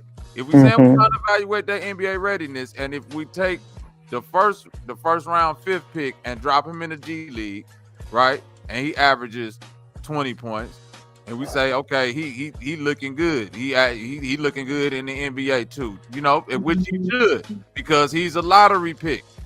But if we look at this 2nd round 55th pick, we'll say, well, he don't look so good. He look nervous. He look nervous out here. He don't look like he got the floor of the game, got the speed of the game yet. Let's send him down to the G League. And then let's see if he starts to do what the G League is there for, develop. So if we can see a development trend, which is what he's showing, meaning that if he can go from averaging 2 to 4 to then putting up 13 to putting up 20 points per game to hitting the 31 here and the 35 there, then it's like, oh, okay. He's starting to get more comfortable just playing basketball. Then when you bring him up to the NBA and give him a few garbage minutes and he go off for 9 points in 10 minutes, a couple step back threes in the NBA, then you're like, okay, he's starting to feel a little bit more comfortable. So right. That's the whole point that I'm saying about Bronny. Like, right. That's what Stephen A. Smith said. No, Stephen A. Smith didn't say none of that. He did. He said he needs to develop. He needs to go to the D. He needs to go to the D League. That's all he said. He needs to develop. Stephen A. Smith said in so many words, like Bron is a horrible father. He putting his He son. did. Oh my God. He never said that. All these, bro. He never said that. You're questioning my fathering skills if you. No, he's not. Now I agree with that though. Now hold on, that's no. Y'all gotta. I'm a dad. I know when a nigga questions. I'm a father. He is questioning his you father. should know when a nigga questions. I'm Bro, not. Question his father skills. I gotta Oh my agree with God. that. If I say to you, he's not out of bounds for bringing LeBron up. Bro, who? Stephen A. Smith. Listen though, but y'all making it because here's the problem. I think is the criticism is true. Like that, because let's just be honest. What Stephen A. is saying. Hold on. That's what I'm saying. How are you criticizing his play and not bringing the other draft picks parents up? See, this they ain't in the league. Hold on, no, not just that. Expectation. My only criticism. So we only should talk about their parents if they're in the league. That's what I'm saying. But no, if Stephen A. Smith, the only point I'm saying that for is the criticism is because of your greatness. With your greatness, you're heaping this expectation on him. Maybe not even purposefully. It might not even be your fault. But this is what's happening, and you watching it happen because it happened to you. Right. That's true. I get that. But Taz, Yo, I get that. He averaged 4 points in college, bro. No, brother. All that we went through, all of that. All of I that know, but he got drafted too early. Wait, all of that could be true, but you, as Stephen A. Smith, still supposedly have a job to do. So if I pull you, we don't know what LeBron James said to him. But if I hit the court and I say, hey, bro, me and my son, not the Dallas Cowboys. You feel me, Taz? Don't make us your center headline every motherfucking week when you ain't got no news stories and you just want to bring up Bronny and motherfucker. You feel me, Taz? Like on some real nigga shit. That's all I'm saying. Yeah, I'm only on LeBron on this particular incident. I feel where you coming from, but that's some bullshit. Though. Yeah, I disagree too. No, listen. No, they write what they want to talk about, bro. No, but what I'm saying is I'm saying LeBron ain't wrong for getting in his face though. I mean, I still don't see what LeBron is out of bounds. No, I think he is. You gotta bring up my son's play. And then you just can't say, okay, he's not ready, this and that. Can somebody tell me when he did this? Bro, listen. Oh, I'm telling you, look at the. No, when did he do this? Listen to what I'm saying. Listen to what I'm saying. When bro. did Stephen A. Smith bring up podcast, girl? He got a podcast. He got ESPN. He got all this. When did he do it? Listen, I'm trying to tell you when, bro. It's been happening, bro. We're not finna act oblivious like I got to source up 20 clips of Stephen A. Smith. No. I don't need 20 clips. I'm just saying the last time. He said 20. I'm just saying the last time he did it for him to actually get offended this time. Season, bro. He's been talking shit all season. All season. So what he been saying? Because I don't watch his podcast. I'm trying to tell you, bro. The point is this. It ain't got nothing to really do with what he's saying. His critiques of Bronny, no matter how true they are, has less to do with the validity of the critique and more to do with Bron saying, all right, that's enough now. We passed All-Star break. My son is a second round 55th pick, and we ain't heard shit all season about the top 10. Hey, dog, me and my son, we not your Dallas Mavericks talking point. We not the Dallas Cowboys. We not you ain't finna just talk about us all motherfucking year. And if you want to talk about somebody, keep your little LeBron Jordan debate going, which is what they did on the Skip Bayless show. And they ain't said shit about Bronny the whole time because he like, man, don't you say talking about this morning? This morning. All they did was have a LeBron and Jordan debate. Yeah, if he was gonna do his job, why didn't he continue to talk about him? But why don't you think that's the issue though? That Stephen A. Smith don't have him as the greatest player of all time. That's not the issue, brother. How do you know that? I'm gonna tell you why I know that. Okay. LeBron, before any of this shit kicked off, to add context, Stephen A. Smith came on ESPN. He said, LeBron James sent me a message through his people over at Clutch Sports. I don't want to name no names.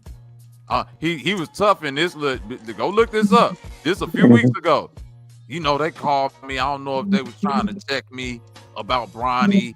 You dig what I'm saying? And say whatever about, yo, don't say this and that about Bronny. He was like, yo, look. Yo, Bron, that's soft. You got my number. You want to talk to me. You know how that nigga be talking, Taz. You know how to talk to me. You want to come talk to me? Come talk to me. Don't send your little people to come call me, tell me, don't talk about Bronny and all that. And the next time you seen LeBron, he was in that nigga face. Okay. All right. Yeah, I ain't see that one though. I didn't see that. So You ain't see that? You ain't see that just a week ago when that nigga came on there and said that, yeah, them niggas reached out to me and told me to stop talking about Bronny. That would make a difference, but still, that's why I said add context. It's not a good look for him though. It's still not a good look because, like I said, the entire NBA is watching you do that. I just don't. But I'm saying the entire media and the league is watching how Stephen A. is handling this also. No, if he said that, it's irrelevant to Bronny's future in the NBA. If Bronny gonna be in the NBA without LeBron, he don't need his dad pressing niggas. Bro, listen, you don't need your dad pressing niggas if you T Morant. If your daddy is LeBron James, press away. That's what I'm saying. Like, you know, infamous words of motherfucking Rico from Paid in Full. What's the use of us having all these fucking soldiers if we ain't finna use them? Nigga, I got the power for a reason. Yeah, I just don't get it goes that deep that a sports analyst is getting pressed by a father that his son is a professional. I think if he was talking about Bryce, I get it 100%. This man's accepted the contract. That's part of the game. Like, actually, what Stephen A. Smith talking about him is getting him more jersey sales, more press. Like, it's the evil of the new current internet shit. The more you talk about a nigga, the more niggas gonna search for a nigga. So I get what you're saying, but like I don't get the negative connotation here. I think he spoke his truth, and Bronny getting busy in the D League, and that's good for him. I get that, but if this is the social media age. Yeah, Bron came in the league 2003, so he's basically walked his whole career through social media's scrutiny and criticism as being the number one, as having no flaws, like no fuck ups or nothing really on his record. On and off the court, right? On and off, I'm saying no flaws, unless you can say losses in the finals. But I'm saying like, yeah, whatever, yeah, right. That's what I'm saying. But like, you making the point. But hold on, my whole point is, if I didn't already walk that gauntlet, I didn't did that. Y'all not finna do that to my son. We keep framing it. Because we keep framing it. If you're considered the second best player all times or first, wherever you want to put yourself, you LeBron and you got screwed ass. I'm saying they do it to him and he's making it easier, bro. They're going to do it to him regardless. You're making it easy. You're making that target bigger on his back. Because right now it's just Stephen A. But you ain't thinking about the amount of people who gonna think about clout chasing by coming from Bronny now. Right. Now you put a big ass target on Bronny back. Now it's like I get that. LeBron, you want to get Bron attention, fuck with Bronny. I get that, but then it adds to like the other overarching issue of like people like fans. It's been a large swelling community of people like complaining about sports media coverage. And it always being centered around these dramatic debates or the same talking points over and over again. So it ain't that people are getting tired of Bronny or, you know, at this point feeling that they're getting tired of why is this still a news story? You feel what I'm saying? And LeBron kind of highlighting that. I'm telling you, man, there's folks out there that's like, it's still a news story because he's still out there. No, they still pulling him up from the G League to get the head. I get that. No, not to get the head, bro. Whether if you say get the head, no, bring him in for okay. If they pull him up to get the head, if that's what we saying, then that's just what we saying. But it still don't end the fact that y'all are sports media coverage. Cool. this was a dope story, right? Hold on, wait, no, this is a dope story. Bronny came in the league. We saw him on the court with his son. Bron, you feel what I'm saying? Like the moment we months past that moment, Dev. Yeah. Why we don't know about the 1 through 10? Right, because that's not relevant. Now that Luka has been traded there, it adds to another point. It adds to the point that what's been going on, why they saying NBA viewership down and all of that, bro. It ain't nobody in that top 10 that's a superstar or even a star. It ain't nobody. That's my whole point, Taz. So they gotta give they name them. That's my whole point. You can't. No, I'm talking about other stars in the league right now. You missing, bro. We not comparing. Like I never seen a first round dude just come out the joint and be the star of the NBA. Wait, why are we expecting something from a second round 50-50? That's my point. I think it hurts we expecting something from second round 55th? Because it's LeBron James' son. Prospect is everybody's waiting on. Everybody's waiting on Cooper Flag, bro. That's right. No, they waiting on Cooper Flag. No, Taz, no, it's another brother that's better than him. I forgot the bull name. Cooper finna be number 1. I get it, but guess what though? Nah, what's the bull name? Wait, hold on, real quick, bro. All I'm saying is this though, Taz. We get it. It's like the Caitlin Clark story. Yeah, bro. He in the league though, bro. I don't know about no K. No, the height. No. Yeah. Because they were saying she was like the best. Okay. Like, bro, but hold on, bro, because you gonna make say that story though. It's gonna come around. I'm saying that Bronny James is doing for the media as far as coverage of the NBA, Adam Silver and all of that, from a rookie standpoint, because we can't compare him to third-year players, fourth-year. Oh, this play. You just said no roster nowhere. Yeah. You feel me? The only thing we can compare him to is his draft class that he came in with. That's the comparison. Out of all the draft class to come out, you just happen to be your lottery ball fall. You came in with this draft class, bro. And guess what? The top 10 don't seem like they doing no better or worse than the bottom 10. Damn. That's the fact. Yeah. I mean, that's not really true though. For example, like you was mentioning, what's the name earlier? He just had 25 points the other night. Even though he don't play, he only averaging like 5 a game. But when he played 31 minutes, he putting up 25 points. Who is you talking about? I forget who that was. Somebody you mentioned. Ronald Holland. Ronald Holland, right? So listen. It might have been who it was. But Taz. This is my point. He ain't putting up nothing on the court. But that's what Taz. This is my point. This is my point about upside, though. If you're the first round, 5th pick, and you averaging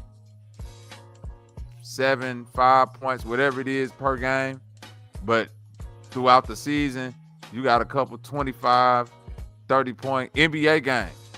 That's on par with where I picked you at and your development, because you're a lottery pick. If you're a second round, 55th pick in the NBA, and you develop and give me some 30-point G League games, I'm gonna have to live with that. Do you feel me, Dev? Like the ceiling for what I expected from the second round 55th pick. I don't give a fuck whose son it was. So Matt McClung was never drafted. You do know that, right? He don't get no smoke. No, Matt. Zero. No, I'm going fucking years in a row. Like 20, 24, 25. I mean 23 and 22. 1, 2, 3. Zero smoke. They just drug that white boy out there. Y'all. No, listen. When I'm comparing to what you're saying, that's why I mentioned him. You're saying if somebody give you this in the D League, this in the D League, the Bull won the MVP of the D League, averaged 25. He won 3 straight slam dunk contests. He played in the NBA. He averaged 15 in college and didn't get drafted. Bronny averaged. Bronny averaged 4. What did he average in the NBA? See that? Bronny averaged 4 and got drafted. This is where the problem lies with people. This man averaged 15 in the NBA, didn't get drafted. LeBron James' son averaged 4 and got drafted. Because he's LeBron James' son. So that's why he's getting all the scrutiny he's going to get. Bro, my point is, he averaged 4. He got drafted second round, 55th. And somebody that averaged 15 didn't get drafted. And if you telling me the person who averaged 15 didn't get drafted. But they both still end up in the G League. And one was the MVP. One was the MVP. You still missing my point. No, you just said. Wait, bro. No matter if one got drafted at the end of the fucking listen. How many picks is in the second round of the draft? I don't know. So one person get drafted at the end of the draft. 55. It's probably 5 more picks after him. Do you hear And me? that's it, yeah. And it's done. He gets drafted at the end of the whole NBA draft versus a nigga undrafted, and they both end up in the G League. That's on par for their talent level. That's the point what Stephen A. Smith said. That's all he said. Oh, wait. But when you say he's not what I'm ready, saying is, wait. But when you say that's he's not all ready, he said. that ain't all he's saying. I'm talking about from what I saw. From what I saw on ESPN. Wait. That's what Stephen A. Smith said. But when you say leave my son the fuck out of it. No, that's not all he said, yo. All right, I would have to.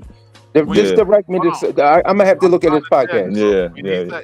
When he say, as a father, you shouldn't do blah blah blah because you're like basically questioning my parenting skills. No, I ain't did, bro. You keep saying no when I'm telling you LeBron ain't showed nothing but every step, the meticulous step that he made with his kids, then been the right step. He ain't made a wrong one yet. In his career or his kids, they were millionaires, but Bronny was a millionaire before he got in the league, nigga, in his own right. So I'm saying that once he, like the NBA getting that check, he was already a video gaming millionaire. All right. Yes. So hold on. So peep game. Second round, 55th pick. Right? We're not expecting him to do anything more than an undrafted player, right? Matt McClung, 25 points a game, MVP of the G League. Bronny James, 20 points per game in the G League. You understand what I'm saying?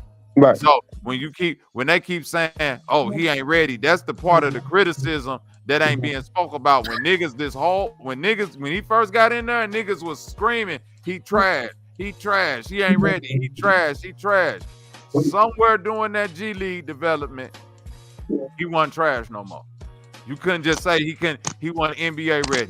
Somewhere doing that G League development, they start bringing him up to the NBA. And the nigga started performing in the NBA? In the trash minutes, yeah. Nah, he averaged 0.04 points per game. Because he only getting like 2 or 3 minutes per game, bro. But I'm saying, again, it's just like what Taz just said. Like, dude only averaged 5, but if you look at it, he got a couple games in there where he got a 20-point game, a 30-point game. Like, yeah, Bronny only averaged 1 point per game. He only averaged 4 minutes per game, but I seen the game before the All-Star break where he played the last 9 minutes of the game versus the Jazz in 10 minutes. So in 10 minutes, he got 9 points, like 2 threes, some step backs, some layups, like aggressive. The shit that you want to see from a motherfucker that's just out there in garbage time trying to score. But what I saw in that game, I'm saying development-wise, when I saw him go get that 9 points in 10 minutes, ain't no way he would even try to do no shit like that in that first NBA game. That nigga was a deer in the headlights. No doubt. His dad made sure that they played together on the court to be the first ever. And that's the thing that people don't see. Everybody is tired of hearing that the first ever. Like Kareem won a chip at 40. Oh, wait a minute, QU Black. He called Bronny a Make-A-Wish kid. Oh yeah, you getting shot for that. Who said that? Yeah, don't call my fucking son. There. He called him that? Hey, hey, D Blue, case closed. I ain't even finna speak no more on it after that. If y'all defend that bullshit right there, then I'm through. You can criticize everything you want to. Oh, I ain't see that. My son is a Make-A-Wish kid, and I got I him in ain't see here that. disabled. No, that's different. I'll smack the shit out He said that? Yeah, I mean, I don't see nothing wrong with that. I would kind of agree. Nah, that's Make-A-Wish is different, bro. That's crazy. No, I mean, contextually speaking, he's not calling his son special needs or no shit. No, Make-A-Wish is different. You got your son in the league. Yeah, but it's just an example of that. I don't. No. I don't. Think no more. No, they got a Make-A-Wish Foundation in Philly for kids, man. That's terminal. That's terminal death. Yeah, you finna die, man. Right. No. This is what Make-A-Wish mean. Yeah, Make-A-Wish mean that you so fucked up. Right.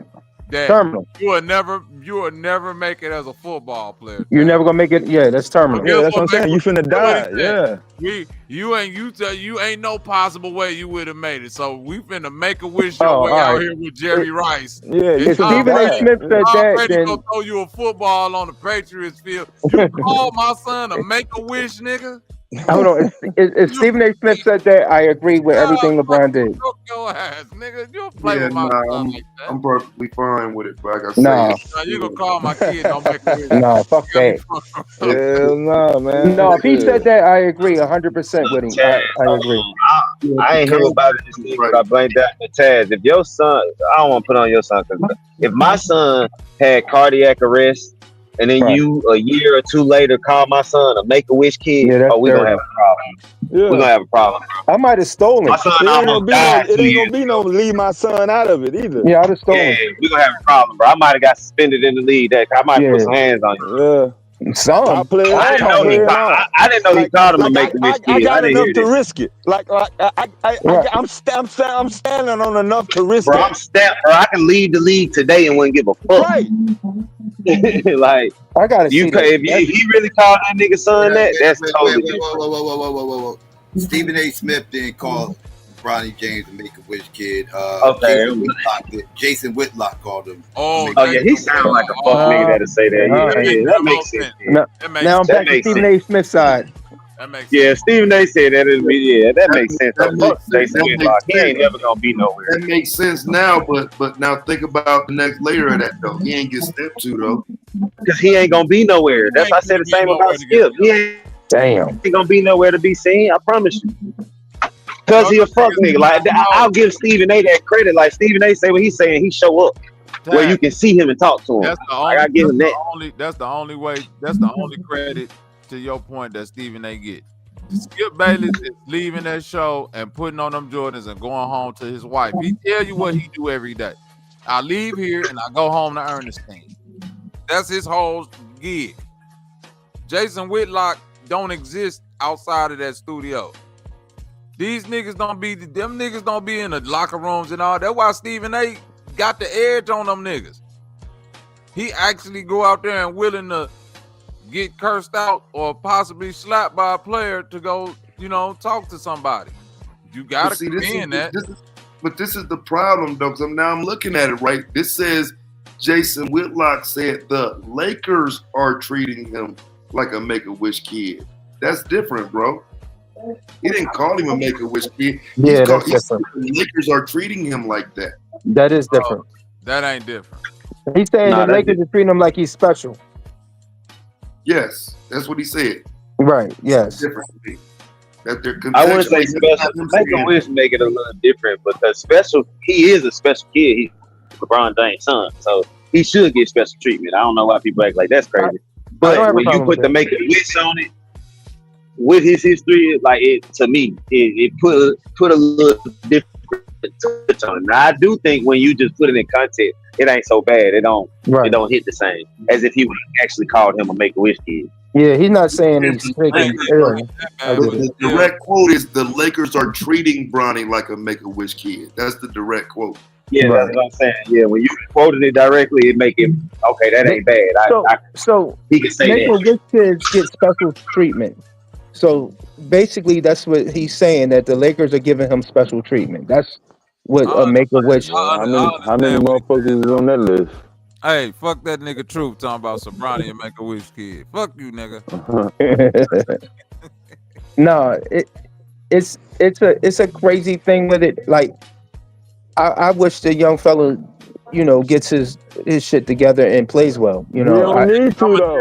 He don't, man, if he don't never pick up a basketball, he's still good, yo. Yeah, No, I'm not. I'm saying that because that's his desire to play in the NBA. You know what I'm saying? I don't know what that nigga desire is. That nigga desire probably could have been, I just finna get out here so my daddy could get the opportunity to play with it. We don't know if that nigga even was excited about the NBA like that. All we know is that Bron got enough power to pull it, man.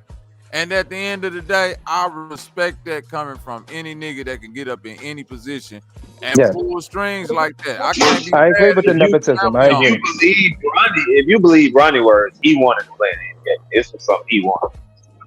You say so if you believe his words. Hey, he said it. You know, I wanted to interview and I'm not saying that they got to be true. But when I was young, and my pops was the manager at that factory, the supervisor. And them folks said, "Why you want to work here?" Because I all that same shit. I'm in here making this check. Y'all might not see me in 2 years. I'm finna get this money because my daddy is the supervisor and he finna put me on. Yeah, but I think if he didn't want to do that, he wouldn't have went that way. I think he did want to play. He does want to play NBA basketball.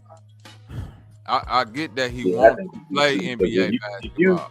If you fall out from cardiac arrest on the court and then you go back to playing basketball some more, you gotta like basketball, nigga. Because I would have went to my little game and shit.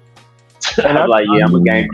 I'm gonna say this. I think the little brother's gonna be better than him. That's just my. He might be, but I'm saying this. Even with the game and shit, Fontaine.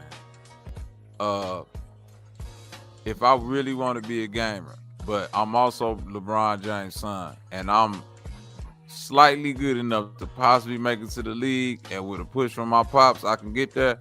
Yeah, I'm finna go do that, stack up that check, along with any endorsements or networking that might come from that. Then once that shit run out, go back to finish doing my gaming, possibly build up some networking so I can get into the family. Who knows? Low risk. And he ain't gotta take no chances. He ain't gotta worry about am I gonna get traded or a renewal contract. None of that motherfucking monkey ass shit. And come in there, play them little 3-4 years and get the fuck out the league. Man. Fuck that NBA. Y'all niggas up here gassed up about, is he gonna be like his father? Is he gonna score? Nigga, Bronny probably like, nigga. We knew he wasn't gonna be like his father, bro.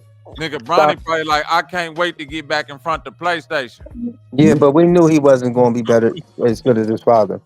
But I get what y'all saying. I just wish, that he doesn't get the, the shit that his dad had to deal with, because, that's crazy. What does daddy have to deal with? What? Everything, man. They killed LeBron for years. And he was considered. He's considered one of the GOATs. Out of any athlete I ever seen in my life, at any sport. No, I'm saying he had pressure. No, I'm saying he had pressure from a basketball standpoint, and like from media scrutiny and the social media and all that. But I'm saying when you that's only because he didn't have nothing going on outside. If he would have had some shit going on outside, he would have got some scrutiny. That's what I'm saying. He had nothing going on. He had pressure, period. Like he had pressure to not get fucked up outside. Like a lot of pressure to not fuck up, and just carrying the whole mantle of the chosen one since high school. Like he had some shit that they swept under the rug, in my opinion. But it is what it is. Hummer shit. That's true. I mean, the Hummer stuff and all. No, his wife picked up a package too. I mean, but that's the PD alleged shit. All of that. It ain't. I get it. Like LeBron had real pressure. Like Bronny, this ain't no real pressure, but like LeBron had. LeBron had real pressure. That's my whole point, Psycho. But nobody's expected Bronny to be a Hall of Famer. Like they expected LeBron to be the GOAT. They expected him to take over Michael Jordan and stuff and break all his records. Like they was talking about this shit when he was in high school. So like and it turned out to be true. That's what What's I'm saying. What's the bull he played with? Nobody That- expected Bronny to be an all-star. What's the Nobody bull? expected Bronny to be a starter in the NBA. Yes, they did. No, not Bronny. Yeah. What's the dude he played with that they was saying that was his mom? He was smashing his mom too. He had to deal with that, man. That was crazy. I get Oh, you that. talking That Delonte ain't had West? nothing Yeah, to- that was. Yeah, they was calling Delonte West his pop, bro. That didn't have nothing to do with him. That's who his mother, if that shit was even true, that's who his mother chose to lay It down. don't matter, man. You don't want nobody teammate smashing your mom, man. She's crazy. That was always a rumor, and I'm saying he never came out and even said nothing. LeBron never even came out and said none of that's not even true. He never said nothing about it. He just act like that shit ain't even exist. That was the best thing he did.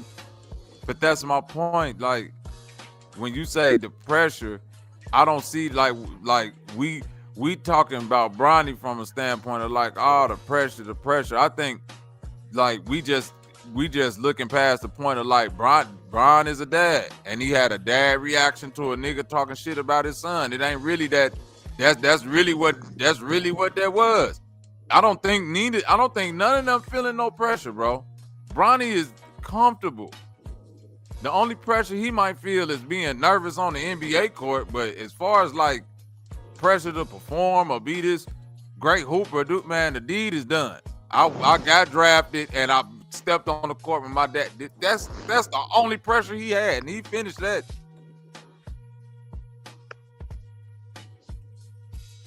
I don't know about that. He might have a little bit more pressure we don't know about. I mean, he is a teenager. He ain't looking to go to no motherfucking playoffs, championship. He don't give a shit about none of that shit. What is he supposed to do, bro? Rookie Make of the the year. man of the year. Yeah, sport. Yeah, none of that. So I think the niggas that's criticizing them want the fantasy to come true. That this nigga all of a sudden starts scoring 28 a game. Damn, like it ain't gonna happen. Everybody know it ain't gonna happen. I think that's why y'all so mad, because y'all like, man, I thought he was really Bron's son. He was gonna kick in the jeans and start dunking on. Man, no, bro. I mean, it's a lot of sons in the NBA that don't get the hype that LeBron's son got. That's getting buckets in the league, though. You know what I'm saying? Like I just hate that for for LeBron and them to have to go through that with his son. I think that we keep putting this in a whole wrong frame of mind. It's a lot of sons in the league of ex-NBA players. Right. It's never, nigga. Never been a nigga played with his son. That's the whole caveat to all of that. But what does that really mean, though?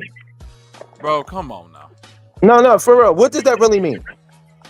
That mean any attention that mean if my son would have been undrafted, bro, and still got to the league, any attention, any over criticism, anything that people look at from my son got to do with me. It ain't got shit to do with him. It ain't got shit to do with y'all evaluating his real talent or where, you know what I'm saying, or looking at his growth development pattern or looking at what he could do good on or off the court. Ain't no nigga scouted nothing no more. Ain't no more Chris Bergman and RIP my nigga that used to do the booyah, all that shit. My God. Yeah, I just think that it was a this is what my problem is. I think it was a selfish thing by Bron. I think he wanted that more than his son did. Yes, I believe, bro. Listen, if I'm Bron, bro, yes, I believe that. I believe that Bron, as a father, really wanted to be the only nigga in the history of the NBA to play long enough to play with his actual child. Yeah. I mean, can you blame him though? Really? No. I'm cool with the nepotism and all that. I'm cool with it, but I think that where we at now was because of Bron, and that's where people don't understand the problem lies. We're here because of LeBron James. Bro, niggas be saying that, but y'all niggas really slick hate the nepotism No, I love nepotism for all of our people. I have a problem. I don't have a problem with it. But let me put it to you like this: nepotism in this, because this the first time this didn't happen. This nepotism seemed to be critical from all angles overly when we got decades upon decades of nepotism inadequately from white ownership and coaching. Dev, you feel me, Dev?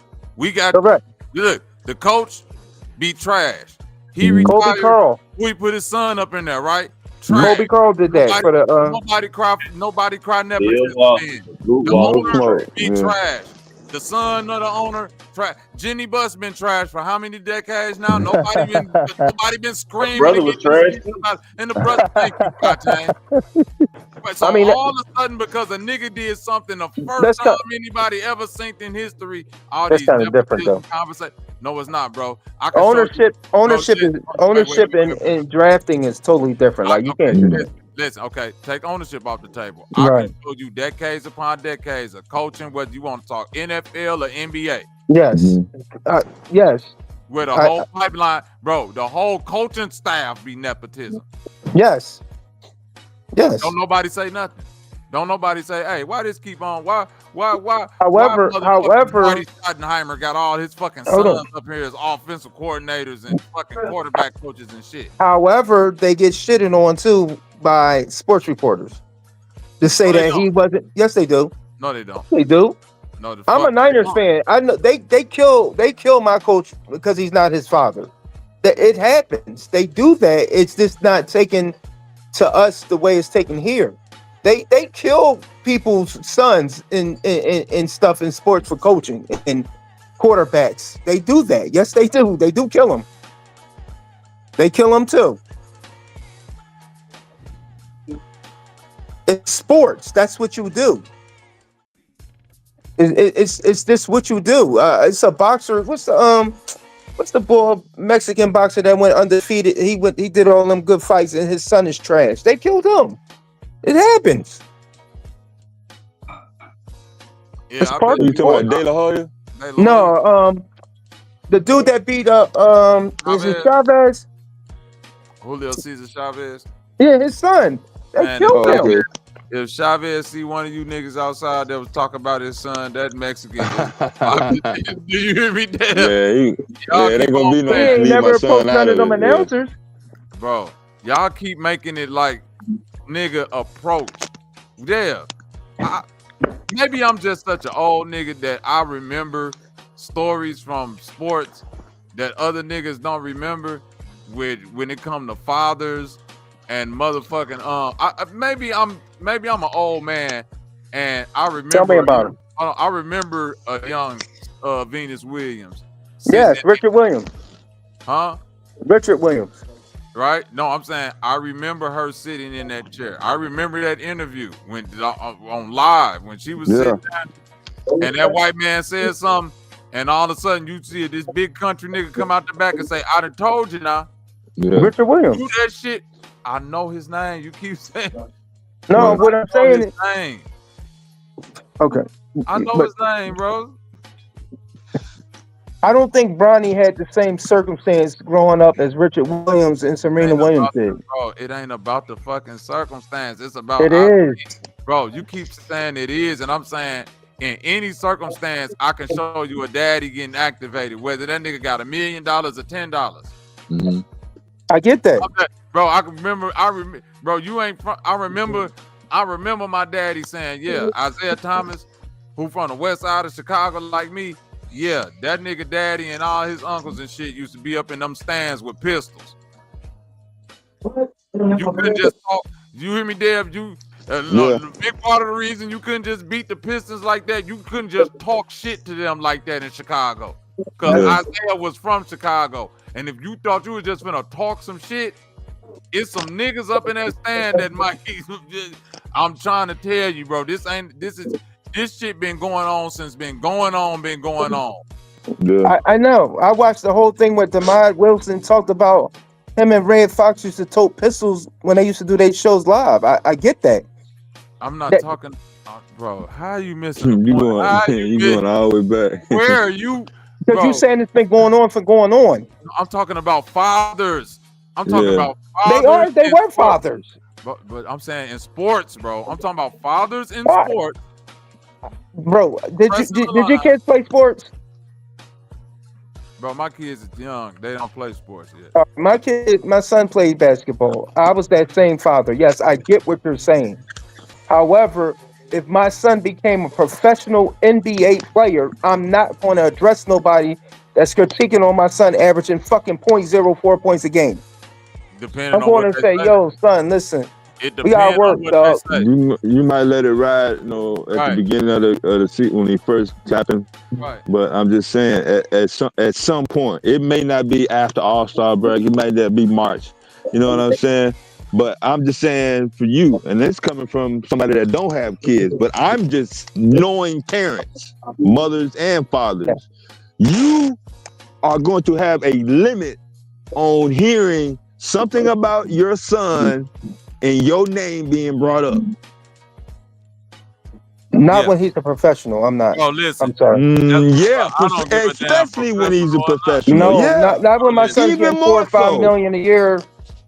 If he's not disrespecting my even more son, so. Yeah, no, you're gonna be even more pissed off. Yeah, if he's not disrespecting my son personally and he's talking about his game, I don't think I would have anything to say about that. If your son play for some team in the NBA, yes, and Stephen A. Smith get up on there and he be like, "Yo, this boy right here, he's trash. I don't know what type of father could have raised it. You know how that nigga be talking there. What type of father could have raised it?" He didn't say that. See, that's you. Oh you no, bro! you putting, No. You putting additives on that. Yes, of course. If he said that, I would say something. If that man said what he said, I have no problem with it. Blue, you can't keep cutting me when I start to get in my bag, and then kept you it want to answer the basketball. only one you want to answer. But he kept it basketball. He wasn't saying all the extra shit. Right. Basketball. Bro, he questioned his bro. If Psycho, I know you might not feel this way, but I feel this way. If I say to you, yo, as a father, I wouldn't do that with your son, yo. Because as a father, if it was me, blah, blah, blah. And yo, after me, you be like, yo, nigga, what you trying to mean as a father? What does play got to do with the father?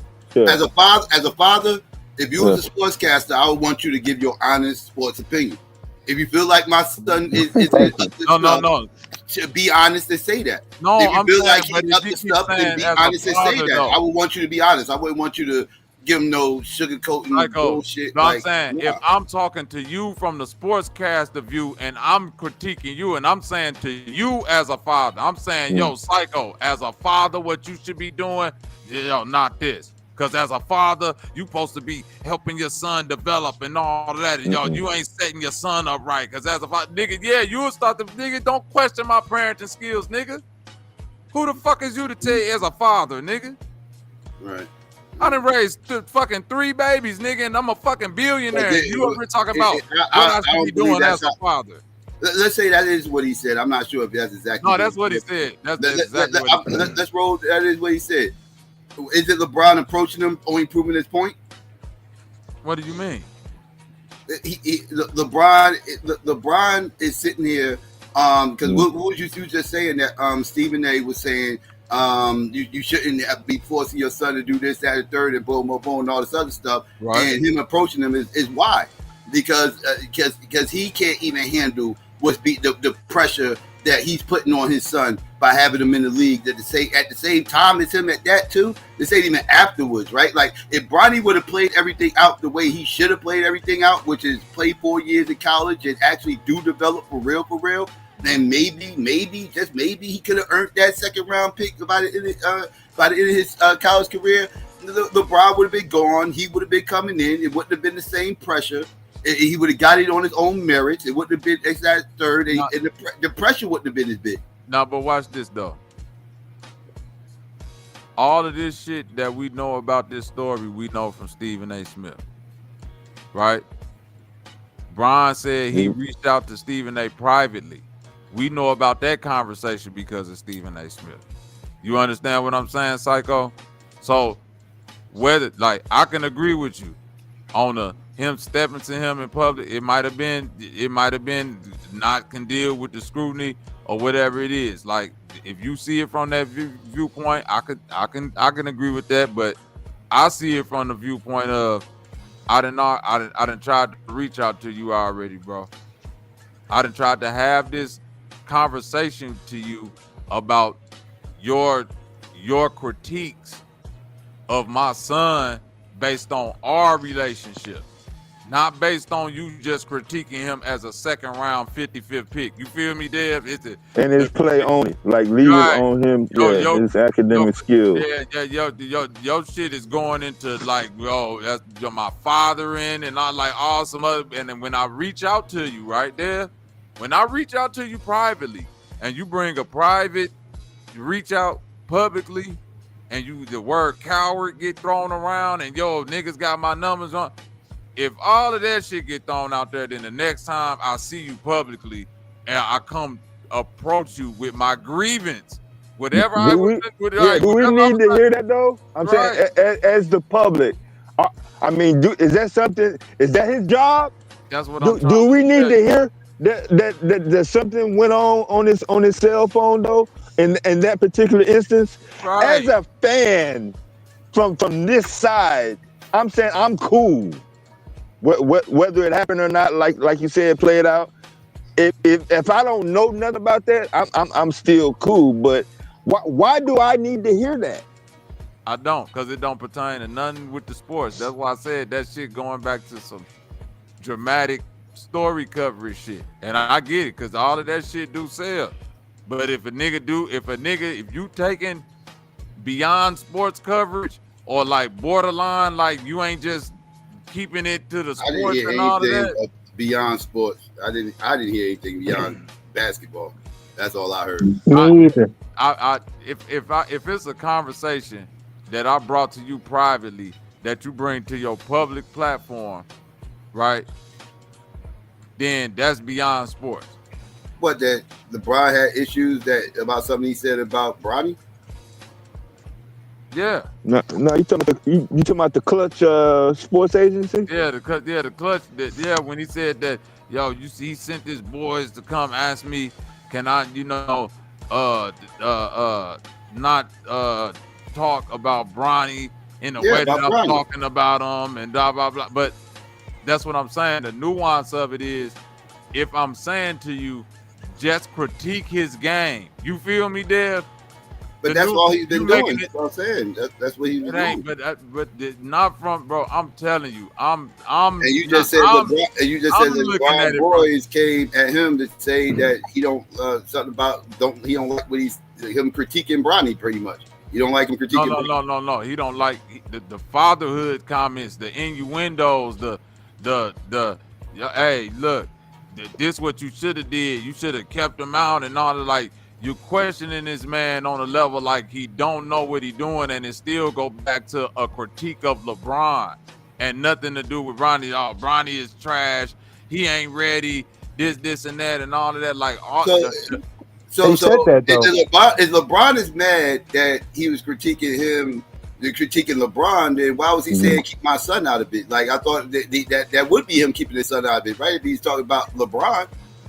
He's not talking about Bronny. At that point, you said yourself. He's like, it wasn't about Bronny. It was about LeBron. Because it's still out of context. Because if you talk about Bronny James strictly from the context of who Bronny James is, you still gotta be a sports analyst and be like, yo, this is the second round, 55th pick. We got Alex Sarr, number 1 pick, Reshay, like you not doing your fucking job. Wait a minute. Do you know that Sports Center starts off about them? Like, that's not this Stephen A. Smith. Like, Stephen A. Smith come on at 10 a.m. over here on the East Coast. If you watch Sports Center from 8 a.m. to 10 o'clock, all they talk about is LeBron James or Bronny James. Bro, that's damn near that. So Dev, when Dev asked me earlier who the bully was, what I said, Dev. Yeah, that's what you said, Daryl. Okay, then. I know. But what I'm saying is when they talk great about LeBron, it's okay, though. Which is when? What you mean? All the time. Do you ever hear Stephen A. Smith spill before he talk about LeBron James? No. Do you ever hear him say, "Let me put this out here before I talk about LeBron James, the great father, this." He goes down a whole list of about LeBron James before he talk about him. Every time. Did you ever hear that? Yes, I heard that before. So if he's doing that every time he speaks, before he speaks about LeBron Not James, every what's the time. issue? Not every time. Okay, 90% of the time. Because he said, hold up, let me put this out here before I talk about LeBron James. I got to say he's a great father. He's this, he's this, he's this, he's this, he's that. He says that 90% of the times about LeBron James. I wouldn't even give it that much. Okay, what you... It's more than 50. The numbers don't matter. No, but what I'm saying is he gives him the salute of salutes. I never heard him say that about any other basketball player. He never said that about Kobe, Shaq, Jordan. He said about him because them niggas. All right, go ahead. Damn, I was in this glitch. I ain't gonna do it. He can't say what about him. He definitely can't say it about Jordan. But see, again, now that's you on it. Like, you see what I'm saying? Like he spoke. Jordan a great father. He spoke about him highly before he spoke about LeBron James' game. Right. I don't understand what the problem is. As far as him speaking on his son. Right. His son plays professional sports, right? Right. That's his job. And he's a second, and your job as a sports analyst is to not cover all day the second round 55th pick. So then LeBron James needs to go up to the owner of ESPN and say the same shit he said. I just told you who the bully was. No. Earlier who the bully was. All right. So now LeBron James is go to the owner of ESPN and say the same shit to him. And I bet you any amount of money he won't do that. Yeah, but this is the point. Y'all keep saying this is what ESPN does. I mean, man, you remember 2000? Was that 2008, 2009 with the Tim Tebow coverage? Off the fucking chain and shit. The motherfuckers had everything was Tim Tebow this, Tim Tebow that. This motherfucker go like he would go like two. He would go like 2 for 20 with like 30 yards, and they'll talk about him for an hour. The greatest thing ever. ESPN. And the day after that, they'll come for another half hour, and it's Tebow mania all over the place. It's at third, and he wasn't doing shit. But it was ratings though, and everything else. Guess what? Bronny got drafted on a team where his father is LeBron James, and that team just so happened to be the Lakers, which is always clickbait gold. So at the end of the day, this is just what it is. He demanded that his son. He's already considered the GOAT by a lot of people, and this he already got his son to play with him on his team on the number one rated team in the country as far as NBA teams. And you think people ain't gonna talk about him? Like are we supposed to just sweep it under the rug, or we just gonna act like Bronny at the end of the bench, or pretend like Bronny ain't playing the G League, and we just gonna act like that ain't going on? Like no, they gonna talk about that, bro. He got the spotlight on him.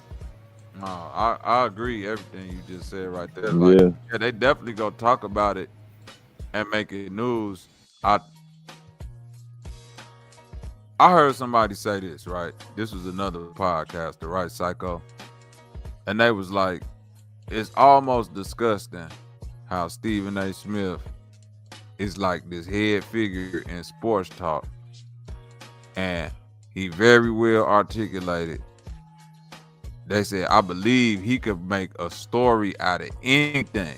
Like, he could make anything interesting. Yet, it's LeBron talk and Cowboys talk. Sprinkled in with some Knicks talk. All the fucking time. And that's gonna be his trademark. And that's go back to that annoyance point that we saying, Psycho. Like, I get it. If you Bron, and yes, this is your teammate, which is Bronny. So, yeah, he gonna have to deal with criticism. He a rookie, gonna have to deal, but at a certain and the point, Lakers, let's right? not forget And it's the Lakers too. Right? And it's the Lakers. I get all of that. I also get that at a certain point, the annoyance of it's still my son, and it's like y'all not even like this the NBA. The NBA been having rating problems. This a nigga Stephen A. Smith who in the media He not doing a good job covering the NBA by showing us all of the other talent, but keep trying to exploit my second round 55th pick son. Like, it's like a lot of things intersect. Business intersect right there. Me being an NBA player, meaning LeBron James, and being a father, and and looking at the media like y'all ain't doing y'all job by building the sport up, because like, why y'all, like, outside of this being my son, like, you know why I want my son in the league, so I can be the first nigga that say they play with his son. It's nothing else for me from that. That's it. If my son turned out to be a decent NBA player, man, God bless him. But that's what I wanted from that. Why are y'all as the fucking media? But that's what Darryl was kind of hitting at earlier, was like, this is more about LeBron, right? Like, I said that. I agree with you on that, though. I never Mm-hmm. disagreed with that, though, Psycho. That's why I said you was yelling, but you wasn't like, all them points you was making, I was like, bro, I agree with that. This all Mm-hmm. about LeBron. Dev even said that, like, Yeah, I said that the other night. Yeah. right, this about LeBron. Like, so why y'all keep on making it like we're ducking? Bro, listen, they've been talking about Bronny finna be on the Lakers for the 2 years. They didn't hide none of this shit. So if he ain't hiding it, nobody hiding it. Why y'all trying to make it like I tried to hide this, or make it like he gonna be in the league because of his skill, or not? Because if he get any, LeBron been telling you since he been 10 years old, this nigga even get close to the league, nigga, he playing with me, right or wrong. He been saying it. So now he did it, and he trying to figure out, why is all you niggas criticizing my tech like, y'all did it, but this still a business. Y'all supposed to be helping build the brand. Y'all ain't talking about the first pick, second pick, third pick, fourth pick. With that, niggas ain't getting no coverage. We don't know what the fuck they doing. Y'all keep trying to figure out what my son finna do when y'all know he not ready. Y'all know I only brought him up here so I can get on the court with him, nigga. Like, what the fuck is going on? That's it. And you, Stephen A. Smith, you supposed to be able to make a story out of Alexander. Yeah, who is Stephen A. Smith? Who is Stephen A. representing? Stephen A. is representing what? Who or what entity? ESPN. Like, Stephen A. What media? Yeah. ESPN only talk about really two sports mainly. They don't really talk about baseball no more. Nah. They really don't talk. They'll talk. The Olympics come around. They don't even cover the Olympics like that no more. I know, right? They talk about the Cowboys, the Lakers, LeBron. Yeah, baseball tonight is on ESPN too. They don't even watch that. They moved it. Oh wow. As I said, like ESPN really only cover two sports, and they really only cover two teams. What the problem I have is that LeBron knows this is a business. He made a business. So Stephen A. know that too. Right. So that's part of the game. I don't. This was where I'm getting like. That's part of the game. You're in it. So how does your criticism of his son is supposed to be either on par or either promoting the league or your media? Which one is getting promoted? By reporting that this son is not up to par and the father is the blame for it. No, he didn't. Okay. And blame the father. All right.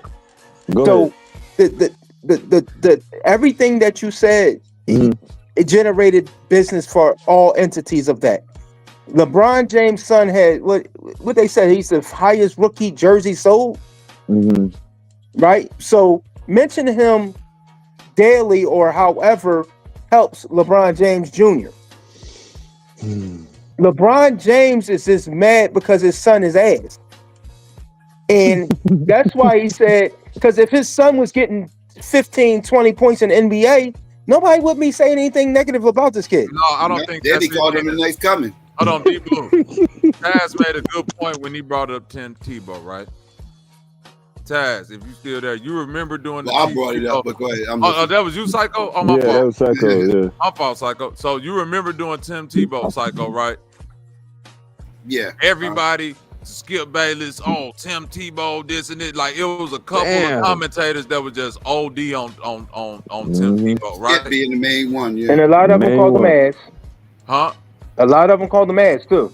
Shit, But no, that, my point was they was OD on him because at the time it was ratings gold, Right. so to speak. Like it was That's what I like just said. they beat that topic over the head. But during that whole time, still the people who was the analysts, they were still like, yeah, fuck that Tim Tebow shit. It's about Aaron Rodgers though. It's about it. Like they were still like, yeah, we get it. That nigga's not.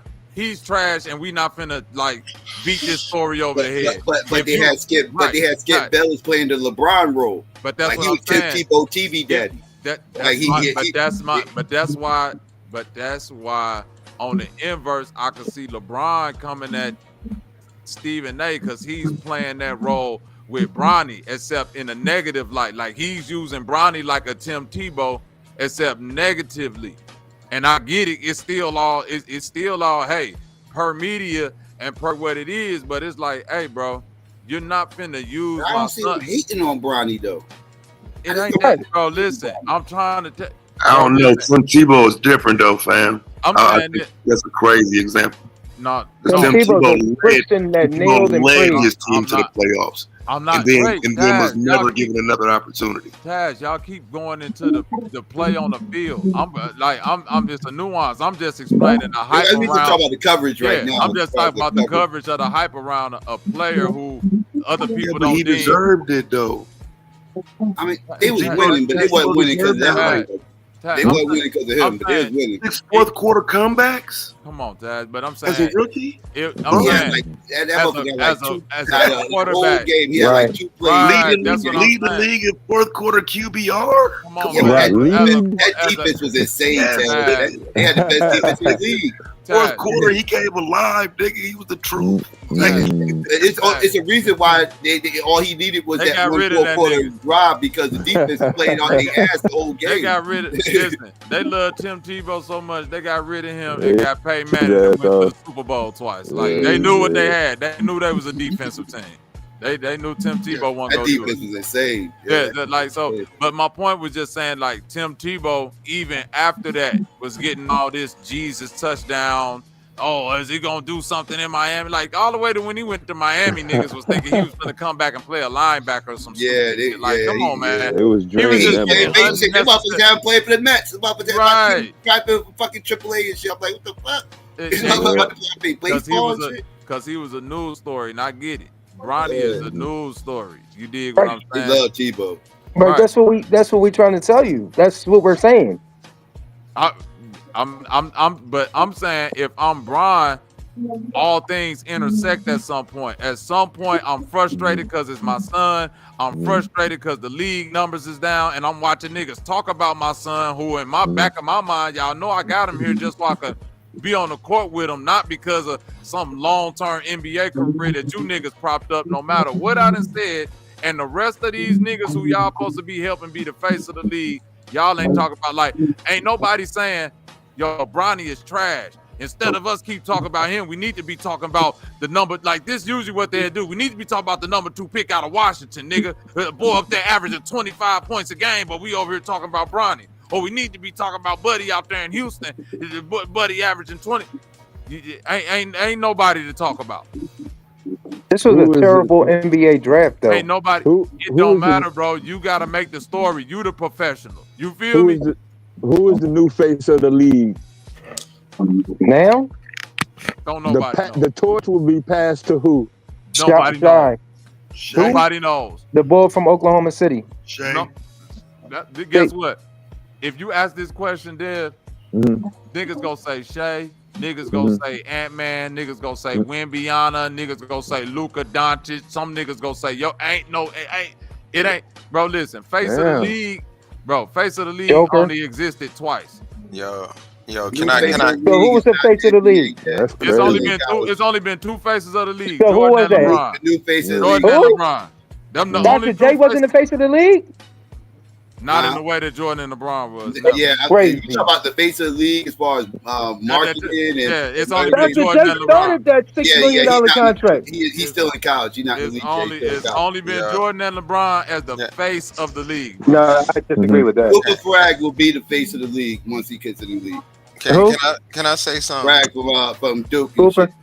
Yeah, he's gonna be the face of the league once he gets in. Can I chime That's in? that's This crazy. is one of the reasons Holy why I crap. want to have Jeez. my own kids. Because all right, Mook, I'll talk to you later, Mook.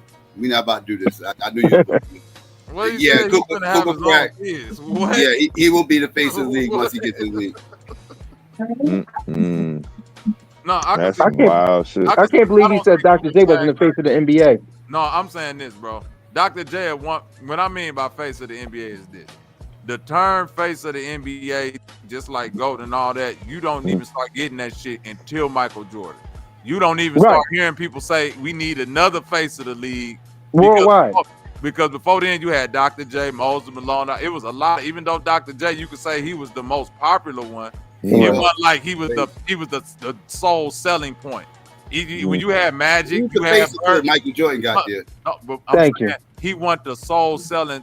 He want the sole selling point. Yes, Even with Magic and Bird and Isaiah, bro. Listen, when Jordan got to the league, bro, he was the sole selling point. Magic and Bird was the duo. Like they was kind of like 1A and 1B, but Dr. J was the sole entity. Yes. He was there before Magic and Bird. Like when Magic Bird got there, he was already the face. When Magic Bird got there, I said he was at the top. You could say that Dr. J was at the top, quote unquote, face of the league. But what I'm saying, the face of the league didn't become into Jordan because it's the person who I get what you're saying. Pushed the league to another level. Just like they was looking for Dr. that. J did that for the ABA. He's the reason why the ABA even got the merger. That's what the ABA was the reason. I give you, no, but then you got to add in the Dr. David Thompson and all. It was a lot. That's what I'm saying. Dr. J was the reason. Like I ain't saying he was the only. It was Dr. J. I'm saying he was the reason for the merger, though. Like that's who. No, Dr. J drove the revenue. Dr. J. He drove the revenue. Okay, Dr. J didn't drive, bro. Not like Jordan. That's the. I get what you. No, it was in the 70s. I'm talking about as far as the ABA goes. They was the Dr. J. I get that, but we still talking about a struggling league even then.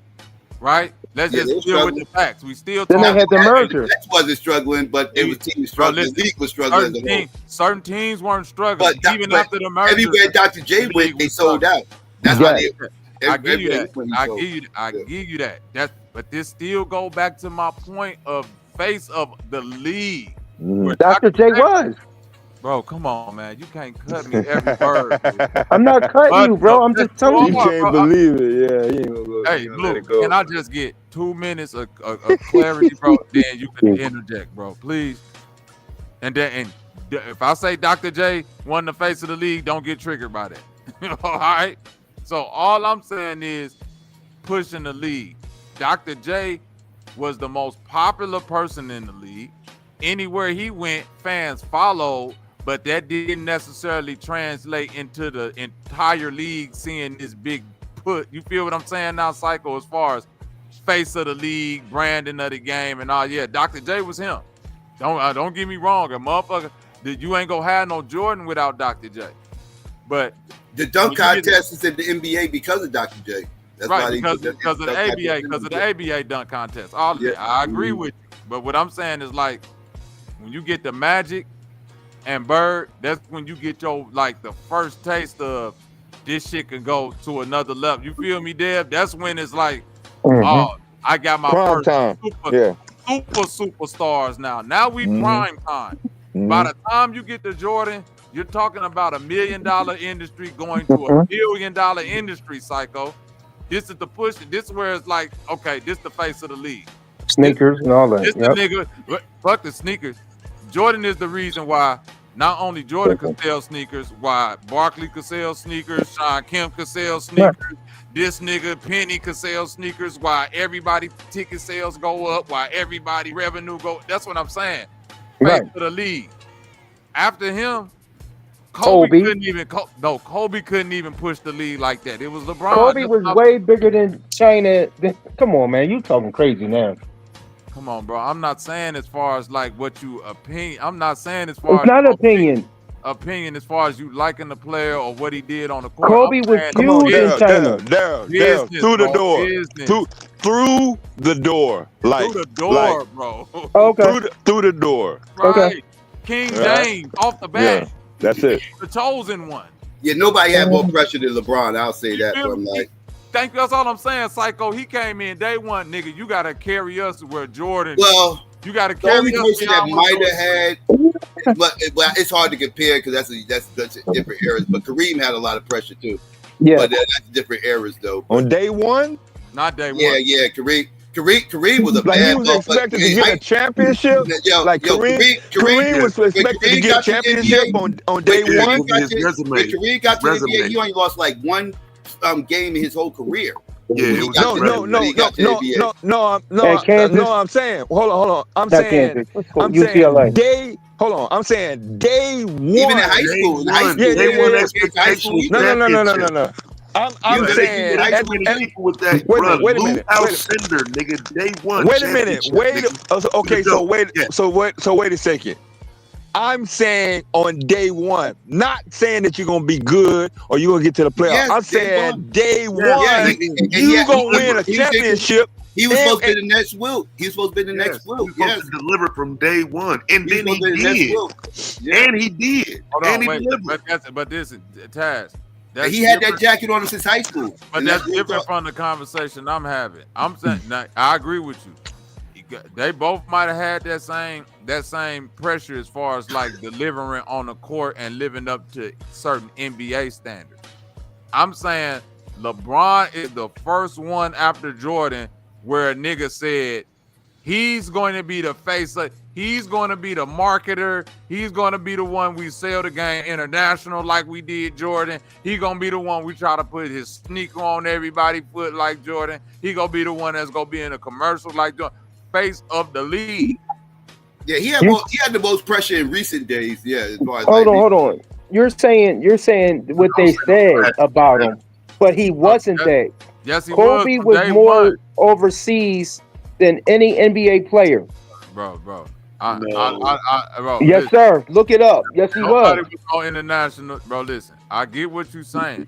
Kobe was. Yeah, we're not comparing players on this one, man. I'm saying I'm not comparing players. Kobe wasn't international in '97, nigga. That's right. That's what I'm saying. No, he wasn't international in '97, but in 2005 he was. Bro, this one I got. Yeah, but he had a contact pressure like from day one. Like Kobe had the convenience of sitting in the back, learning and everything else behind Eddie Jones. That's all I'm saying. Being a sidekick to a fucking That's not the face of the league. He didn't have that type of pressure.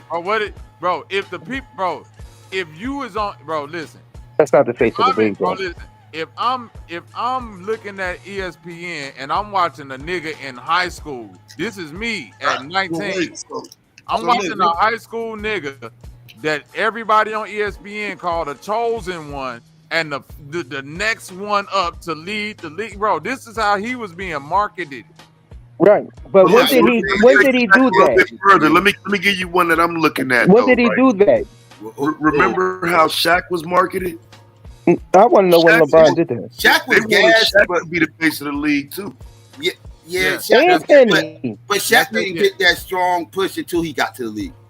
Yeah, in college, like he wasn't even the best player on the team for the first couple of years. That was Chris Jackson. Not all years in college, but once he got to the league, they wanted him to did try to put him. When he got to the league, though, he had pressure. Like once he got drafted, which is why you got Jordan having to come out of retirement, some suspect, and prolong his status in that position, because I don't think Shaq could have probably been the only one outside of LeBron and Jordan if he was serious enough, Taz, to pick up that mantle. He probably could have took it further than any one of them two niggas did. I ain't even go disagree with that. Right? But Shaq didn't want it like that. Right. Shaq didn't want it like that as far as putting in the work or being that into the NBA and all that. Like, he did what he did, but he wasn't he wasn't into it like that. He didn't want to be the face of the league. I think once he got his 3 finals MVPs and knew he was done. He was done. Yeah, he was done. He played another 3 or 4 years after that just to play. Yeah, he was done. He went and played with the Heat and won another one with Dwayne Wade, but that was, See, end of the 13 career minutes type a shit. game Yeah, type right. shit. I like that. So which center did Shaq face in the finals? Because y'all be killing me with these theories. Which center did Shaq face in the finals? Olajuwon. And what happened? He got swept by Olajuwon. And what happened? Yeah, he got He swept. faced Olajuwon. And then he ain't played those centers really in the 2000s. Exactly. And I know we ain't had no center. He played Mutombo, nigga. Mutombo. Mutombo wasn't no center, bro. He had Mutombo. Did we have was Mutombo 100% against the Lakers? Mutombo is a center. I know. I know he was a center, but I know Mutombo played on the Sixers team. he wasn't no He was in scorer. the finals with Allen Iverson. He wasn't no but scorer. They got him late in the season. He really wasn't really a part of the offense. He wasn't no scorer. No, he Rick wasn't. Smith No. wasn't no slouch though, bro. Yeah, but when he played, the only true center he played in the finals, he got swept. Yeah. No, Rick Smith's the true center, bro. Rick Smith They did play him in the finals, though. He Oh yeah, beat Rick they Smith. did play in the finals. They did. Yeah, Indiana Pacers. Rick Yeah. Smith, bro. Yes, Rick Smith's not He even was top alright. 15 center. Rick Smith, But he's still a true center. Yeah, he a true center. He not top Smith's 15. Rick Smith, bro, Rick Smith was a problem. No, he ain't a Hall of Famer, but he was What? all right. No, Rick Smith was Rick all. Smith was Rick Smith was a But solid you said a all-star true all center, year. bro. That was doing No, my when I At say that true time- center, I mean a good true center. Yeah, Like, at Shaq that faced time, no that good was center in that the was finals. it. Rick At Smith that was time, Daryl. Rick Smith averaged 20 and 12, I believe. At that time, Rick like Smith is Paul Gasol averaged during that 18 and time. 12. So he was better than Paul Gasol. He was like a Paul Gasol type player. Matter of fact, that'd be like the perfect kind of analogy to a Rick Smith. He played like a Paul Gasol. Pull up, mid range, not a pull up, but he So had you this don't little think mid-range Shaq would jumper. destroy that? What do you mean? Shaq You said he against didn't play Paul against Gasol. a center. No, the conversation he didn't play against a center. Yeah, he No. played against a legitimate center. He What played I'm saying, against legit, two okay, he legit played centers. against a legitimate center. When I say true center, I meant a good center, like a Two center that can give him work. Two good centers. No, two good He centers. said good. Two good centers. Hakeem Olajuwon was good. Wait, bro. Let me look up. Hold on, wait, Taz. This was crazy. Out of that three-peat, Mm-hmm. their most challenging finals was the Pacers. They won 4-2, didn't they? Nah, they whooped our ass. No, listen. They beat swept. our They ass. swept New Jersey, Right. and they won Lost 4-1 on they Philly. beat the Sixers. They won 4-1 against the Sixers. Yeah. 4-1 Sixers, New Jersey swept, Hey, hold- and wait. 4-2 Indiana. And I'm finna tell you this. I watched that 15 Indiana. and 6 for Hold his on. career, bro. He's not a bad center. No, I watched that. No, look up them. No, look up the years. Nah, that Rick was good. No, Rick was look up good. the years that they was in the finals. That 2000 year, that 99-2000 year.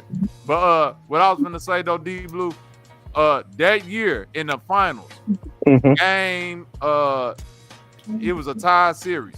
The game where they went up 3-2, I remember Shaq fouled out. The Pacers was up, but it took Kobe to win that game. We're not even gonna talk about. We're not even gonna talk about Cole because you listen. just said he wasn't the face of the league. I didn't say, bro.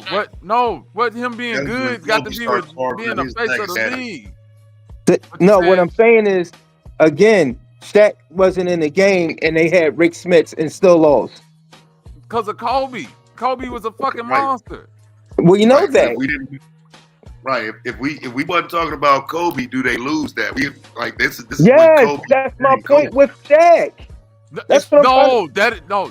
My But this point ain't- with Shaq is bro, you just said Shaq never faced the top center, and I'm saying No, I'm sorry. I corrected that. No, what he I said said, he never beat a top center. I think that's what he's saying. I'm saying he never faced a center on his level in the finals except for Hakeem. bro. Well, what whole lot of centers out there on his level besides Hakeem? When he came in the league, like remember he came in the league. Is that the hill you want to stand on right now, D Blue? Because I'm willing to walk down this path with you. Let's go. If that's the case, I will argue that Shaq faced stiffer competition at the center in the finals than Jordan ever did at the shooting guard. Man, that's crazy. That's Okay, facts. that's fine. I have no problem with that. So if we win champions, then I would say if we doing that, LeBron James at the small forward then faced the toughest competition out of any of them niggas who we consider in the GOAT, Jordan or Kobe. I disagree with that. You know what? At their position, I disagree with that. At their position, At his position, at their I would position, I disagree with that. bro. At I their would agree. position, Look at LeBron in the LeBron finals plays some and who he had good to ass play. small forwards. Who did he have to play? He plays some good small forwards. And who did he have to play and who he played with? Okay, Let's the first add that. year, first year, We beat 2007. KD. That's one. That's when KD he had to play. He had to play Manu Ginobili and whoever was on the Spurs. No, Manu Ginobili is a shooting guard. Manu Ginobili played. No, Manu played the three. Manu Ginobili is a shooting guard. He played the 3 that year off the bench. So how LeBron had to face something? You can't count him. Okay, what about Kawhi Leonard? I think he's a slash. Okay. What about who was that on the You said so. Hold on. You saying Talk KD? about the players that LeBron had to face, nigga. I'm saying in his position. Paul Pierce.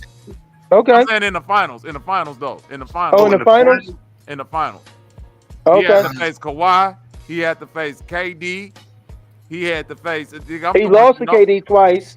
I'm not saying because it's tougher than trying to fucking go up against Jeff Hornacek, nigga. That's my whole point. Who else? I would argue he faced tougher competition to even get there, bro. Jimmy Butler. Okay. All right. All right. Yeah, they beat the Heat. Yeah. All right. Finals. Who else they played in the finals? The old ass Lakers. Yeah, when they beat who played KD. He beat KD. He beat KD in the finals the first time with the OKC Thunder. Yeah, we said KD. Yeah, we said that. Yeah, that was twice he had to face that nigga. No, Yeah. he faced KD three times in the finals. Yeah. Okay. Yeah, so that's all. Andre Iguodala. Yeah, if you don't go on ahead with that, but go ahead. So Andre Iguodala ain't on the same level as a Mutombo at the center for Shaq. No, not all year long. No. Not that Iggy. No. No. He said Iggy. No, But we ain't gonna again, give you that now one, again, he wasn't. He was trying to give you an argument, Bobby. But yeah. But listen to the people. You're not naming the people he played with. No, he was just saying that. No, that wasn't his argument. We just talk about head up against like position. I know, but what I'm saying, like yeah, position for position, LeBron played a lot of good small forwards. Yeah, he did. He sure did. To get there, you got to get Paul Pierce and your boy in there, Paul George and them. Like Paul George, yep. Paul George. What's the other? And that's the other thing. Ranger. Hold on, DeMar DeRozan. He had to like he was DeMar DeRozan was a 2 guard, bro. Bro, DeMar DeRozan was guarding. That's another thing you gotta get Shaq. Shaq had to go through David Robinson in the West too. Right. You also had Shaq try to. But they talking about the final. See, like this is again, like that's kind of about it though to get there. Mm-hmm. Right. That's what I'm saying. Like the best center was in the East. Right. Who? During that time, they had better centers out east, outside of Elijah Wan and David Robinson. Yeah, because you got the top 2, but then everybody else in the East. But then not when Shaq went to the West. When Shaq went to the West, that changed. I would say when Shaq went to the West, when Shaq went to the Lakers. His toughest competition was in the Western Conference Finals. Some of that I'll give you that. Yeah, but Kobe. I know. I'm saying Kobe had to face Reggie Miller in the finals, AI in the finals, Richard Jefferson, Reggie Miller, Kerry Kittles. Kerry Kittle. No, bro, that's the same thing. No, with Richard Jefferson, Kerry Kittles. No, Kerry Kittles then. Because that's the shooting guard. Yeah, Kerry Kittles is a 2 guard. Kerry Kittles. And then he had to face Ray Allen. Right. And what about the people? Jameer Nelson. No, it wasn't Jameer Nelson. What's the weird ball? Who was the 2 for the fucking David Lee? What year you talking about? What year you talking about? Courtney Lee, the year they beat the Magic. Then he went up against Courtney Lee. No, it was the dark-skinned bull that was gardening. Got that dude name. If you forgot his name, Michael Petrus. That go back to my point. That go back to my point. And then his name was Michael Petrus. I remember he balled out though. I remember the French Michael Jordan. Come on, Taz. And then you got fan. I know the French. And then in Boston, you got the defender that he said that guarded him the best. What's the bull name? Tony Allen. Tony Allen. Okay.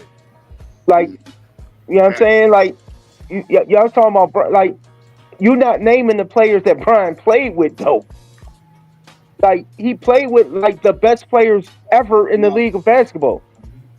Well, not that first Not year. ever. He was the finals. First year, he had nobody. That team was trash. First year, he had nobody. No. I would even argue the Cleveland team with Kyrie. It was Kyrie and Kevin Love was a role player at that point in time. The rest of the motherfuckers wasn't that great. What was on that Cleveland team? Kyrie and Kevin Love. J.R. Smith, bro. Kevin Love was just a role player at that point. Yeah, Iman Shumpert. Iman Shumpert, bro. Come on now. Like, Then he had the 3-point shooter. What you said, Chad?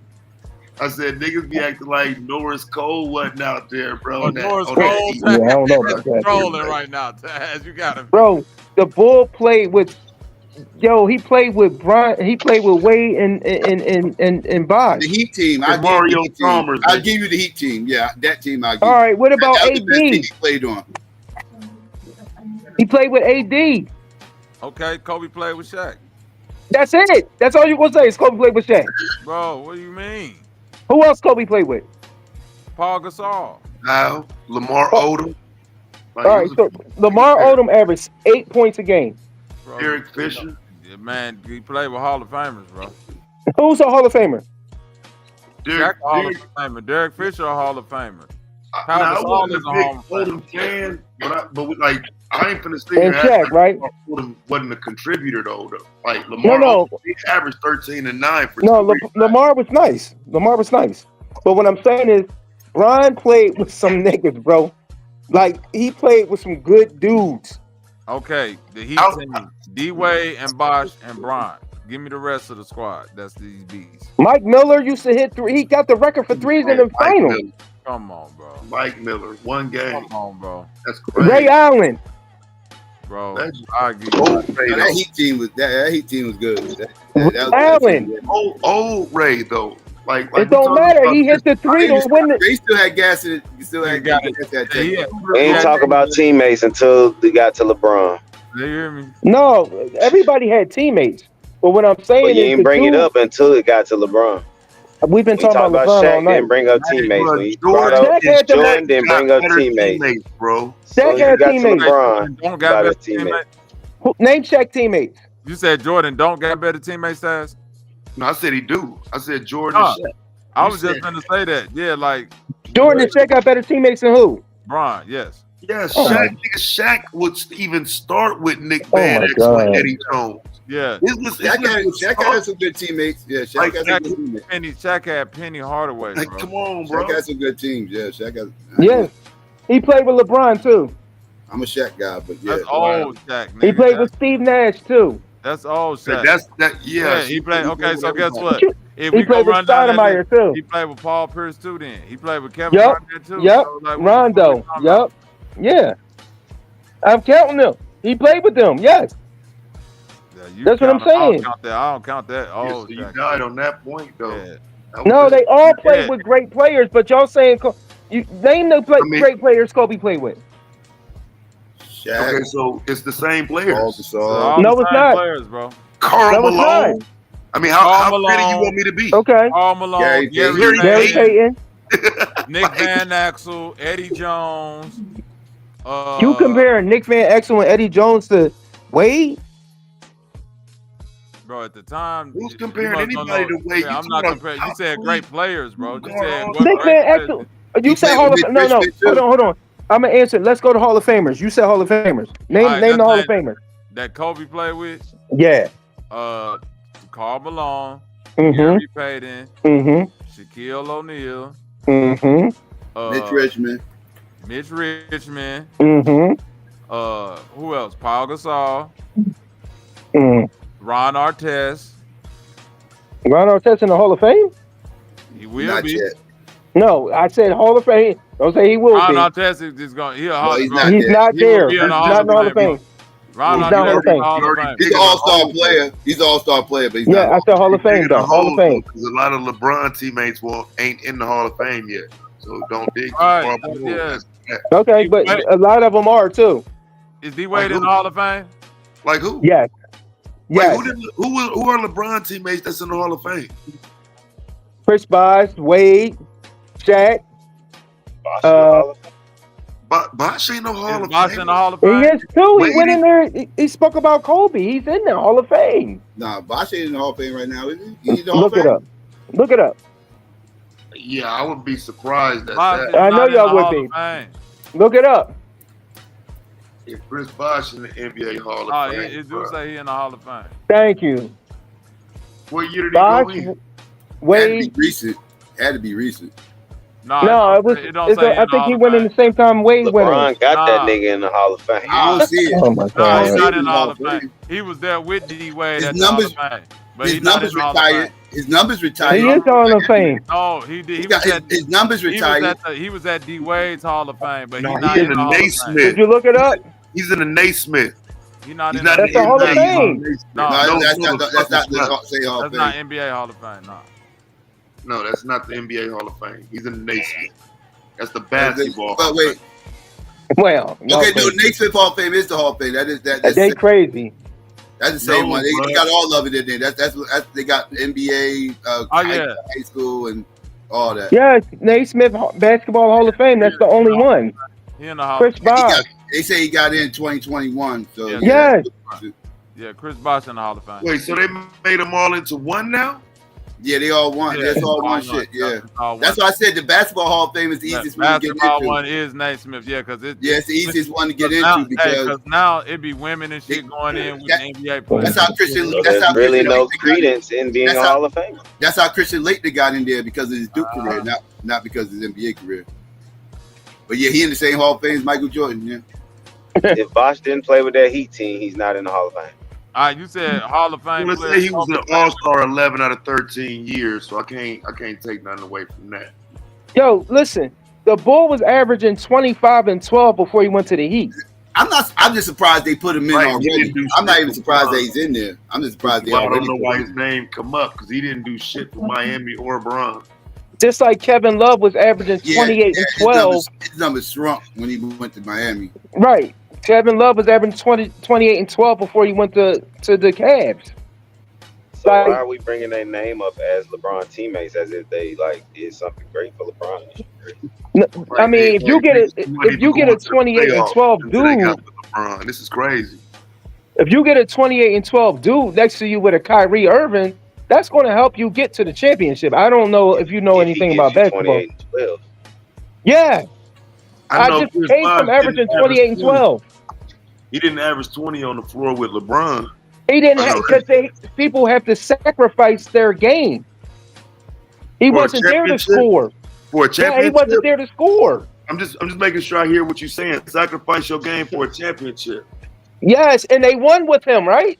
Right, with him being the Finals MVP and all, like he carried these people. To With champions. LeBron, Bosh Who was the game-winning shot? Bosh averaged 18, 18, 16, and Who hit 16 the with LeBron. game-winning shot for what? The championship when they beat the Warriors. Let's not talk about the guy that scored like the last 8 points. Before What did Kyrie Irving average? For that series, Yeah. It wasn't nowhere near what he didn't LeBron average what averaged. LeBron averaged. Okay, what did LeBron see? Y'all don't know basketball. What did LeBron average? A triple-double. Nigga. All right, so what's the numbers? Like 35, 11, and 10. No. Yeah, it was some insane Just shit. tell us, bro. Just tell us. I mean, just get to your point. Let's say average 20. Kyrie averaged damn near as many points as him, though. Like, Right. But what about rebounds and assists? That The don't same way Pau Gasol was on Kobe heels in them finals. When? And it did rebound. When? In the Orlando, the last finals Kobe's won. The last finals he You won. know Kobe averaged 35 in that finals? No, I don't. Oh, all right. Against Orlando, he averaged 35. What Gasol average? I'll pull it up. 18.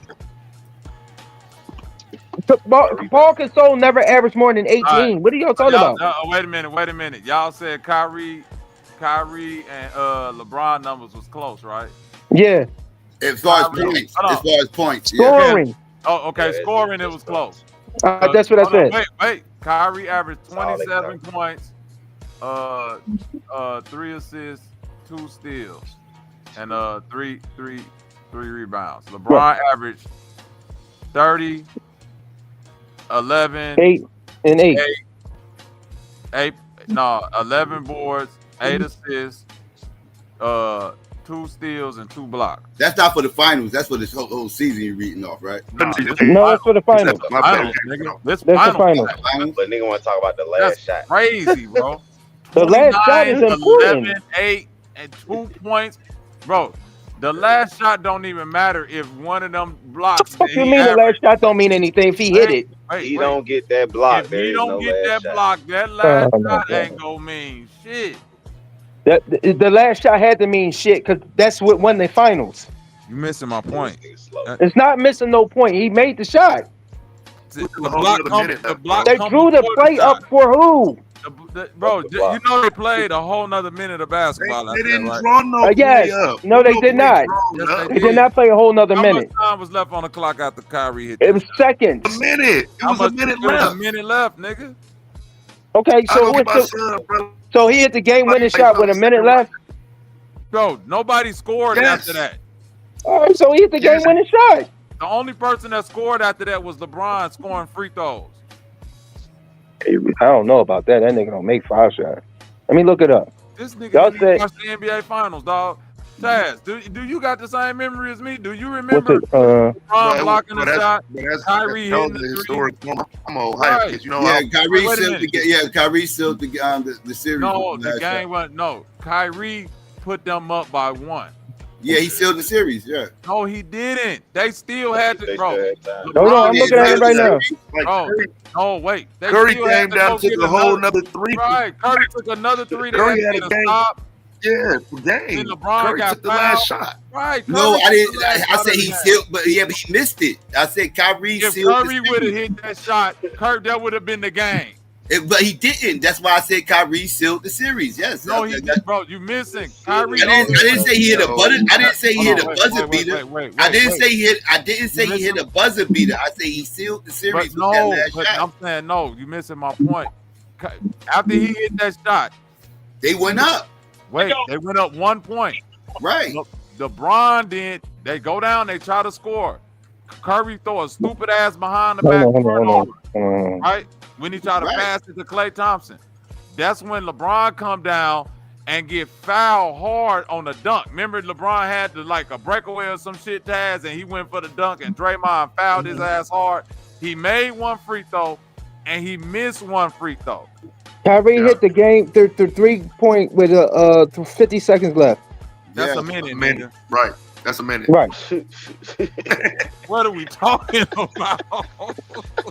I damn near relived that moment, bro. That's a moment with my son. I was in the fucking in the crib with my brothers and shit, nigga. That shit was, bro. That's a Black History moment, nigga. What are you talking about? But now, to your point, though. But now here's the problem that you presenting, because if you're making that argument for LeBron and it's not true, what about this Kobe game 7, 6 for 24? And I'm saying, and again, Pau Gasol bailed him out in that game 7.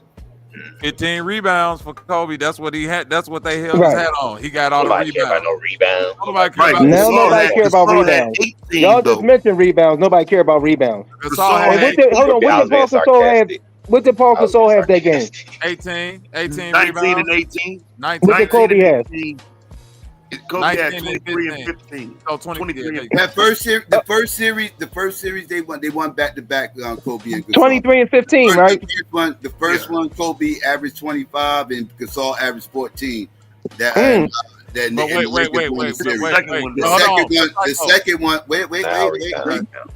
second one, Kobe averaged 32 and Gasol averaged 18.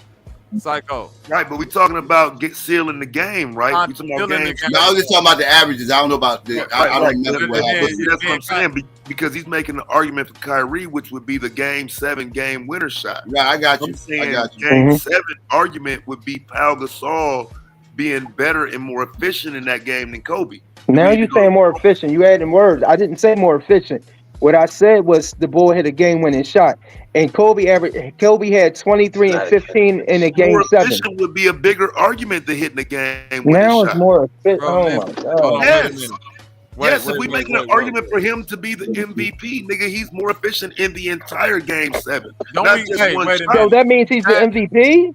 Context got to That's be your added to this. argument. Wait, That's not my argument. I didn't say Kyrie was an MVP. Wait I a said minute, who hit the bro. game-winning shot. It ain't Kyrie, because context need to be added to this term, game-winning shot. Right. We can't say you had the game-winning shot if it was still 50 seconds of Game basketball still left to play, and niggas All right, had so- to go hit free throws, and another Okay. nigga had a Listen, chance at the but last. how come? But if that's the case, how come Michael Jordan always gets credit for the championship game in North Carolina for allegedly hitting the game-winning shot when there was still like 30, 40 seconds left on the clock? When they ran down the court, did all kinds of turnovers. Worthy got the ball, hit foul shots, and all types of shit after Jordan hit that shot. Psycho, But that's a but great- history that's a tells great it example. Michael Jordan hit the game-winning shot. Psycho, you want to know why that's a great example? Because I watched the documentary on that. Hey, Psycho, you just brought up a great example.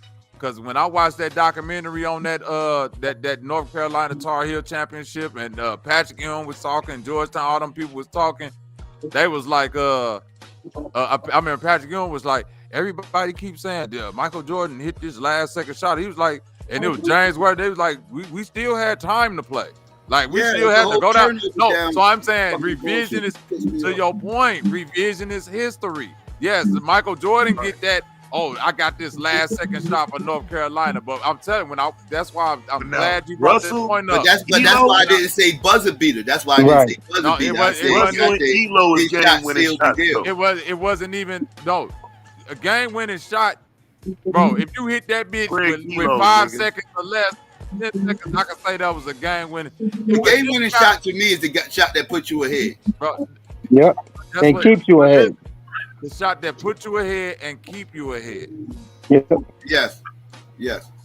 With 2 minutes left? With 1 minute. 50 seconds left, bro? Yeah, that was in the final game 7? No, it wasn't less than that. It was 50 seconds left. 53 seconds. 53 seconds. Well, no, I'm saying I corrected you on. I know that. I'm saying now, extending the scenario, if it's 2 minutes left, if that's still a game-winning shot. If they call it that, yeah. Bro, because I'm telling you, no, listen. If nobody else scores, yeah. Now watch That's this, a game winner. Psycho, that's the point that I'm trying to make about that finals. Them two teams went scoreless for like 2 minutes straight until Kyrie hit that shot.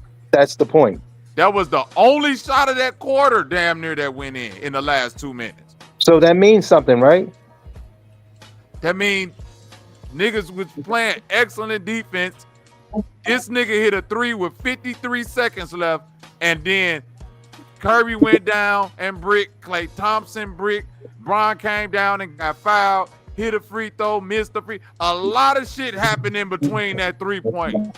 It wasn't like he hit that 3-point and then they went down and shot a shot and game was over with. But yeah, we didn't call it a buzzer beater. That's why I didn't call it a buzzer beater, right? It wasn't even nowhere near a fucking halfway buzzer beater. It's still considered the game winning shot. Y'all a little bit off about this. But Psycho, this is what I'm saying though. Real quick. Irving and Curry, one-on-one. Irving puts it up. Kyrie Irving comes down. The Cavaliers by 3. He put him up by 3, not by 1. He put him up by 3. So the game was tied. Okay, then watch this. Hold on, wait. Then that mean they came back down and scored after this then, right? They Golden State had to. They're not going back. They don't go to the throne. It's just a one play. Give me 1 second. I need to pull up this play-by-play then. That's what made they missed 2 more. But Draymond, I think Draymond's shot. If you remember, Draymond was going off in the first half. Draymond was going off, right? Right. So yeah, but I guess my only point in saying all of that is if you look back at even that game, the point about making it a game winner, if you compare that, how do you compare that to a Jordan over Elo or a Jordan over Russell? No, it's different. Like because it's still 5 seconds on the clock after those shots. Those are game winners to me, though, not a minute or 2 left. I can't compare that.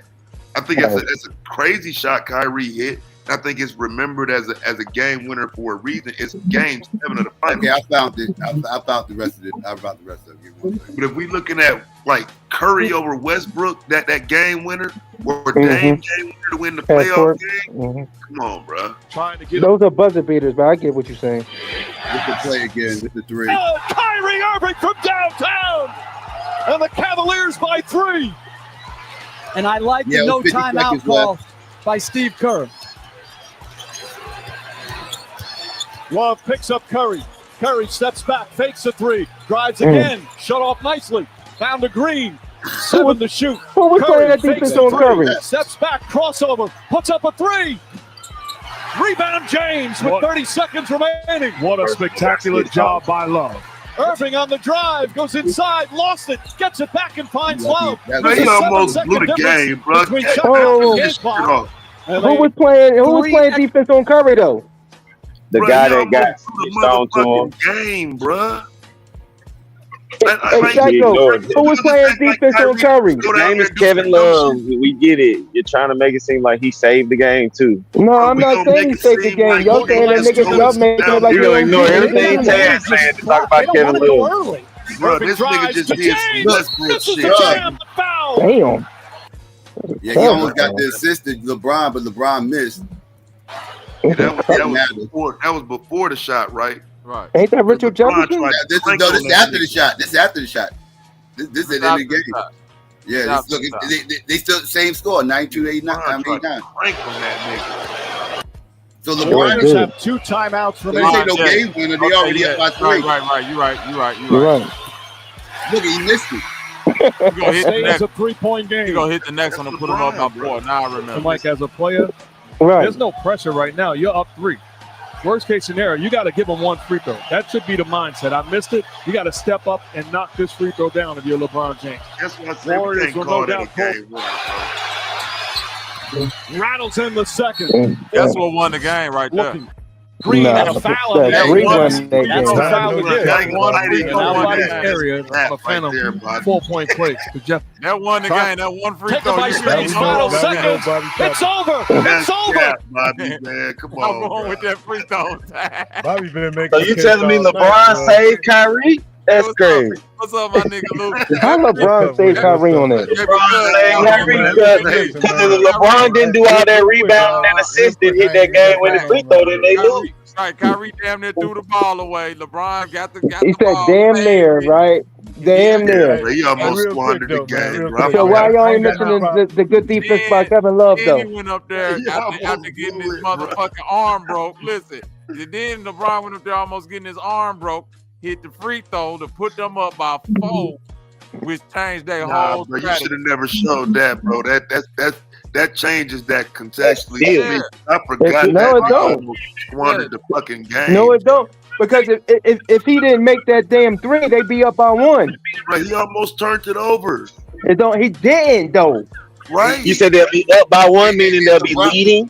Yeah, with Golden State with Curry with the ball. With Golden State with Curry with the ball.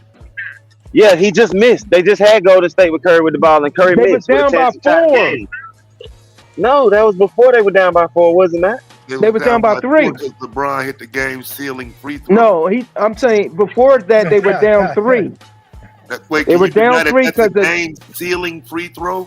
They were down 3 because Kyrie hit the 3. Oh, you're saying if LeBron hit misses that second free throw, so LeBron misses that second free throw, Steph Curry got a chance to tie it up. There we go. No, I said if Kyrie don't make the LeBron 3, misses that free throw, then Steph Curry has a chance to tie it up. I'm going with that. That's the Or shot win. that sealed the game. Hey, Psycho, Or win. I'm going with that, Psycho. That second free throw sealed the game. Fuck with Or that. win. That's like that second free throw, putting them in there to win the game. No, the 3-pointer separated the game. That helped put them in position to win the game. The free throw sealed it. Just to be That put it out of reach for the Golden State Warriors. Again, if he didn't make the 3, Kyrie's the one that put them up. He's the reason why Steph even tried that 3. What you Right. say about Steph Curry, Lou? I said to We be don't fair, know he's what never they been a would've clutch did. shooter We in don't the know. finals like that. You know, he No, made he big always moments in the been. He game. always if came. Kyrie don't make that 3, they up 1. Nah, what I'm saying, go No, look it up. His no. numbers If is he don't not make good. that three, game's tied. finals, Steph like, probably on, don't shoot that three. They whole offensive set going back down the You court. can't say what he probably don't do. We don't know what Steph would be. Now it's just hypothetical. We I ain't don't know. saying what he That's wouldn't my did. I'm point. just We going don't know, off his but numbers. what we do know is he felt pressure to hit a three because they was down by three. Right. He felt Psycho, pressure to hit a three. his numbers in the finals. His numbers in the finals in like last couple of minutes is not that good, man. Steph is not known for Bro, having that. LeBron ain't never lost Who a said that? game 7, bro. Like how dare we make it seem like somebody won a game for LeBron in game 7? All He's I'm never trying to say lost. too, like real quick, because I ain't finna be up here long, man. Mhm. It's like we gotta stop doing this, man. Like if you gonna like, because I don't recommend comparing eras and shit like that, players from different eras, but people just must do it. You got to be respectful, man, to the era, because you can't just flat across the board compare numbers from this era to numbers from that era. Because if you want to do that, then you could look at Will Chamberlain numbers with 50 Needs to points go. and 20-something rebounds and shit like that. So like Will's the that's GOAT. just my thing. I don't care like who your preference is.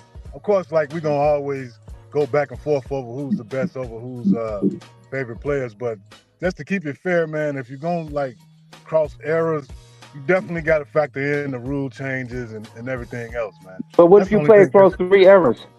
What happened? What if you play across 3 eras? If you was one of them players that like, you mean like Kobe and LeBron? Yeah. I mean, no, like LeBron. Ain't no other niggas. It's just LeBron. Kobe played 3 eras too. Kobe Now played LeBron across really those only 3 played in eras, one too. era. LeBron didn't. Like, No, LeBron played 3 eras. Yeah, he caught his era. Kobe started in the 90s, man. And then, well, he caught this. Well, he caught his era in the following era. Like he didn't catch too much hangover from like the 90s and shit. Like LeBron didn't really have the 90s greats. Came in and bro, LeBron came in the league literally the year after the year that Jordan retired. That's what I mean. Like he didn't have to face those.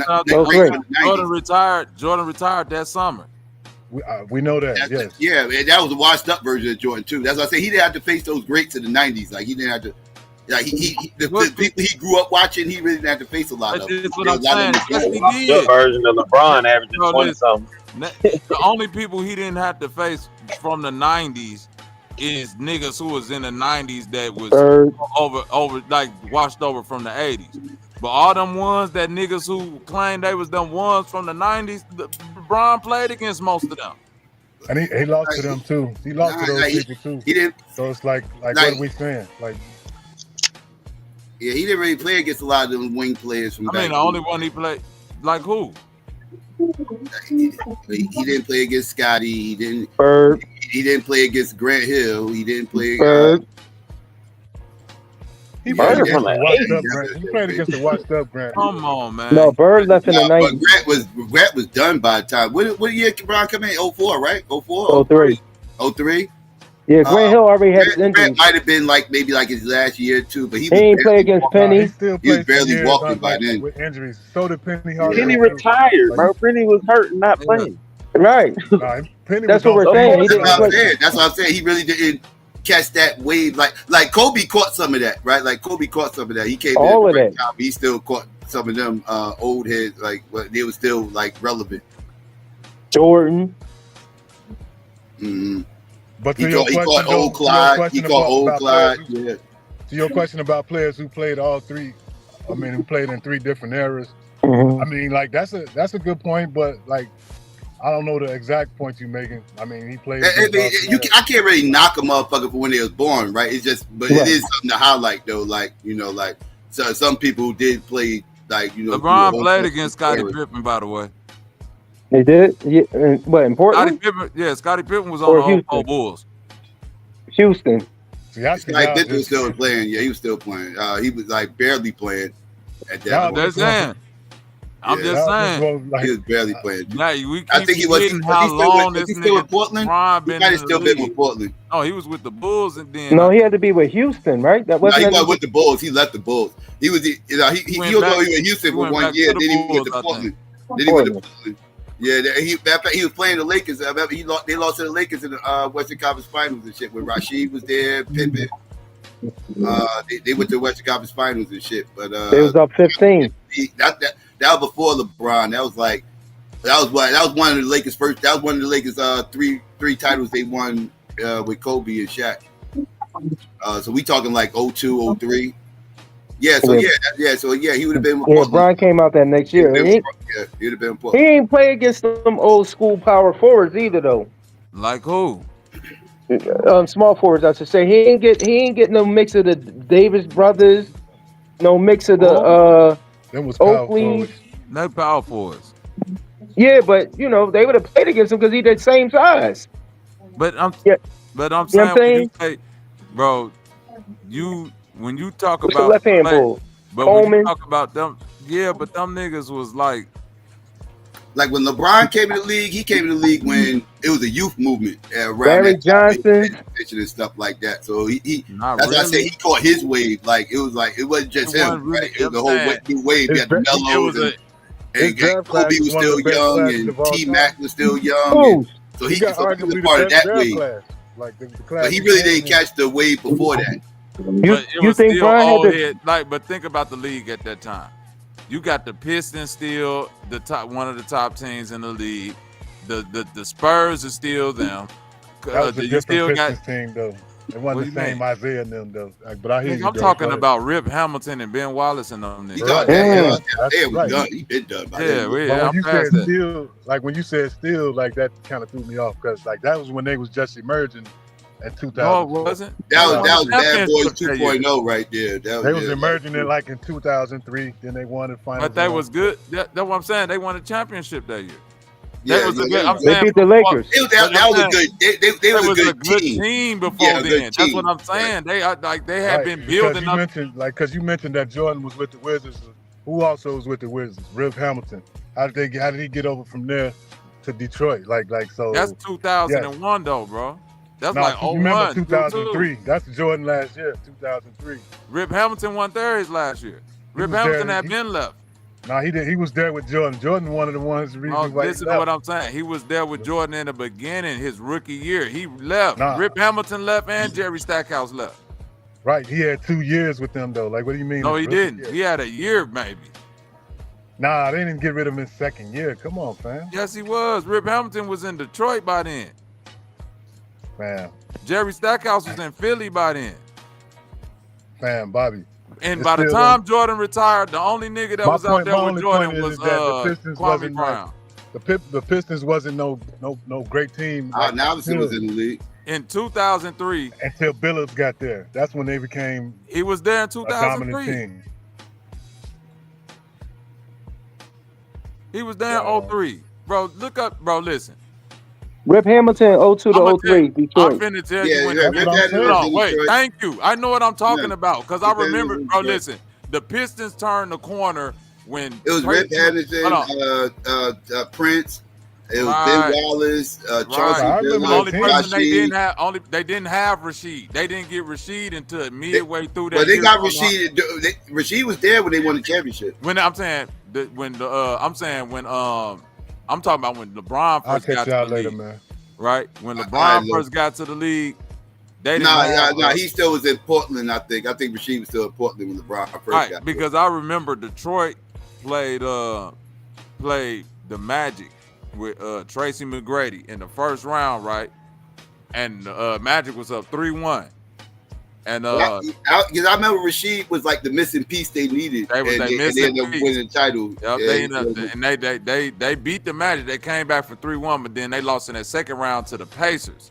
And I remember that very next year they came back with Rasheed Wallace and beat the Pacers and won the championship. They beat the Lakers that year. Yeah, they beat the Lakers that year. But I'm saying, when you say old school type teams, like you still got Zach Randolph's in the league. You still got Jermaine O'Neal's in the league. Even though it was like it wasn't like them old school goony goons, but like it wasn't no soft niggas. Kenyon Martin still in the league. Sharif Yeah, we had Abdul-Rahim still in the league. Like it's still niggas in the league. Like he didn't come in the 90s, but LeBron came in. LeBron came. I'm just in the saying he league. didn't catch that wave of people. Like he didn't catch that era. Like by the time he came to the league, that era was pretty much gone. Because if it was anybody from that era, they was on the ass end. Like they was pretty much out. That because we talking The about the game ass changed. end of the bro. Because we talking about the ass end of the '80s players. No, but the game Some of them came changed. in like the early '90s. Hold on, but the early Shaq, Chris Webber, and LeBron played against them too. But what I'm saying Shaq's a good one. Shaq transcended eras. Like he came in during a good time for centers, like when centers was like a thing. But by the time he retired, centers was really on his way out the door. Like the whole position. Right. But what I'm saying is like when you look at Jordan is an '80s player who reached his dominance in the '90s. You feel what I'm saying? So when you say LeBron ain't play against them '90s players, that's really all he played against to start his career, because all his competition was nothing but that '90s draft class that by the time they reached they prime, that 2000s. You feel what I'm saying? I'll give you that because like the late '90s, you had that. Like I said, you had the youth movement, right? That's when all the high schoolers were getting drafted. Right? Like, everybody was coming in. Like everybody. That's when you had all the high schoolers was coming in the league and everything else. And you had motherfuckers that coming in through high school straight, like just skipping college or whatever, and doing the one and dones, where it really was starting to become a thing. So it was like a big youth movement. It really wasn't like. So like I said, by the time LeBron came in, like I said, he was a part of that new wave of players. I'm saying in the '90s, right? Like when KG was a rookie in '95, all the niggas was vets, was the niggas who had reached their prime from the '80s. The Jordans, the Karl Malones, the Stocktons, the Hakeem Olajuwons, the Barkleys. You feel me? All them niggas. Even when you say Anthony Mason, all them niggas come from the '80s, bro. You feel me, Psycho? Yeah. I'm saying when LeBron get in the league, all his competition from when he's a rookie on up, like that rookie beginning LeBron, all of that is '90s players. All the niggas who started from '94 up. Late '90s. No, not late '90s. I'm saying from '94 up. That's who LeBron had to come in the league facing: the Chris Webbers, the Kevin Garnetts, the Paul Pierces, the Kobe's, the Allen Iversons. Way out the door right now. Bro, listen. Yeah, but they changed the rules. Webber, but whether they changed the rules or not, I'm saying when you say who LeBron had to play against. Yeah, but they changed the rules. Hold on, bro. I'm not talking about no rule change. They did not change no rules. The goalpost every time. I'm not moving the goalpost. They took the handshaking rule out in 2004. You can't keep cutting me every time I'm saying something. No, I'm not trying to cut you, but you making a point that you. I didn't even make my point because you keep cutting me, gang. I heard you talking about he played against the '90s players. Oh my fucking God. Go ahead, gang. Say what the fuck you finna say. I'm trying to say that the rules changed in 2004 where they couldn't play the way that the 95 players played. It's still hand checking right now. You just can't hand check with two hands the way the dumb niggas did back then. Y'all niggas don't know fucking basketball. Psycho. I know basketball. I coach it. Hand checking with two hands is not allowed. You can hand check with one hand. But what did the rule change have to do with what you were saying? Because you're saying that he played. You're saying he played. Hand checking. It's still hand checking right now. No, you're not. Not like you can't ride a player with two hands. That was the old school hand check. Be able to put two hands on somebody's waist and guide them where you wanted them to go. And right they stopped that after LeBron came in the league. Oh, they stopped that with Jordan. No, they did, bro. Look it up, bro. Like you guys, the hand checking rule stopped in 1991. 2004. The hand checking stopped like the mid '90s. It was like '90. Look it up. I ain't gotta look it up. I watch basketball. That shit look when the NBA banned hand checking. That's they changed it the way you had to put your forearm. You had to use your forearm on one hand. Before you could put two hands on somebody. Psycho, pull up when the NBA changed the hand checking rule. Just pull it up. Y'all like facts. Pull up when the NBA changed the hand checking rule. When the NBA first changed hand checking. All right, you could put that in there.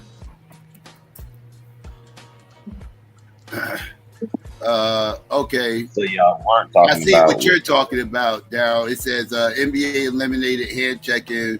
Oh, it says right here before the 2004-2005 season. Where? Okay. I know this shit happened in the '90s. I'm looking for the one. Okay. No, they didn't stop it in the '90s because Michael Jordan and them used a hand check.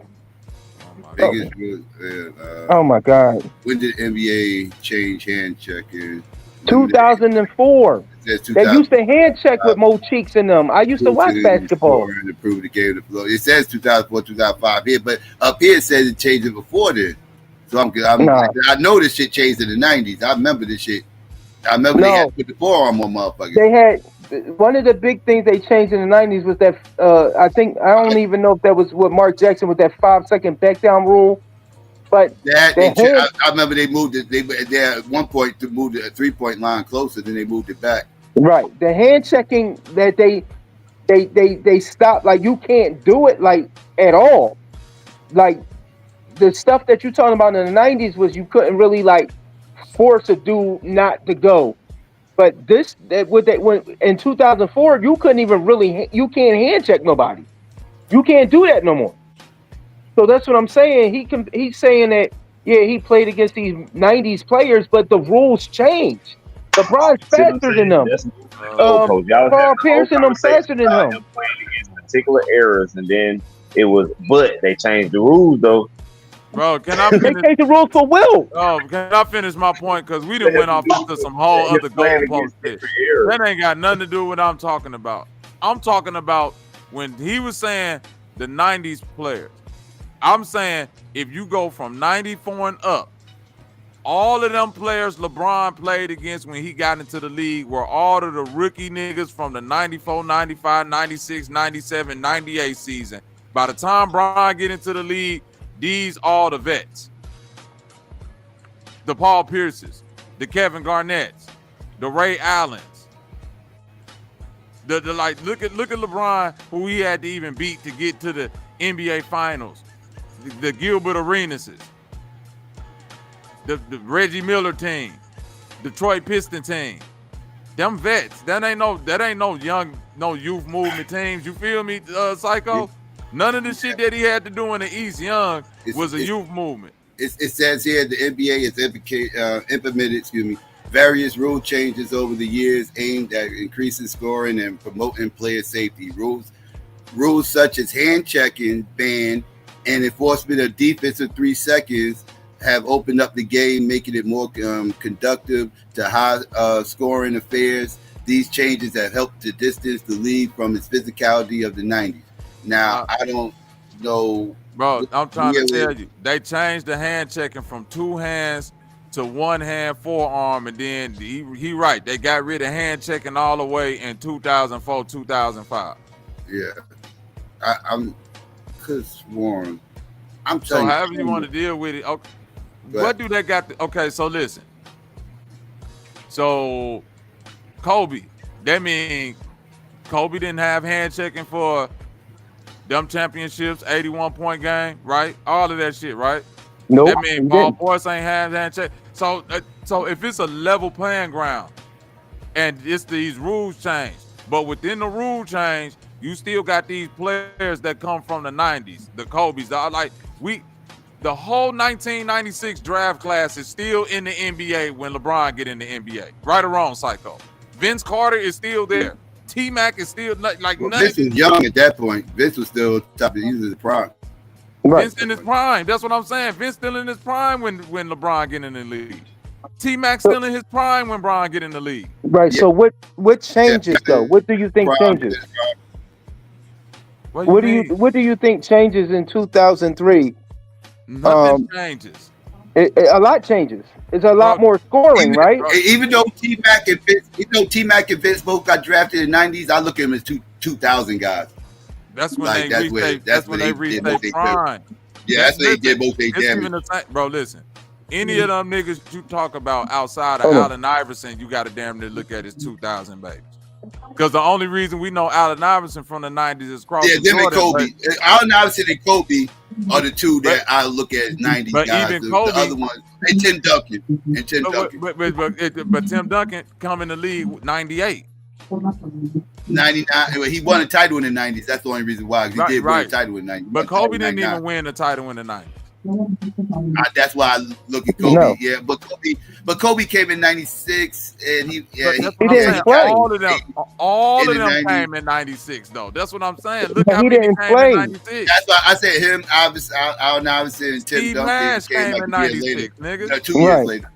Steve Nash, but Derek Fisher came in '96. Derek Kobe Fisher didn't. came in '96. You come feel in me? like 98. 95. KG 95 came in KG. 95. Like, you got to 95 think. A KG. year later, Dirk Nowitzki came. In 97, Dirk Nowitzki get drafted. You feel me? Like, that's what I'm saying, Psycho. He, like, LeBron I had to look at play him as Dirk a in the 2000 championship. dude. Now Dirk is a 2000 guy. I know But he got Dirk- drafted in '90s, but he's a 2000 guy to me. But this is what I'm saying. He had 90.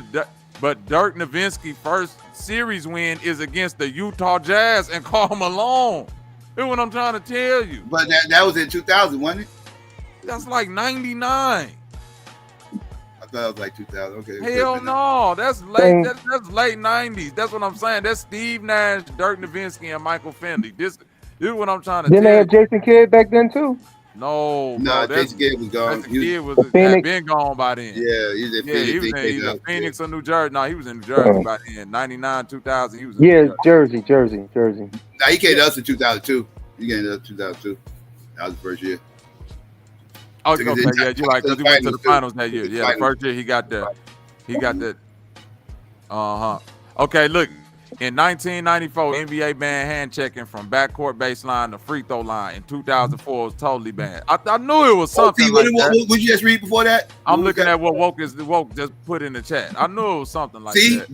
that's what I remember. That's what I remember. Shout The out to Woke. 1994 group. Thank you. I couldn't find that for shit. Thank you. Shout out to I Woke. knew I was fucking. I'm like, ah, damn, I must smoke a lot. That's good shit. But they totally banned it. What I'm saying No, is, you're right. it's just different. They totally banned it, which But opened the up 94 offense. ones, what I'm talking about, we had to put your elbow. I know you Right, had to you had- Right, from Yeah, but the palm. baseline, right. But listen, the whole point is you still got these 90s players. You still got people who rookie years was in the 90s, and when they reached their prime, they 2000. You feel what I'm saying? Vince Carter came in the league before Kobe, bro. Okay, but what does that mean though? No, I think Vince Carter came after Kobe. I'm fucking up. Like- But my point, no, T-Mac came before Vince. I think my point is, y'all saying the physicality of the game, the type of players he ain't have to play against them type of players, and I'm saying, well, if you really look at it, the players that we saying he needed to play against was really 80s players. Those players that they was gonna get old anyway. Nah.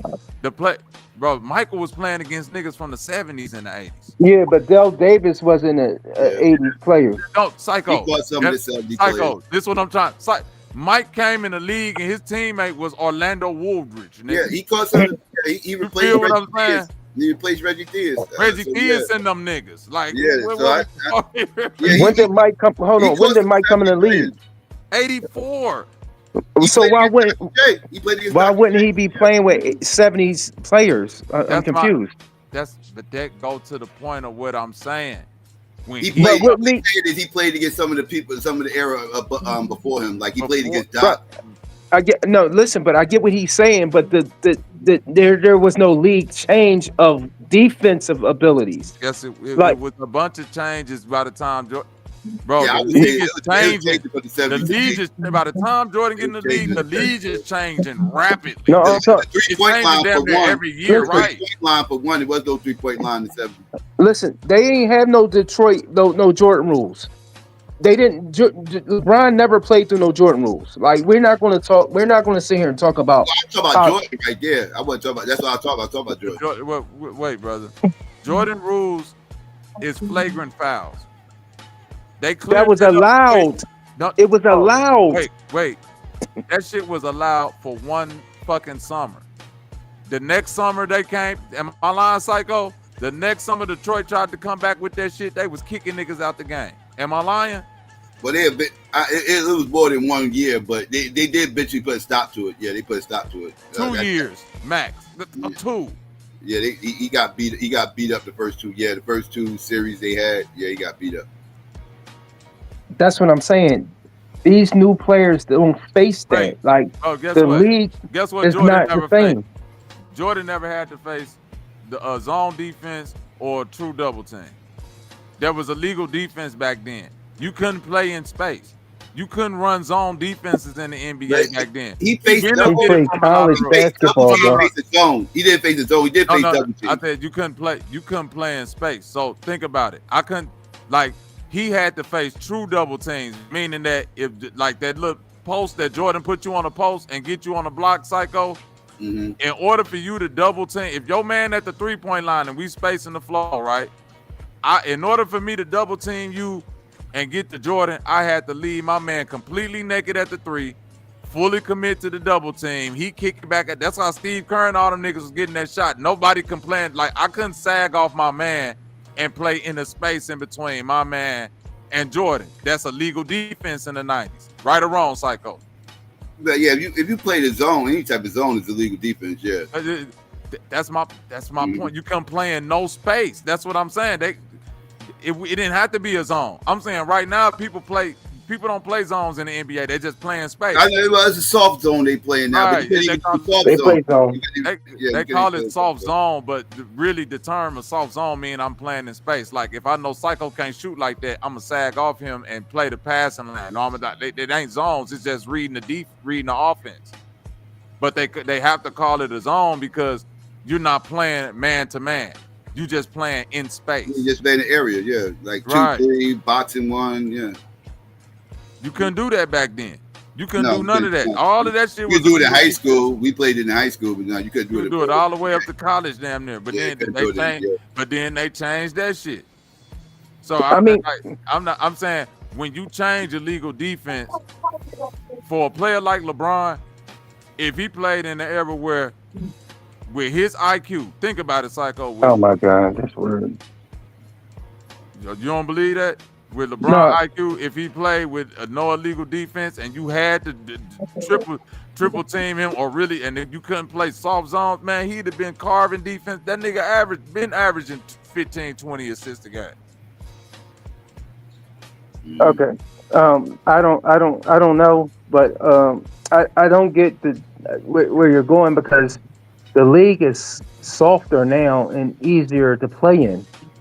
Like I don't know if defense. Defense ain't being played. It's bro. Like you're talking. I'm talking about. You think LeBron running down the middle of the lane, doing all that shit with Dale Davis and them boys and Oakleys? No. I know. And back Charles then, Barkley's. I know back then. That nigga can jump higher than all of them. I think he'd do it. His highlight. He wouldn't have had as many highlights. I ain't gonna say he wouldn't have been dunking on nobody. Jump higher than all of them. I hear you and all that, but I'm not saying he wouldn't have got no highlights. He'd have got some. They smashing them out the air. He'd have got a lot more posters. He'd have got a lot more posters because a lot more people back then tried to block shots. So he'd have got a lot more posters, but he also would have got stopped a lot more. I mean, that's so y'all think a nigga that's bigger and stronger than Michael Jordan wasn't gonna be able to do what Michael Jordan was doing? This nigga is Dale Davis. Why so he has the athletic ability of Michael Jordan, but for some reason he was gonna be incapable of running in on these big niggas that Jordan was able to. Not to that degree. I said he would have caught some posters. Wait, why not to that degree? Like what does Michael Jordan possess that LeBron doesn't? That stops LeBron from doing? How big was you said Dale Davis? Because right? Hold on. Before you say that, Bobby, I want to know what Jordan possesses that LeBron doesn't. Okay. What we're saying is he's going to get fouled. Michael Jordan, most of Michael Jordan points didn't come from dunks. Michael Jordan actually got way more points off layups than he did dunks. Truth be told, go watch the highlights. So LeBron is the dunker, right? He's the one that's coming in. He lays the ball up a lot. Locomotive. He's just going to jump through you and over you, however possible. He's going to get to that bucket and slam it through. Like what I'm saying is, he would have caught a lot more posters back then because back then centers actually tried to block the ball, right? Like people played defense back then, so he'd have caught some posters because a lot of people would have been trying to block it. But after a while, he would have slowed down and started laying the ball up a lot more like Michael Jordan was, and because that shit wouldn't have been flying for so long before they started beating him up. Some of the stuff that they call Y'all ain't saying flagrant that fouls on. would have stopped him Hold from on, doing some of it. the stuff they call That's what I'm saying. some of the Not stuff. stopped him, but I'm saying he wouldn't have been going crazy. He No, wouldn't have been able to do it at He will. would have but been some able of to the do the stuff they same thing call Jordan flagrant did. fouls on today wouldn't be called flagrant Jordan fouls. could have run down the middle and dunked at will. Fontaine, hold on. You looking at Jordan, who was half the size of them niggas back then, jump over, through, around all of them big ass niggas y'all talking about. Now, here go. Hold on, wait a minute. Wait, don't cut me. Here go the caveat. LeBron got all of that same athletic ability that Jordan got, except he built the same way as the Karl Malones, the Dale Davises, all these big ass niggas y'all talking about. Y'all keep forgetting LeBron is the same 6'9". I'm not saying LeBron wouldn't have been dunking on people. Me saying LeBron wouldn't have got as many dunks as he did. Saying he would have. Wait, Psycho. You see what Karl Malone did to Isaiah Thomas? Wait, stop. That's Isaiah. He fucking 5'9". Stop. He gonna do the same thing. Blue, you can't say he'll do the same thing if they barely was doing the shit to Michael Jordan and LeBron James. Michael Jordan. I just mentioned the Jordan rules. Mike was not dunking on. Mike was not dunking whenever he felt like dunking. I don't like. Maybe y'all. Mike was dunking on fast breaks. But no, Mike was not dunking whenever he felt like it. That wasn't what was going on. Like I said, if y'all go watch the highlight, y'all gonna see Mike catching dunks on people. But the vast majority of that stuff when he's driving to the hole, the vast majority of it is going to be layups. Most of the shit that y'all see is going to be layups. But listen to what I'm saying. So if Mike at 6'6", 100 or 200 pounds is able to get through the lane, get around all of these big ass niggas through the trees and all of that, get knocked down to the ground, get back up. You telling me LeBron with that same ability at 6'9", 260 is gonna get knocked down to the ground. Like they snatching. Bro, the niggas they do not have the same ability. Bro, no, they are different how players. when he big They as them are niggas. different players. He's Michael just as big as Michael them niggas. Jordan moves laterally way better than LeBron. LeBron goes north and south. LeBron's north and south. He's a downhill runner. If this is football, if this is football, he'll be a downhill runner. He'll be Jerome Bettis. That's what he'll be. Michael Jordan was more Barry Sanders. Michael Jordan was way more Barry Sanders, way more lateral movement. He more agile. Not the same. I'm not disregarding that. I'm saying if Michael Jordan had better lateral movement, if you arguing all that, I'm saying as far as their physical ability, athleticism, speed, running, jumping, they both had the same ability. You telling me they would have been snatching LeBron out the air? Wait, bro, so you telling me LeBron ain't got the same type of vertical as Jordan? LeBron ain't got we're saying the same thing would have happened to him. LeBron's more of a 1 foot jumper, to be honest with you. I'm not talking about the let me you ask me. I'll tell you the difference. I'll tell you, LeBron's more of a 1 foot jumper. He doesn't even really jump all 2 feet that often. He's decent at jumping off the vertical, but his main weapon is jumping off 1 foot. Most of his dunks is off 1 foot. And Jordan, when he jumps off his vertical, he actually has hang time. LeBron don't got hang time. LeBron he jumps off his vertical. He's just trying to go through you. He's really not hanging in the air for long periods of time like Michael Jordan did. Michael Jordan go in the air, he kind of gets suspended up there, and he just hangs up there for a while before he decides whatever he's going to try to do. That wasn't what LeBron did. I mean, you got to admit that that's just what you think is happening. Like, that's just you viewing it and saying that's how I feel. That's not come on, bro. We can't really say which one of them hang in the air longer. Unless we really going to go. Watch the footage, dog. You can just watch the footage. You'll see. I watched it and I don't agree. That's what I'm saying. Show me that all this hang time that LeBron is playing, because I don't see the hang time. He impresses with you how high he gets. He gets pretty high. Yeah, like I'm not going. Like he does jump high off one leg. That's his thing. Driving down the hole and jumping up. Jumping off one leg and cocking it, pause. Doing tomahawk dunks or whatever. Like that's his thing. All I'm saying is, if he played in that era, he would have been fouled. And I hate to say the word hard, but he'd have been fouled hard. And I don't think his ability, y'all saying that he different than Michael Jordan, this, that, and the third. Michael Jordan got fouled hard. Kobe got fouled hard. Shaq got fouled hard. Like, in that era, he would have been fouled hard. And I think this era doesn't allow that. You blow on pause. If you blow some air on somebody in the NBA right now, it's a foul. And they let him walk all over the place. That's another thing. We ain't even gonna talk about that. However, I think it's just a different era, and I'm not mad that he played in the era that he's excelling in because he's one of the greats. However, that is the rules. When he brings up 95, the rules change. It's a different game. So it's a totally different game. You know, that's all I was saying. I think LeBron's a great. I don't think he's, the greatest, but I think he's a great. LeBron, and I don't like the LeBron. One thing I don't like about LeBron Jordan comparisons is, like I said, they two different players. Like they not even like they don't play the game the same. They did like to me, LeBron's like an athletic Magic. He's a more athletic Magic. Right. That's kind of the more fair comparison to me because of they style of play. Even though LeBron's more athletic, so he does more things, but the style of play, if you just go off like what they do. Like they line up a little bit better than Mike and LeBron, which again they just not the same player. No, I wouldn't even compare the two. I don't think LeBron's in that category. Kobe is more Jordan than LeBron is. I would put is more old ass Jordan. I put something in the back. Saying that. Michael Jordan used to for all y'all who all forget who Jordan really was. I put something in the back for you, Psycho. You can check it out, man. See your boy Jordan at his best. What form of Kobe game did Jordan pick up? Old man Jordan game or Jordan when he came in the league? Both of them. Who was Kobe? Both of them. Old Jordan, right? No, both of them. Old Jordan.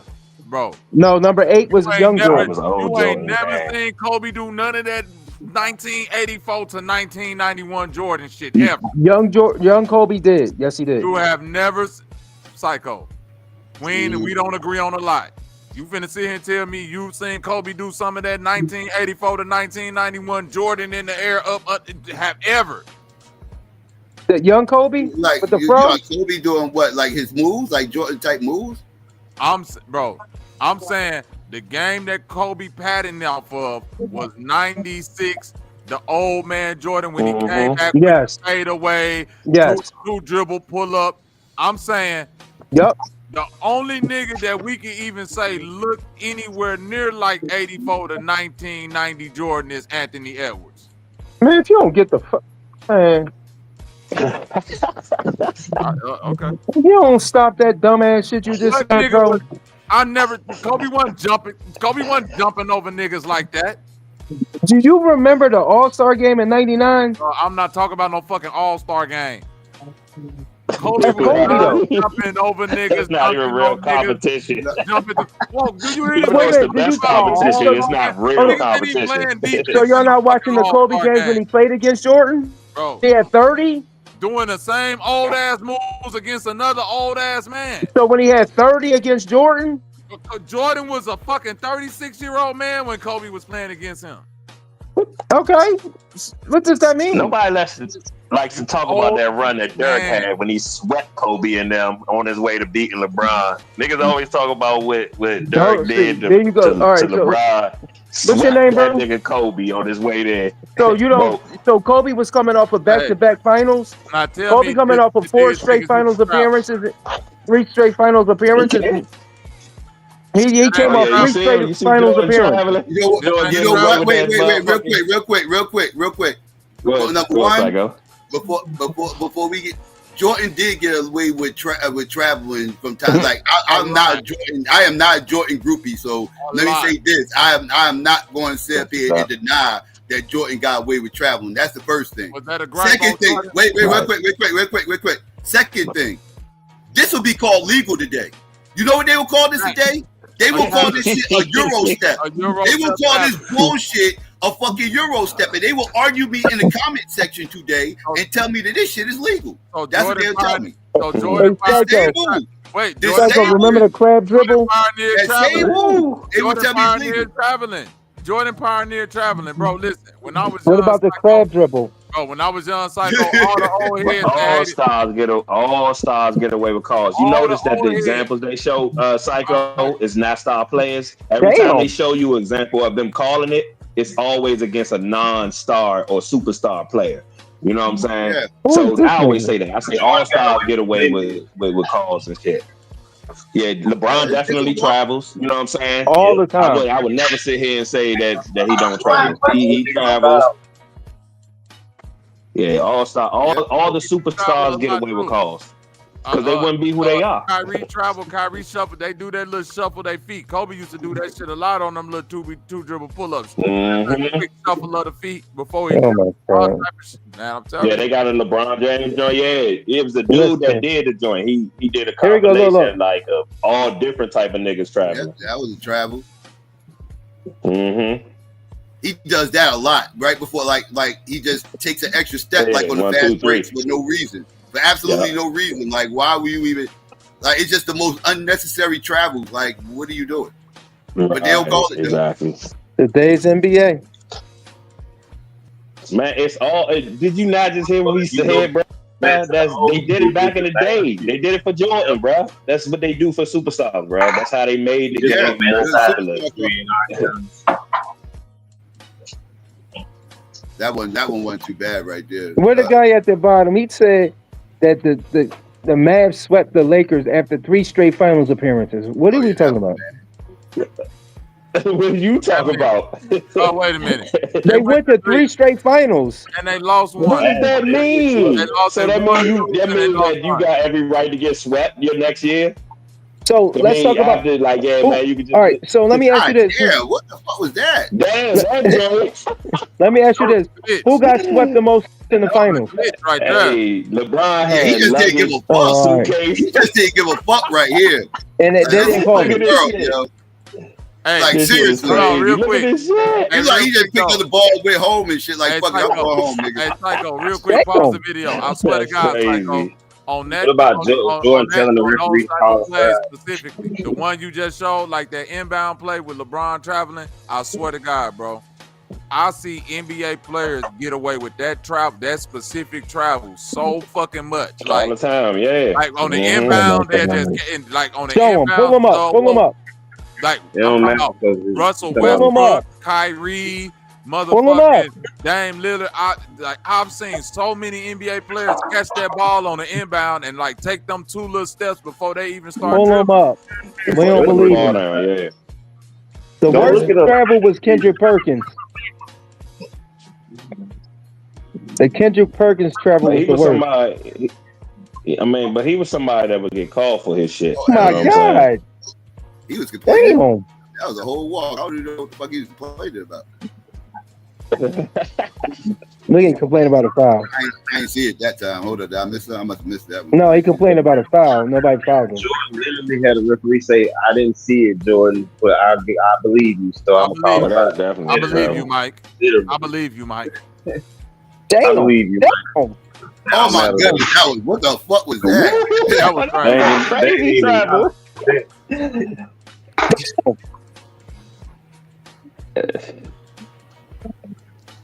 That nigga, yo. What the fuck? You know, at least give it up. At least this time he ain't crying about it. He ain't complained. Right. He did. He was like, "Yeah, you got me. You got me." Damn. Yeah, he is laughing. Look how he laughing. Yeah, all the major stars be getting away with that fucking bullshit, bruh. That shit be like, I'll be watching games. It's like, it'd be team I got money on. I'll be like, oh shit, that was a travel. Oh, they ain't calling it? Yes. I don't think this was a travel though. Watching shit like, that'd be crazy how these niggas be. Oh yeah, that's a travel. Yeah, damn. Took 4 steps. Yeah, he took a whole extra step and a half. That nigga. No call. You just get points off of that. Damn, he blasted that shit. Good blood. And he walked his ass off afterwards. He blasted the shit out of that motherfucking shot, but he good walked block. afterwards. Yeah, good block. God damn. Shit. What the? Yeah, he walked his ass off after he blocked that shit. Yeah. Damn. Hell yeah. Look at the pivot foot just all over the place.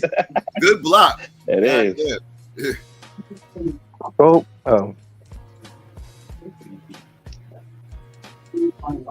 Oh, not another one.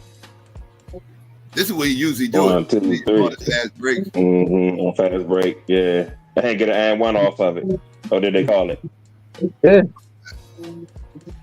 I don't think he walked on it, did he? Yeah. 1, 2. I think so. So, Hold on. Yeah, he that's a did good double dribble. He got a double dribble. one. Yeah, he That's caught all the ball. right. That's why he did double. 1, 2, 2. 3.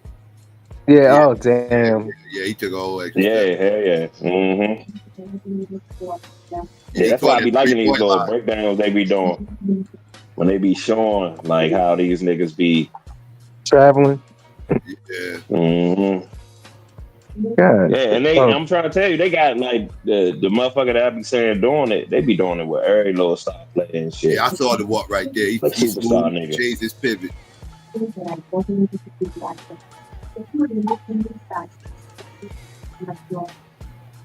I ain't see him.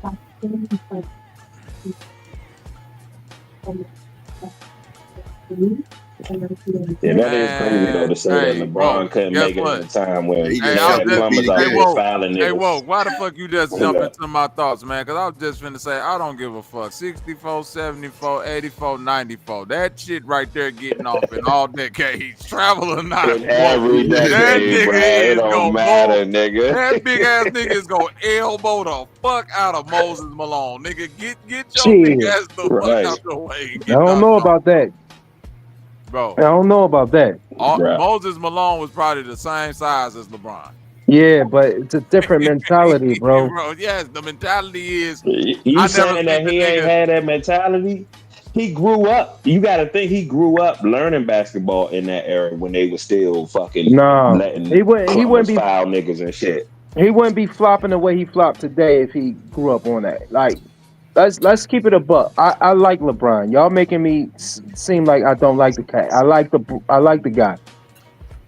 That era with Charles Barkley and them, nah, dog. Him being all fast and running and trying to dunk, they taking him right out the air, bro. Yeah. They taking him right out the air. He would. He would. I'm not going to say he wouldn't have been able to drive in the hole and get some posts or whatever, but it would. It would have been like Dr. J, he would have caught some once in a while, this, that, and third. He would have just been handling shit the way he does now. Now he kind of, not like he used to. I ain't gonna say now, he's a little bit older now, but back like the Miami Heat days and shit like that, back when he was just like at will, just going down whenever he felt like it, and just dunking down the lane or what, all that would have been going on. Like he would have got some off, but not at will. He wouldn't. But I don't think Jordan would have been able to do all I the think he that's did during better this era, basketball. in this era, because he got people that's actually as athletic as him and can do the same shit he do. When back in his era, everybody wasn't built like him. Why y'all keep I'm saying not a that, fan bro? of bum ass niggas who can't check think me he would that score get the more fucking points. fire the I shit think out he of me. would No, y'all You think know? that because y'all Jordan fans. I think he just scored more points because of the rule changes, favors his game, and him facing that double team and all that. There's no shot Him facing that double team in them zones would have affected him because it's a whole other look. Yo, you do know he played college basketball, right? Yeah, it's What no that shot mean? blockers in the league right now. Like People play college basketball and didn't translate over. He played for North Carolina. No, he said they play zones in college. They play zone in college. Right, so that's what I'm saying. Like, what do you mean? He won gold medals in the Olympics. They play zone Olympics too. Like, I'm not understanding like what y'all trying to like. Michael Jordan was a freak of nature, so is LeBron. The problem is the skill set. They have two different skill sets. LeBron is a great passer, fast, athletic. LeBron would still been great back then. I'm not. Sure. I don't. Yeah, he definitely would have been great. Yeah, he would have been great. He was about to say, I don't know. He was about to hate on I don't know. I don't know how he would have took the foul if they would have allowed them to play the way they played. And that's where I'm at with it. As far as like, it would have been a different situation as far as like him driving to the lane. I'm not sure if he had all these points he had. Some of these points would have been trimmed off if he He played didn't back. even go for the points like that. Like that wasn't even his go-to thing. I agree. I agree. And he Who can said shoot that? better I than agree. Jordan from 3 right now. Yo, So, he shot like, more if shots you per looking at what game. he can do He shoots 21 shots skill a game. wise, you Why do know y'all that keep saying that? when LeBron made, like, I think it was like 20, what was like 20,000 points or some shit like that. He did that shit faster than Jordan did. Well, he did it with less Jordan shots played than college Jordan did. basketball. But who cares? He That did it with counts. less shots. Why do you keep Yes, saying the less that would mean that Jordan is more seasoned. So that means that when he should be taking No, if smarter Jordan would have shots, that came he in the wasn't. league He would as come in a the young, game and force shit. But young LeBron no, took his team to the finals way faster than Jordan ever did. So I'm like, what does that mean that he Right. went to college? What point are you making? because he lost. I watched the finals game when fucking Phil He had to was like leave that 23 nigga years Jordan old. on the bench because he was forcing Listen. shots. And then they came back, went on a 10-0 run against Utah with Jordan on the bench. They was down by 9 when he sat Jordan, and then went on a 10-0 run with Jordan on the bench. We're gonna scrutinize all the times that the Cavs and the Heat came back when Brown was on the bench. No, because Because that we could do really that. happened. Yes, it does. When? No, it How doesn't many really times you happen. seen It that? happens a lot. How many times have you seen that in his career? What do you mean? Does he I've go seen it on the in bench? LA. I've seen it in Miami. What are you talking about? You're making up shit because No, I'm we not. can just go off the fact that when he wasn't even on the team, when Jordan left his team, they finished 2 games out of first place, bruh, in the Eastern Conference when Jordan left. The very first year he left, and there was no Jordan on the Bulls. They was 2 games from having number 1 in the East. There's one shot away from the going to the The Eastern final. Damn. And that was just going, and that was going to the back to the Eastern Conference Finals. But I'm talking about the regular season record. Regular season record was, I believe it was. They won the division that year. They won a division. They won a division, and they was 2 games away from winning the East, from having the best record in the Eastern Conference. Right. So let me ask you this. So that shows you, bro. Like, hold on. No. I'm glad you said that because that's very funny that you guys say that. So, with LeBron leaving to go to Miami, did he have the best record with the team that he left? Say that again. Did he have the best record with the team that he left? Yeah, in the East. No, did they have the best record that year? So I brought up that point, and then you brought up a point with LeBron on the team and what they did. I'm talking about the same team. Him leaving that team. What did they do when LeBron left? No, they still had Bosh and Wade. I'm asking you, why did he leave the best team in the league? Because obviously they wasn't the best team in the league, especially at that time. Oh, so now the records don't count. That nigga was falling on the floor, dribbling the ball and shit. Come on now. So the records don't count now. I heard you bring up Chris Bosh. He scored 0 points against Boris Diaw. Boris Diaw held him to 0 points in the finals game. Okay, Diaw did that. You're not addressing my question. So the best team in the Eastern Conference that year when they lost to Orlando was who? The best team in the Eastern Conference when they lost to Orlando. You talking about when Orlando who had the played best record that year in the NBA? I'm assuming you would say LeBron in there. So why did he leave? You really don't want to do this because it's a thing on the internet where Dwayne Wade explains why he left. Why was it? Explains why.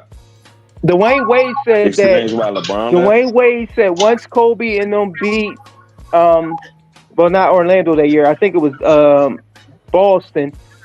He said that LeBron called him and said, "Yo, what we gonna do?" He called D Wade and said that. LeBron called D Wade and asked him, "What we gonna do?" Kobe can't keep winning all these championships. Oh, you saying? Oh, so you basically saying the year that he went to go team up with right? Why did they do that? D Wade. But he To didn't. beat Kobe. But you trying to hold up? How do you move the goalpost over there?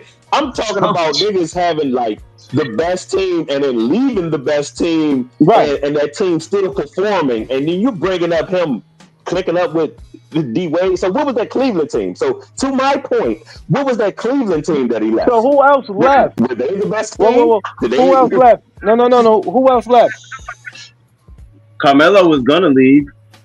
Carmelo wasn't even on that team. No, he was gonna leave. Oh, you meant? I thought you meant who left to go. No. Who else left that Cleveland team when LeBron left? Who the fuck cares? Who else matters? I mean, you act like everybody Who else stayed. mattered? He didn't even have an all-star on that team with him. Kyrie left the year after, didn't Yeah, no, hold on. No, that was a different team. So No, hold on. We're talking about the first Oh, the Cleveland first team time. because that's when he. Hold on. You That's when he hold joined on. up with D Wade. So the year they had the year they had the best record, you saying they didn't have an all-star? Virgil. Yeah, it's a Virgil. What about Mo Williams? Yeah, Mo Williams. He's an all-star. Why? When was he? Listen, when was he an all-star? For the Cavs. When LeBron played with him, right? That they won they had the best LeBron record. played with him, right? That LeBron played with him, right? Okay, but who Was he had ever an all-stars, all-star right? other than that year? Was he ever an all-star other than that year? Yes. So LeBron made him an all-star. Oh, No, he was an all-star without LeBron. Oh, I didn't know that. Honestly. I don't look at Mo Williams like that. This man, I know you don't. You only look at He didn't LeBron. have Mo on the No. first I mean, I so don't he look had at Mo him on the like first that run, type bro. of player. I didn't mean I didn't watch him. LeBron scored. I mean, Mo Williams scored His 50 first like run 4 in times. Cleveland, he had Mo Williams, bro. Is what you saying? Let me look it up. Yeah, he said he should beat Kobe because he had Mo Williams. No, I'm saying he had the best record in the NBA. Because of LeBron James. Because of him. That's the shit I'm talking about. So this is the shit that y'all do. He had the best record because of him, but when they lose, it's because of other players. Mm-hmm. He didn't have nothing. Get him over the hill. Pretty much. Get him over the hill. Pretty much. Yeah. Right. You understand? So when he averaged 15 against the Mavericks. So when he averaged 15 against the Mavericks in the finals, that one piece that hold made on. championship. So when he averaged 15 against the finals, it was when he averaged 15 against the finals against the Mavericks, it was somebody else's fault. No, he got to take the L. That's on him. Nah. Oh, okay. Yeah, he got cooked. He got cooked by Dirk, who swept Kobe bitch ass. That's what I'm saying. Kobe just came from 3 straight finals. Who? Yeah, but he so he tied now? What that mean? He tied? He had back-to-back. Kobe coming off back-to-back finals. What does that fucking mean, though? That he means tied, a lot. That he needed to get swept, man. Like, what does that mean? So okay, what does that mean? Game they won one game. They didn't get swept. And Jason Terry averaged more than the greatest player of all time in your eyes. The fuck out of here. Jason Terry averaged more than LeBron. You're making an excuse that he came off of some championships. Like that's supposed to not mean an something excuse. when you get swept They on your way just won 2 back-to-back finals. They got swept in the playoffs, and they lost. Then they faced the super team. Same finals. They faced the super team and beat them 4 games to 1 with the best player on the planet. How? What are you talking about? Dallas? Yeah, that was a new team. How? No, because the Miami joined up with the top 5 players in the draft of the same year, and they lost to Dirk and JJ Barrera. Yeah, Dirk's a great player, and JJ Barrera is actually a good player. I don't know why people keep saying his name like he's some kind of trash. Right, and that's the team that swept the Lakers. But y'all just saying because they swept the Lakers. Swept them though. They got swept though. So Kobe never got swept in the finals. LeBron did 3 times. He got swept by that same team that you trying to give all this love LeBron to. got But they don't 3 get that much love when times he in the sweep finals. Kobe though. LeBron got swept 3 They times don't in get the that much finals. love when he sweep Kobe though. LeBron got swept 3 times in the finals. 3 times. Just think about it. They play them more. It's the West Side. They on the West Coast, so they play them more. How do you and they get still got swept in the 3 playoffs. times in the So finals? that means they should know. They should know Dallas. You know better than Miami and the Miami Heat would have I'm known gonna put them it to you like because this. of the fact that they play them at least 3 times in the regular season. Right. Listen, the Bulls got swept by Dallas, right? Who was the star player of Dallas? Dirk. Yeah, Dirk was, right? Hall of Famer. Who did Dirk say the best player he ever played against was? I don't know. Michael Jordan. No. He probably No. said Kobe. No. Who? Oh, he said LeBron. No. Who, Kobe? Why don't you tell us? Okay. Who? Russell Westbrook? I didn't even. He said Kobe. Oh. He said Kobe's the best player I ever played against. What does that mean? Like, It means a lot. It means a hell of a All lot. I need you to do is name me the KD of Jordan's era. I don't care about that. I'm a Kobe boy. Exactly. I bet you don't. I bet you I'm don't. a Kobe dude. Because there was none. There was Ask me no about type Kobe. of caliber. Who's the KD of Kobe era? Paul George back then. He said who's the KD of the Kobe era? KD. Yeah. KD's the KD of the Kobe era. Really? KD didn't come in on the tail end of Kobe era? Did LeBron ever play the Sonics, KD? I He want to say played the OKC that had Harden and Westbrook. Did He played that KD ever play? I mean, did LeBron ever play the KD Sonics?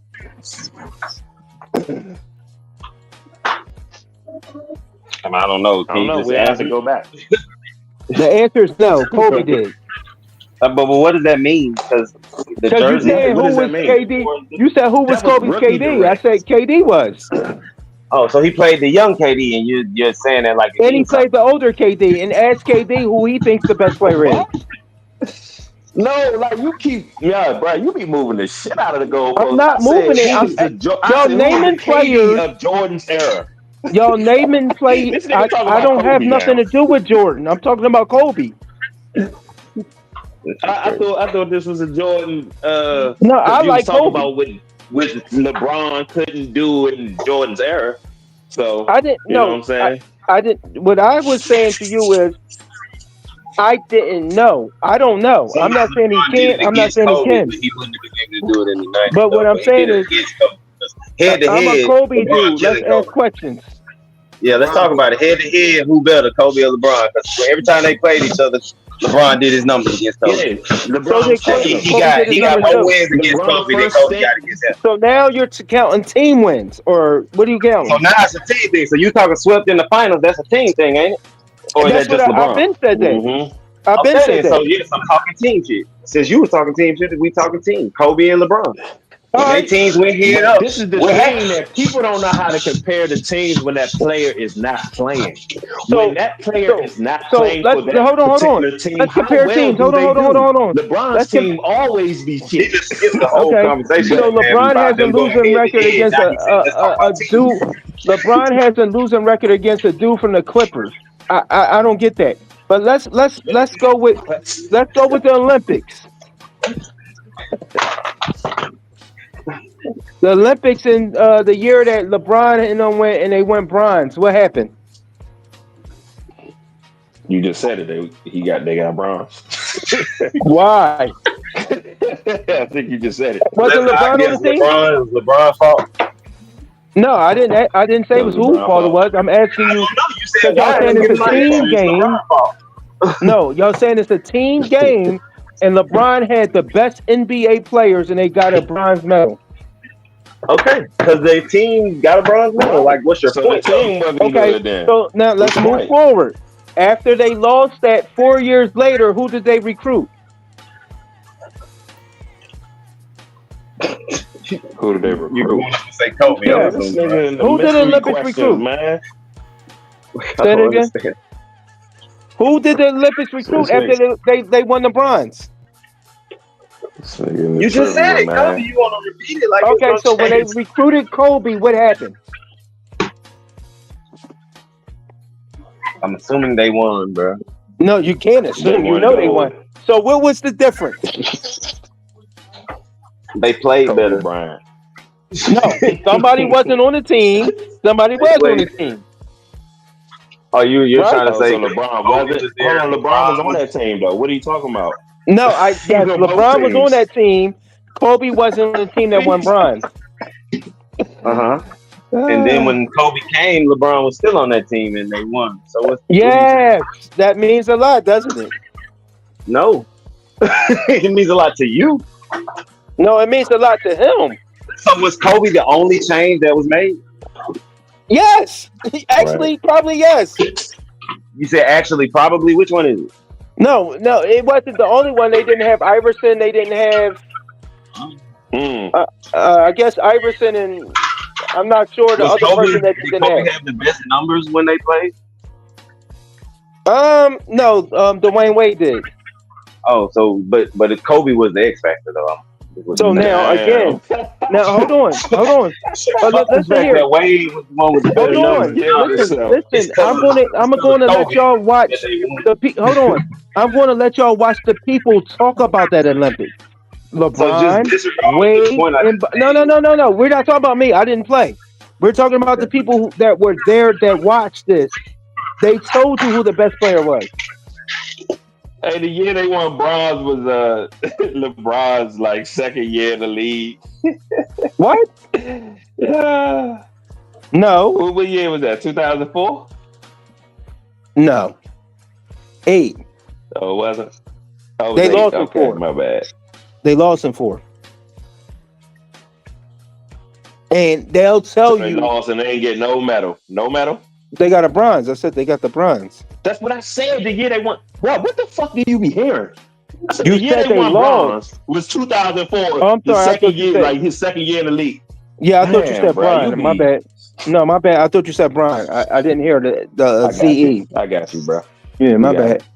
Yeah, I think they lost in 04, and then they lost in the FIBA too. They got the bronze in the FIBA.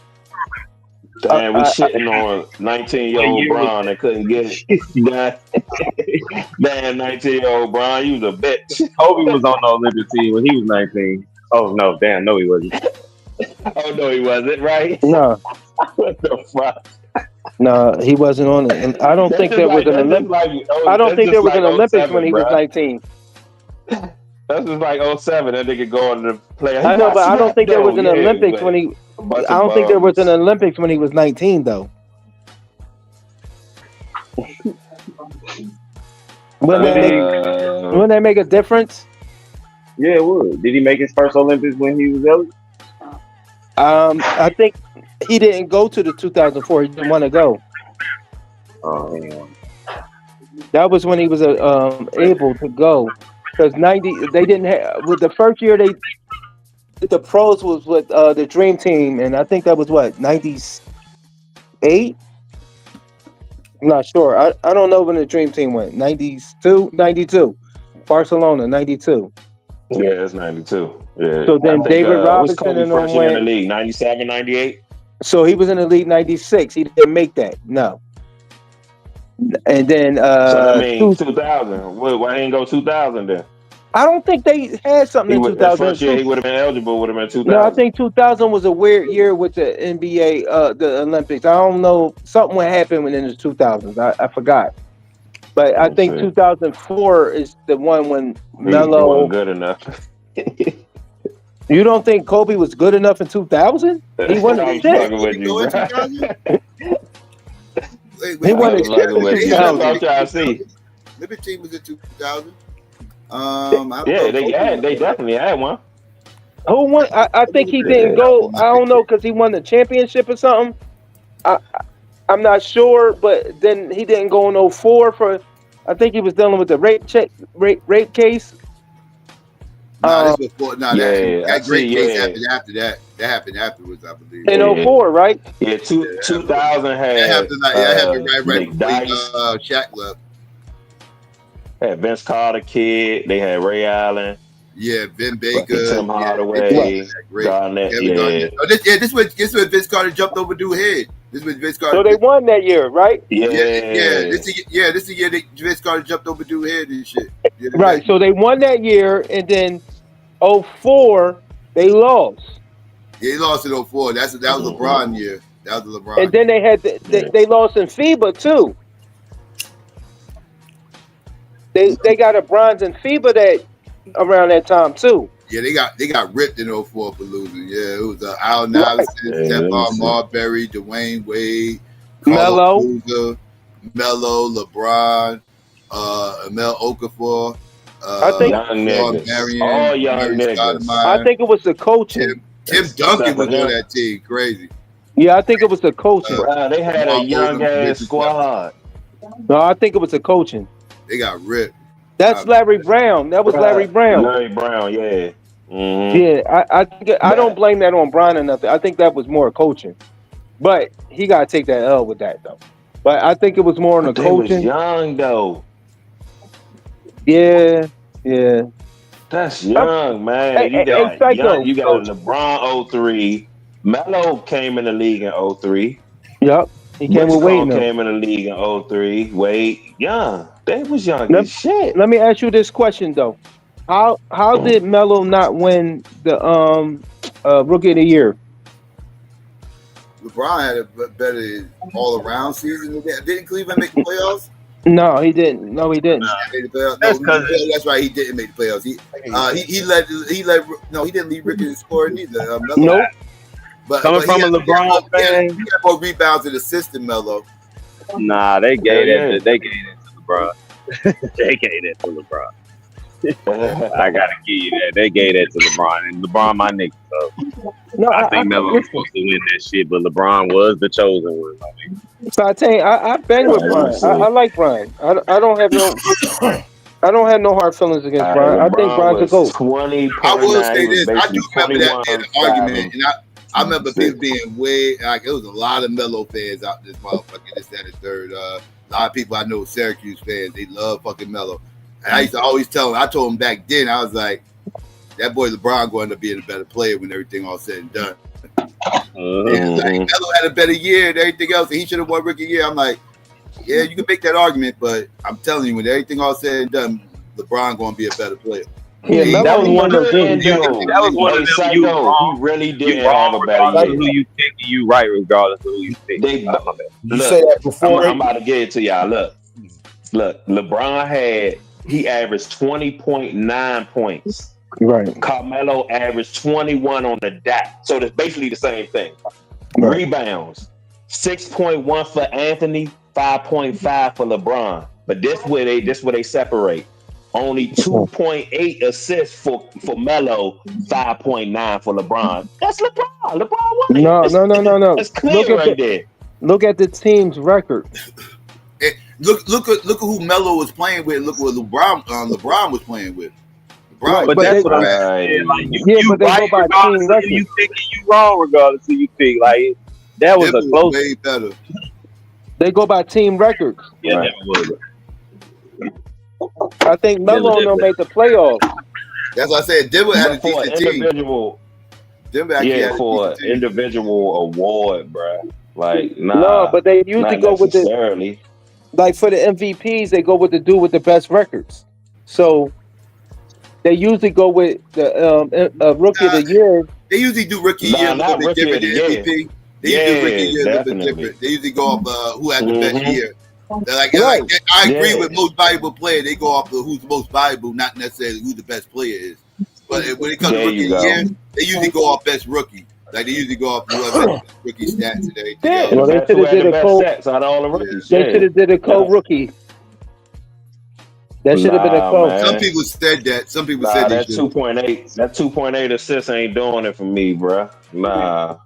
Yeah, but my 12 games over your team averaged 2.8 for his career. Get out of here. He wasn't known to do that.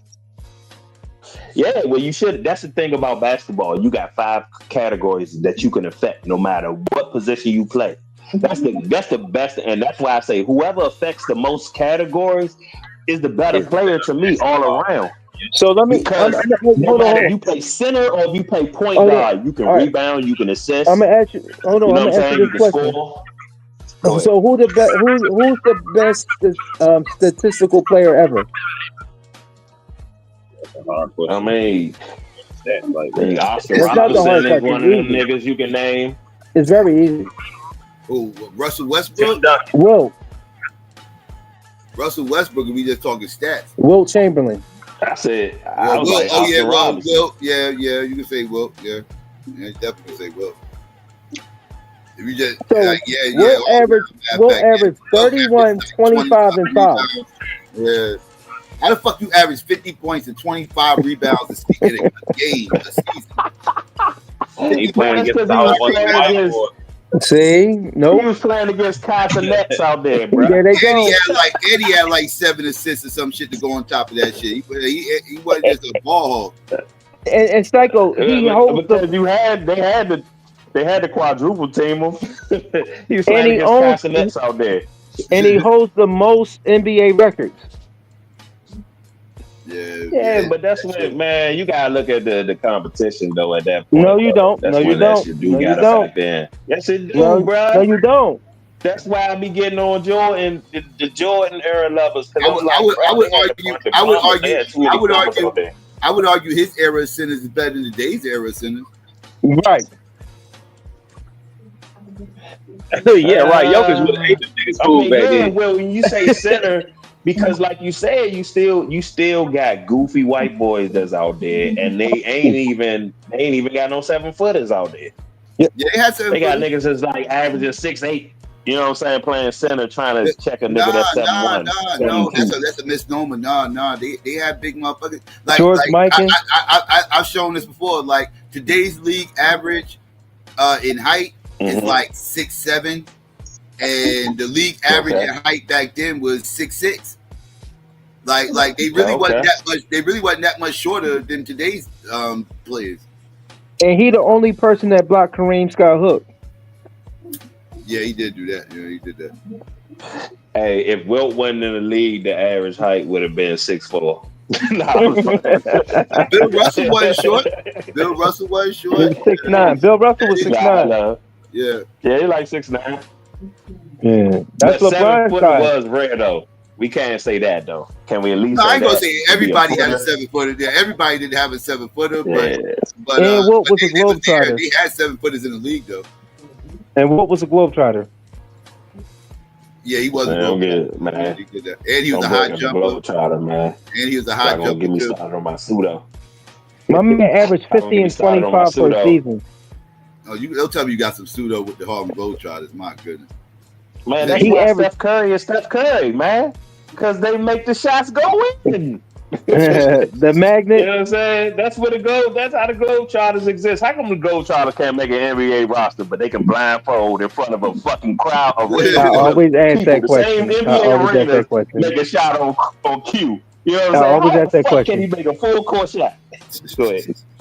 I always ask that question. I did. I ain't Yeah, doing exactly, dog. I'm like, bro. Trick shots a little bit Harlem different. Globetrotter. Having somebody really playing defense on you. Like, Yeah, you know, but they to have put a players bucket on shot. my head and throw it over my back and make that joint is crazy. That is crazy, right there. That's crazy work. That's crazy work. Hey, And I it'd be always cash, say, man, still would be like, on net. That shit be because of the crazy. I'm Harlem like, how you make Globetrotters, that? I'm not as impressed with Steph Curry as everybody else is. You know what I'm saying? People are so impressed with Steph Curry. I'm like, man, Globetrotters prove that they helped that nigga do what he do, bro. Nigga, the shot that he made the other night when they was damn near half caught the ball, kind of stumbled out the joint, threw that motherfucker up. I'm like, get the fuck out of here, bro. That Globetrotter ass shit, man. Hey, David Blaine had a commercial during the 2007 playoffs when he was like, Baron Davis can make a shot anytime he wants. Is it magic or is it magnets? You know what I'm saying? Just trying to like almost putting a play on that shit, bro. Like, man, them niggas is. It's funny how they play with the public, bro. No, they say it is But that's magnets why, in the ball. Yeah, bro, it has to be for them to like I said, the Harlem Globetrotters did it for me because I used to say the same thing. Like, damn, basketball be kind of hard to read because niggas got to make shots though. Like, how you gonna make a nigga make a shot or make him miss a shot when you want him to? But then once I started looking into the Harlem Globetrotters, I was like, man, that shit is crazy on cue. And I had a homeboy who said his dad used to take him Globetrotters whenever they came into town. And he said, even as a kid, when I brought that point up, he's like, I did used to wonder that shit though, as a kid, like, how the fuck they doing this shit? And why the fuck these niggas can't be in the NBA? This nigga just did that shit blindfolded through that motherfucking arena full of people, sold out arena, made that shit on cue. And it's like, how these niggas can't make an NBA roster? They this good? Man, I had a nigga just on the end of the bench, even if he can't play defense that good or whatever the case may be. Like, look, I know we need a shot. Right, he can make a half-court shot and shit. And no timeouts. We putting this nigga in. Right, he can make that half-court shot, right? There was a movement to try to get the Harlem Globetrotters to join the NBA back in the 50s. And they actually played the NBA champions of that time, the Minneapolis Lakers, and they beat them. Okay. With George Mikan was there. If you know who George Mikan is, he's supposed to be he brought him up. Big man, in basketball. Yeah, but the Harlem Globetrotters actually beat them in the exhibition. Yeah, that was my quick little. So once he brought up the fucking Globetrotters, I was like, man, that's why nigga Steph Curry is who he is. He really not that nice.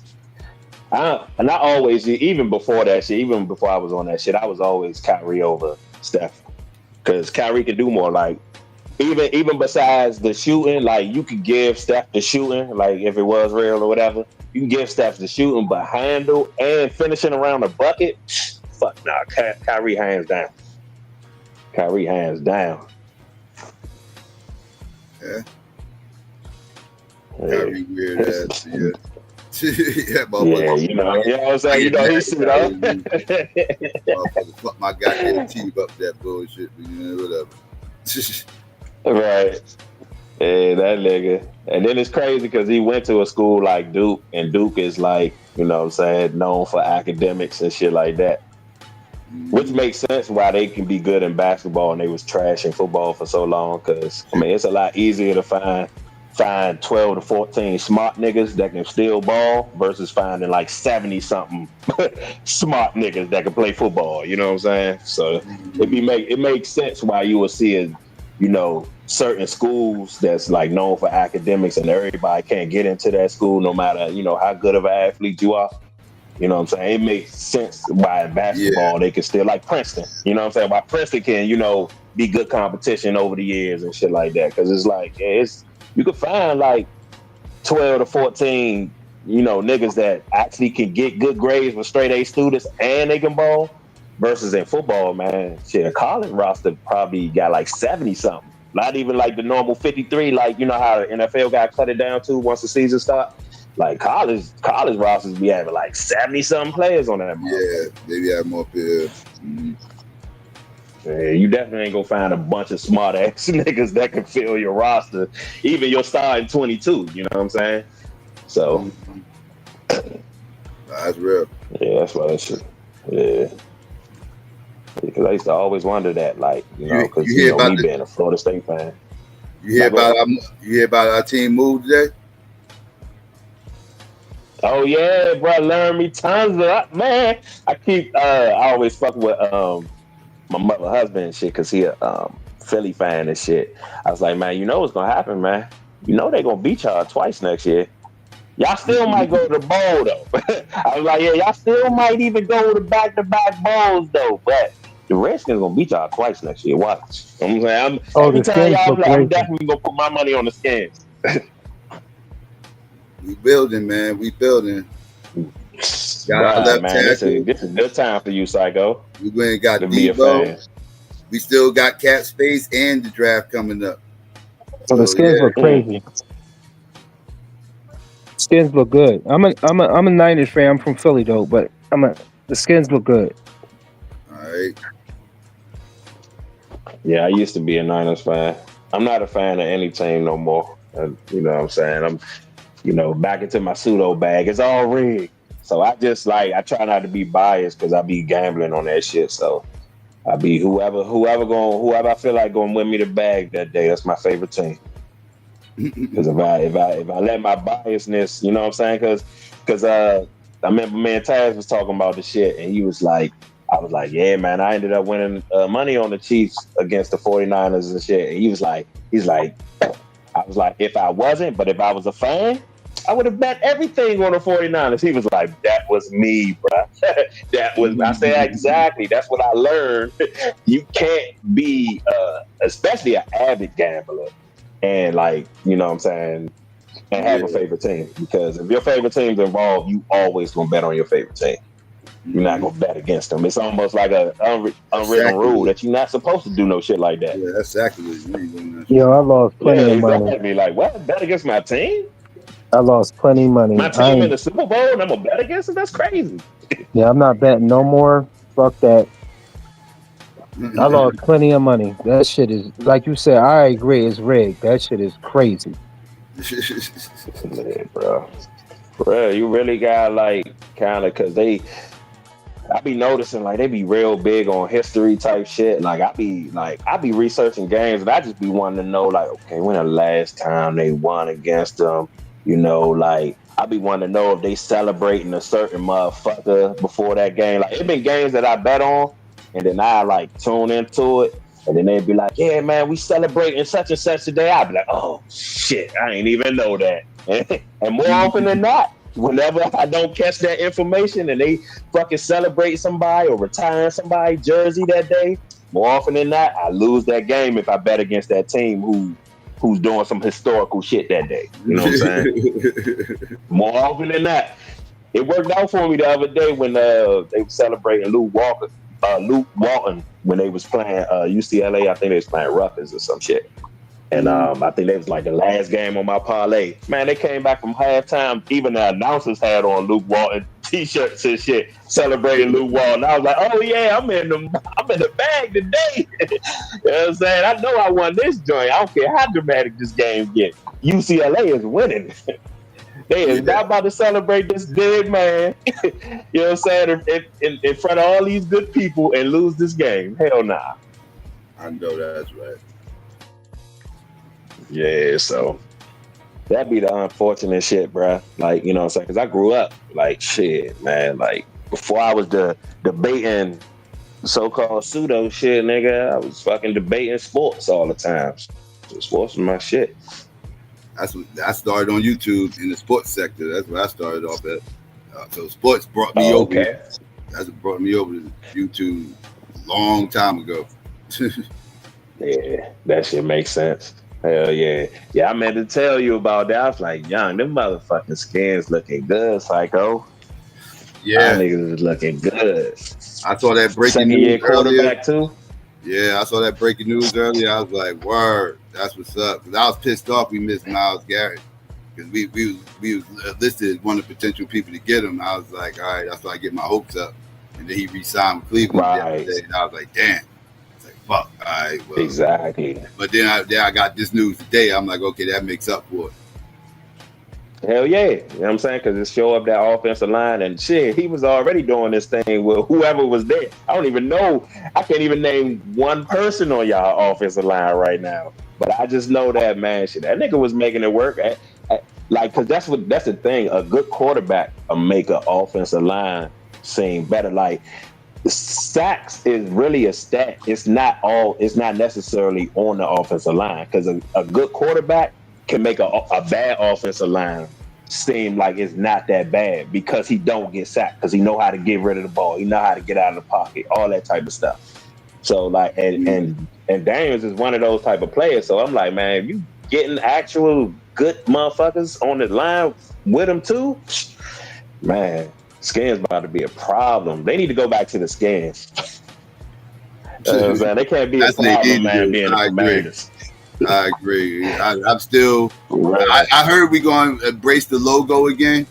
I heard they're going to have like commemorative jerseys and stuff with the logo, but the name they a little bit iffy about. But they need to get over this name crap, man. This name never was racist name. I've always maintained that. Always ready to debate anybody on that. Like, because motherfuckers, the real, like they know the agenda that was pushed, and there was a lot of lies that was being spread when all that shit first popped off about our name. Exactly. Yeah, I remember you did a live talking about that shit. The live talking about, you know, the name and how, you know, what races and how like a bunch of natives wasn't even like Native Americans wasn't even like tripping over the name and shit like that. And yeah, I remember that live you did. Yeah. Yeah. It was a liberal bullshit. Yeah, all liberal, quote unquote woke bullshit. Like whatever, you know, like motherfuckers, like they just want because the same people that got us to change our name, like I said, they now attacking the Chiefs. If it's all about racist things, why y'all going after the Chiefs? You know, so that's crazy. It was all bullshit from the beginning. I told motherfuckers they didn't want to listen to me, but yeah. So I people are starting to now revisit the whole name thing. Now they starting to revisit it. The Indian tribe out in Montana, the Blackfeet. That's who the logo was centered around. A Blackfoot. They the ones who want us to bring back the logo and the name. So they're the ones who's clamoring. They pissed off that the name and the logo got removed because they was proud of it. Right. And they was proud of it. Right. Because it wasn't them that was bitching. And it was like they wasn't the ones that was bitching. It was a whole different nation, the Oneida Nation. Motherfuckers from up here. Motherfuckers from up here and shit. I think they Giant fans. Don't get me. That's my conspiracy. These but Giant fans trying to get after us and shit. Yeah, trying to fuck with us and shit. Bullshit. But yeah, because I remember you showed, I think, the movie theater that said Red Skin, and it was like owned by a motherfucking Native American or some shit like that. Yeah, out in Oklahoma. Out in Oklahoma, movie theater called Red Skin. Yep, and they embraced the name. They got movies with the name. I showed the high school Red Mesa Redskins out in they out in Arizona at the Navajo reservation. The Navajo reservation right there on the 99% Native American.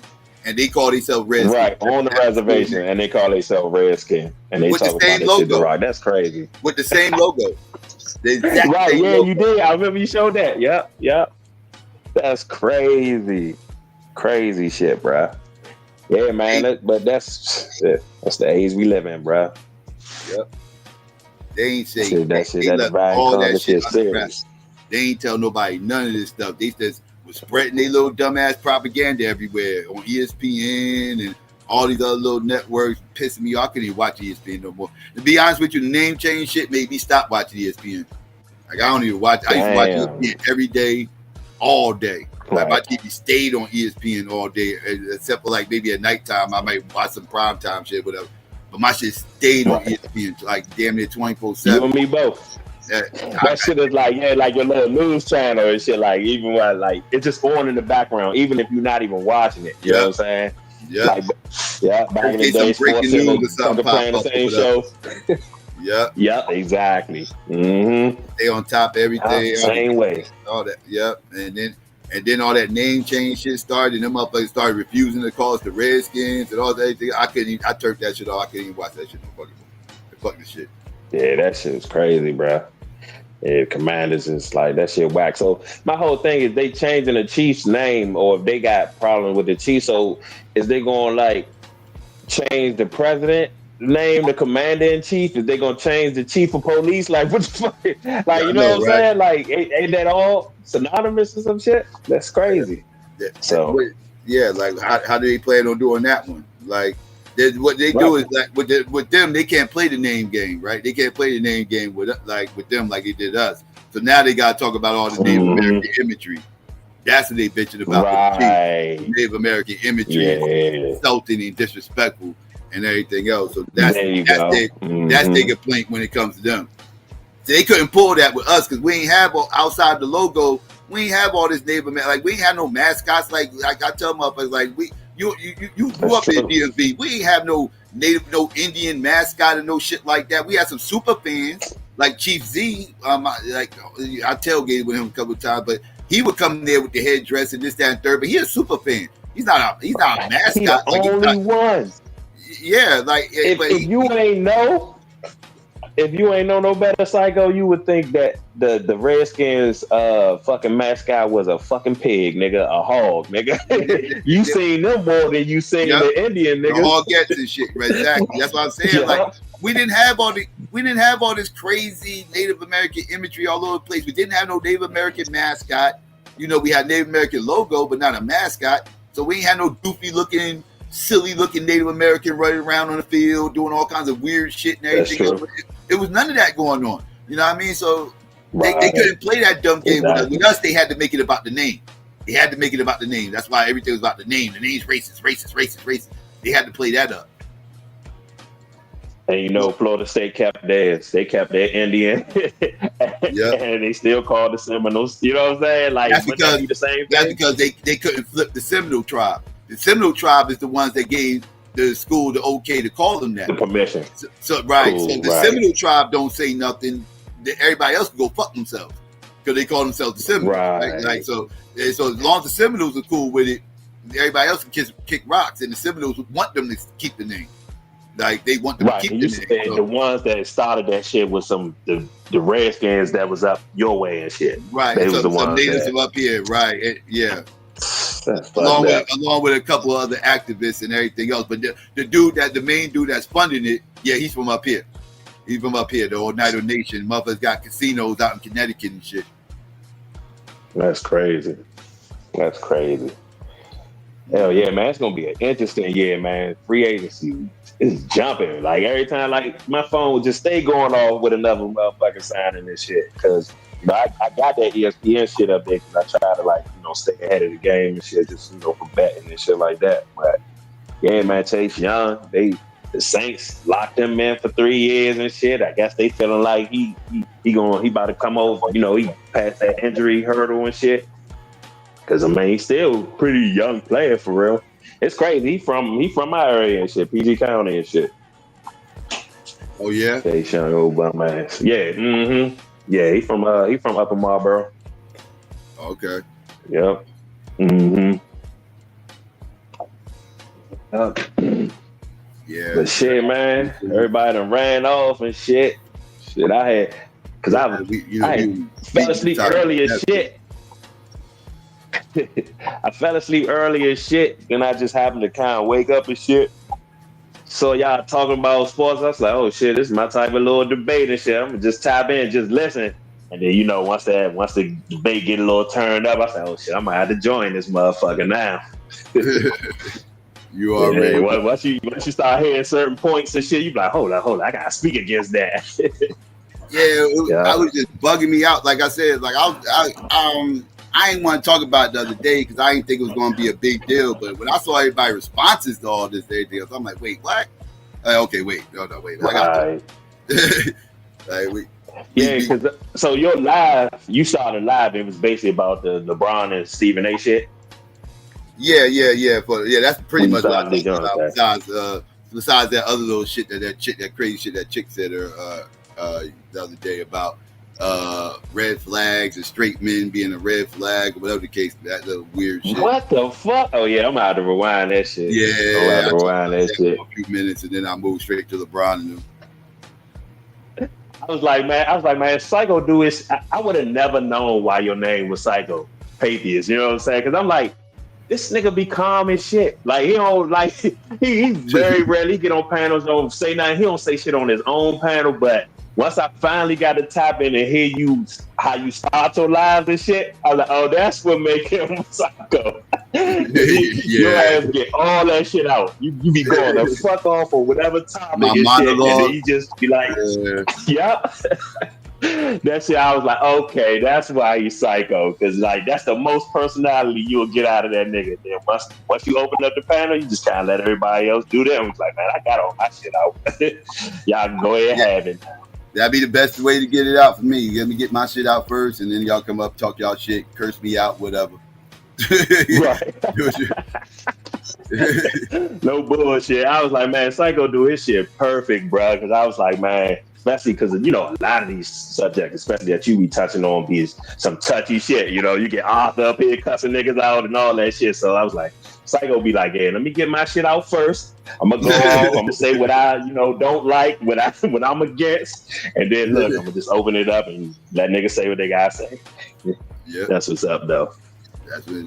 Hey man, well shit, man, I'm about to motherfucking try to catch a few more hours before I gotta get back up and shit. No doubt, Walt. I appreciate you coming up. Man, always, bro. Yeah, I'll holler at you soon. All right, no doubt.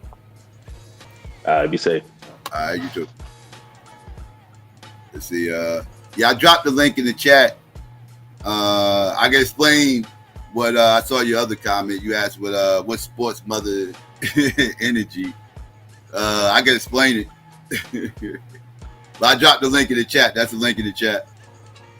I'll stay on a little bit longer if you want to come up. We can chop it up and build.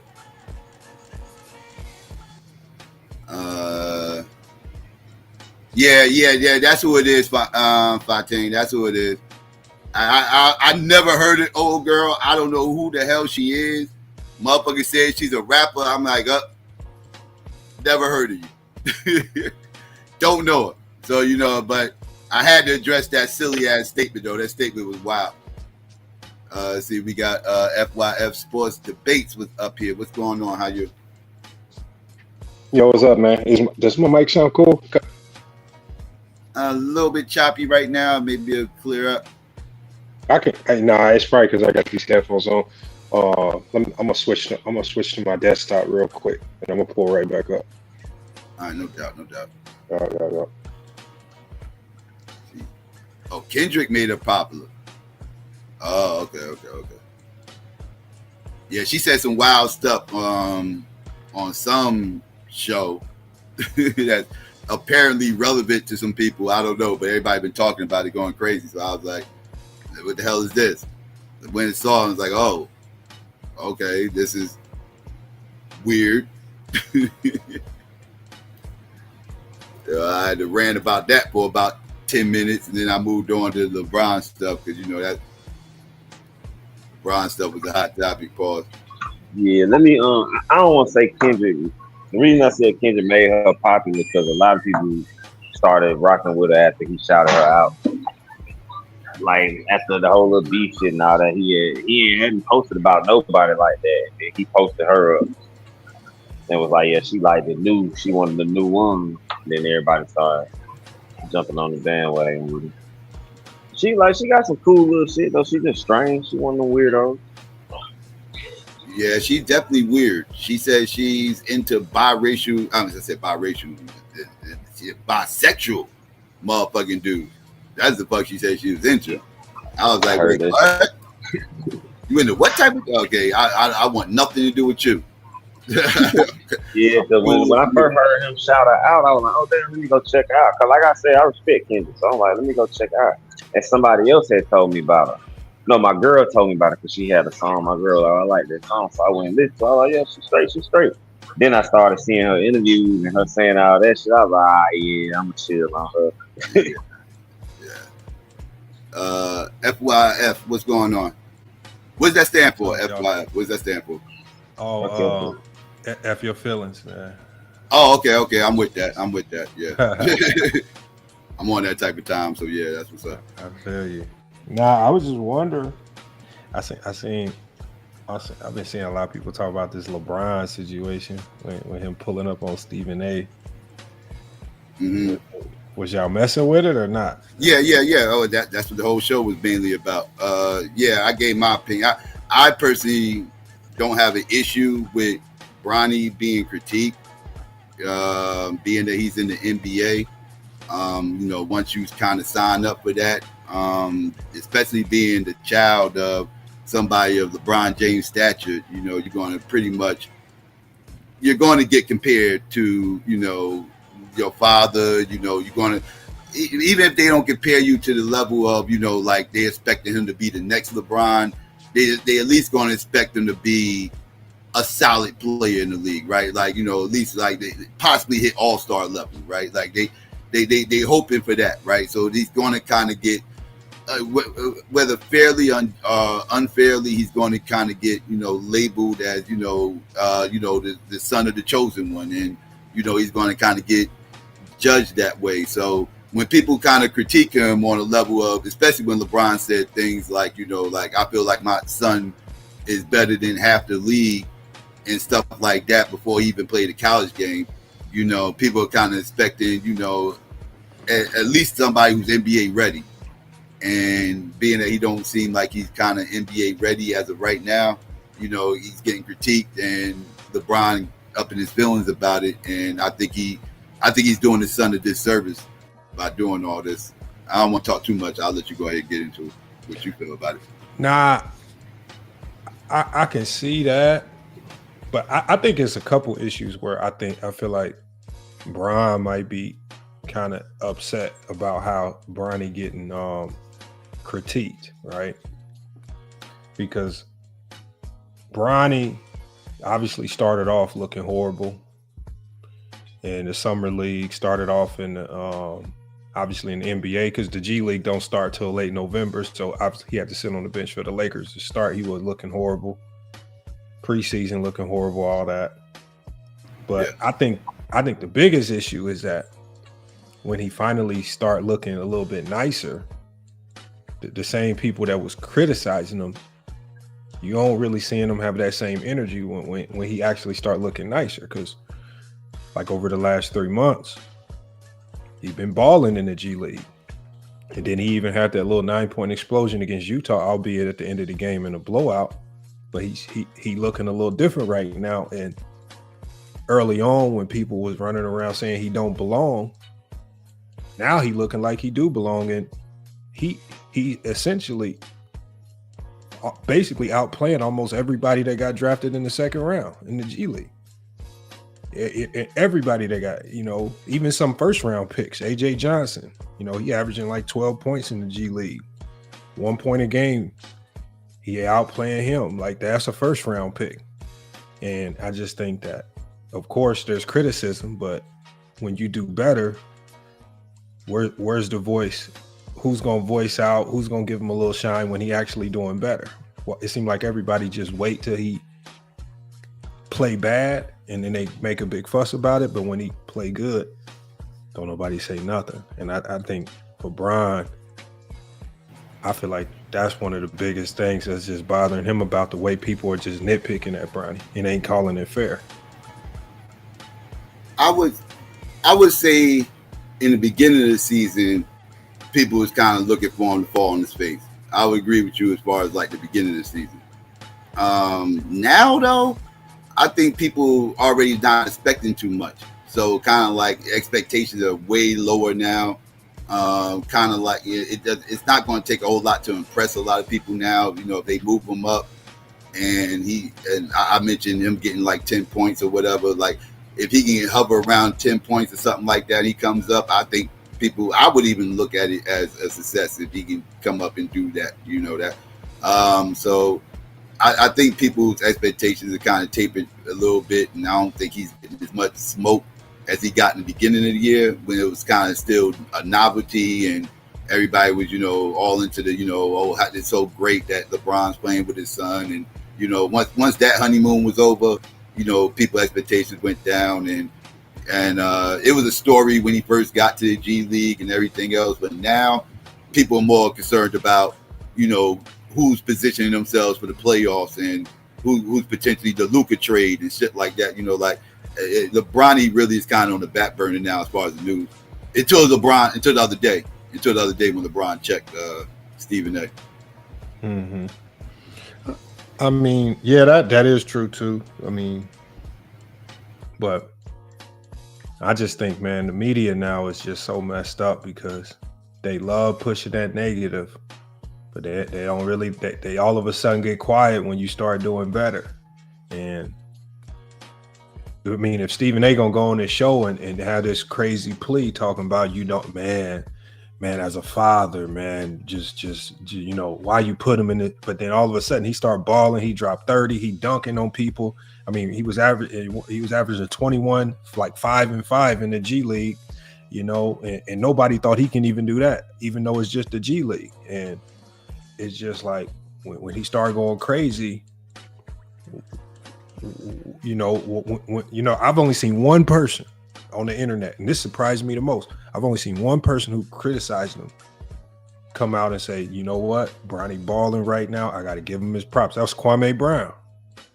He's the only one. He's the only one that went back and was like, Bronny balling. I gotta give him his props when he hooping. Nobody else, Stephen A. Nobody who criticized him stepped up and even just said that.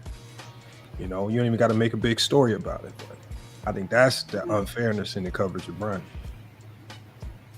As far as Stephen A. goes, well, the podcast you can criticize him. As far as ESPN goes, they're gonna go wherever the hot story is. Like, and you know, they if Bronny ain't doing anything that's newsworthy, they really not gonna cover it too much. You know, they'll talk about the Lakers, but they got other things they'd rather talk about besides Bronny. Again, the Luka trade has been like the talk of the town for the last few weeks. So that's pretty much kind of took over Laker Nation.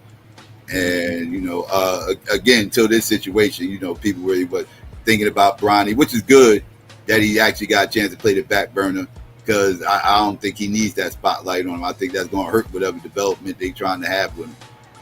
The further he gets away from the spotlight, and be honest with you, I think he got distance himself from his father eventually. Like, it's cool that they did this, but like I said, the novelty of it, maybe another year of this, but after this, I would like to see them separate from each other and see him do it on his own. I mean, it's not going to be easy no matter where he go. I mean, even being here with the South Bay Lakers, that ain't helping Bronny. I mean, it's still hard. You still got to go out there and hoop. You still going against a whole bunch of hungry guys in the G League that's trying to make a name for themselves. So, I mean, whether you with LeBron or not, it ain't no way to avoid the grind of the NBA. And I think there were so many people in the beginning saying, "Oh, he should have stayed in college," but I'm hearing this from people. I'm hearing this from the older generation, right? They're the ones that say, you know, you need to get it out the mud. You need to grind, right? Well, right now, that's what Bronny got to do. He got to get it out the mud. Why we mad at LeBron for basically saying, Bronny, look, if you want to come up to this league, you got to get it out the mud. He making him go through them growing pains. That's the best way to get better. With him well, if he's in the league, I'm okay with him going to the G League. I do think he should have stayed in college, though. I think college was but I know why he's out of college. Obviously, you know, LeBron, him playing with LeBron was a big deal for LeBron. So he left college early, even though he clearly, like, I had to make I can't stress this enough. I don't know nobody who got drafted in the NBA to the NBA averaging 4 points a game. I can tell you a couple. That average 4 points a game. I could give you one. I give you players that average less. Peyton Watson for the Denver Nuggets. He got drafted last year out of UCLA. He averaged 12 minutes a game. He averaged about 2 points per game, 12 minutes a game. He got drafted in the first round to the Denver Nuggets. Even this year, a guy by the name of AJ Johnson, he averaged 4 points a game. I mean, wait, was that the only year they played, or was that like no? Yeah, Peyton Watson was a freshman at UCLA. He averaged 12 minutes a game and 2 points per game. He got drafted in the first round, and he also not only did he get drafted in the first round to the Denver Nuggets, he played meaningful minutes in the playoffs versus the Lakers. So, what I tell people about the NBA draft is, you don't really get to choose when you draft it. If there's a team basically saying, we see something in you and we want to draft you, you basically got to go. Because you got a small window to take that opportunity before the next flock of players come through. And you know, the NBA is all about the new fish. And if you miss your window, the new fish are going to come in and they're going to take that little shine. And I don't think staying in college would have helped Bronny, because college basketball is too different. It's not like the 1990s college where you could really stay in college and get better. With the NIL and the way the college landscape now, it was probably best that Bronny got to get up out of that, because college basketball ain't the same as it used to be. Yeah, I see he was drafted number 30. He was drafted 30th, so he barely made the first round. But yeah, he got drafted and he averaged 3 points. Yeah, I mean, that's what I'm saying. But Peyton Watson is actually a solid player. He's right? 6'7". Yeah, he's 6'7". 6'7", 200 pounds. And so it happens, and you know. And it's just like there was no. Ronnie's 6'1" though. He's 6'1" point guard, but yeah, I hear you. So I mean, I just This dude's a prospect. They took a shot at him. He's a prospect, but yeah. I mean, you gotta, and then even with Bron's response, right? I'm like, for LeBron, to me, it's like damned if you do, damned if you don't. Because when stuff happened and LeBron don't say nothing, then everybody say, "Oh, LeBron, you didn't respond."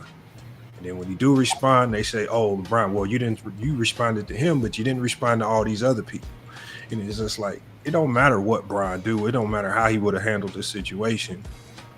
He's getting criticized either way. They gonna make up a way to criticize him. So, no, there's a lot of things Bron could have did different.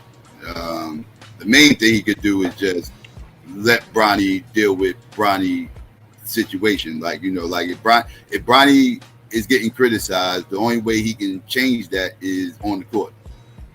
Just bust your ass and just change it on the court. That's like, you could change their mind there. You know, like this, just like any other athlete that gets criticized. You know, athletes get criticized all the time that they don't like. The best thing they can do is get on the field or on the court and handle their business. And then after the game's over, when they handle their business, then they get to talk their smack. Then they get to say, "How you like me now?" You know, they get to have that. They get to have that moment. Now, what happens when somebody like, and we all different. Like, I can't tell the next man what disrespect is to him. I feel like if LeBron felt something that Stephen A said crossed the line and went from criticism to disrespect, and he checked him for that disrespect, who am I to say he wrong for confronting another man to his face and checking him on whatever he felt was disrespect, and they handle it like men, because that's what we want people to do, as opposed to talking on blogs and behind people's back and in shadowy terms and stuff. He confronted him to his face. And now let me ask you, like, what did Stephen A say that was disrespectful? Because I've been digging and looking and trying to find what got LeBron so much in an uproar that he felt the need to have to check Stephen A. Because me personally, I feel like as long as Stephen A kept it basketball, LeBron shouldn't have any rights with anything Stephen A said, even if he don't agree with him. You know, like if you feel like, you know, he got a position about Bronny's game or whatever on the court and he don't agree with it, shrug it off. You know, like he just talking basketball. That's what Stephen A is paid to do. You know, but if he takes it outside of basketball, he starts talking about something else and start getting, you know, insulting him or whatever the case may be. By all means, do what you got to do. Handle your business as a man. But, you know, if they're just talking basketball, I think, you know, LeBron got to get out his feelings. I think it was the video on ESPN where I actually did. It was so bad that I even did a show on it, and it was Stephen A.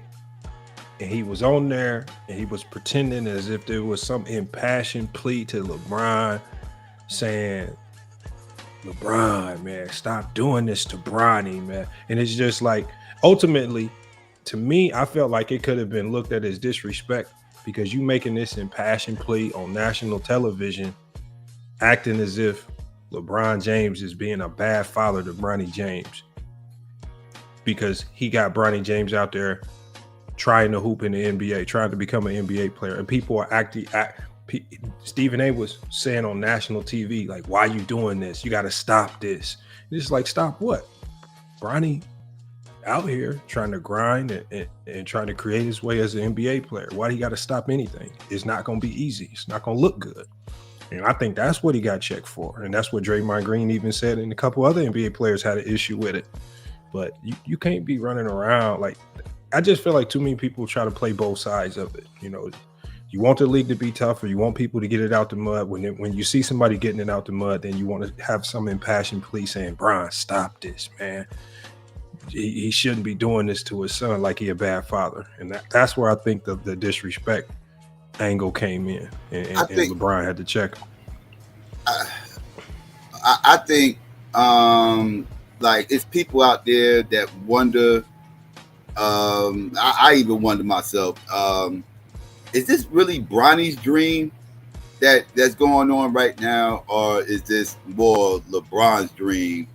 That, you know, like, is this more like a LeBron thing more so than a Bronny thing? Because I don't hear Bronny talk too much.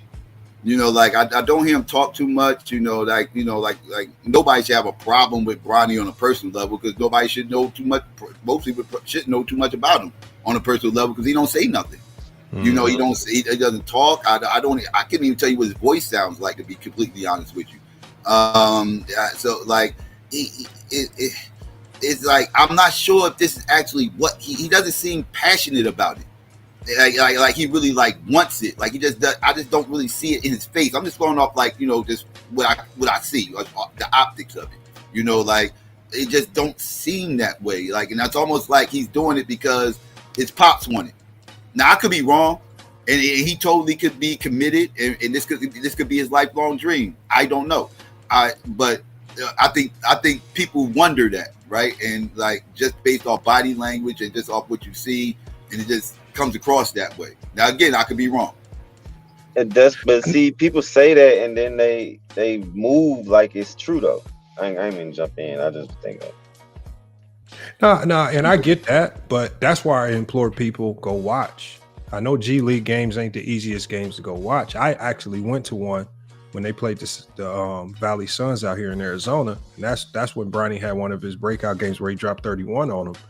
And when you watch, because the one thing a lot of people not taking into consideration is the man did just have a massive cardiac arrest that almost took his life. Now, imagine coming from that and you trying to get your bearings back on the basketball court. Every time you run, every time you feel your heart pounding in your chest, every time you feel a pain on your shoulder or your chest, you thinking it might be another cardiac arrest. It's still a mental hurdle you got to get over, just getting over the cardiac arrest. And what we seeing is him slowly getting over that hurdle, basically saying, okay, I am okay. My heart is fine. I'm good to go 100%. And as he progresses, this is why he's now averaging 21 a game in the G League.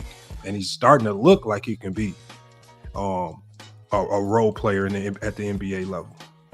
But, we in a microwave society. They want Bronny James to look like LeBron today. No, I know. I don't think too many people. I know. I definitely wasn't expecting LeBron James. I was looking for him to be possibly a role player, like nothing more, nothing less, especially rookie year. If he could have slid in and been a decent role player, I would have been like, yeah, like I'd have been more open to what I expect from him in the future. This, that, and third. And who knows? It's still time. Maybe he could turn into that guy. But I never expected Hall of Fame or All-Star nothing when he was coming in. I didn't see no evidence. I think it's a whole host of people that just want to see him fail so they can say LeBron James' son trash. Like I think it's a bunch of people that just want that satisfaction. But that's not even if he was trash, that's not a knock on LeBron, right? Like Michael Jordan's son was trash, right? And like people ain't got no, these same people that would call Michael Jordan's son trash was probably still call him the GOAT, at least put him in the GOAT conversation, right? Like so. I see plenty of the LeBron fans on my timeline that when that Marcus Jordan cocaine thing came out, they was going crazy. I see this why Jordan's son, like they immediately started talking that. That's what I'm saying. Like a lot of people are just hating because it's LeBron's son. Like I'm actually like you. I actually a proud. You ain't doing it like them. I actually call myself a proud Jordan hater. I've been defending him a lot lately, but I tell people all the time, I actually not a Jordan fan. Lou, no, I tell him all the time, like I not like Michael Jordan, but at the end of the day, like I'm real though, right? Like I'm not going to sit here just like and just start clowning Jordan because his son was trash. Like that's not a knock on him, with Jordan eat don't make his son shit, right? Like. Mm-hmm. Yeah, so like I'm not going to correlate one with the other. Everybody's son ain't going to be a chip off the old block. Then you got some people's sons who are better than the fathers, right? Like, like to me, Steph Curry ain't a knock on Dell Curry. Dell Curry was a good player, even though he'll never be who Steph was. He never won the championship Steph had. They'll put up the points Steph did or whatever. And he was a great shooter, but he'll never be the shooter his son is, right? But that's not a knock on Dell. Mm-hmm. I wish it was like that because that's the old media, man. That's the old media where coming out the 90s where the media wasn't out here just being toxic with the players. It was actually, even if a player didn't have a championships like Reggie Miller's and Patrick Ewing, the media was still selling them to everybody like they were superstars, and they didn't talk about all their flaws and their losses and their bad moments. You know, fortunately, we just in a different time where we in a thirsty, toxic media age now where they you know, anything is up for grabs if it looked like a flaw, including Bronny James, and we see them. That's what the media now is using. So, hey, what's up, y'all? Can y'all hear me? What's good, Lou? Yeah, Lou, what's good? What's up, everybody? What's up, Lamont, man? What up, man? You on another side of town on this side of YouTube, huh? But yeah, I'm familiar with your channel, man. I saw kind of like how you rose up and everything, and I wanted to like give you a salute you for that shit, man. I saw you come all the way from the bottom and stuff. And appreciate it, man. Appreciate it. And you know, I understand some of your stances too. And I get it, you kind of like a pseudo killer for sports fans and stuff. You try to debunk a lot of like pseudo information that a lot of like different sports ideologies and everything else. Am I correct? That is true, yeah. I need to come on your channel then. Sound like yeah, a man you like his channel, because they you know, FYE and FYF, we rep the same shit. They definitely do. Like, you can get confused if you just watching it casually. You really got to understand, because like he's the kind of guy that'll tell you like he got Jordan as the GOAT, but he stay like chopping Jordan fans' heads off and stuff like that. Like, you know, he's not a fan of the 90s. That's me. You know what I'm saying? Yeah. And you know, that's that type of thing. So I just wanted to get into a little bit about like the basketball community, and like, why do you think like all of a sudden it's so polarizing, like with these conversations? I mean, I got my own ideas, but I want to hear your take on that.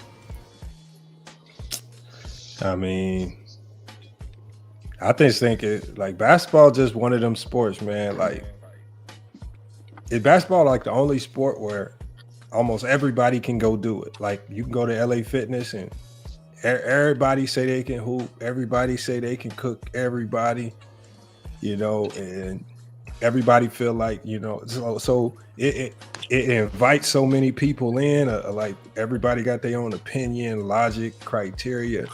And so now you got 1,000,001 opinions on who should be the GOAT, what should be what. I like it. I enjoy it, you know.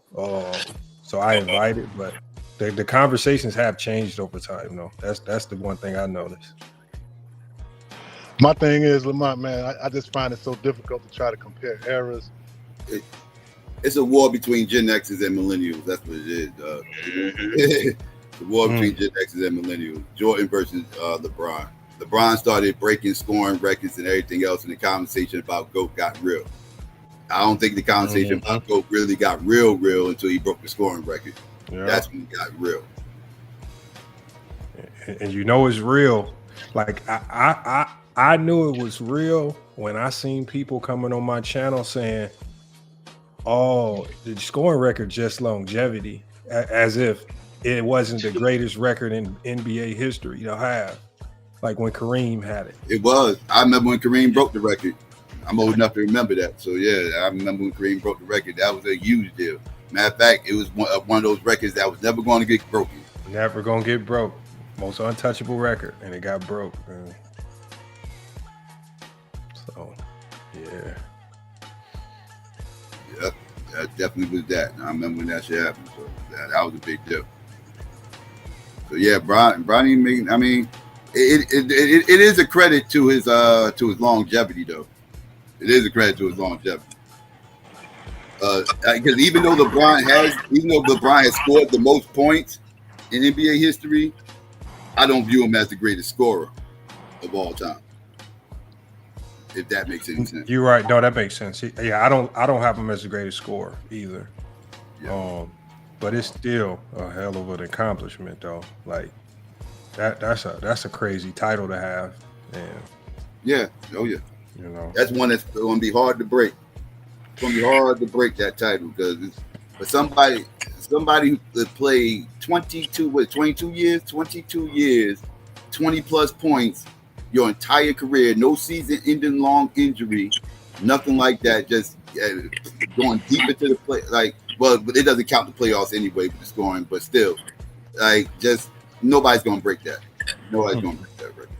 There's not no time. Well, I ain't gonna say nobody because I thought nobody's gonna break Kareem's joint. It ain't gonna be easy record to break. It's gonna sit for a little bit.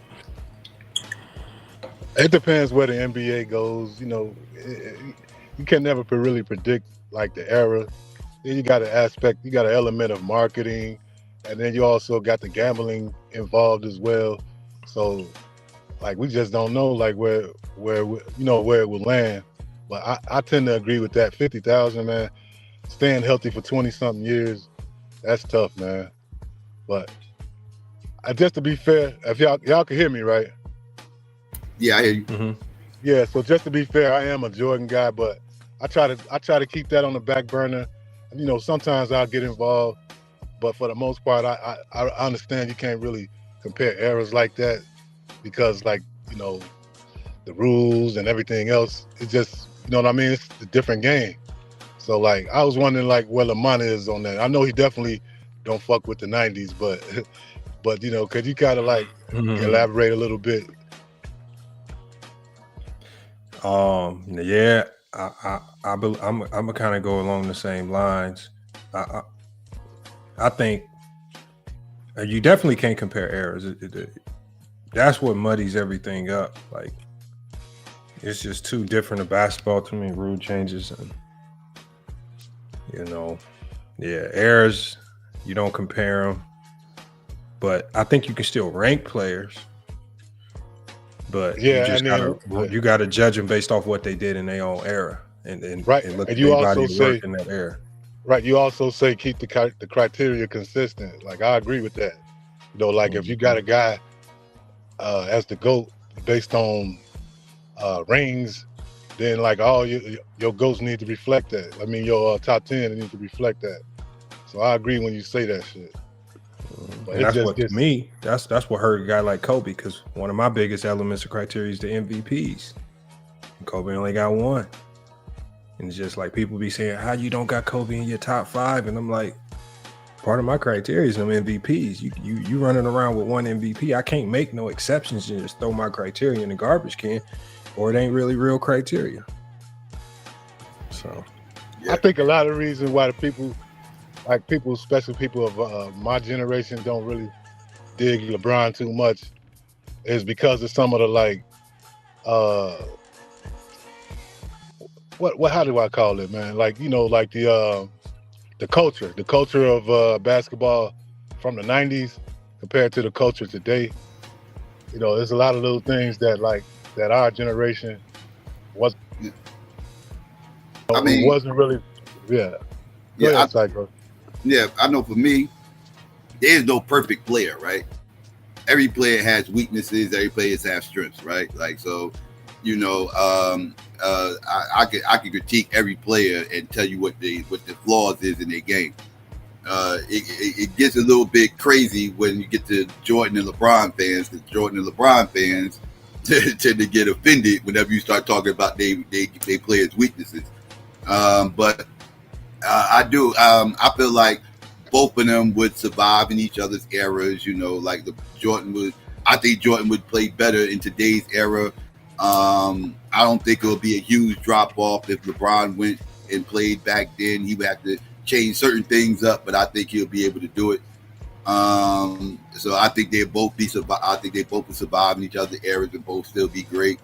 My whole thing when it comes to the GOAT thing, though, in basketball, it's kind of rough because, again, I always that's why I always go by position, right? Like, I always ask people, like, give me their top 5 or top 10 in each position. Let's start there, right? Because you can't be the GOAT if you ain't at least the best in your position. You have to at least be the best all time in your position. So let's establish who the best is at each position. Then from there we can go on and see who the GOAT is. Because everybody also has a different criteria. What are you basing this on, right? Because most people don't have centers as they go.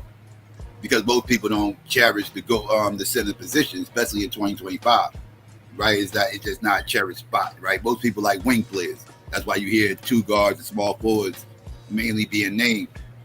But some people might might regard the power forward as being the most important position and have Tim Duncan as the GOAT, right? You can make these arguments, right? Depending on whatever you pretty much how you rank things, whatever your personal criteria is. So, but I think everybody should start off first with establishing who the best is at each position before you do anything else.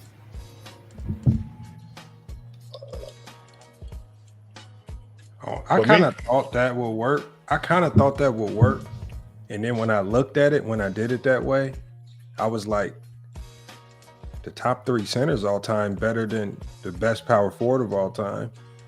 It's just like if I look at Bill, Wilt, and some of the centers, it's just like so it's hard for me to do it that way. But I get why somebody could do it because it simplifies it and it breaks it down. You can get to your 10. I feel like you can get to your top 10 quicker if you do it that way. But I don't know. It get a little dicey when you do it that way too. But don't you feel like your GOAT has to be the greatest at a position in order to be the greatest of all time? Well, you kinda, but it's just it get weird. It just get weird because, and I think the person that ruined that is LeBron, because you could easily make a case for LeBron to be the best point guard of all time and the best small forward. I got him as the best 3. But if you start, but they look at LeBron. Like the way he facilitates and runs the offense, if you categorize them with point guards because of how he plays the game. Yeah, he's a point forward. I mean, it's just like you throw him in that point guard list. I don't know if I'm taking any of the point guards in the top 5 over no LeBron at the point. So that's where it get tricky just going by position to me. It can get real ugly. Hey, Psycho, another thing that y'all might agree on, Lamont is a Scottie Pippen guy, so there you go. The Scottie Pippen's underrated. Yeah, criminally underrated. Yes. What? Man, they do Scottie so wrong. They do him so wrong, man. People forget how good he complimented Jordan. Like he was Jordan's perfect compliment. Like you know what, Psycho? Yeah. I was gonna say I had to check myself too because I've been going back and watching the games that I could find, because you can't really find a lot of those games. Mm-hmm. That's like before. I know a channel that got a whole bunch of them, but yeah. Yeah, and yes, man, I had to rethink some of it because Scottie was balling, man. He was definitely balling, man. I seen because Jordan started to decline, I would say around 93. You start seeing. That's when Scottie was the best defensive player y'all had at that point. At one point, Scottie was the best defensive player y'all had for a few years. And then that also made me have to go start giving Jerry Krause a little bit more credit because being a Chicagoan, man, and you was living around that time, man. Just wasn't no fan of Jerry Krause like that. You know what I mean? Like certain stories get leaked out and stuff like that. Then also once he made that comment, organization. It was all I know what church you are. Yeah, Scott, Dad, and I know you got real mad at him with that Last Dance thing. Ooh, boy. Because I'm familiar with Jerry Krause, so I know, I knew a lot of the stuff they was talking about. No, you got mad. I'm talking about all this stuff with him and Horace and them going on that little tour and everything else. Yeah, you wasn't happy about all that. Yeah, but I just say it was a well put together team, man. Because building a championship team around a wing player, I mean, we all know this. It's very difficult to do. That's in those times at all. Yeah, most teams are not built off 2 wing players. Right. So when you say because I'll even say it sometimes when I'm going back and forth with LeBron fans, I'll say something like, will LeBron be able to win 6 championships with Scottie Pippen as his best wingman? And it's kind of unfair. Nah, he don't compliment. They too much alike. They too much alike. I don't think that's a good combination with them two. We learning a little bit about that this year. LeBron needs more of a scorer to pair up with. And Scottie's a good all-around player, but he's not a scorer per se. He's not. But we learning a little bit about that this year with him and Luka on the same team. That's kind of the model. That because a lot of people said that when Luka first got there, that him and LeBron would clash or whatever. But they've been winning some games, so we'll see how that ultimately their issue, ends. I think, and I think it's going to rear its ugly head in the playoffs, is they both ball dominant. That's the issue with them two. Like he's a good compliment for LeBron as far as being a scorer, but the way he gets his points is going to be a problem. Like I said, he's very ball dominant, and LeBron's ball dominant, and in the playoffs, I think that's going to end up being a problem. But they said that about Luka and Kyrie, and they was in the finals cooking. I was one of those people. I was one of those people that said it, so I'm gonna cop out. I said that. Yeah. I'm gonna tell you the hard. Now that I'm into coaching now that I coach, bro, the hardest, bro, the hardest thing the game plan for are elite guards, and if you telling me that the Lakers now got, I call them your game plan busters. Like Luka makes you throw your game plan in the trash. Whatever you got defensively, and then LeBron be doing that on some nights. Now you got both of them on the same team. Your whole game plan can go in the trash can. You know, you can get lucky and might slow up LeBron, Luka going crazy. You might get lucky and slow up Luka, then Bron going crazy. And they ain't stopping nobody though. They not stopping nothing. But what makes them devastating is even though they not getting as many stops, what makes them devastating is they both can get you like 10, 12 assists. So now you turning Jackson Hayes from a 2-point a game score to an 8 to 10 point a game score. Yep. And Rui going from 10 points to close to 18 to 20. And Austin Reeves is getting his 15. Now all of a sudden that turned into 22 because now you manufacturing points from guys that you really don't even expect these. Like Jackson Hayes the other night had 17 in the first half. Like your game plan is in the garbage can if Jackson Hayes got 17 in the first half. Throw your game plan in the trash can. You know what I'm saying? And that's where I say is devastating, you know, and that's what makes it ugly. I ain't gonna say it can't work.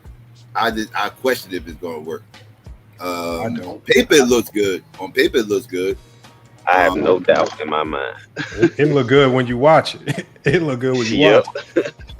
Yeah. I'm telling you, I don't think most know the playoffs is a different animal. I see them play a couple of games since Luka been there. I just know the playoffs are a different animal. The playoffs is coming very quickly. So I just talking about two of the best in the playoffs. Like that's when them two turn up. Yeah, this is their first time playing together though. Like chemistry matters. So I know they playing good together right now, but yeah, like I said, I just want to see them. I just want to see what they do in the playoffs. I see good combos fall apart in the playoffs. Him and Kyrie had 2 years together and made it to a final. I feel you.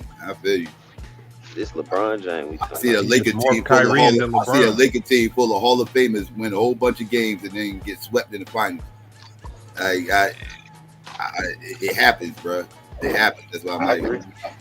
Y'all hear me, man? I just changed my mic. Yeah, Lou. What up? Yeah, so I would like Lamont kind of like explain like to the panel because like we be having conversations, you know, LeBron, Jordan, every once in a while, and Lamont being a college coach and all this stuff.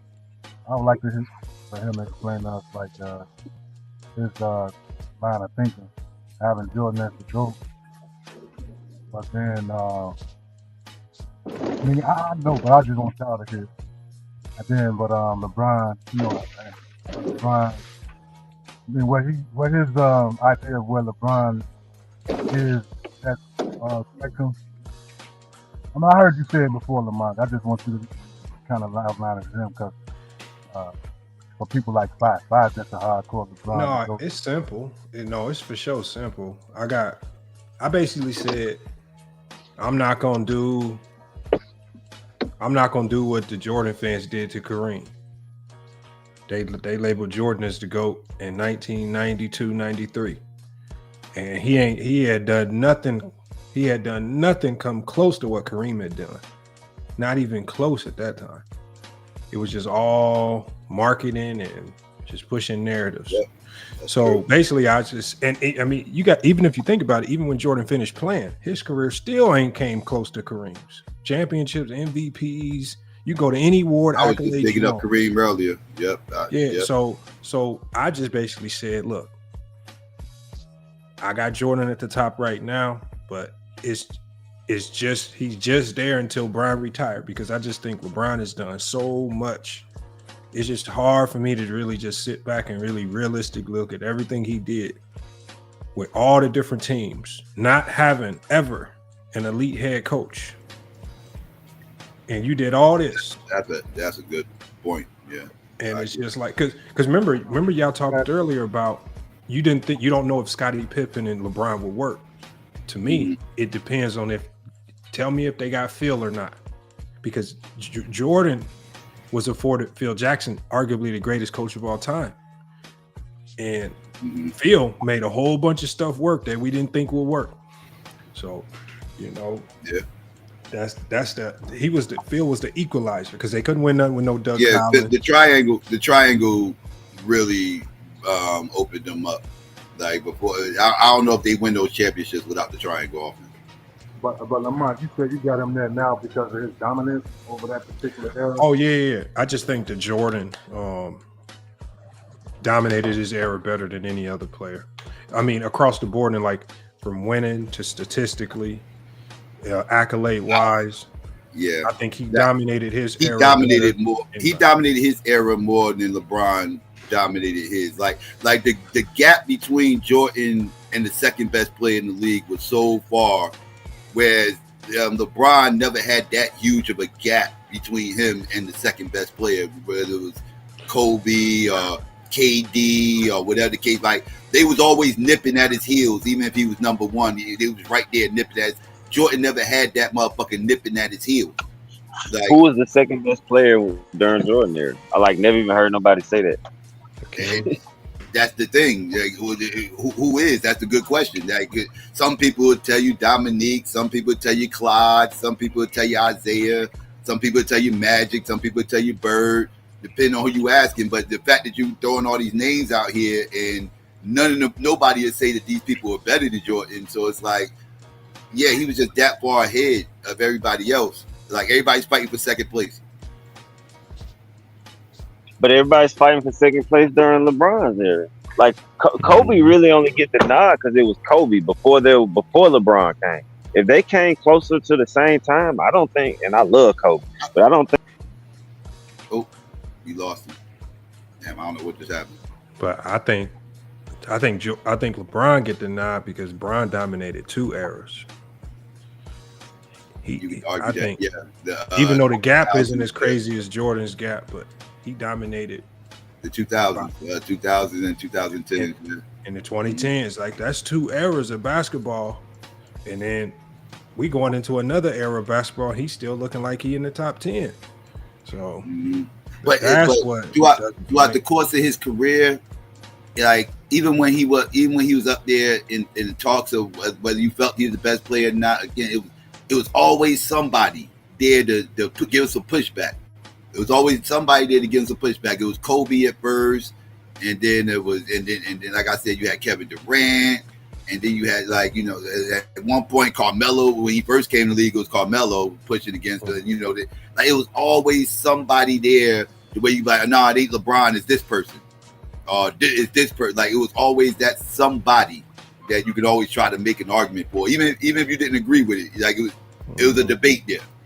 But most people, it wasn't no debate with Jordan. It was like Jordan's the best. It's like the only debate you had was I remember before '92. You can always say he ain't had no rings, right? You could always that was always the knock on Jordan for the longest time. He ain't had no rings.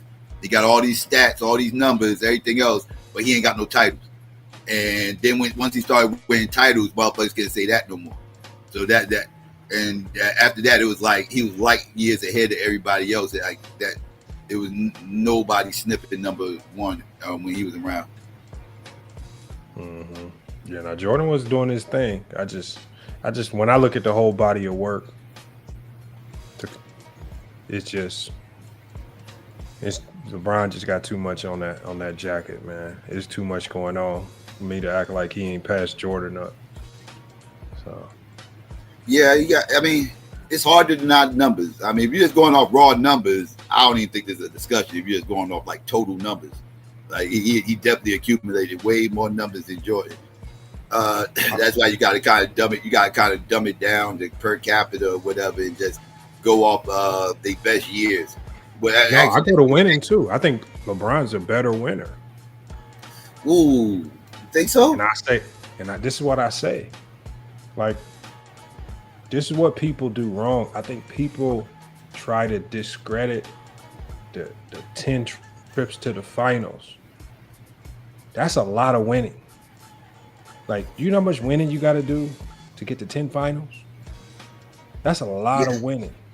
Like, now, whether you win, I would agree. Like regardless of what I'm about to say right now, I'm about to say something, but I was going to put this disclaimer out there. That is not an easy task. Going to 10 finals, that is not easy, especially in the amount of time he did it in. Only knock I give him is a lot of those finals came in the East when the East was very weak, horrible conference at the time, and it wasn't a whole lot of competition there for him. Like he didn't really run into no competition until he got to the finals. Well, a lot of those years, not every year, but a lot of those years, it was kind of like when he took that garbage Cleveland team to the finals. That was only because the East was horrible. Like a lot of it was because he was good, but if the East was solid conference, LeBron wouldn't have went to the finals that year. One of the reasons why he went to the finals was because the East was just so trash. But it's the same thing with Jordan. When I look at the 90s NBA, I tell people, I think the 90s NBA, there was a period of time in the 90s where 20% of the league lost 60 games. Like in the 90s, you dealing with about the mid 90s. That was the expansion years. Yeah, you dealing with some bum teams in the 90s too. So I'm not going when Jordan was beating up on Miami and Charlotte and them teams. That's a good pushback against the Jordan. Jordan played during the expansion years, and the league got a little watered down at one point. Like the rosters thinned out, and it was a lot of losing going on. Like the league was top heavy. The league was top heavy for. I don't even think it was top heavy. I think it was one team heavy. Chicago Bulls heavy, and that was it. Oh, Solo, yeah. I bet. Yeah, what's good, Solo? Sound like a super team the Chicago Bulls had. They were a super team. People don't want to hear that when I say it because they be like, "Oh, LeBron lost to Steph Curry and KD." I'm like, bro, Jordan them was Steph Curry and KD. Like, yeah, exactly. They was about? Steph Curry, man. Yeah, they was Steph Curry. But no, the East was pretty heavy during Jordan time, though. Yeah, you had New York, you had the Pacers. Those were solid teams. Orlando. Those are some solid teams. Those are some good teams, man. No, I mean, at that time, the East was dominant over the West in comparison to the West. All the Knicks had was Ewing. Their second best player was a guy that came out the grocery store in John Starks. Well, you got to remember the Knicks were like a defensive. It was a team. Yeah, they was kind of just a team. Yeah, Ewing it was built around Ewing, but it was a bunch of role players in Ewing for the most part. They got Derek Harper. He was old, but he was still solid. And this was like role-based basketball too. So they was like more of a defensive oriented. They was a tough team to beat, man. Mm-hmm. And I think they were designed specifically. Remember, it was Pat Riley that went and had coach. It was designed specifically to beat Jordan. Really, I mean, how many times they beat Jordan? They couldn't beat him. They actually was originally was built to beat the Pistons. It just so happened that the Jordans ended up because remember when Pat Riley got there, the Pistons were the team to beat. And then, but that was around the same time Jordan was coming of age with, as far as like winning titles and everything, and it ended up being the Knicks and the Bulls. But they was really built to go against the Pistons at first. That's why they built it. They modeled them behind the bad boys. Remember, they was just bullies. Yeah, that's what it looked like. They was modeled behind the bad boys. Right. Yeah. And I think that if they would have kept Xavier. No, not Xavier. What's the point guard? I can't believe I forgot his name. New York point guard that coaching. He was coaching Mark Jackson. Oh yeah. If they'd have kept Mark Jackson, I think they'd have been. They could have used had Mark. a better chance. Yeah. They could have. But like those were good teams, man. And then even the expansion team, Charlotte. It wasn't long before they got good. It was kind of Zoe when they had Zoe, LJ. They had a good young team. But listen to that key word, young. The key word is young. Young teams don't win. That's true. Mm-hmm. I mean, they just don't. Look what Hakeem did to that young team in Orlando. Sweat. Yeah. Beat them up. When you young, you gonna get ran down. Mm-hmm. And then people sleep on that Portland team too. The Blazers was good, man. Which one? With Drexler. Drexler. Yeah. Because remember, I think they went to the finals and lost to Detroit too, right? Well, yeah, they lost to Detroit and to the Bulls. Yeah. So those were good teams, man. LeBron just had that. LeBron, that was supposed to be their get back when they lost to the Bulls. They went back to back. They lost to the Pistons, and then they turned around, went back again, and then they lost to the Bulls. That was supposed to be their get back. Yeah. Yeah. And then I think that year that the Bulls won their first title, Portland went to the conference finals and lost to the Lakers. I think that's what the case. So those were solid teams, like That's what it was. You know what? I got it wrong. Yeah, the Lakers, and then the Blazers. But the Blazers went two out of 3 years. That's what it was. Yeah, the Lakers went, and then the Blazers went back. Yeah. Yeah, those are solid teams, man. The Bulls beat the Blazers, they second ring. Yeah. I remember I got that game, Bulls versus Blazers. Everybody had their little special move. That's that Sega joint. Yeah, that joint was the joint. I think I had it on Super Nintendo though. I had it on Sega. Nah, you was right. It's on Sega because I remember the black Sega cartridge. Yeah, because you had I swore I had that joint on Super Nintendo. I had it on Sega. Move on that joint. I had it on Sega. Mm-hmm. Yeah, that was Sega Genesis days. But yeah. So it's. I mean, I don't know. Maybe I'm a product of my era. Like what I mean. Like it wasn't no conversation. Like everybody is it wasn't no conversations like this with Jordan. Like who's better? Like it wasn't no conversation. It wasn't no conversation about. And I guess LeBron had to live up to the standard. So I guess that'll be another point. Nobody had more pressure than LeBron. Nobody. He had a lot of pressure. If we just talking pressure, nobody had more pressure than LeBron. Yeah, he had the most pressure out of any superstar that came into the league. And like I said, the closest one would be Kareem. That would be the closest one. And I think he had more pressure than Kareem. And that's saying something because Kareem had pressure. Really, Kareem should be in the conversation. Yeah, Kareem's a forgotten Kareem should be the GOAT. If you want to label the GOAT, Kareem should be the GOAT, to be honest. Yeah, for real. How he the GOAT? He already got knocked out 20 years ago that he wasn't the GOAT. Who knocked him out? I ain't never heard nobody, like most people have always said Jordan was the GOAT since Jordan ended his career. And nobody really argued for Kareem like they was actually saying Jordan was the GOAT. You have people boomers will argue it's a generational thing because boomers would always throw Kareem name up in there. Now Gen X's was on Jordan. Gen X's will tell you Jordan, boomers will tell you Kareem, millennials will tell you LeBron. Yeah, that Kareem idea died out a long time ago. By the time I was in middle school, wasn't nobody talking about Kareem like that. Not to me. But it wasn't no such thing as a GOAT conversation though until Jordan came around. That's why really Jordan started it. Yeah, really. Started the GOAT stuff. And that was before he even won a ring. They was like the greatest of all time. Like they were saying him to go. I saw before that you really talk about positions. Yeah, you really kind of talked about positions for the most part. Like you hear people say like the greatest center of all time, the greatest point guard of all. It was like that, but Now, then, yeah, I agree. Jordan started turning to the greatest player of all time. It kind of eliminated the whole position thing.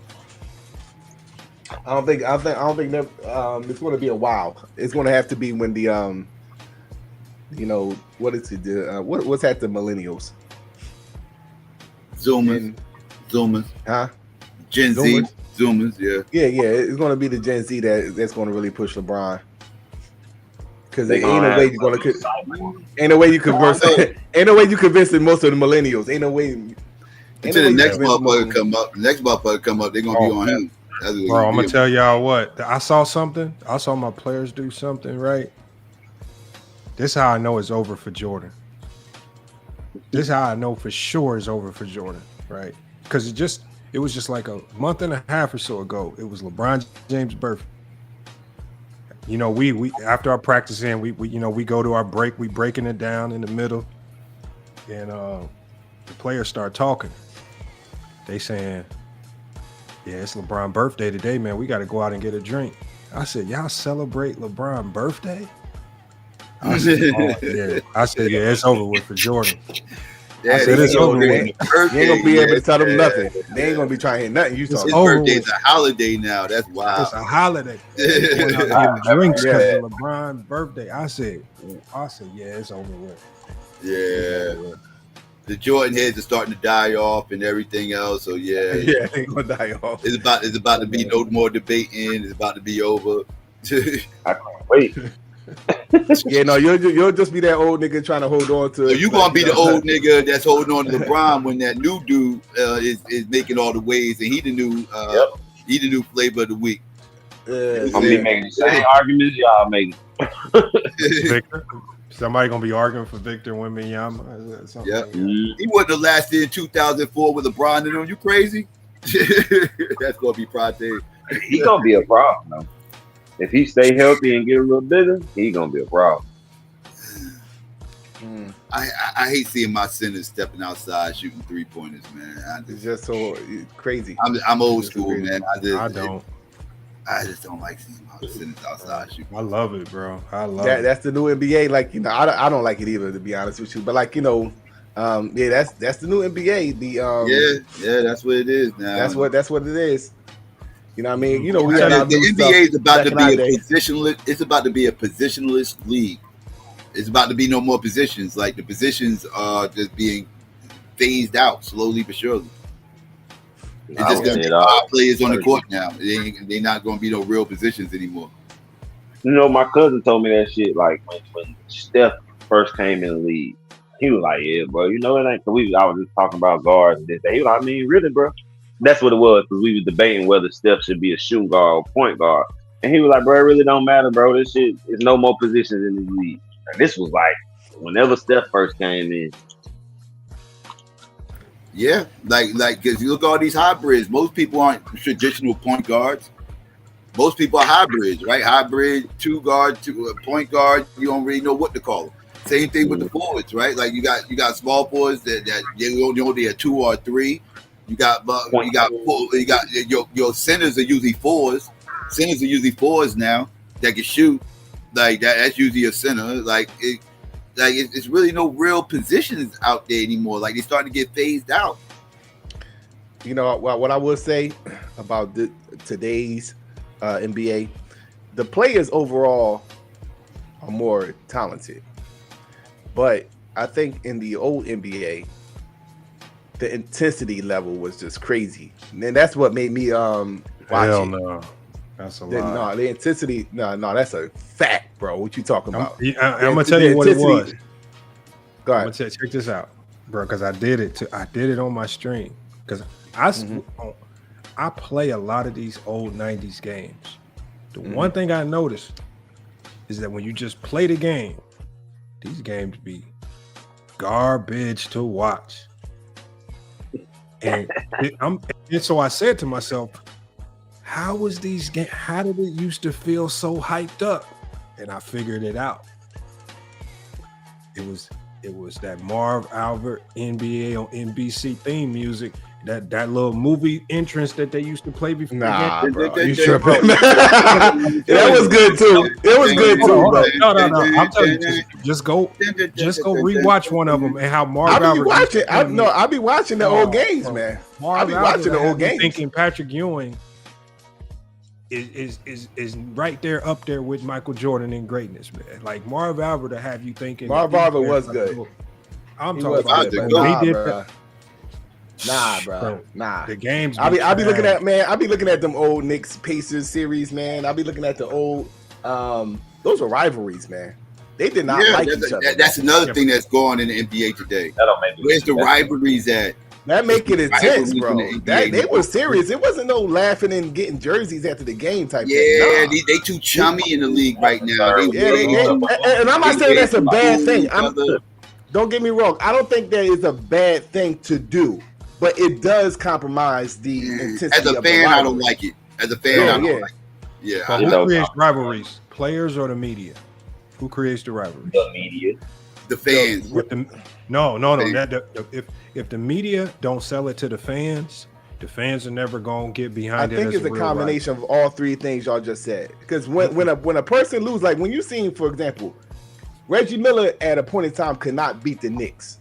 When they came and played them, he was just a monster. He was trying to win. In the garden. They hated him. So it was a combination of the fans coming at him, and it was a combination of him playing, and it was a combination of them not liking each other.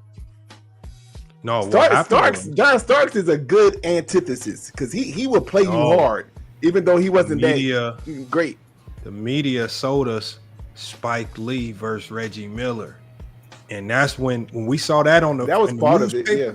No, I'm just saying once the media sold us the beef, and when they packaged it up and sold us on the beef, and when they kept replaying Reggie Miller doing the choke sign to Spike Lee, they sold us the beef. Because remember, just about a month ago, Trae Young in the Garden. I forgot who they were playing. Yeah, they were in the Garden playing the Knicks. They beat the Knicks. He go on the Knick logo, act like he rolling dice. Ultimate disrespect. But you know what the media didn't do? The media didn't sell us that. They didn't sell that beef to us. They could have really propagated that up and sold it, embarrassed the Knicks. I think it's kind of like. That's a rivalry. I think it's kind of like cheesy to do now, but at that time, that Reggie Miller Spike Lee game, you got to remember that was the playoffs, right? Like everybody was watching, right? Like everybody was watching it. So they got history with the Knicks in the playoffs. Yeah, it started there. It started there. That was the series that started the beat. Yeah, that was the series that started it off. Yeah, like Trey. But media ain't there's a selling rivalry there, but the media exactly. I get your point. The media not selling it. The media could take that. Let the Hawks be a contender, or while the Knicks is like they is. I bet the media sell it then. The Hawks just not a real contender. Nobody expect us to do shit. So it's like, why pit them up against a Knicks team that's on the up and up now? So they need to be pitted against Cleveland and Milwaukee and Boston. You know what I mean? But they sold Indiana though. Atlanta bigger than Indiana. Atlanta bigger than Indiana. Oh, Indiana makes it to the playoffs. Yeah, like we I would say Atlanta. I would say Indiana is a better basketball town, but as far as the city, I'm saying the city. Well, Atlanta's a bigger. Oh hell yeah, that I agree with totally. Yeah. Now, Indiana is a bigger basketball town though. Like Indiana is like a basketball state. But even when you talk to the older players, even Gary Payton was saying it himself. Like they was asking him like, well, what you think? The difference. He was like, we really didn't really mess with each other like that outside the All-Star game. Like we was like cool, like in the All-Star game, like kind of cool. You know what I'm saying? But we didn't really like mess with each other. And like that's one of the reasons why, because the main players wasn't really going to different teams as frequently as they are now. So it's just like, Supersonics, you're gonna see Gary Payton and Sean Kemp. The Spurs, you're gonna see David Robinson and what's his name? I forget the shooting guard name. But what team? The Spurs in the 90s. Elliott. Oh, Sean Elliott was Sean Elliott. Yeah. Sean Elliott was traded. But see, that's Willie Anderson was the two guard. I think it was Willie Anderson was the two guard, if I ain't mistaken. See, for that team, the biggest lie they sold to you is that everybody was on the same team and didn't move around. Not everybody. I just said they wasn't being traded as frequently there. No. But what I'm saying is, Ewing wanted to leave New York. Reggie wanted to leave Indiana. They was stuck. Jordan wanted to leave the Bulls. They was stuck because of the Scotty CBA. wanted to leave too. See, Horace Grant was the example. Remember when Horace Grant left the players Bulls, didn't have the power to make it happen though. Right. Yeah. No, they had the power, but what happened was, like, when Horace Grant left the Bulls and went to Orlando, it was a weird rule in the CBA to where you couldn't get paid. Like, so when Horace Grant went to Orlando, he had to go to Orlando on that first year on a minimum deal. And you have to be with your team for at least 1 year so they can get your bird rights. And then he got paid that next year. And when Ewing was like, oh, I got to go play on a minimum deal just to lead the Knicks, I ain't leaving. And, you know, and this is why Hakeem Olajuwon wanted out of Houston. He even faked injuries twice. Yeah, he tried to leave Houston before too. Yeah, a lot of these players tried to leave. You got organizations. But they didn't have the power. But they didn't have the power. They didn't have the power to do it. Yeah. Yeah, like they could. Like now, the players they can pull more strings now. I guess that made for better basketball. Pull more strings now. Yeah. Better basketball depends on the fan base at the time. Yeah. I'm just an old dude talking crap. That don't mind me. I mean, there's things that are better in today's game. There are things that I think are worse. Like it depends. It depends on what you into. I think the scoring is kind of out of control. I don't like watching 83 pointers in a game amongst two teams. Like, I feel like I'm watching a 3-point contest and not an actual basketball game. There's certain things that kind of is a little bit annoying for me to watch, being an old school fan. But there's certain things that are better in today's game. Like today's athletes are more athletic. That's for sure. More athletic. Yeah. I'm not going to say they're more skilled. I think that's the part I got to put back on. I think they're more skilled. I'll give you. But the players back then were skilled. Like they were not garbage. Like they can score. They played defense. They were fundamental. Like they were skilled.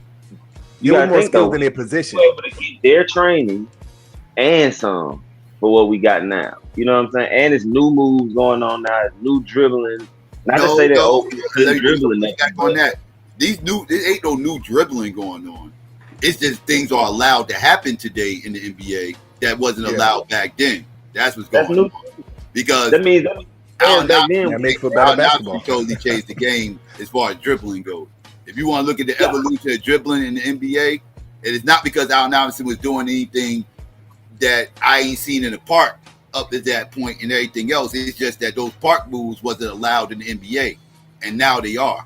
So now people are doing things that wasn't allowed in the NBA, and they're able to do it now, and people are now seeing it on TV, and they thinking this is the first time, like this stuff never was going on before. No, this stuff was going on back then. It just wasn't going on in the NBA. But if you see these same NBA players go play at the Rucker and everything else, they were doing all these same moves, that third, because all that stuff is allowed in the park.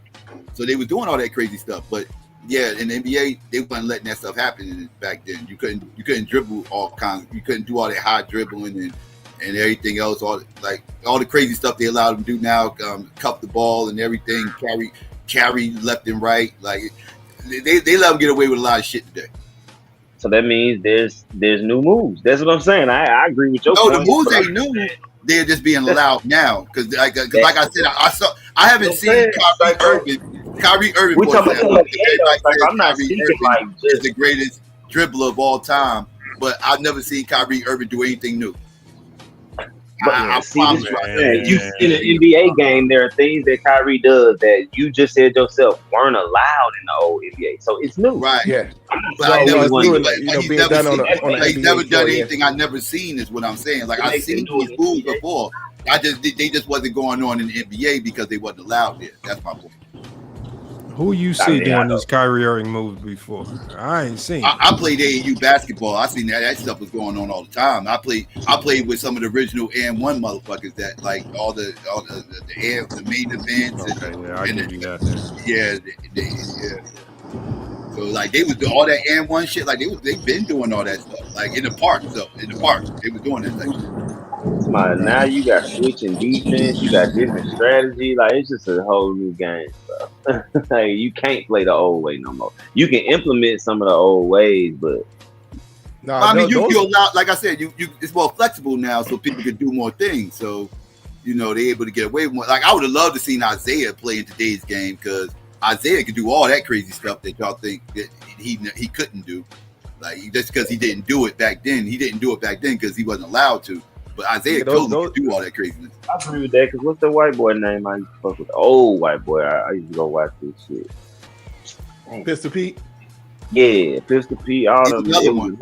Yeah, he's another one. Man. Pistol Pete would have got toe up, man. Pistol Pete would have been looking crazy, man. Y'all gotta stop, man. You don't think Pistol Pete would have got? He would have been getting away with murder up on you. Oh man, let Pistol Pete be great in his era, man. Time to learn the game like these niggas. I think he would have transitioned too. That's what I mean. I don't mean to take him directly. Of course, from anybody gonna adapt, but we talking about if Pistol Pete as is, you drop him in today's game. Oh no. They too athletic, man. These are like Isaiah Thomas as is without any changes. Isaiah Thomas as is will be nice in today's game. Like because based on who he was, Rod Strickland as is would be nice. Right. So there's certain players as is. Kevin Johnson as is would adapt. Like I don't got to make no changes. I just know. But Pistol Pete, no. I can't do that. Man. You remember, like to Psykopathiest's point, like those coaches like the Larry Browns and like they were system guys, man. You couldn't go outside of what their little system was, and their dribbling wasn't part of it. You know what I mean? That's why him and Iverson didn't really get along like that. Right. Because he was old school and Iverson was the new school coming in, Yeah, it was like always a conflict because those guys, he designed a system, especially when he was coaching the Pacers, like, okay, Del Davis, Antonio Davis, you do this screen and Reggie Miller's going to run around it and catch the ball. Like, that's what they was doing. And if they double team Reggie, he could slide it into one of you guys and throw it into Rick Smits.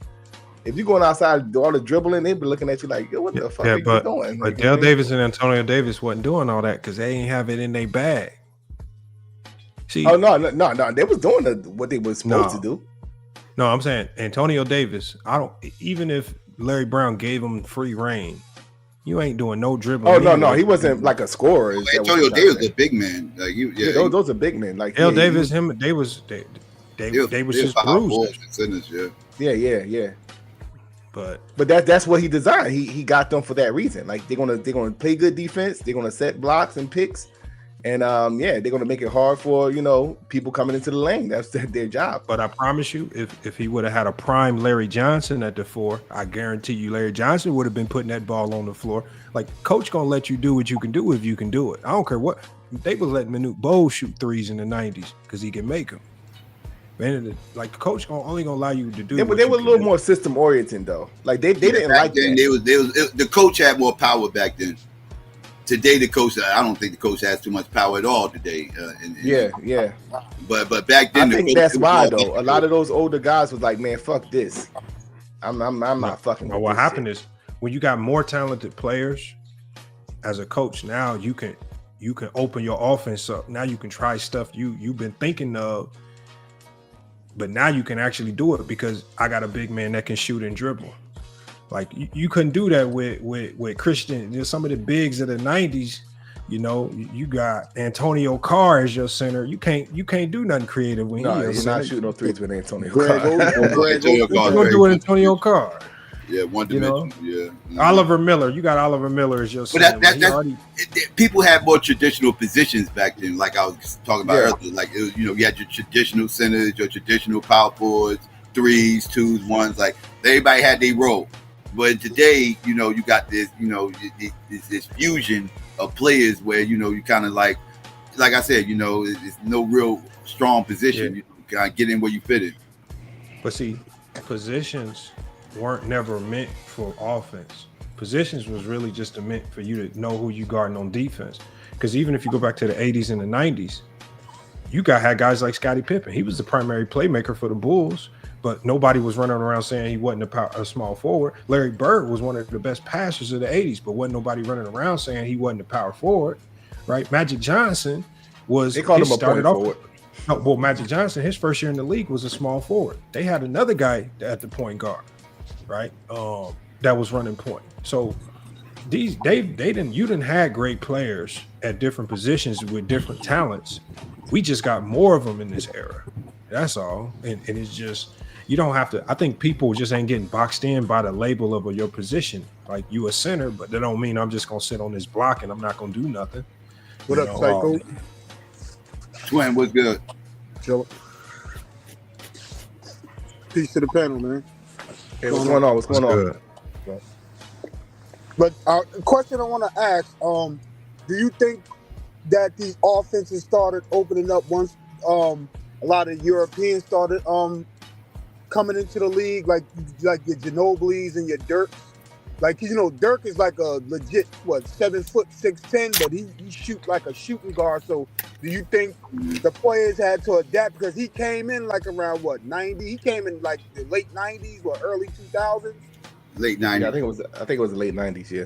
Late 90s. So you're looking at like a 6'10", 7 foot shooting guard. So do you think the league probably had to adjust to him? Well, yes, in a way, yes. But they had those type of players before, right? But they didn't. But to your point, they didn't know what to do with them, right? Like, and that's another thing. Like, it's a lot of players I would love to take from back then and put them up to today's game. Like I said, like just average players too from back then that I think would have been superstars in today's game if they played in today's game. Like it's a lot of people that was before their time. People laugh at me, but Bill Laimbeer will be an all-star in today's game.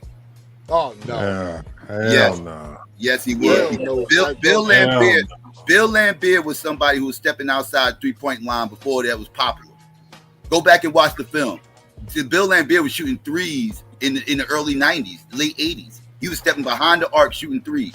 That is commonplace now. He was before his time. They didn't know what they like.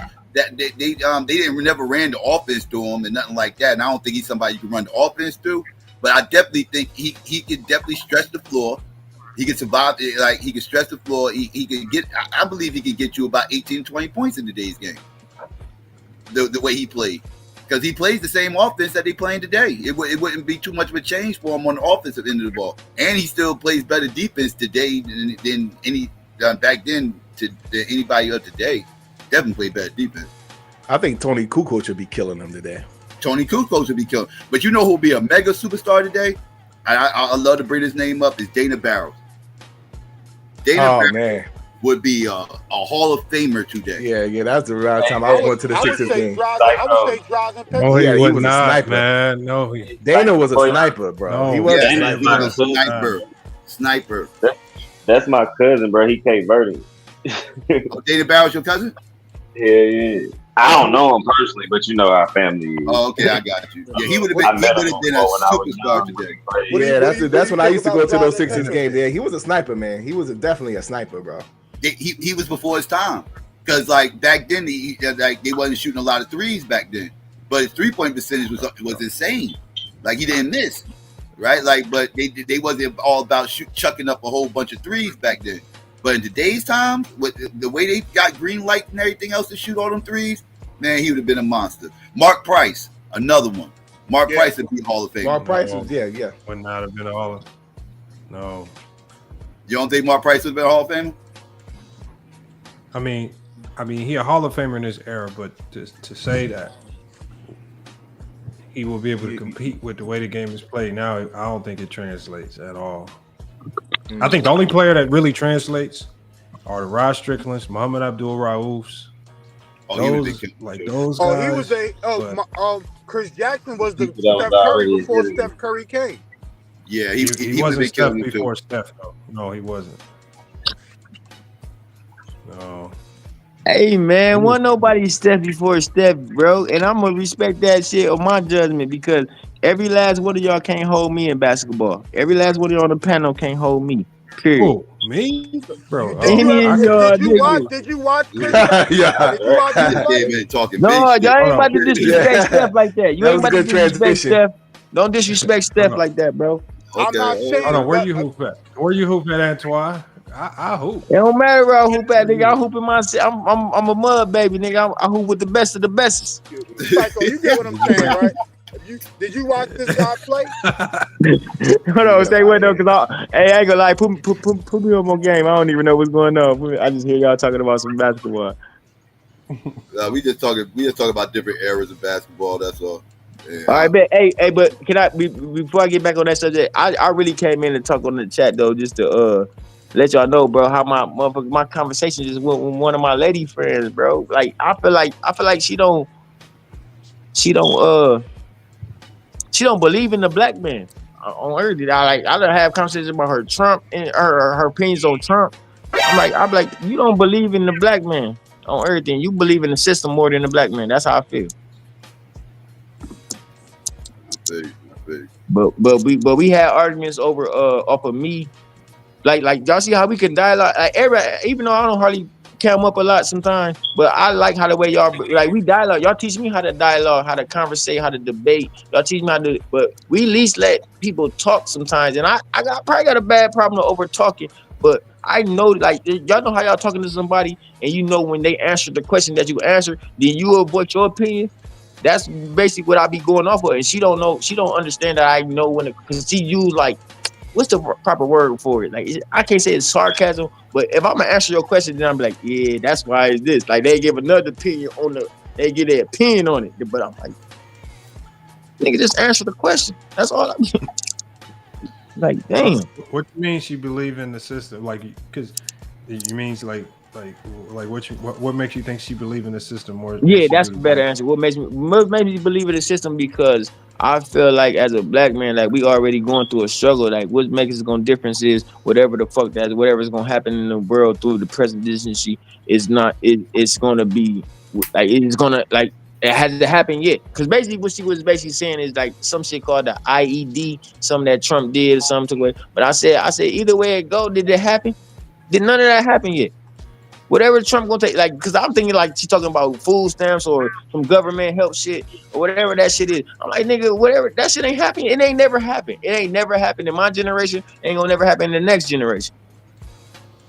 So, like, what the fuck they worried about, man? Let's get on this revolution. Let's get on this right shit. And I kind of told her, I said, if you, because we both don't got kids right now, but I said, if you had kids, you would say you got 4 kids and you gathered up all them fucking women at the school and like we not taking our kids to school, we taking on this, and that shit happened. You started the damn shit, in that school. Hundreds of, every kid, all the kids out the motherfucker. Like you worrying about the most. Like basically she asked me the question of what's next. Basically, my revolution thought. Because I don't know if y'all heard my revolution thought before. A couple brothers probably heard my shit before, but that just me. I got a really belief in how strong we can be and how what can happen. Like I don't know, bro. And I do get advice from y'all brothers, bro. But it kind of like ticked me off, like in a way, man. She man, she just hung up on me, man. That's basically what that shit made me mad. And I kind of like confess that I really love her though, because it's like I want a black queen, bro. I want a black queen with natural hair, all type of good shit. I want that good shit, man. Mook brothers or something. It gotta be related to Mook. You said what? You related to Mook?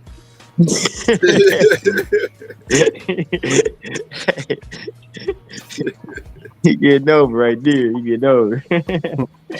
No, oh man, that's my government right there. But put a D in before that BR. My name is Antoine Doyle, man. I'm my own man. No doubt.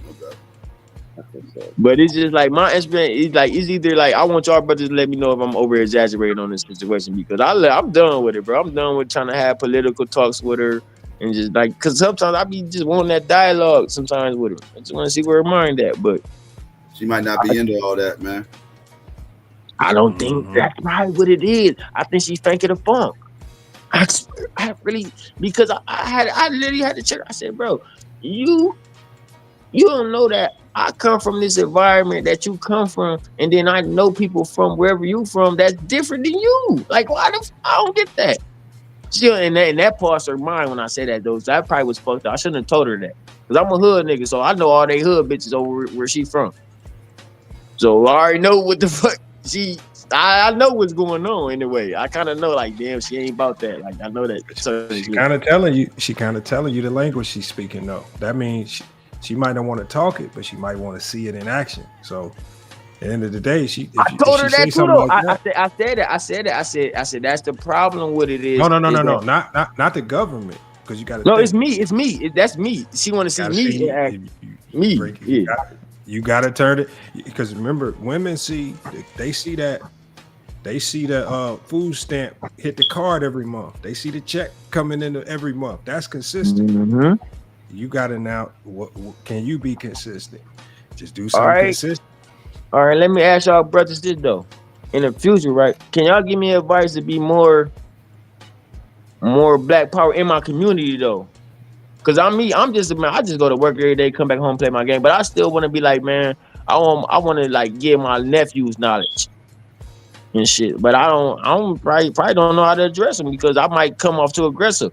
Sometimes like, man, no, fuck that, you know. But that's one thing I don't never teach especially my race. I don't teach them to say fuck any other race.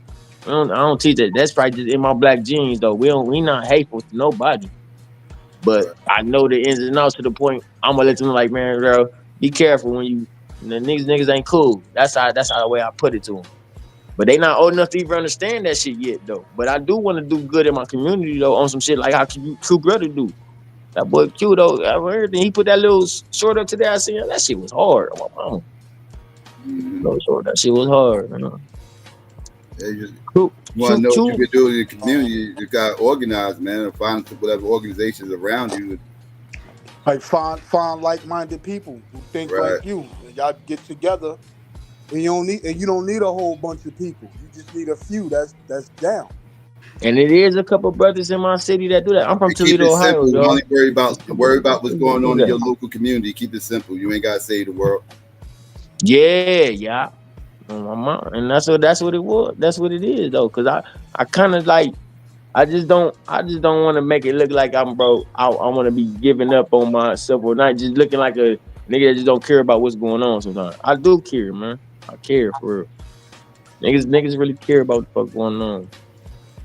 Really, us in my generation, like, bro, I give props to my generation age and shit though. That's why I came on the platform. I never came on your platform, Psycho though. Shit, I be okay, but when I do, it'd be the same community shit. I came on the platform.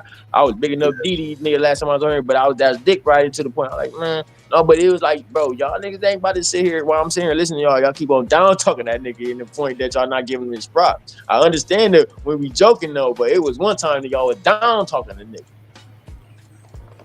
Down talking who? Didi, yeah, y'all stop talking. Didi? Oh no, Didi. No, that's yeah, he the bro. We already know he the bro, but it was funny. I was like, man, y'all not about to sit here and discredit this nigga, bro. I was hating that shit with it. Y'all kept on muting this nigga. Wait, you said Didi? You said Didi? What's his name? Is Didi or Didi? I be saying not Didi. Like, no, who is my young Didi? Oh, young Didi. Oh yeah, Didi, the little homie. Yeah, I be saying Diddy and shit. They did Didi and shit. It's Didi. But yeah, that's the bro, man. Yeah, he the homie. I already know y'all niggas fuck with him. He the homie. Yeah.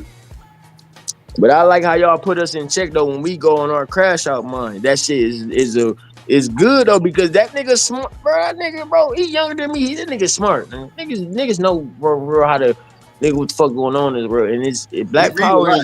He read a lot. That's for sure. He read a lot. That on my mom. I take heed in that shit. That's what's up.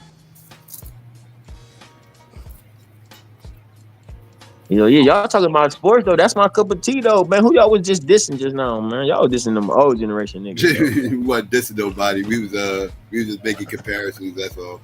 Talking about old players and new players, who could last, who wouldn't. Who comparing to Steph then? Because I want to hear that one. I think I jumped in on that. Who comparing him? What I'm saying is, I'm not comparing them. What I'm saying is, if you Psycho, you know what I'm talking about. If you watch them play, the dude was pulling up from everywhere. That's what I mean. Steph. Who was playing like that back then? I want to know who was playing like that. See, now Steph wouldn't be the same player. Steph wouldn't be as good back then as he is today because he wouldn't have the same green light. That hip check would have stopped his dumb ass. They would have handcuffed him back then. You handcuffed. It would have been some type of that little defense. Nah, Steph is perfect for the era he played in because he had the green light. He was Who able would have to hand checked? beat Who Steph. would have clamped up Steph in the 90s? No, it's not that they would have clamped him up. The coach would have clamped him up. Like he would, he wouldn't have had the green light to do. Like he would have got benched the second he tried to pull up from half court. No, see, yeah, I respect that. That's right, though. He would have probably got benched, though. On my mama. Steph changed it because that's still true to today. If you take the wrong shot, you go to the bench. But here's the thing. You know what stop you from getting benched? When that thing start going in. See, the thing is, I be coaching. The player shoot a crazy shot. It go in. I can't say nothing. So at the end of the day, if Steph taking them crazy threes, and I remember the coach at Davidson watching Steph take them crazy threes, and them things start dropping. Oh, let me sit down. Let me sit down before I mess this up. So Steph gonna be Steph in any era because I was there too. I was there too with you, man. What's your name that's talking? I was there with you too, my brother. I was watching Davidson. I predicted what Steph was gonna be in the NBA. You can ask my boy JP. I predicted it. I know what Steph was gonna be. And you remember when Popovich used to go crazy with Ginobili, but he trusted him like down the stretch, but he used to put that ball in his hand down the stretch. It was sometimes he used to take some crazy shots to do some crazy shit, but when crunch time came, he put the ball in his hand because more than likely he was a great finisher. Yeah, don't get me wrong. Like I said, like Steph got the ability to score in any. Because I wasn't about to you weren't about to put Ginobili jumper on Steph on my soul. Ginobili jumper ain't got nothing on Steph. I just think the coaches would have locked him up and like they wouldn't have known what to do with him. They would have known what to do, kind of like they didn't know what to do with Dana Barros. Like it would have been kind of like a similar situation. If you would have had a Don Nelson, he had one of them newer coaches, a Don Nelson that knew how to coach. Bro, there's a lot of coaches that would have went crazy with Steph. Man, who is these names y'all just named, bro? Who's David Bureau? Bro, Dana Barros wasn't doing nothing, bro. He was a catch and shoot shooter, man. He was right, man. Y'all naming these all brand ass niggas. If you ain't come up under Ray Allen was the best shooter, nigga, when he came in, nigga. Y'all, Ray Allen was the problem when he came in. Ray Allen was more of a flasher. He was a flasher. Ray Allen was look. I'm gonna put it in my eyes when I seen in the NBA. That boy, motherfucker, Larry Bird held the fucking 3-point shooting specialist in until Ray Allen came in. And when Ray Allen came in, they knew he could shoot, but he was dunking on them niggas at first. And then when he got older, he got to shoot. But he performed better than Reggie. Nah, he was always a shooter. He was better than Reggie. He was better than Reggie. Yeah, he is better than Reggie. I give you that because all around game. Actually, even all around game. Yeah. You can even argue shooting, but it's debatable with the shooting. But all around game, Ray's better. All around game. Can I give y'all my meaning on why I said it like that, or why I appreciate so highly of these brothers? Because I'm racist when it comes to basketball. My mama, a white man can't do shit to basketball. And guess what? You know what's gonna prove it? Did y'all see the Boston and LA game? I saw the highlights of it. I didn't. Yeah, nigga, Jaylen Brown. If you got Jaylen Brown, Jason Tatum, and you got Luka. Luka could pick anybody in the world. He could pick anybody in this world today, the best player in this world today. Anybody. It could be 5-man teams. Let them niggas pick their team. They can't fuck with them. A nigga can never fuck with a white man in basketball when they got their real talent, because it's gonna be the white man good. He gonna be good. You said nigga can never fuck with a white man? No, I said it the wrong. I meant to say the other way. A white man can't fuck with the nigga in basketball. Crazy. That's what I meant to say. Cause on my mama, bro, Jaylen Brown proved it, bro. Jaylen Brown, real athlete, nigga. He was going at Luka that game. Luka whack, bro. To me, I ain't gonna give him his pride. I know he's sweet though. I wouldn't say that. I wouldn't say he's whack. Man, he's not whack. I'm gonna give him he's a dog, bro. Yeah, and look, I'm gonna let you know he's gonna get better. He's gonna get better because he's figuring out what it is. One thing when I'm gonna say like this, who can I put in this? Who can I put? Kawhi Leonard and Devin Booker. All right, Austin Reeves, right? Austin Reeves from America. He played around niggas. Boom. Luka ain't never played around niggas. But guess what? Luka better than Austin Reeves. Now, the more Luka play around niggas, the more Luka play in this NBA, he gonna find out he better than all these niggas. Same way how Larry Bird did. Larry Bird did that shit. But at the end of the day, when you got that real nigga that's gonna ball up against you, Same way how Boston just did this Sunday. Nigga, Brown put Luka in his check. Nigga, Tatum already did his thing. Tatum gonna automatically do his thing. He Tatum a dog, but Brown put Luka in check. Nigga. You can't fuck with us. Stop praising him. Who praising him? I think in a 7-game series, Lakers will take them a 7-game series. Yeah, we bet it all, bro. Let's bet a check, bro. What you want to do? Let's bet a check on that. I want to see it all when them finals come. Well, I want to see the referees cheating too. They gonna cheat for LA. How? Oh, you think the fix is in? They gonna cheat. They gonna cause you gotta give Bronny a ring just to have Bronny have a little excuse to talk about the future. Oh shit! It's one thing. You got a This shit playing. This shit scripted. It's a movie we watching. You know what? That may be something there. That gives Bronny a ring early. It's a movie. NBA champion. Yeah. Because the Lakers looking hella good right now. I think the Lakers will go to the finals, to be honest. In my opinion, I think them bitches will go to the finals. Yeah, they gonna go to the finals, but like who's really the competition? They gonna win against Tatum though. People keep talking about OKC, man. Them boys ain't ready. I don't care what they records say. Them boys ain't they not ready. Who said that shit? Yeah, the playoffs is different animal. That was y'all. Because Gilbert ain't say that. Gilbert Arenas ain't say that. Lakers that they could single-handedly take over a series by themselves. LeBron, we seen LeBron do it. We saw Luka do it last year in the playoffs. Who you think beat OKC last year? We played for Dallas. You got 2 players on your team that could literally take over a series and win a series by themselves. So the only team that hold on. Now I'm gonna bring it. Man, what the fuck you talking about? You said Luka could win this. That's what you just did too. You said Luka. Did you watch the playoffs last year when they made it to the finals? Man, that shit was. I knew they was gonna lose, bro. I hated that they made it to the finals. Come on, man. I'm putting race into basketball. You think that white man was gonna ball against this light skinned ass nigga? This nigga, yo, this nigga is stupid. this pretty guy, this nigga, motherfucker, pause, handsome, cute ass. This nigga is the definition. He's the new era breed of niggas, man. Come on. This nigga hairline ain't gonna never leave. Nigga, LeBron hairline left. Hey, yo. That is not it. I hate to promote myself so bad, bro. I started doing stand-up comedy and Thanksgiving, though, so I do stand-up comedy, though. So this is my way of vent, man. If that's true, brother, then how did Dirk Nowitzki and the Dallas Mavericks beat the Miami Heat with 3 of the most talented black basketball players? You want to hear? Oh, guess what? But that's the same way they beat the Lakers, the same way they beat OKC. Guess what? Let me tell you how the Dallas Mavericks beat LeBron. We ain't gonna say the Heat beat LeBron. For one, I already knew LeBron wasn't good. I'm a Kobe Bryant fan because he ain't got handles. If you ain't got handles where you could cross a nigga and shake them off their shoes, you ass. All you do is got speed and power. So boom. Look.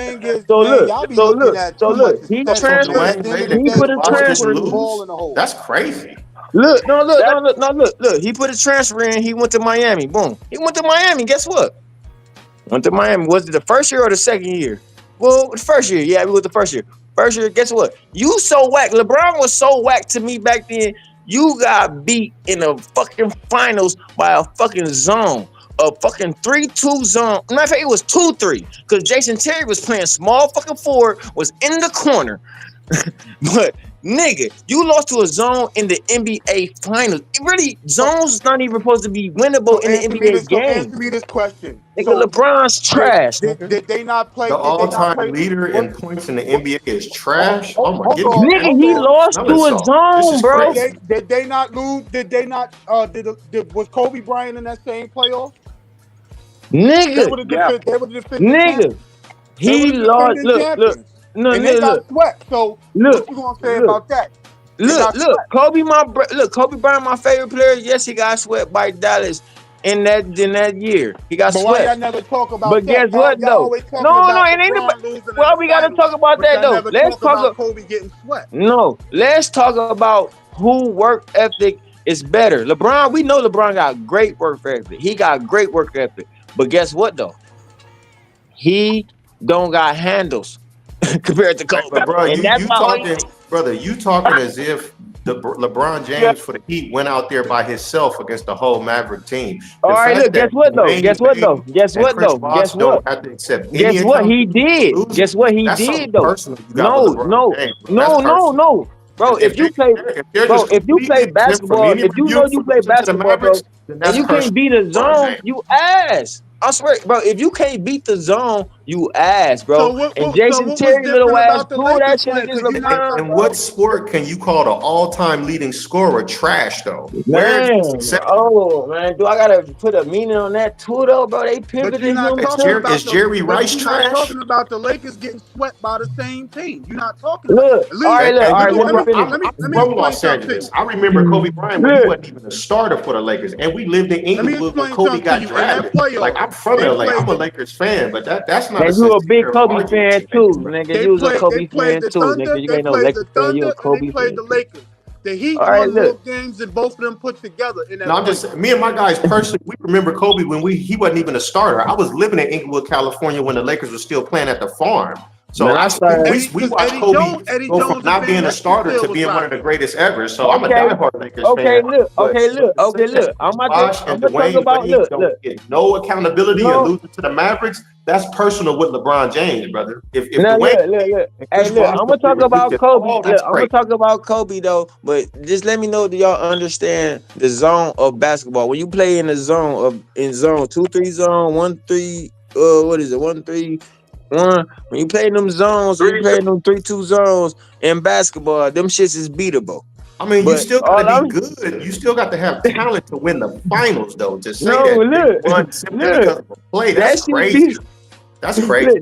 That shit's so beatable, bro. But you're not talking about the Lakers playing that same. That's team. what You're not talking about them playing the same. They played the Mavericks too. So all right, look, all right, guess what? Then I'm gonna fast forward because you ain't trying to let me break down on what happened on how the Lakers became they championship back to back. Nigga became back to back champions, nigga back to back, nigga. I'm only throwing this shit for the hood up, but nigga 2 times, nigga back to back. Nigga, LeBron. Without Shaq or Pau Gasol, the Lakers would not have won a championship. Now you want to say Pau? You want to say Shaq? Great player, but we wouldn't have won no championship without Pau Gasol or Shaq. Kobe, so we got to be realistic. Nigga, Kobe won that shit on his own, nigga. Fuck y'all niggas. He won it. He told the nigga. He said, "Hey, Paul, man the fuck up, Paul. Next season, you better man the fuck up." Boom. He checking everybody. He walking down the practice line, checking niggas, punching them in their chest. Check up. Hey, yeah, man the fuck up. We ready? You ready? He looking at them niggas like that, nigga. So how come Kobe couldn't win the championship when he first played Boston? Because when Gasol first came to the team, if he won it all for us, nigga, Boston, nigga, I'm an NBA fucking fan, nigga. I ain't never like I don't give a fuck about the Lakers, nigga. My favorite player, Kobe fucking Bryant. And guess what, nigga? Kevin Garnett deserved that shit, nigga. Defense, nigga. So that's how they won, defense. But guess what? Kobe Bryant hit that nigga in his chest. He hit that nigga in his head. Yeah, Kobe Bryant hit that nigga Paul Gasol in his chest. Said, "Yeah, we got him next year." But guess what? We ain't see him next year. We ain't see them bitches next year. Nigga, we ain't see them niggas next year. Healthy for the finals the next year, and they had. We ain't see them next year though. Guess what? We ain't see them next year, but we went back though. Why they ain't go back? The first championship against the Celtics, and that was a big factor. But to just make it talk about that Duke Right shit you want. No, you Duke Right. No, pause. Hey yo, I don't mean to talk to you like that as a grown ass man, but talk about what you riding on. You bandwagon these niggas, because I don't even know who your favorite player is. You a LA fan, right? But to be honest, your favorite player is really supposed to be the basketball player that you initially liked first when you got introduced to the sport. Kobe Bryant. My favorite basketball player, based on sincerity, actually would be Kobe Hill, because he was the first basketball player I ever followed. Kobe Bryant. My best friend like the AI. Kobe wasn't even with the Lakers when I first started watching basketball. Grant Hill sincerely would be my favorite basketball player because he was the first basketball player I actually followed. Because you was watching them Duke games. Grant Hill's a beast. I can't find my lighter. That's a beast when he came into the league. Yeah, Grant Hill was a great basketball player. But look though, Stackhouse was another one of my favorite basketball players. But look though, y'all was just giving me black though, bro. That's crazy, bro. You was giving me black about the league. He changed it up. Him and Grant Hill, because they could give the Bulls problems, like Pippen and Jordan. Them was my uncles and them favorite players too back then. Was Grant Hill and my other uncle talked about Penny, and I never really watched a lot of Penny highlights, but Penny was the dog. Yeah, Penny was amazing, man. He had a I grew up watching Tracy McGrady because Penny wasn't really balling when Tracy McGrady and Kobe was balling. Some new point forwards. Penny had a lot. Penny was a great basketball player. Penny took them boys to the finals. Y'all, everybody say Shaq did it, but no, Penny did that shit. To me, if I want to go back and watch ESPN 30 for 30, I like the way Penny played better than Shaq because Shaq was a rookie. He didn't know no better. No, it's the other way around. NBA though, it was a combination of Shaq and So Penny. Shaq took him. Yeah, Shaq took him in. Shaq a dog. What the fuck I do with my lighter? How do we just give all the credit to an individual in a team sport? How does that work? That's because he's the leader of the team. No. Whoever the best player on the team, why won't we give him the credit? Okay, so when Paul Gasol wasn't on the Lakers and when Shaq wasn't on the Lakers, Kobe, as good as he was, couldn't take the Lakers to the liquor store, bro. Let's keep it 100. Look, bro, look how you sound, bro. That's crazy, bro. The starting point guard was Smush Parker. Do you remember? You expect him to take Smush? You remember Smush? You remember Smush Parker? you remember Smush? That's what I'm saying though. You remember Smush, right? Nigga ain't go to the finals until Matt Barnes came. Nigga ain't do shit till Matt Barnes came. An individual in a team sport can win a championship. It's never happened that way, ever. No, I'm not talking that. It may be because I represent my favorite player like that. It might sound like I'm talking like that one player can do it, but nigga, man, it's a team effort, bro. Look, we need that point guard, right? Point guard. I'm gonna go off of positions. Point guard. We need that point guard. Who was that point guard? Fisher and Jordan Farmar. Dumbass. He was out there. We needed Jordan Farmar coming off the bench. We needed Fisher hitting threes. Kobe the shooter. Small forward. Who we got? It's positions, bro. Everybody got to play their role, man. That's one thing with superstars preach. Kobe preached that shit. Michael Jordan preached that shit. All them other players don't. Look, bro, all them other players you can name don't preach that shit. Only players that preach that shit is every player I can name right now. I can name Kobe preached that shit. Michael Jordan preached that shit. Stephen Curry preached. I'm naming championship players too, though. Michael Jordan, Curry, Tim Duncan preached that shit. They preached that shit to the point that everybody got to play a role, nigga. That's why Kobe gets on Shaq. Kobe got on Shaq because he didn't practice. He was a talent. He was a generational talent. It was like a gift. He was a god. That's what it is. A God's gift. He was gifted. He was born strong. He was born tall. He didn't practice a lot, and he still was good. In a team sport, if you're a superstar on any team sport and you don't have other teammates, nigga, can't one play? Why you keep on trying to think one player can take one player to the championship, bro? LeBron can't even do it, bro. Any team sport, if you're the only person that's good, I think he a LeBron fan, bro. 2 or 3 stars, and you're the only star. He is a LeBron fan. Win in the team I sport. can tell, bro. My mama just say that shit. Then, if you a LeBron fan, like you a diehard LeBron fan, like LeBron is this, LeBron's the best. Just say that shit then, bro. Because you keep on trying to make me explain fan of basketball and not be a fan of a man that's the all-time leading scorer. But all you doing is you saying it's all-time leading scorer, but all you doing is basically trying to talk about Kobe's seasons when he ain't have a team. But when he had a team, what did he do? Right. 2 championships back with that gone cage and you mad. Hey, y'all see what it is. You mad, bro. You so damn nigga Black Power, bro. You mad Kobe. You mad Kobe, nigga, hit that motherfucker with that Italian, bro. You mad Kobe. He's not the all-time leading scorer. Love Kobe Bryant. He's not the all-time leading scorer, though. I'm not talking about the leading scorer. We don't give a fuck about the leading scorer. Because if you put one-on-one prime in a league that requires you to score to win, look at how one-on-one prime. You put one-on-one prime Kobe. So it doesn't matter that LeBron has 18,000 yards receiving. That don't matter. Man, my favorite wide receiver, man, gonna be Randy Moss better than Jerry. And I'm a Dallas Cowboys fan, so I gotta go with T.O. anyway. But the truth, to act like 18,000 receiving yards doesn't matter is ludicrous, sir.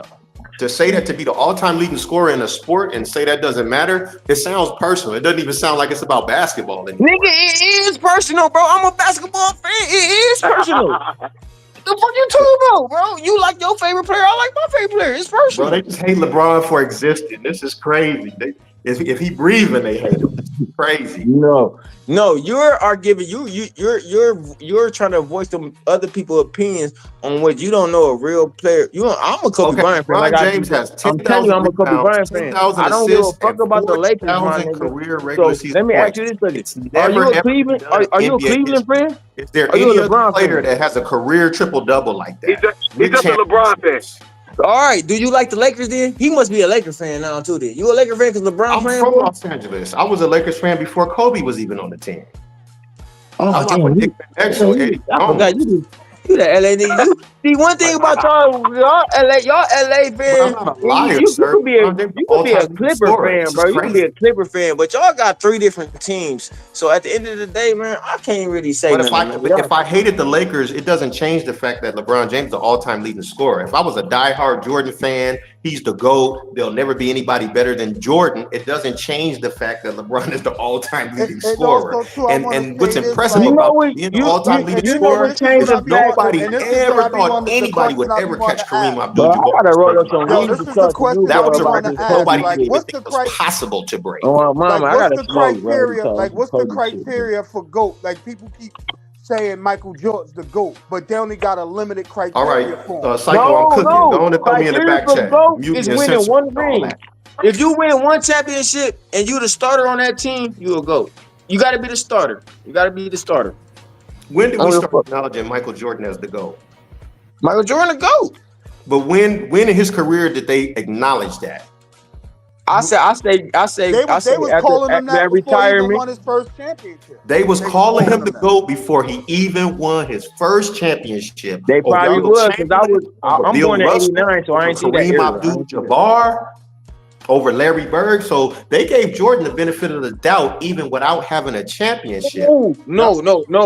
Check it out. I just thought of something. I'm 35, so I was born when Jordan really came in the league. Check it out though. What it is though, it was a money thing, and they talk about it. They promoted Jordan so much to build the NBA. Jordan brought back the NBA. He saved them. After Larry Bird saved them. Not necessarily true. It was the Larry Bird saved them. It was the Bird and Magic feud. Bird and Magic. That's what I'm saying. Larry Bird and them saying Bird and Magic saved them, but Jordan was the next. Like, all right, we got them out the way. We promoted them so much. We need somebody else to promote. But Jordan owned up though. He owned up to it and manned up and won them rings. He struggled. Before he won. He lost against Detroit. Come on, man. I'm 35, bro. I know this shit, bro. I love watching 30 for 30 sometimes. I don't like the new shit though. The new 30 for 30, I'll be like, damn, let me get 55 and watch this shit. Let me get old first. New shit, they be showing shit damn near happened last year on 30 for 30. Yeah, that's true. I don't like the new ones. But all the man, come on, man. Jordan promoted the NBA same way when Jordan left. Y'all know who promoted the next way? Allen fucking Iverson. And Kobe Bryant. And Tracy McGrady. Superstars. Them certain superstars ran the NBA, bro. You forgot to ask somebody. They bought the shoes. Who else had shoes back then? Nigga Shaq's was in Payless. Come on now, man. It's money. You forgot to ask somebody though. You forgot to ask somebody to that. Who? Because after Michael Jordan, who else? Well, you had Vince Carter, man. And look, you know why I ain't add him? Because all the greats know Vince Carter was better than them, but he never been on a championship team. If Vince Carter had the type of players that all the Kobe Bryants and shit had, come on, man. Keep it real though. He was entertaining as fuck though to watch though, man. Look, be honest with you though. Personally though, I'm a Kobe Bryant fan, Allen Iverson, all that. But I didn't really get a chance to vent on Vince Carter because McGrady and one of my best friends in 6th grade, I think, told me, my boy Ventura, he said that's his cousin. I found out Vince Carter was Tracy McGrady's cousin from that nigga, and Vince Carter was better than Tracy McGrady, but I thought Tracy McGrady was the GOAT. Like, he was better than him. Who y'all think better, Vince or Tracy? Who y'all think better? That's a good one. I'm gonna have to go with McGrady. I say McGrady because I'm a fan, but skill wise, Vince was a beast. Bro. Vince ain't get injured like McGrady. And they both athletic. Yeah, that's a good one. Either way, yeah. So, I mean, Vince did a whole 20. He did a whole 20. Those in-game dunks, man. Those in-game dunks was crazy. I remember he dunked on Zoe. That was and he crazy. called a highlight on his retirement year. He called highlights on it. He called at least 2 bodies on his retirement year. So shit. McGrady ain't do that. He was my back. He was grabbing his back. McGrady was grabbing his back. Yeah. We fucked when his back went out. It was over. That dunk he called on Lonzo. I was watching that shit live and lost my shit. That shit was crazy. That shit was crazy, bro. I think he cocked it back on Lonzo. He cocked on Lonzo with a cock back like this. First he shook the dude up top of the key, whipped it around his back, got past him, and then he went up and did exactly what you just said. Cocked that shit back way out here. Yeah. That's what Morant do right now.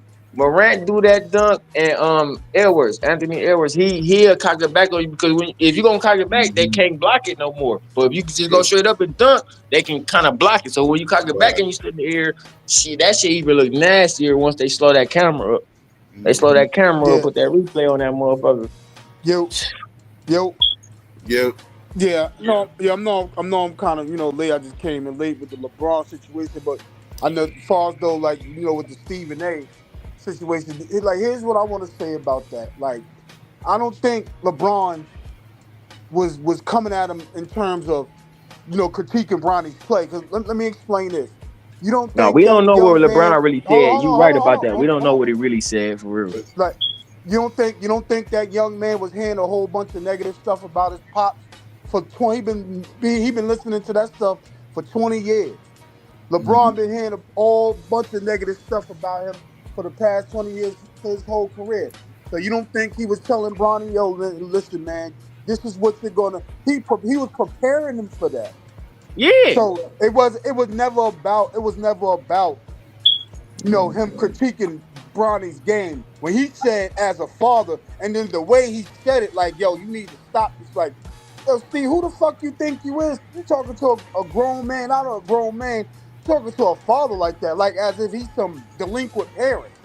That's how I took it when he said that. He needs to please stop it. As if Bronny's playing 30 minutes a game and they're like 12th in the West. They're the second in the West right now. He rarely plays garbage time. You know what I'm saying? So that's. Can I ask y'all brothers a question? Did Stephen A go back like on ESPN this morning or something and say something about that subject again? Because I'm lost in this area. Because I feel like it's the same conversation. It's the same conversation. He did go live yesterday and address it again though. But he addressed it again last week because I think that's what he voiced in his opinion. I ain't hear that then. But if Stephen A feel like he got a second addressing of it, then I feel like LeBron in the right. Whatever LeBron said to Stephen A, he checked him enough to the point he addressed it again. Like, come on, man. Like, that man been getting bows and arrows tossed at him his whole career. Like, his son know that. Like, his son watched that growing up. You don't think he heard a bunch of negative stuff all his whole life? That boy prepared for that. You know what I was just telling somebody, though, about LeBron, though? I was telling him, like, man, one thing about us as individuals, like, we know his son not the best. But we gonna respect it that he put his son in the league because it's that one shit we was talking about. What that shit called when people hire their relatives in business? It was like that. So basically, nepotism. So I don't give a fuck about if his son whack or not. Let him get he in the league. I love it. That's what I don't like about it. All of a sudden, nepotism is bad to do when everybody does it. Right. It's not because if you think of it as it's bad, that mean that why the fuck you gonna get the next race a chance, but when it comes to our own race, you hating now? You hating on them? Nah, we ain't hating on Bronny. We ain't hating on LeBron either. We ain't hating on LeBron. Come on, man. We gonna see the bullshit that Bronny gonna go through. And one thing what we notice is that I think LeBron coached his son in a good way to the point that be you. I don't think LeBron forcing him to be in the NBA. He ain't worried him to be in the NBA, bro. Hey, Psycho, you know what's crazy about that too? since they love, because you know them cats, so they, especially like Stephen A on ESPN, he love riding Jordan so much. How come y'all don't talk about his son? His No, they shit he do. got They going do. on. No, You notice they never, do. you notice they ain't never bring that up on ESPN.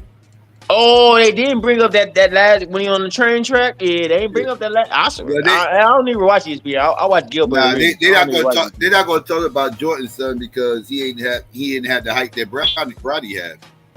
Even though he's Jordan's son, he didn't. Jordan didn't promote Jordan's son the way LeBron promoted Bronny. LeBron was But talking can I about say this playing with though? Bronny like 10 years ago. He was saying he wanted to play with Bronny. Bronny, like in elementary school, he was saying. So he kind of made Bronny a superstar, like before anybody, you know what I mean, before he even played a high school game. So like, yeah, Jordan's son didn't have all that. But the thing is, he's not critiquing Jordan's fatherhood, but he's critiquing LeBron's fatherhood, as if this boy is And I hope LeBron checked him on something. that type of shit. You're not critiquing Jordan fatherhood, but you critiquing my fatherhood. I hope LeBron, because that's real man to man shit, bro. Come on, man. Don't critique me on how the way I raised my boy. Don't even down talk him, because Stephen A. He down talking. He was talking about it from the basketball standpoint though. Like he wasn't saying like, you know, like he's a bad parent, like he don't. You know what it is though. Like you know what it is though. He was just No. LeBron. He was on some alluding, and you know, he almost kind of was alluding that LeBron was kind of forcing Bronny to kind of be in the NBA when Bronny might not. This might not be about Bronny. It's more about LeBron wanting to play with his son, opposed to his son wanting to play in the league. That's kind of where he was coming from. But I get what y'all saying though. But it's no different from what LeVar Ball did with his son.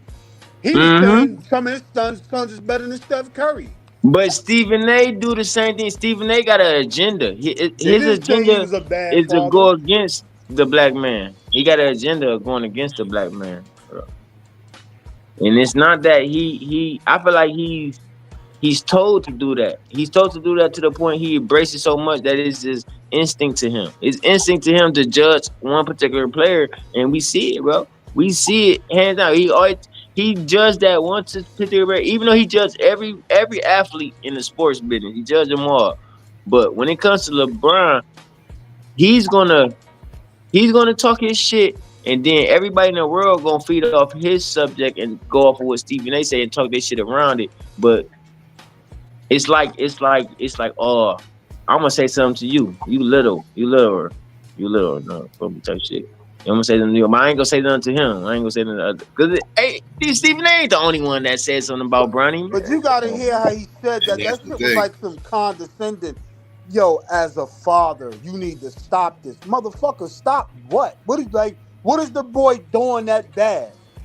They're not last in the West. He's not playing 30 minutes a game, and he ain't just totally stinking up the joint. You can't do nothing. What can you do playing 2 minutes a game? Stephen A. scared. LeBron done shook that nigga. Stephen A. done scared. LeBron done scared that nigga. He done said, hey, say something else. I got something for your bitch ass. That's what he said to him. And when did you ever see LeBron come at media like that? Like, and now really, he went on camera again and that. said some shit alive. Oh, that's even worse. Now Stephen A. feel like he protected. Now, so it's gonna be a time of day when they out them little motherfucking dinner meetings or whatever they somewhere around the NBA. LeBron gonna put hands and feet on him, and the news and shit ain't gonna know nothing about it. He ain't gonna smack him. LeBron big as fuck. He probably gonna smack that little nigga. Hey, man. I tell you, stop talking about my son. You went on live 2 days after this shit and brought the shit back up again. Just bro, stop trying to discredit me. You discrediting my seed now. Real, bro. But I don't even think that's the issue critiquing the boy game. He doesn't have an issue because he understands that fully. The young man understands that 100% because he saw his father go through that. No, but you said the words of what Stephen A. say. So we like LeBron. I mean, Bronny James gonna stay in his position as a kid. That's my dad. He gonna defend me, but this between LeBron and Stephen A. This fuck with Bronny. That's what it is now. It's at that point now. It's between them two niggas to the point that Stephen A. might say something again. This shit might get deeper. it might get deeper than what the fuck going on, Because man. people misconstruing the issue. Like people, if you understand, like you said, father. He didn't say, I'm coming to you. Like I know, I get you want to play with your son, and he's But not that's good. deep, No, though. That's we deep. know When he that, say and also father, too, though, that's deep. also You too, basically addressing me now. Now you talking to me. You saying father. He talking right. directly to LeBron. So LeBron, the type, he ain't gonna talk to you on no camera. I mean, not like on the camera to the point like I'm gonna say what I gotta say. No, he gonna be pulling up on you. I'm pulling up. I'm talking to you face to face. Now if the cameras catch us talking face to face, they ain't hear us. They don't know what the fuck I said to you. You don't know what the fuck I said to me and shit. I mean, you don't know what you said to me. But it's still like LeBron doing the best way possible of checking him to the point that he keep on talking about it. LeBron might handle it, and being him handle it, I don't want us as a culture to be coming back on these podcasts and be talking about like, y'all think LeBron soft for doing that to Stephen A. He's smaller than. No, he's not. So he's speaking on the man off of him, telling him like, bro, stop speaking on the subject of my son. Now you really addressing my way of parenting this man, or not even parenting of me, of bringing him into the league, and he's in his own path. You see me, I got Luka now. Me and Luka on the verge about to win the championship. My son cool on the bench. He Right, cool. like, you know what I'm saying? Bronny cool. He clapping and everything. He cool. He ain't on the bench looking like, hey, Pop, put me in. Ain't on that. And you notice when he's in the G League and he has a good game, they don't talk about it. They don't Bro, say that nothing then. motherfucker feel good to me. When I watch them G League highlights of LeBron, son, nigga, that nigga looked good. It looked like he had that smile on his face. Same way how Luka playing with LeBron right now in LA, and he got that smile on his face. That's how LeBron looked when he went to the G League, because he playing in his level. He playing at his level. It's a level to this shit. He's LeBron's son, but it's people better than him in his world. It's levels to this shit. Also, too, man, a young man suffered a life-threatening situation. He had a Man, gun we gonna range. blame that to that white people shit, bro. That was that little iffy shot, bro. They know what's up, bro. That shit. That's the reason why the Fauci shit really. If y'all want to get on some conspiracy shit, LeBron really pissed off of that for real. For the last couple years, ever since his son had that little heart attack in the college, he really mad off of that shit, bro. He know he mad. He mad off of that shit, bro. To the point that he probably put a lawsuit in. Like, he probably got a lawsuit in to the point that they can't publicize that shit. They don't want to publicize that shit. Because if they do public, blood, what the fuck happened to your mic?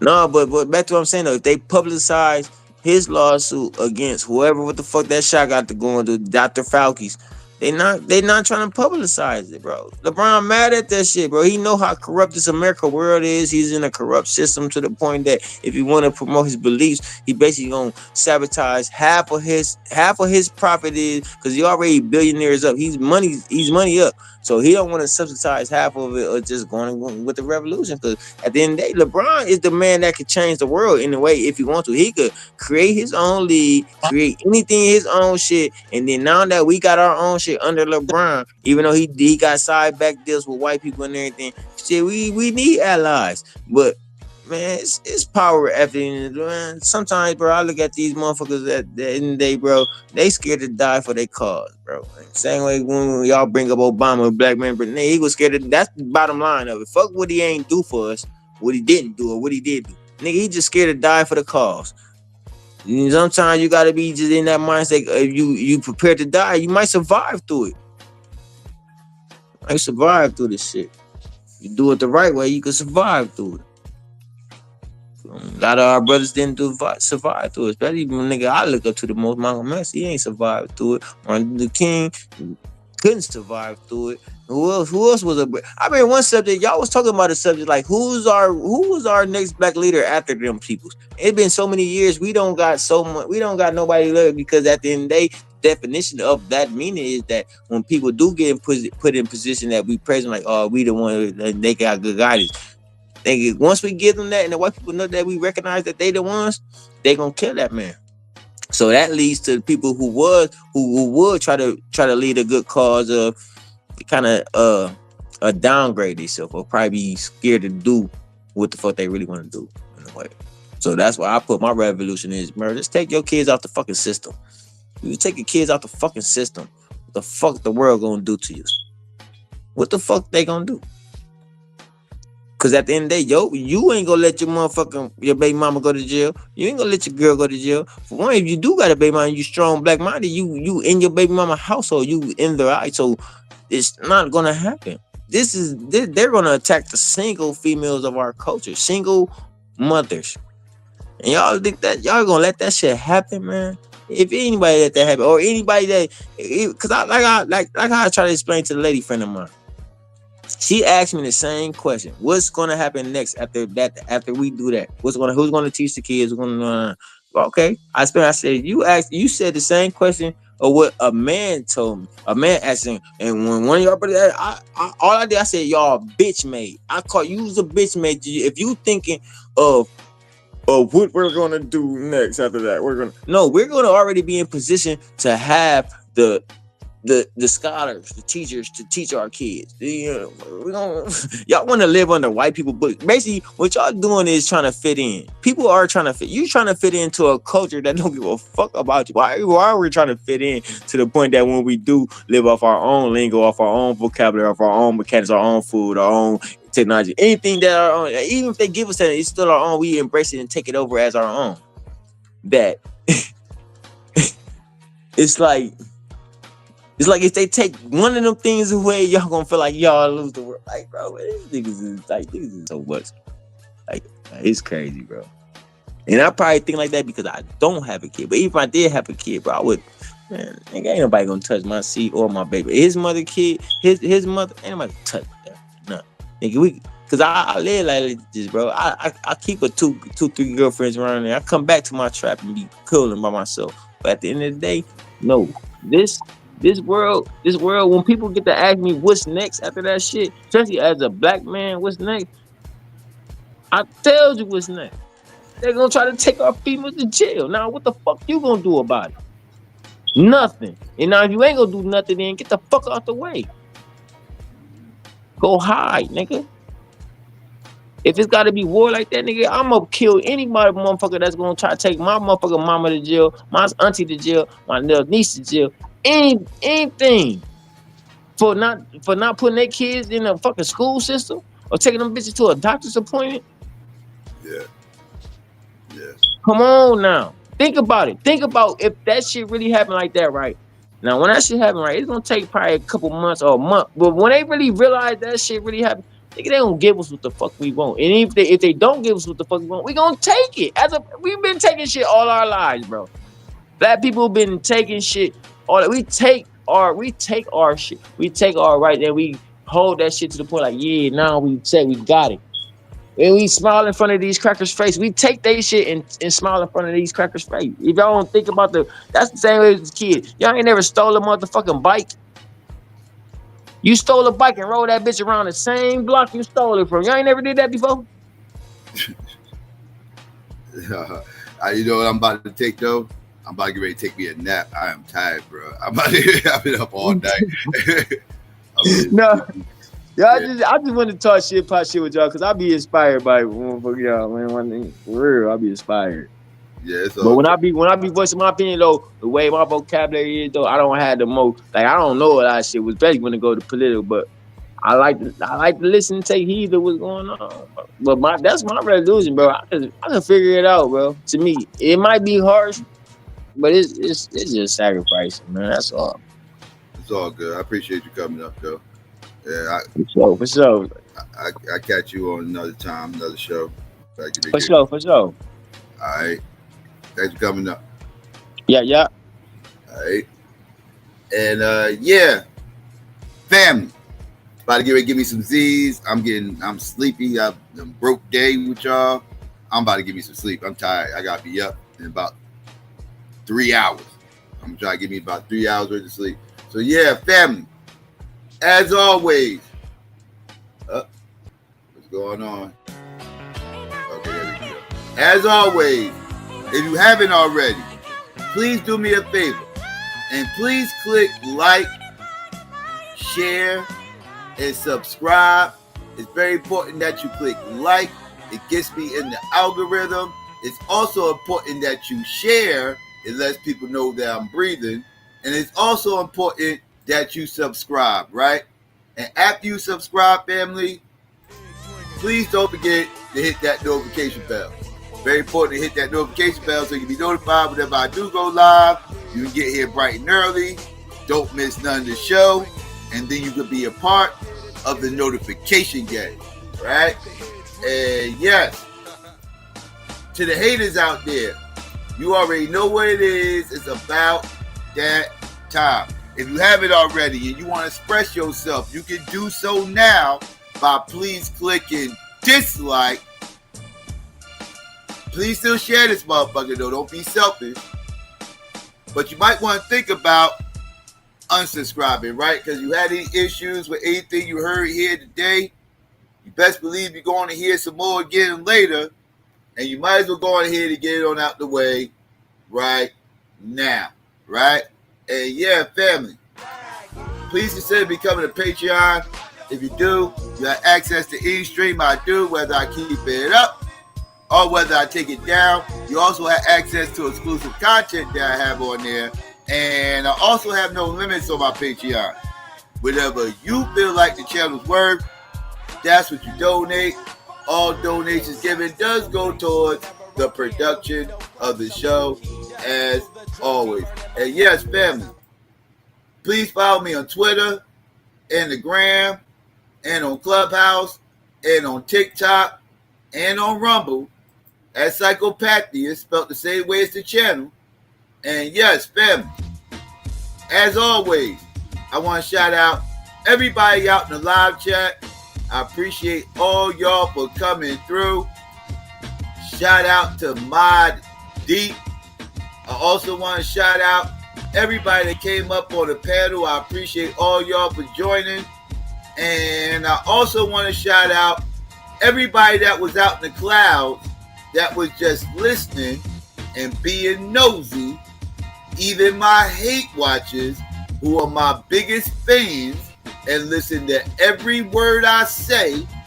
I want to give a peace and black power to everybody out there.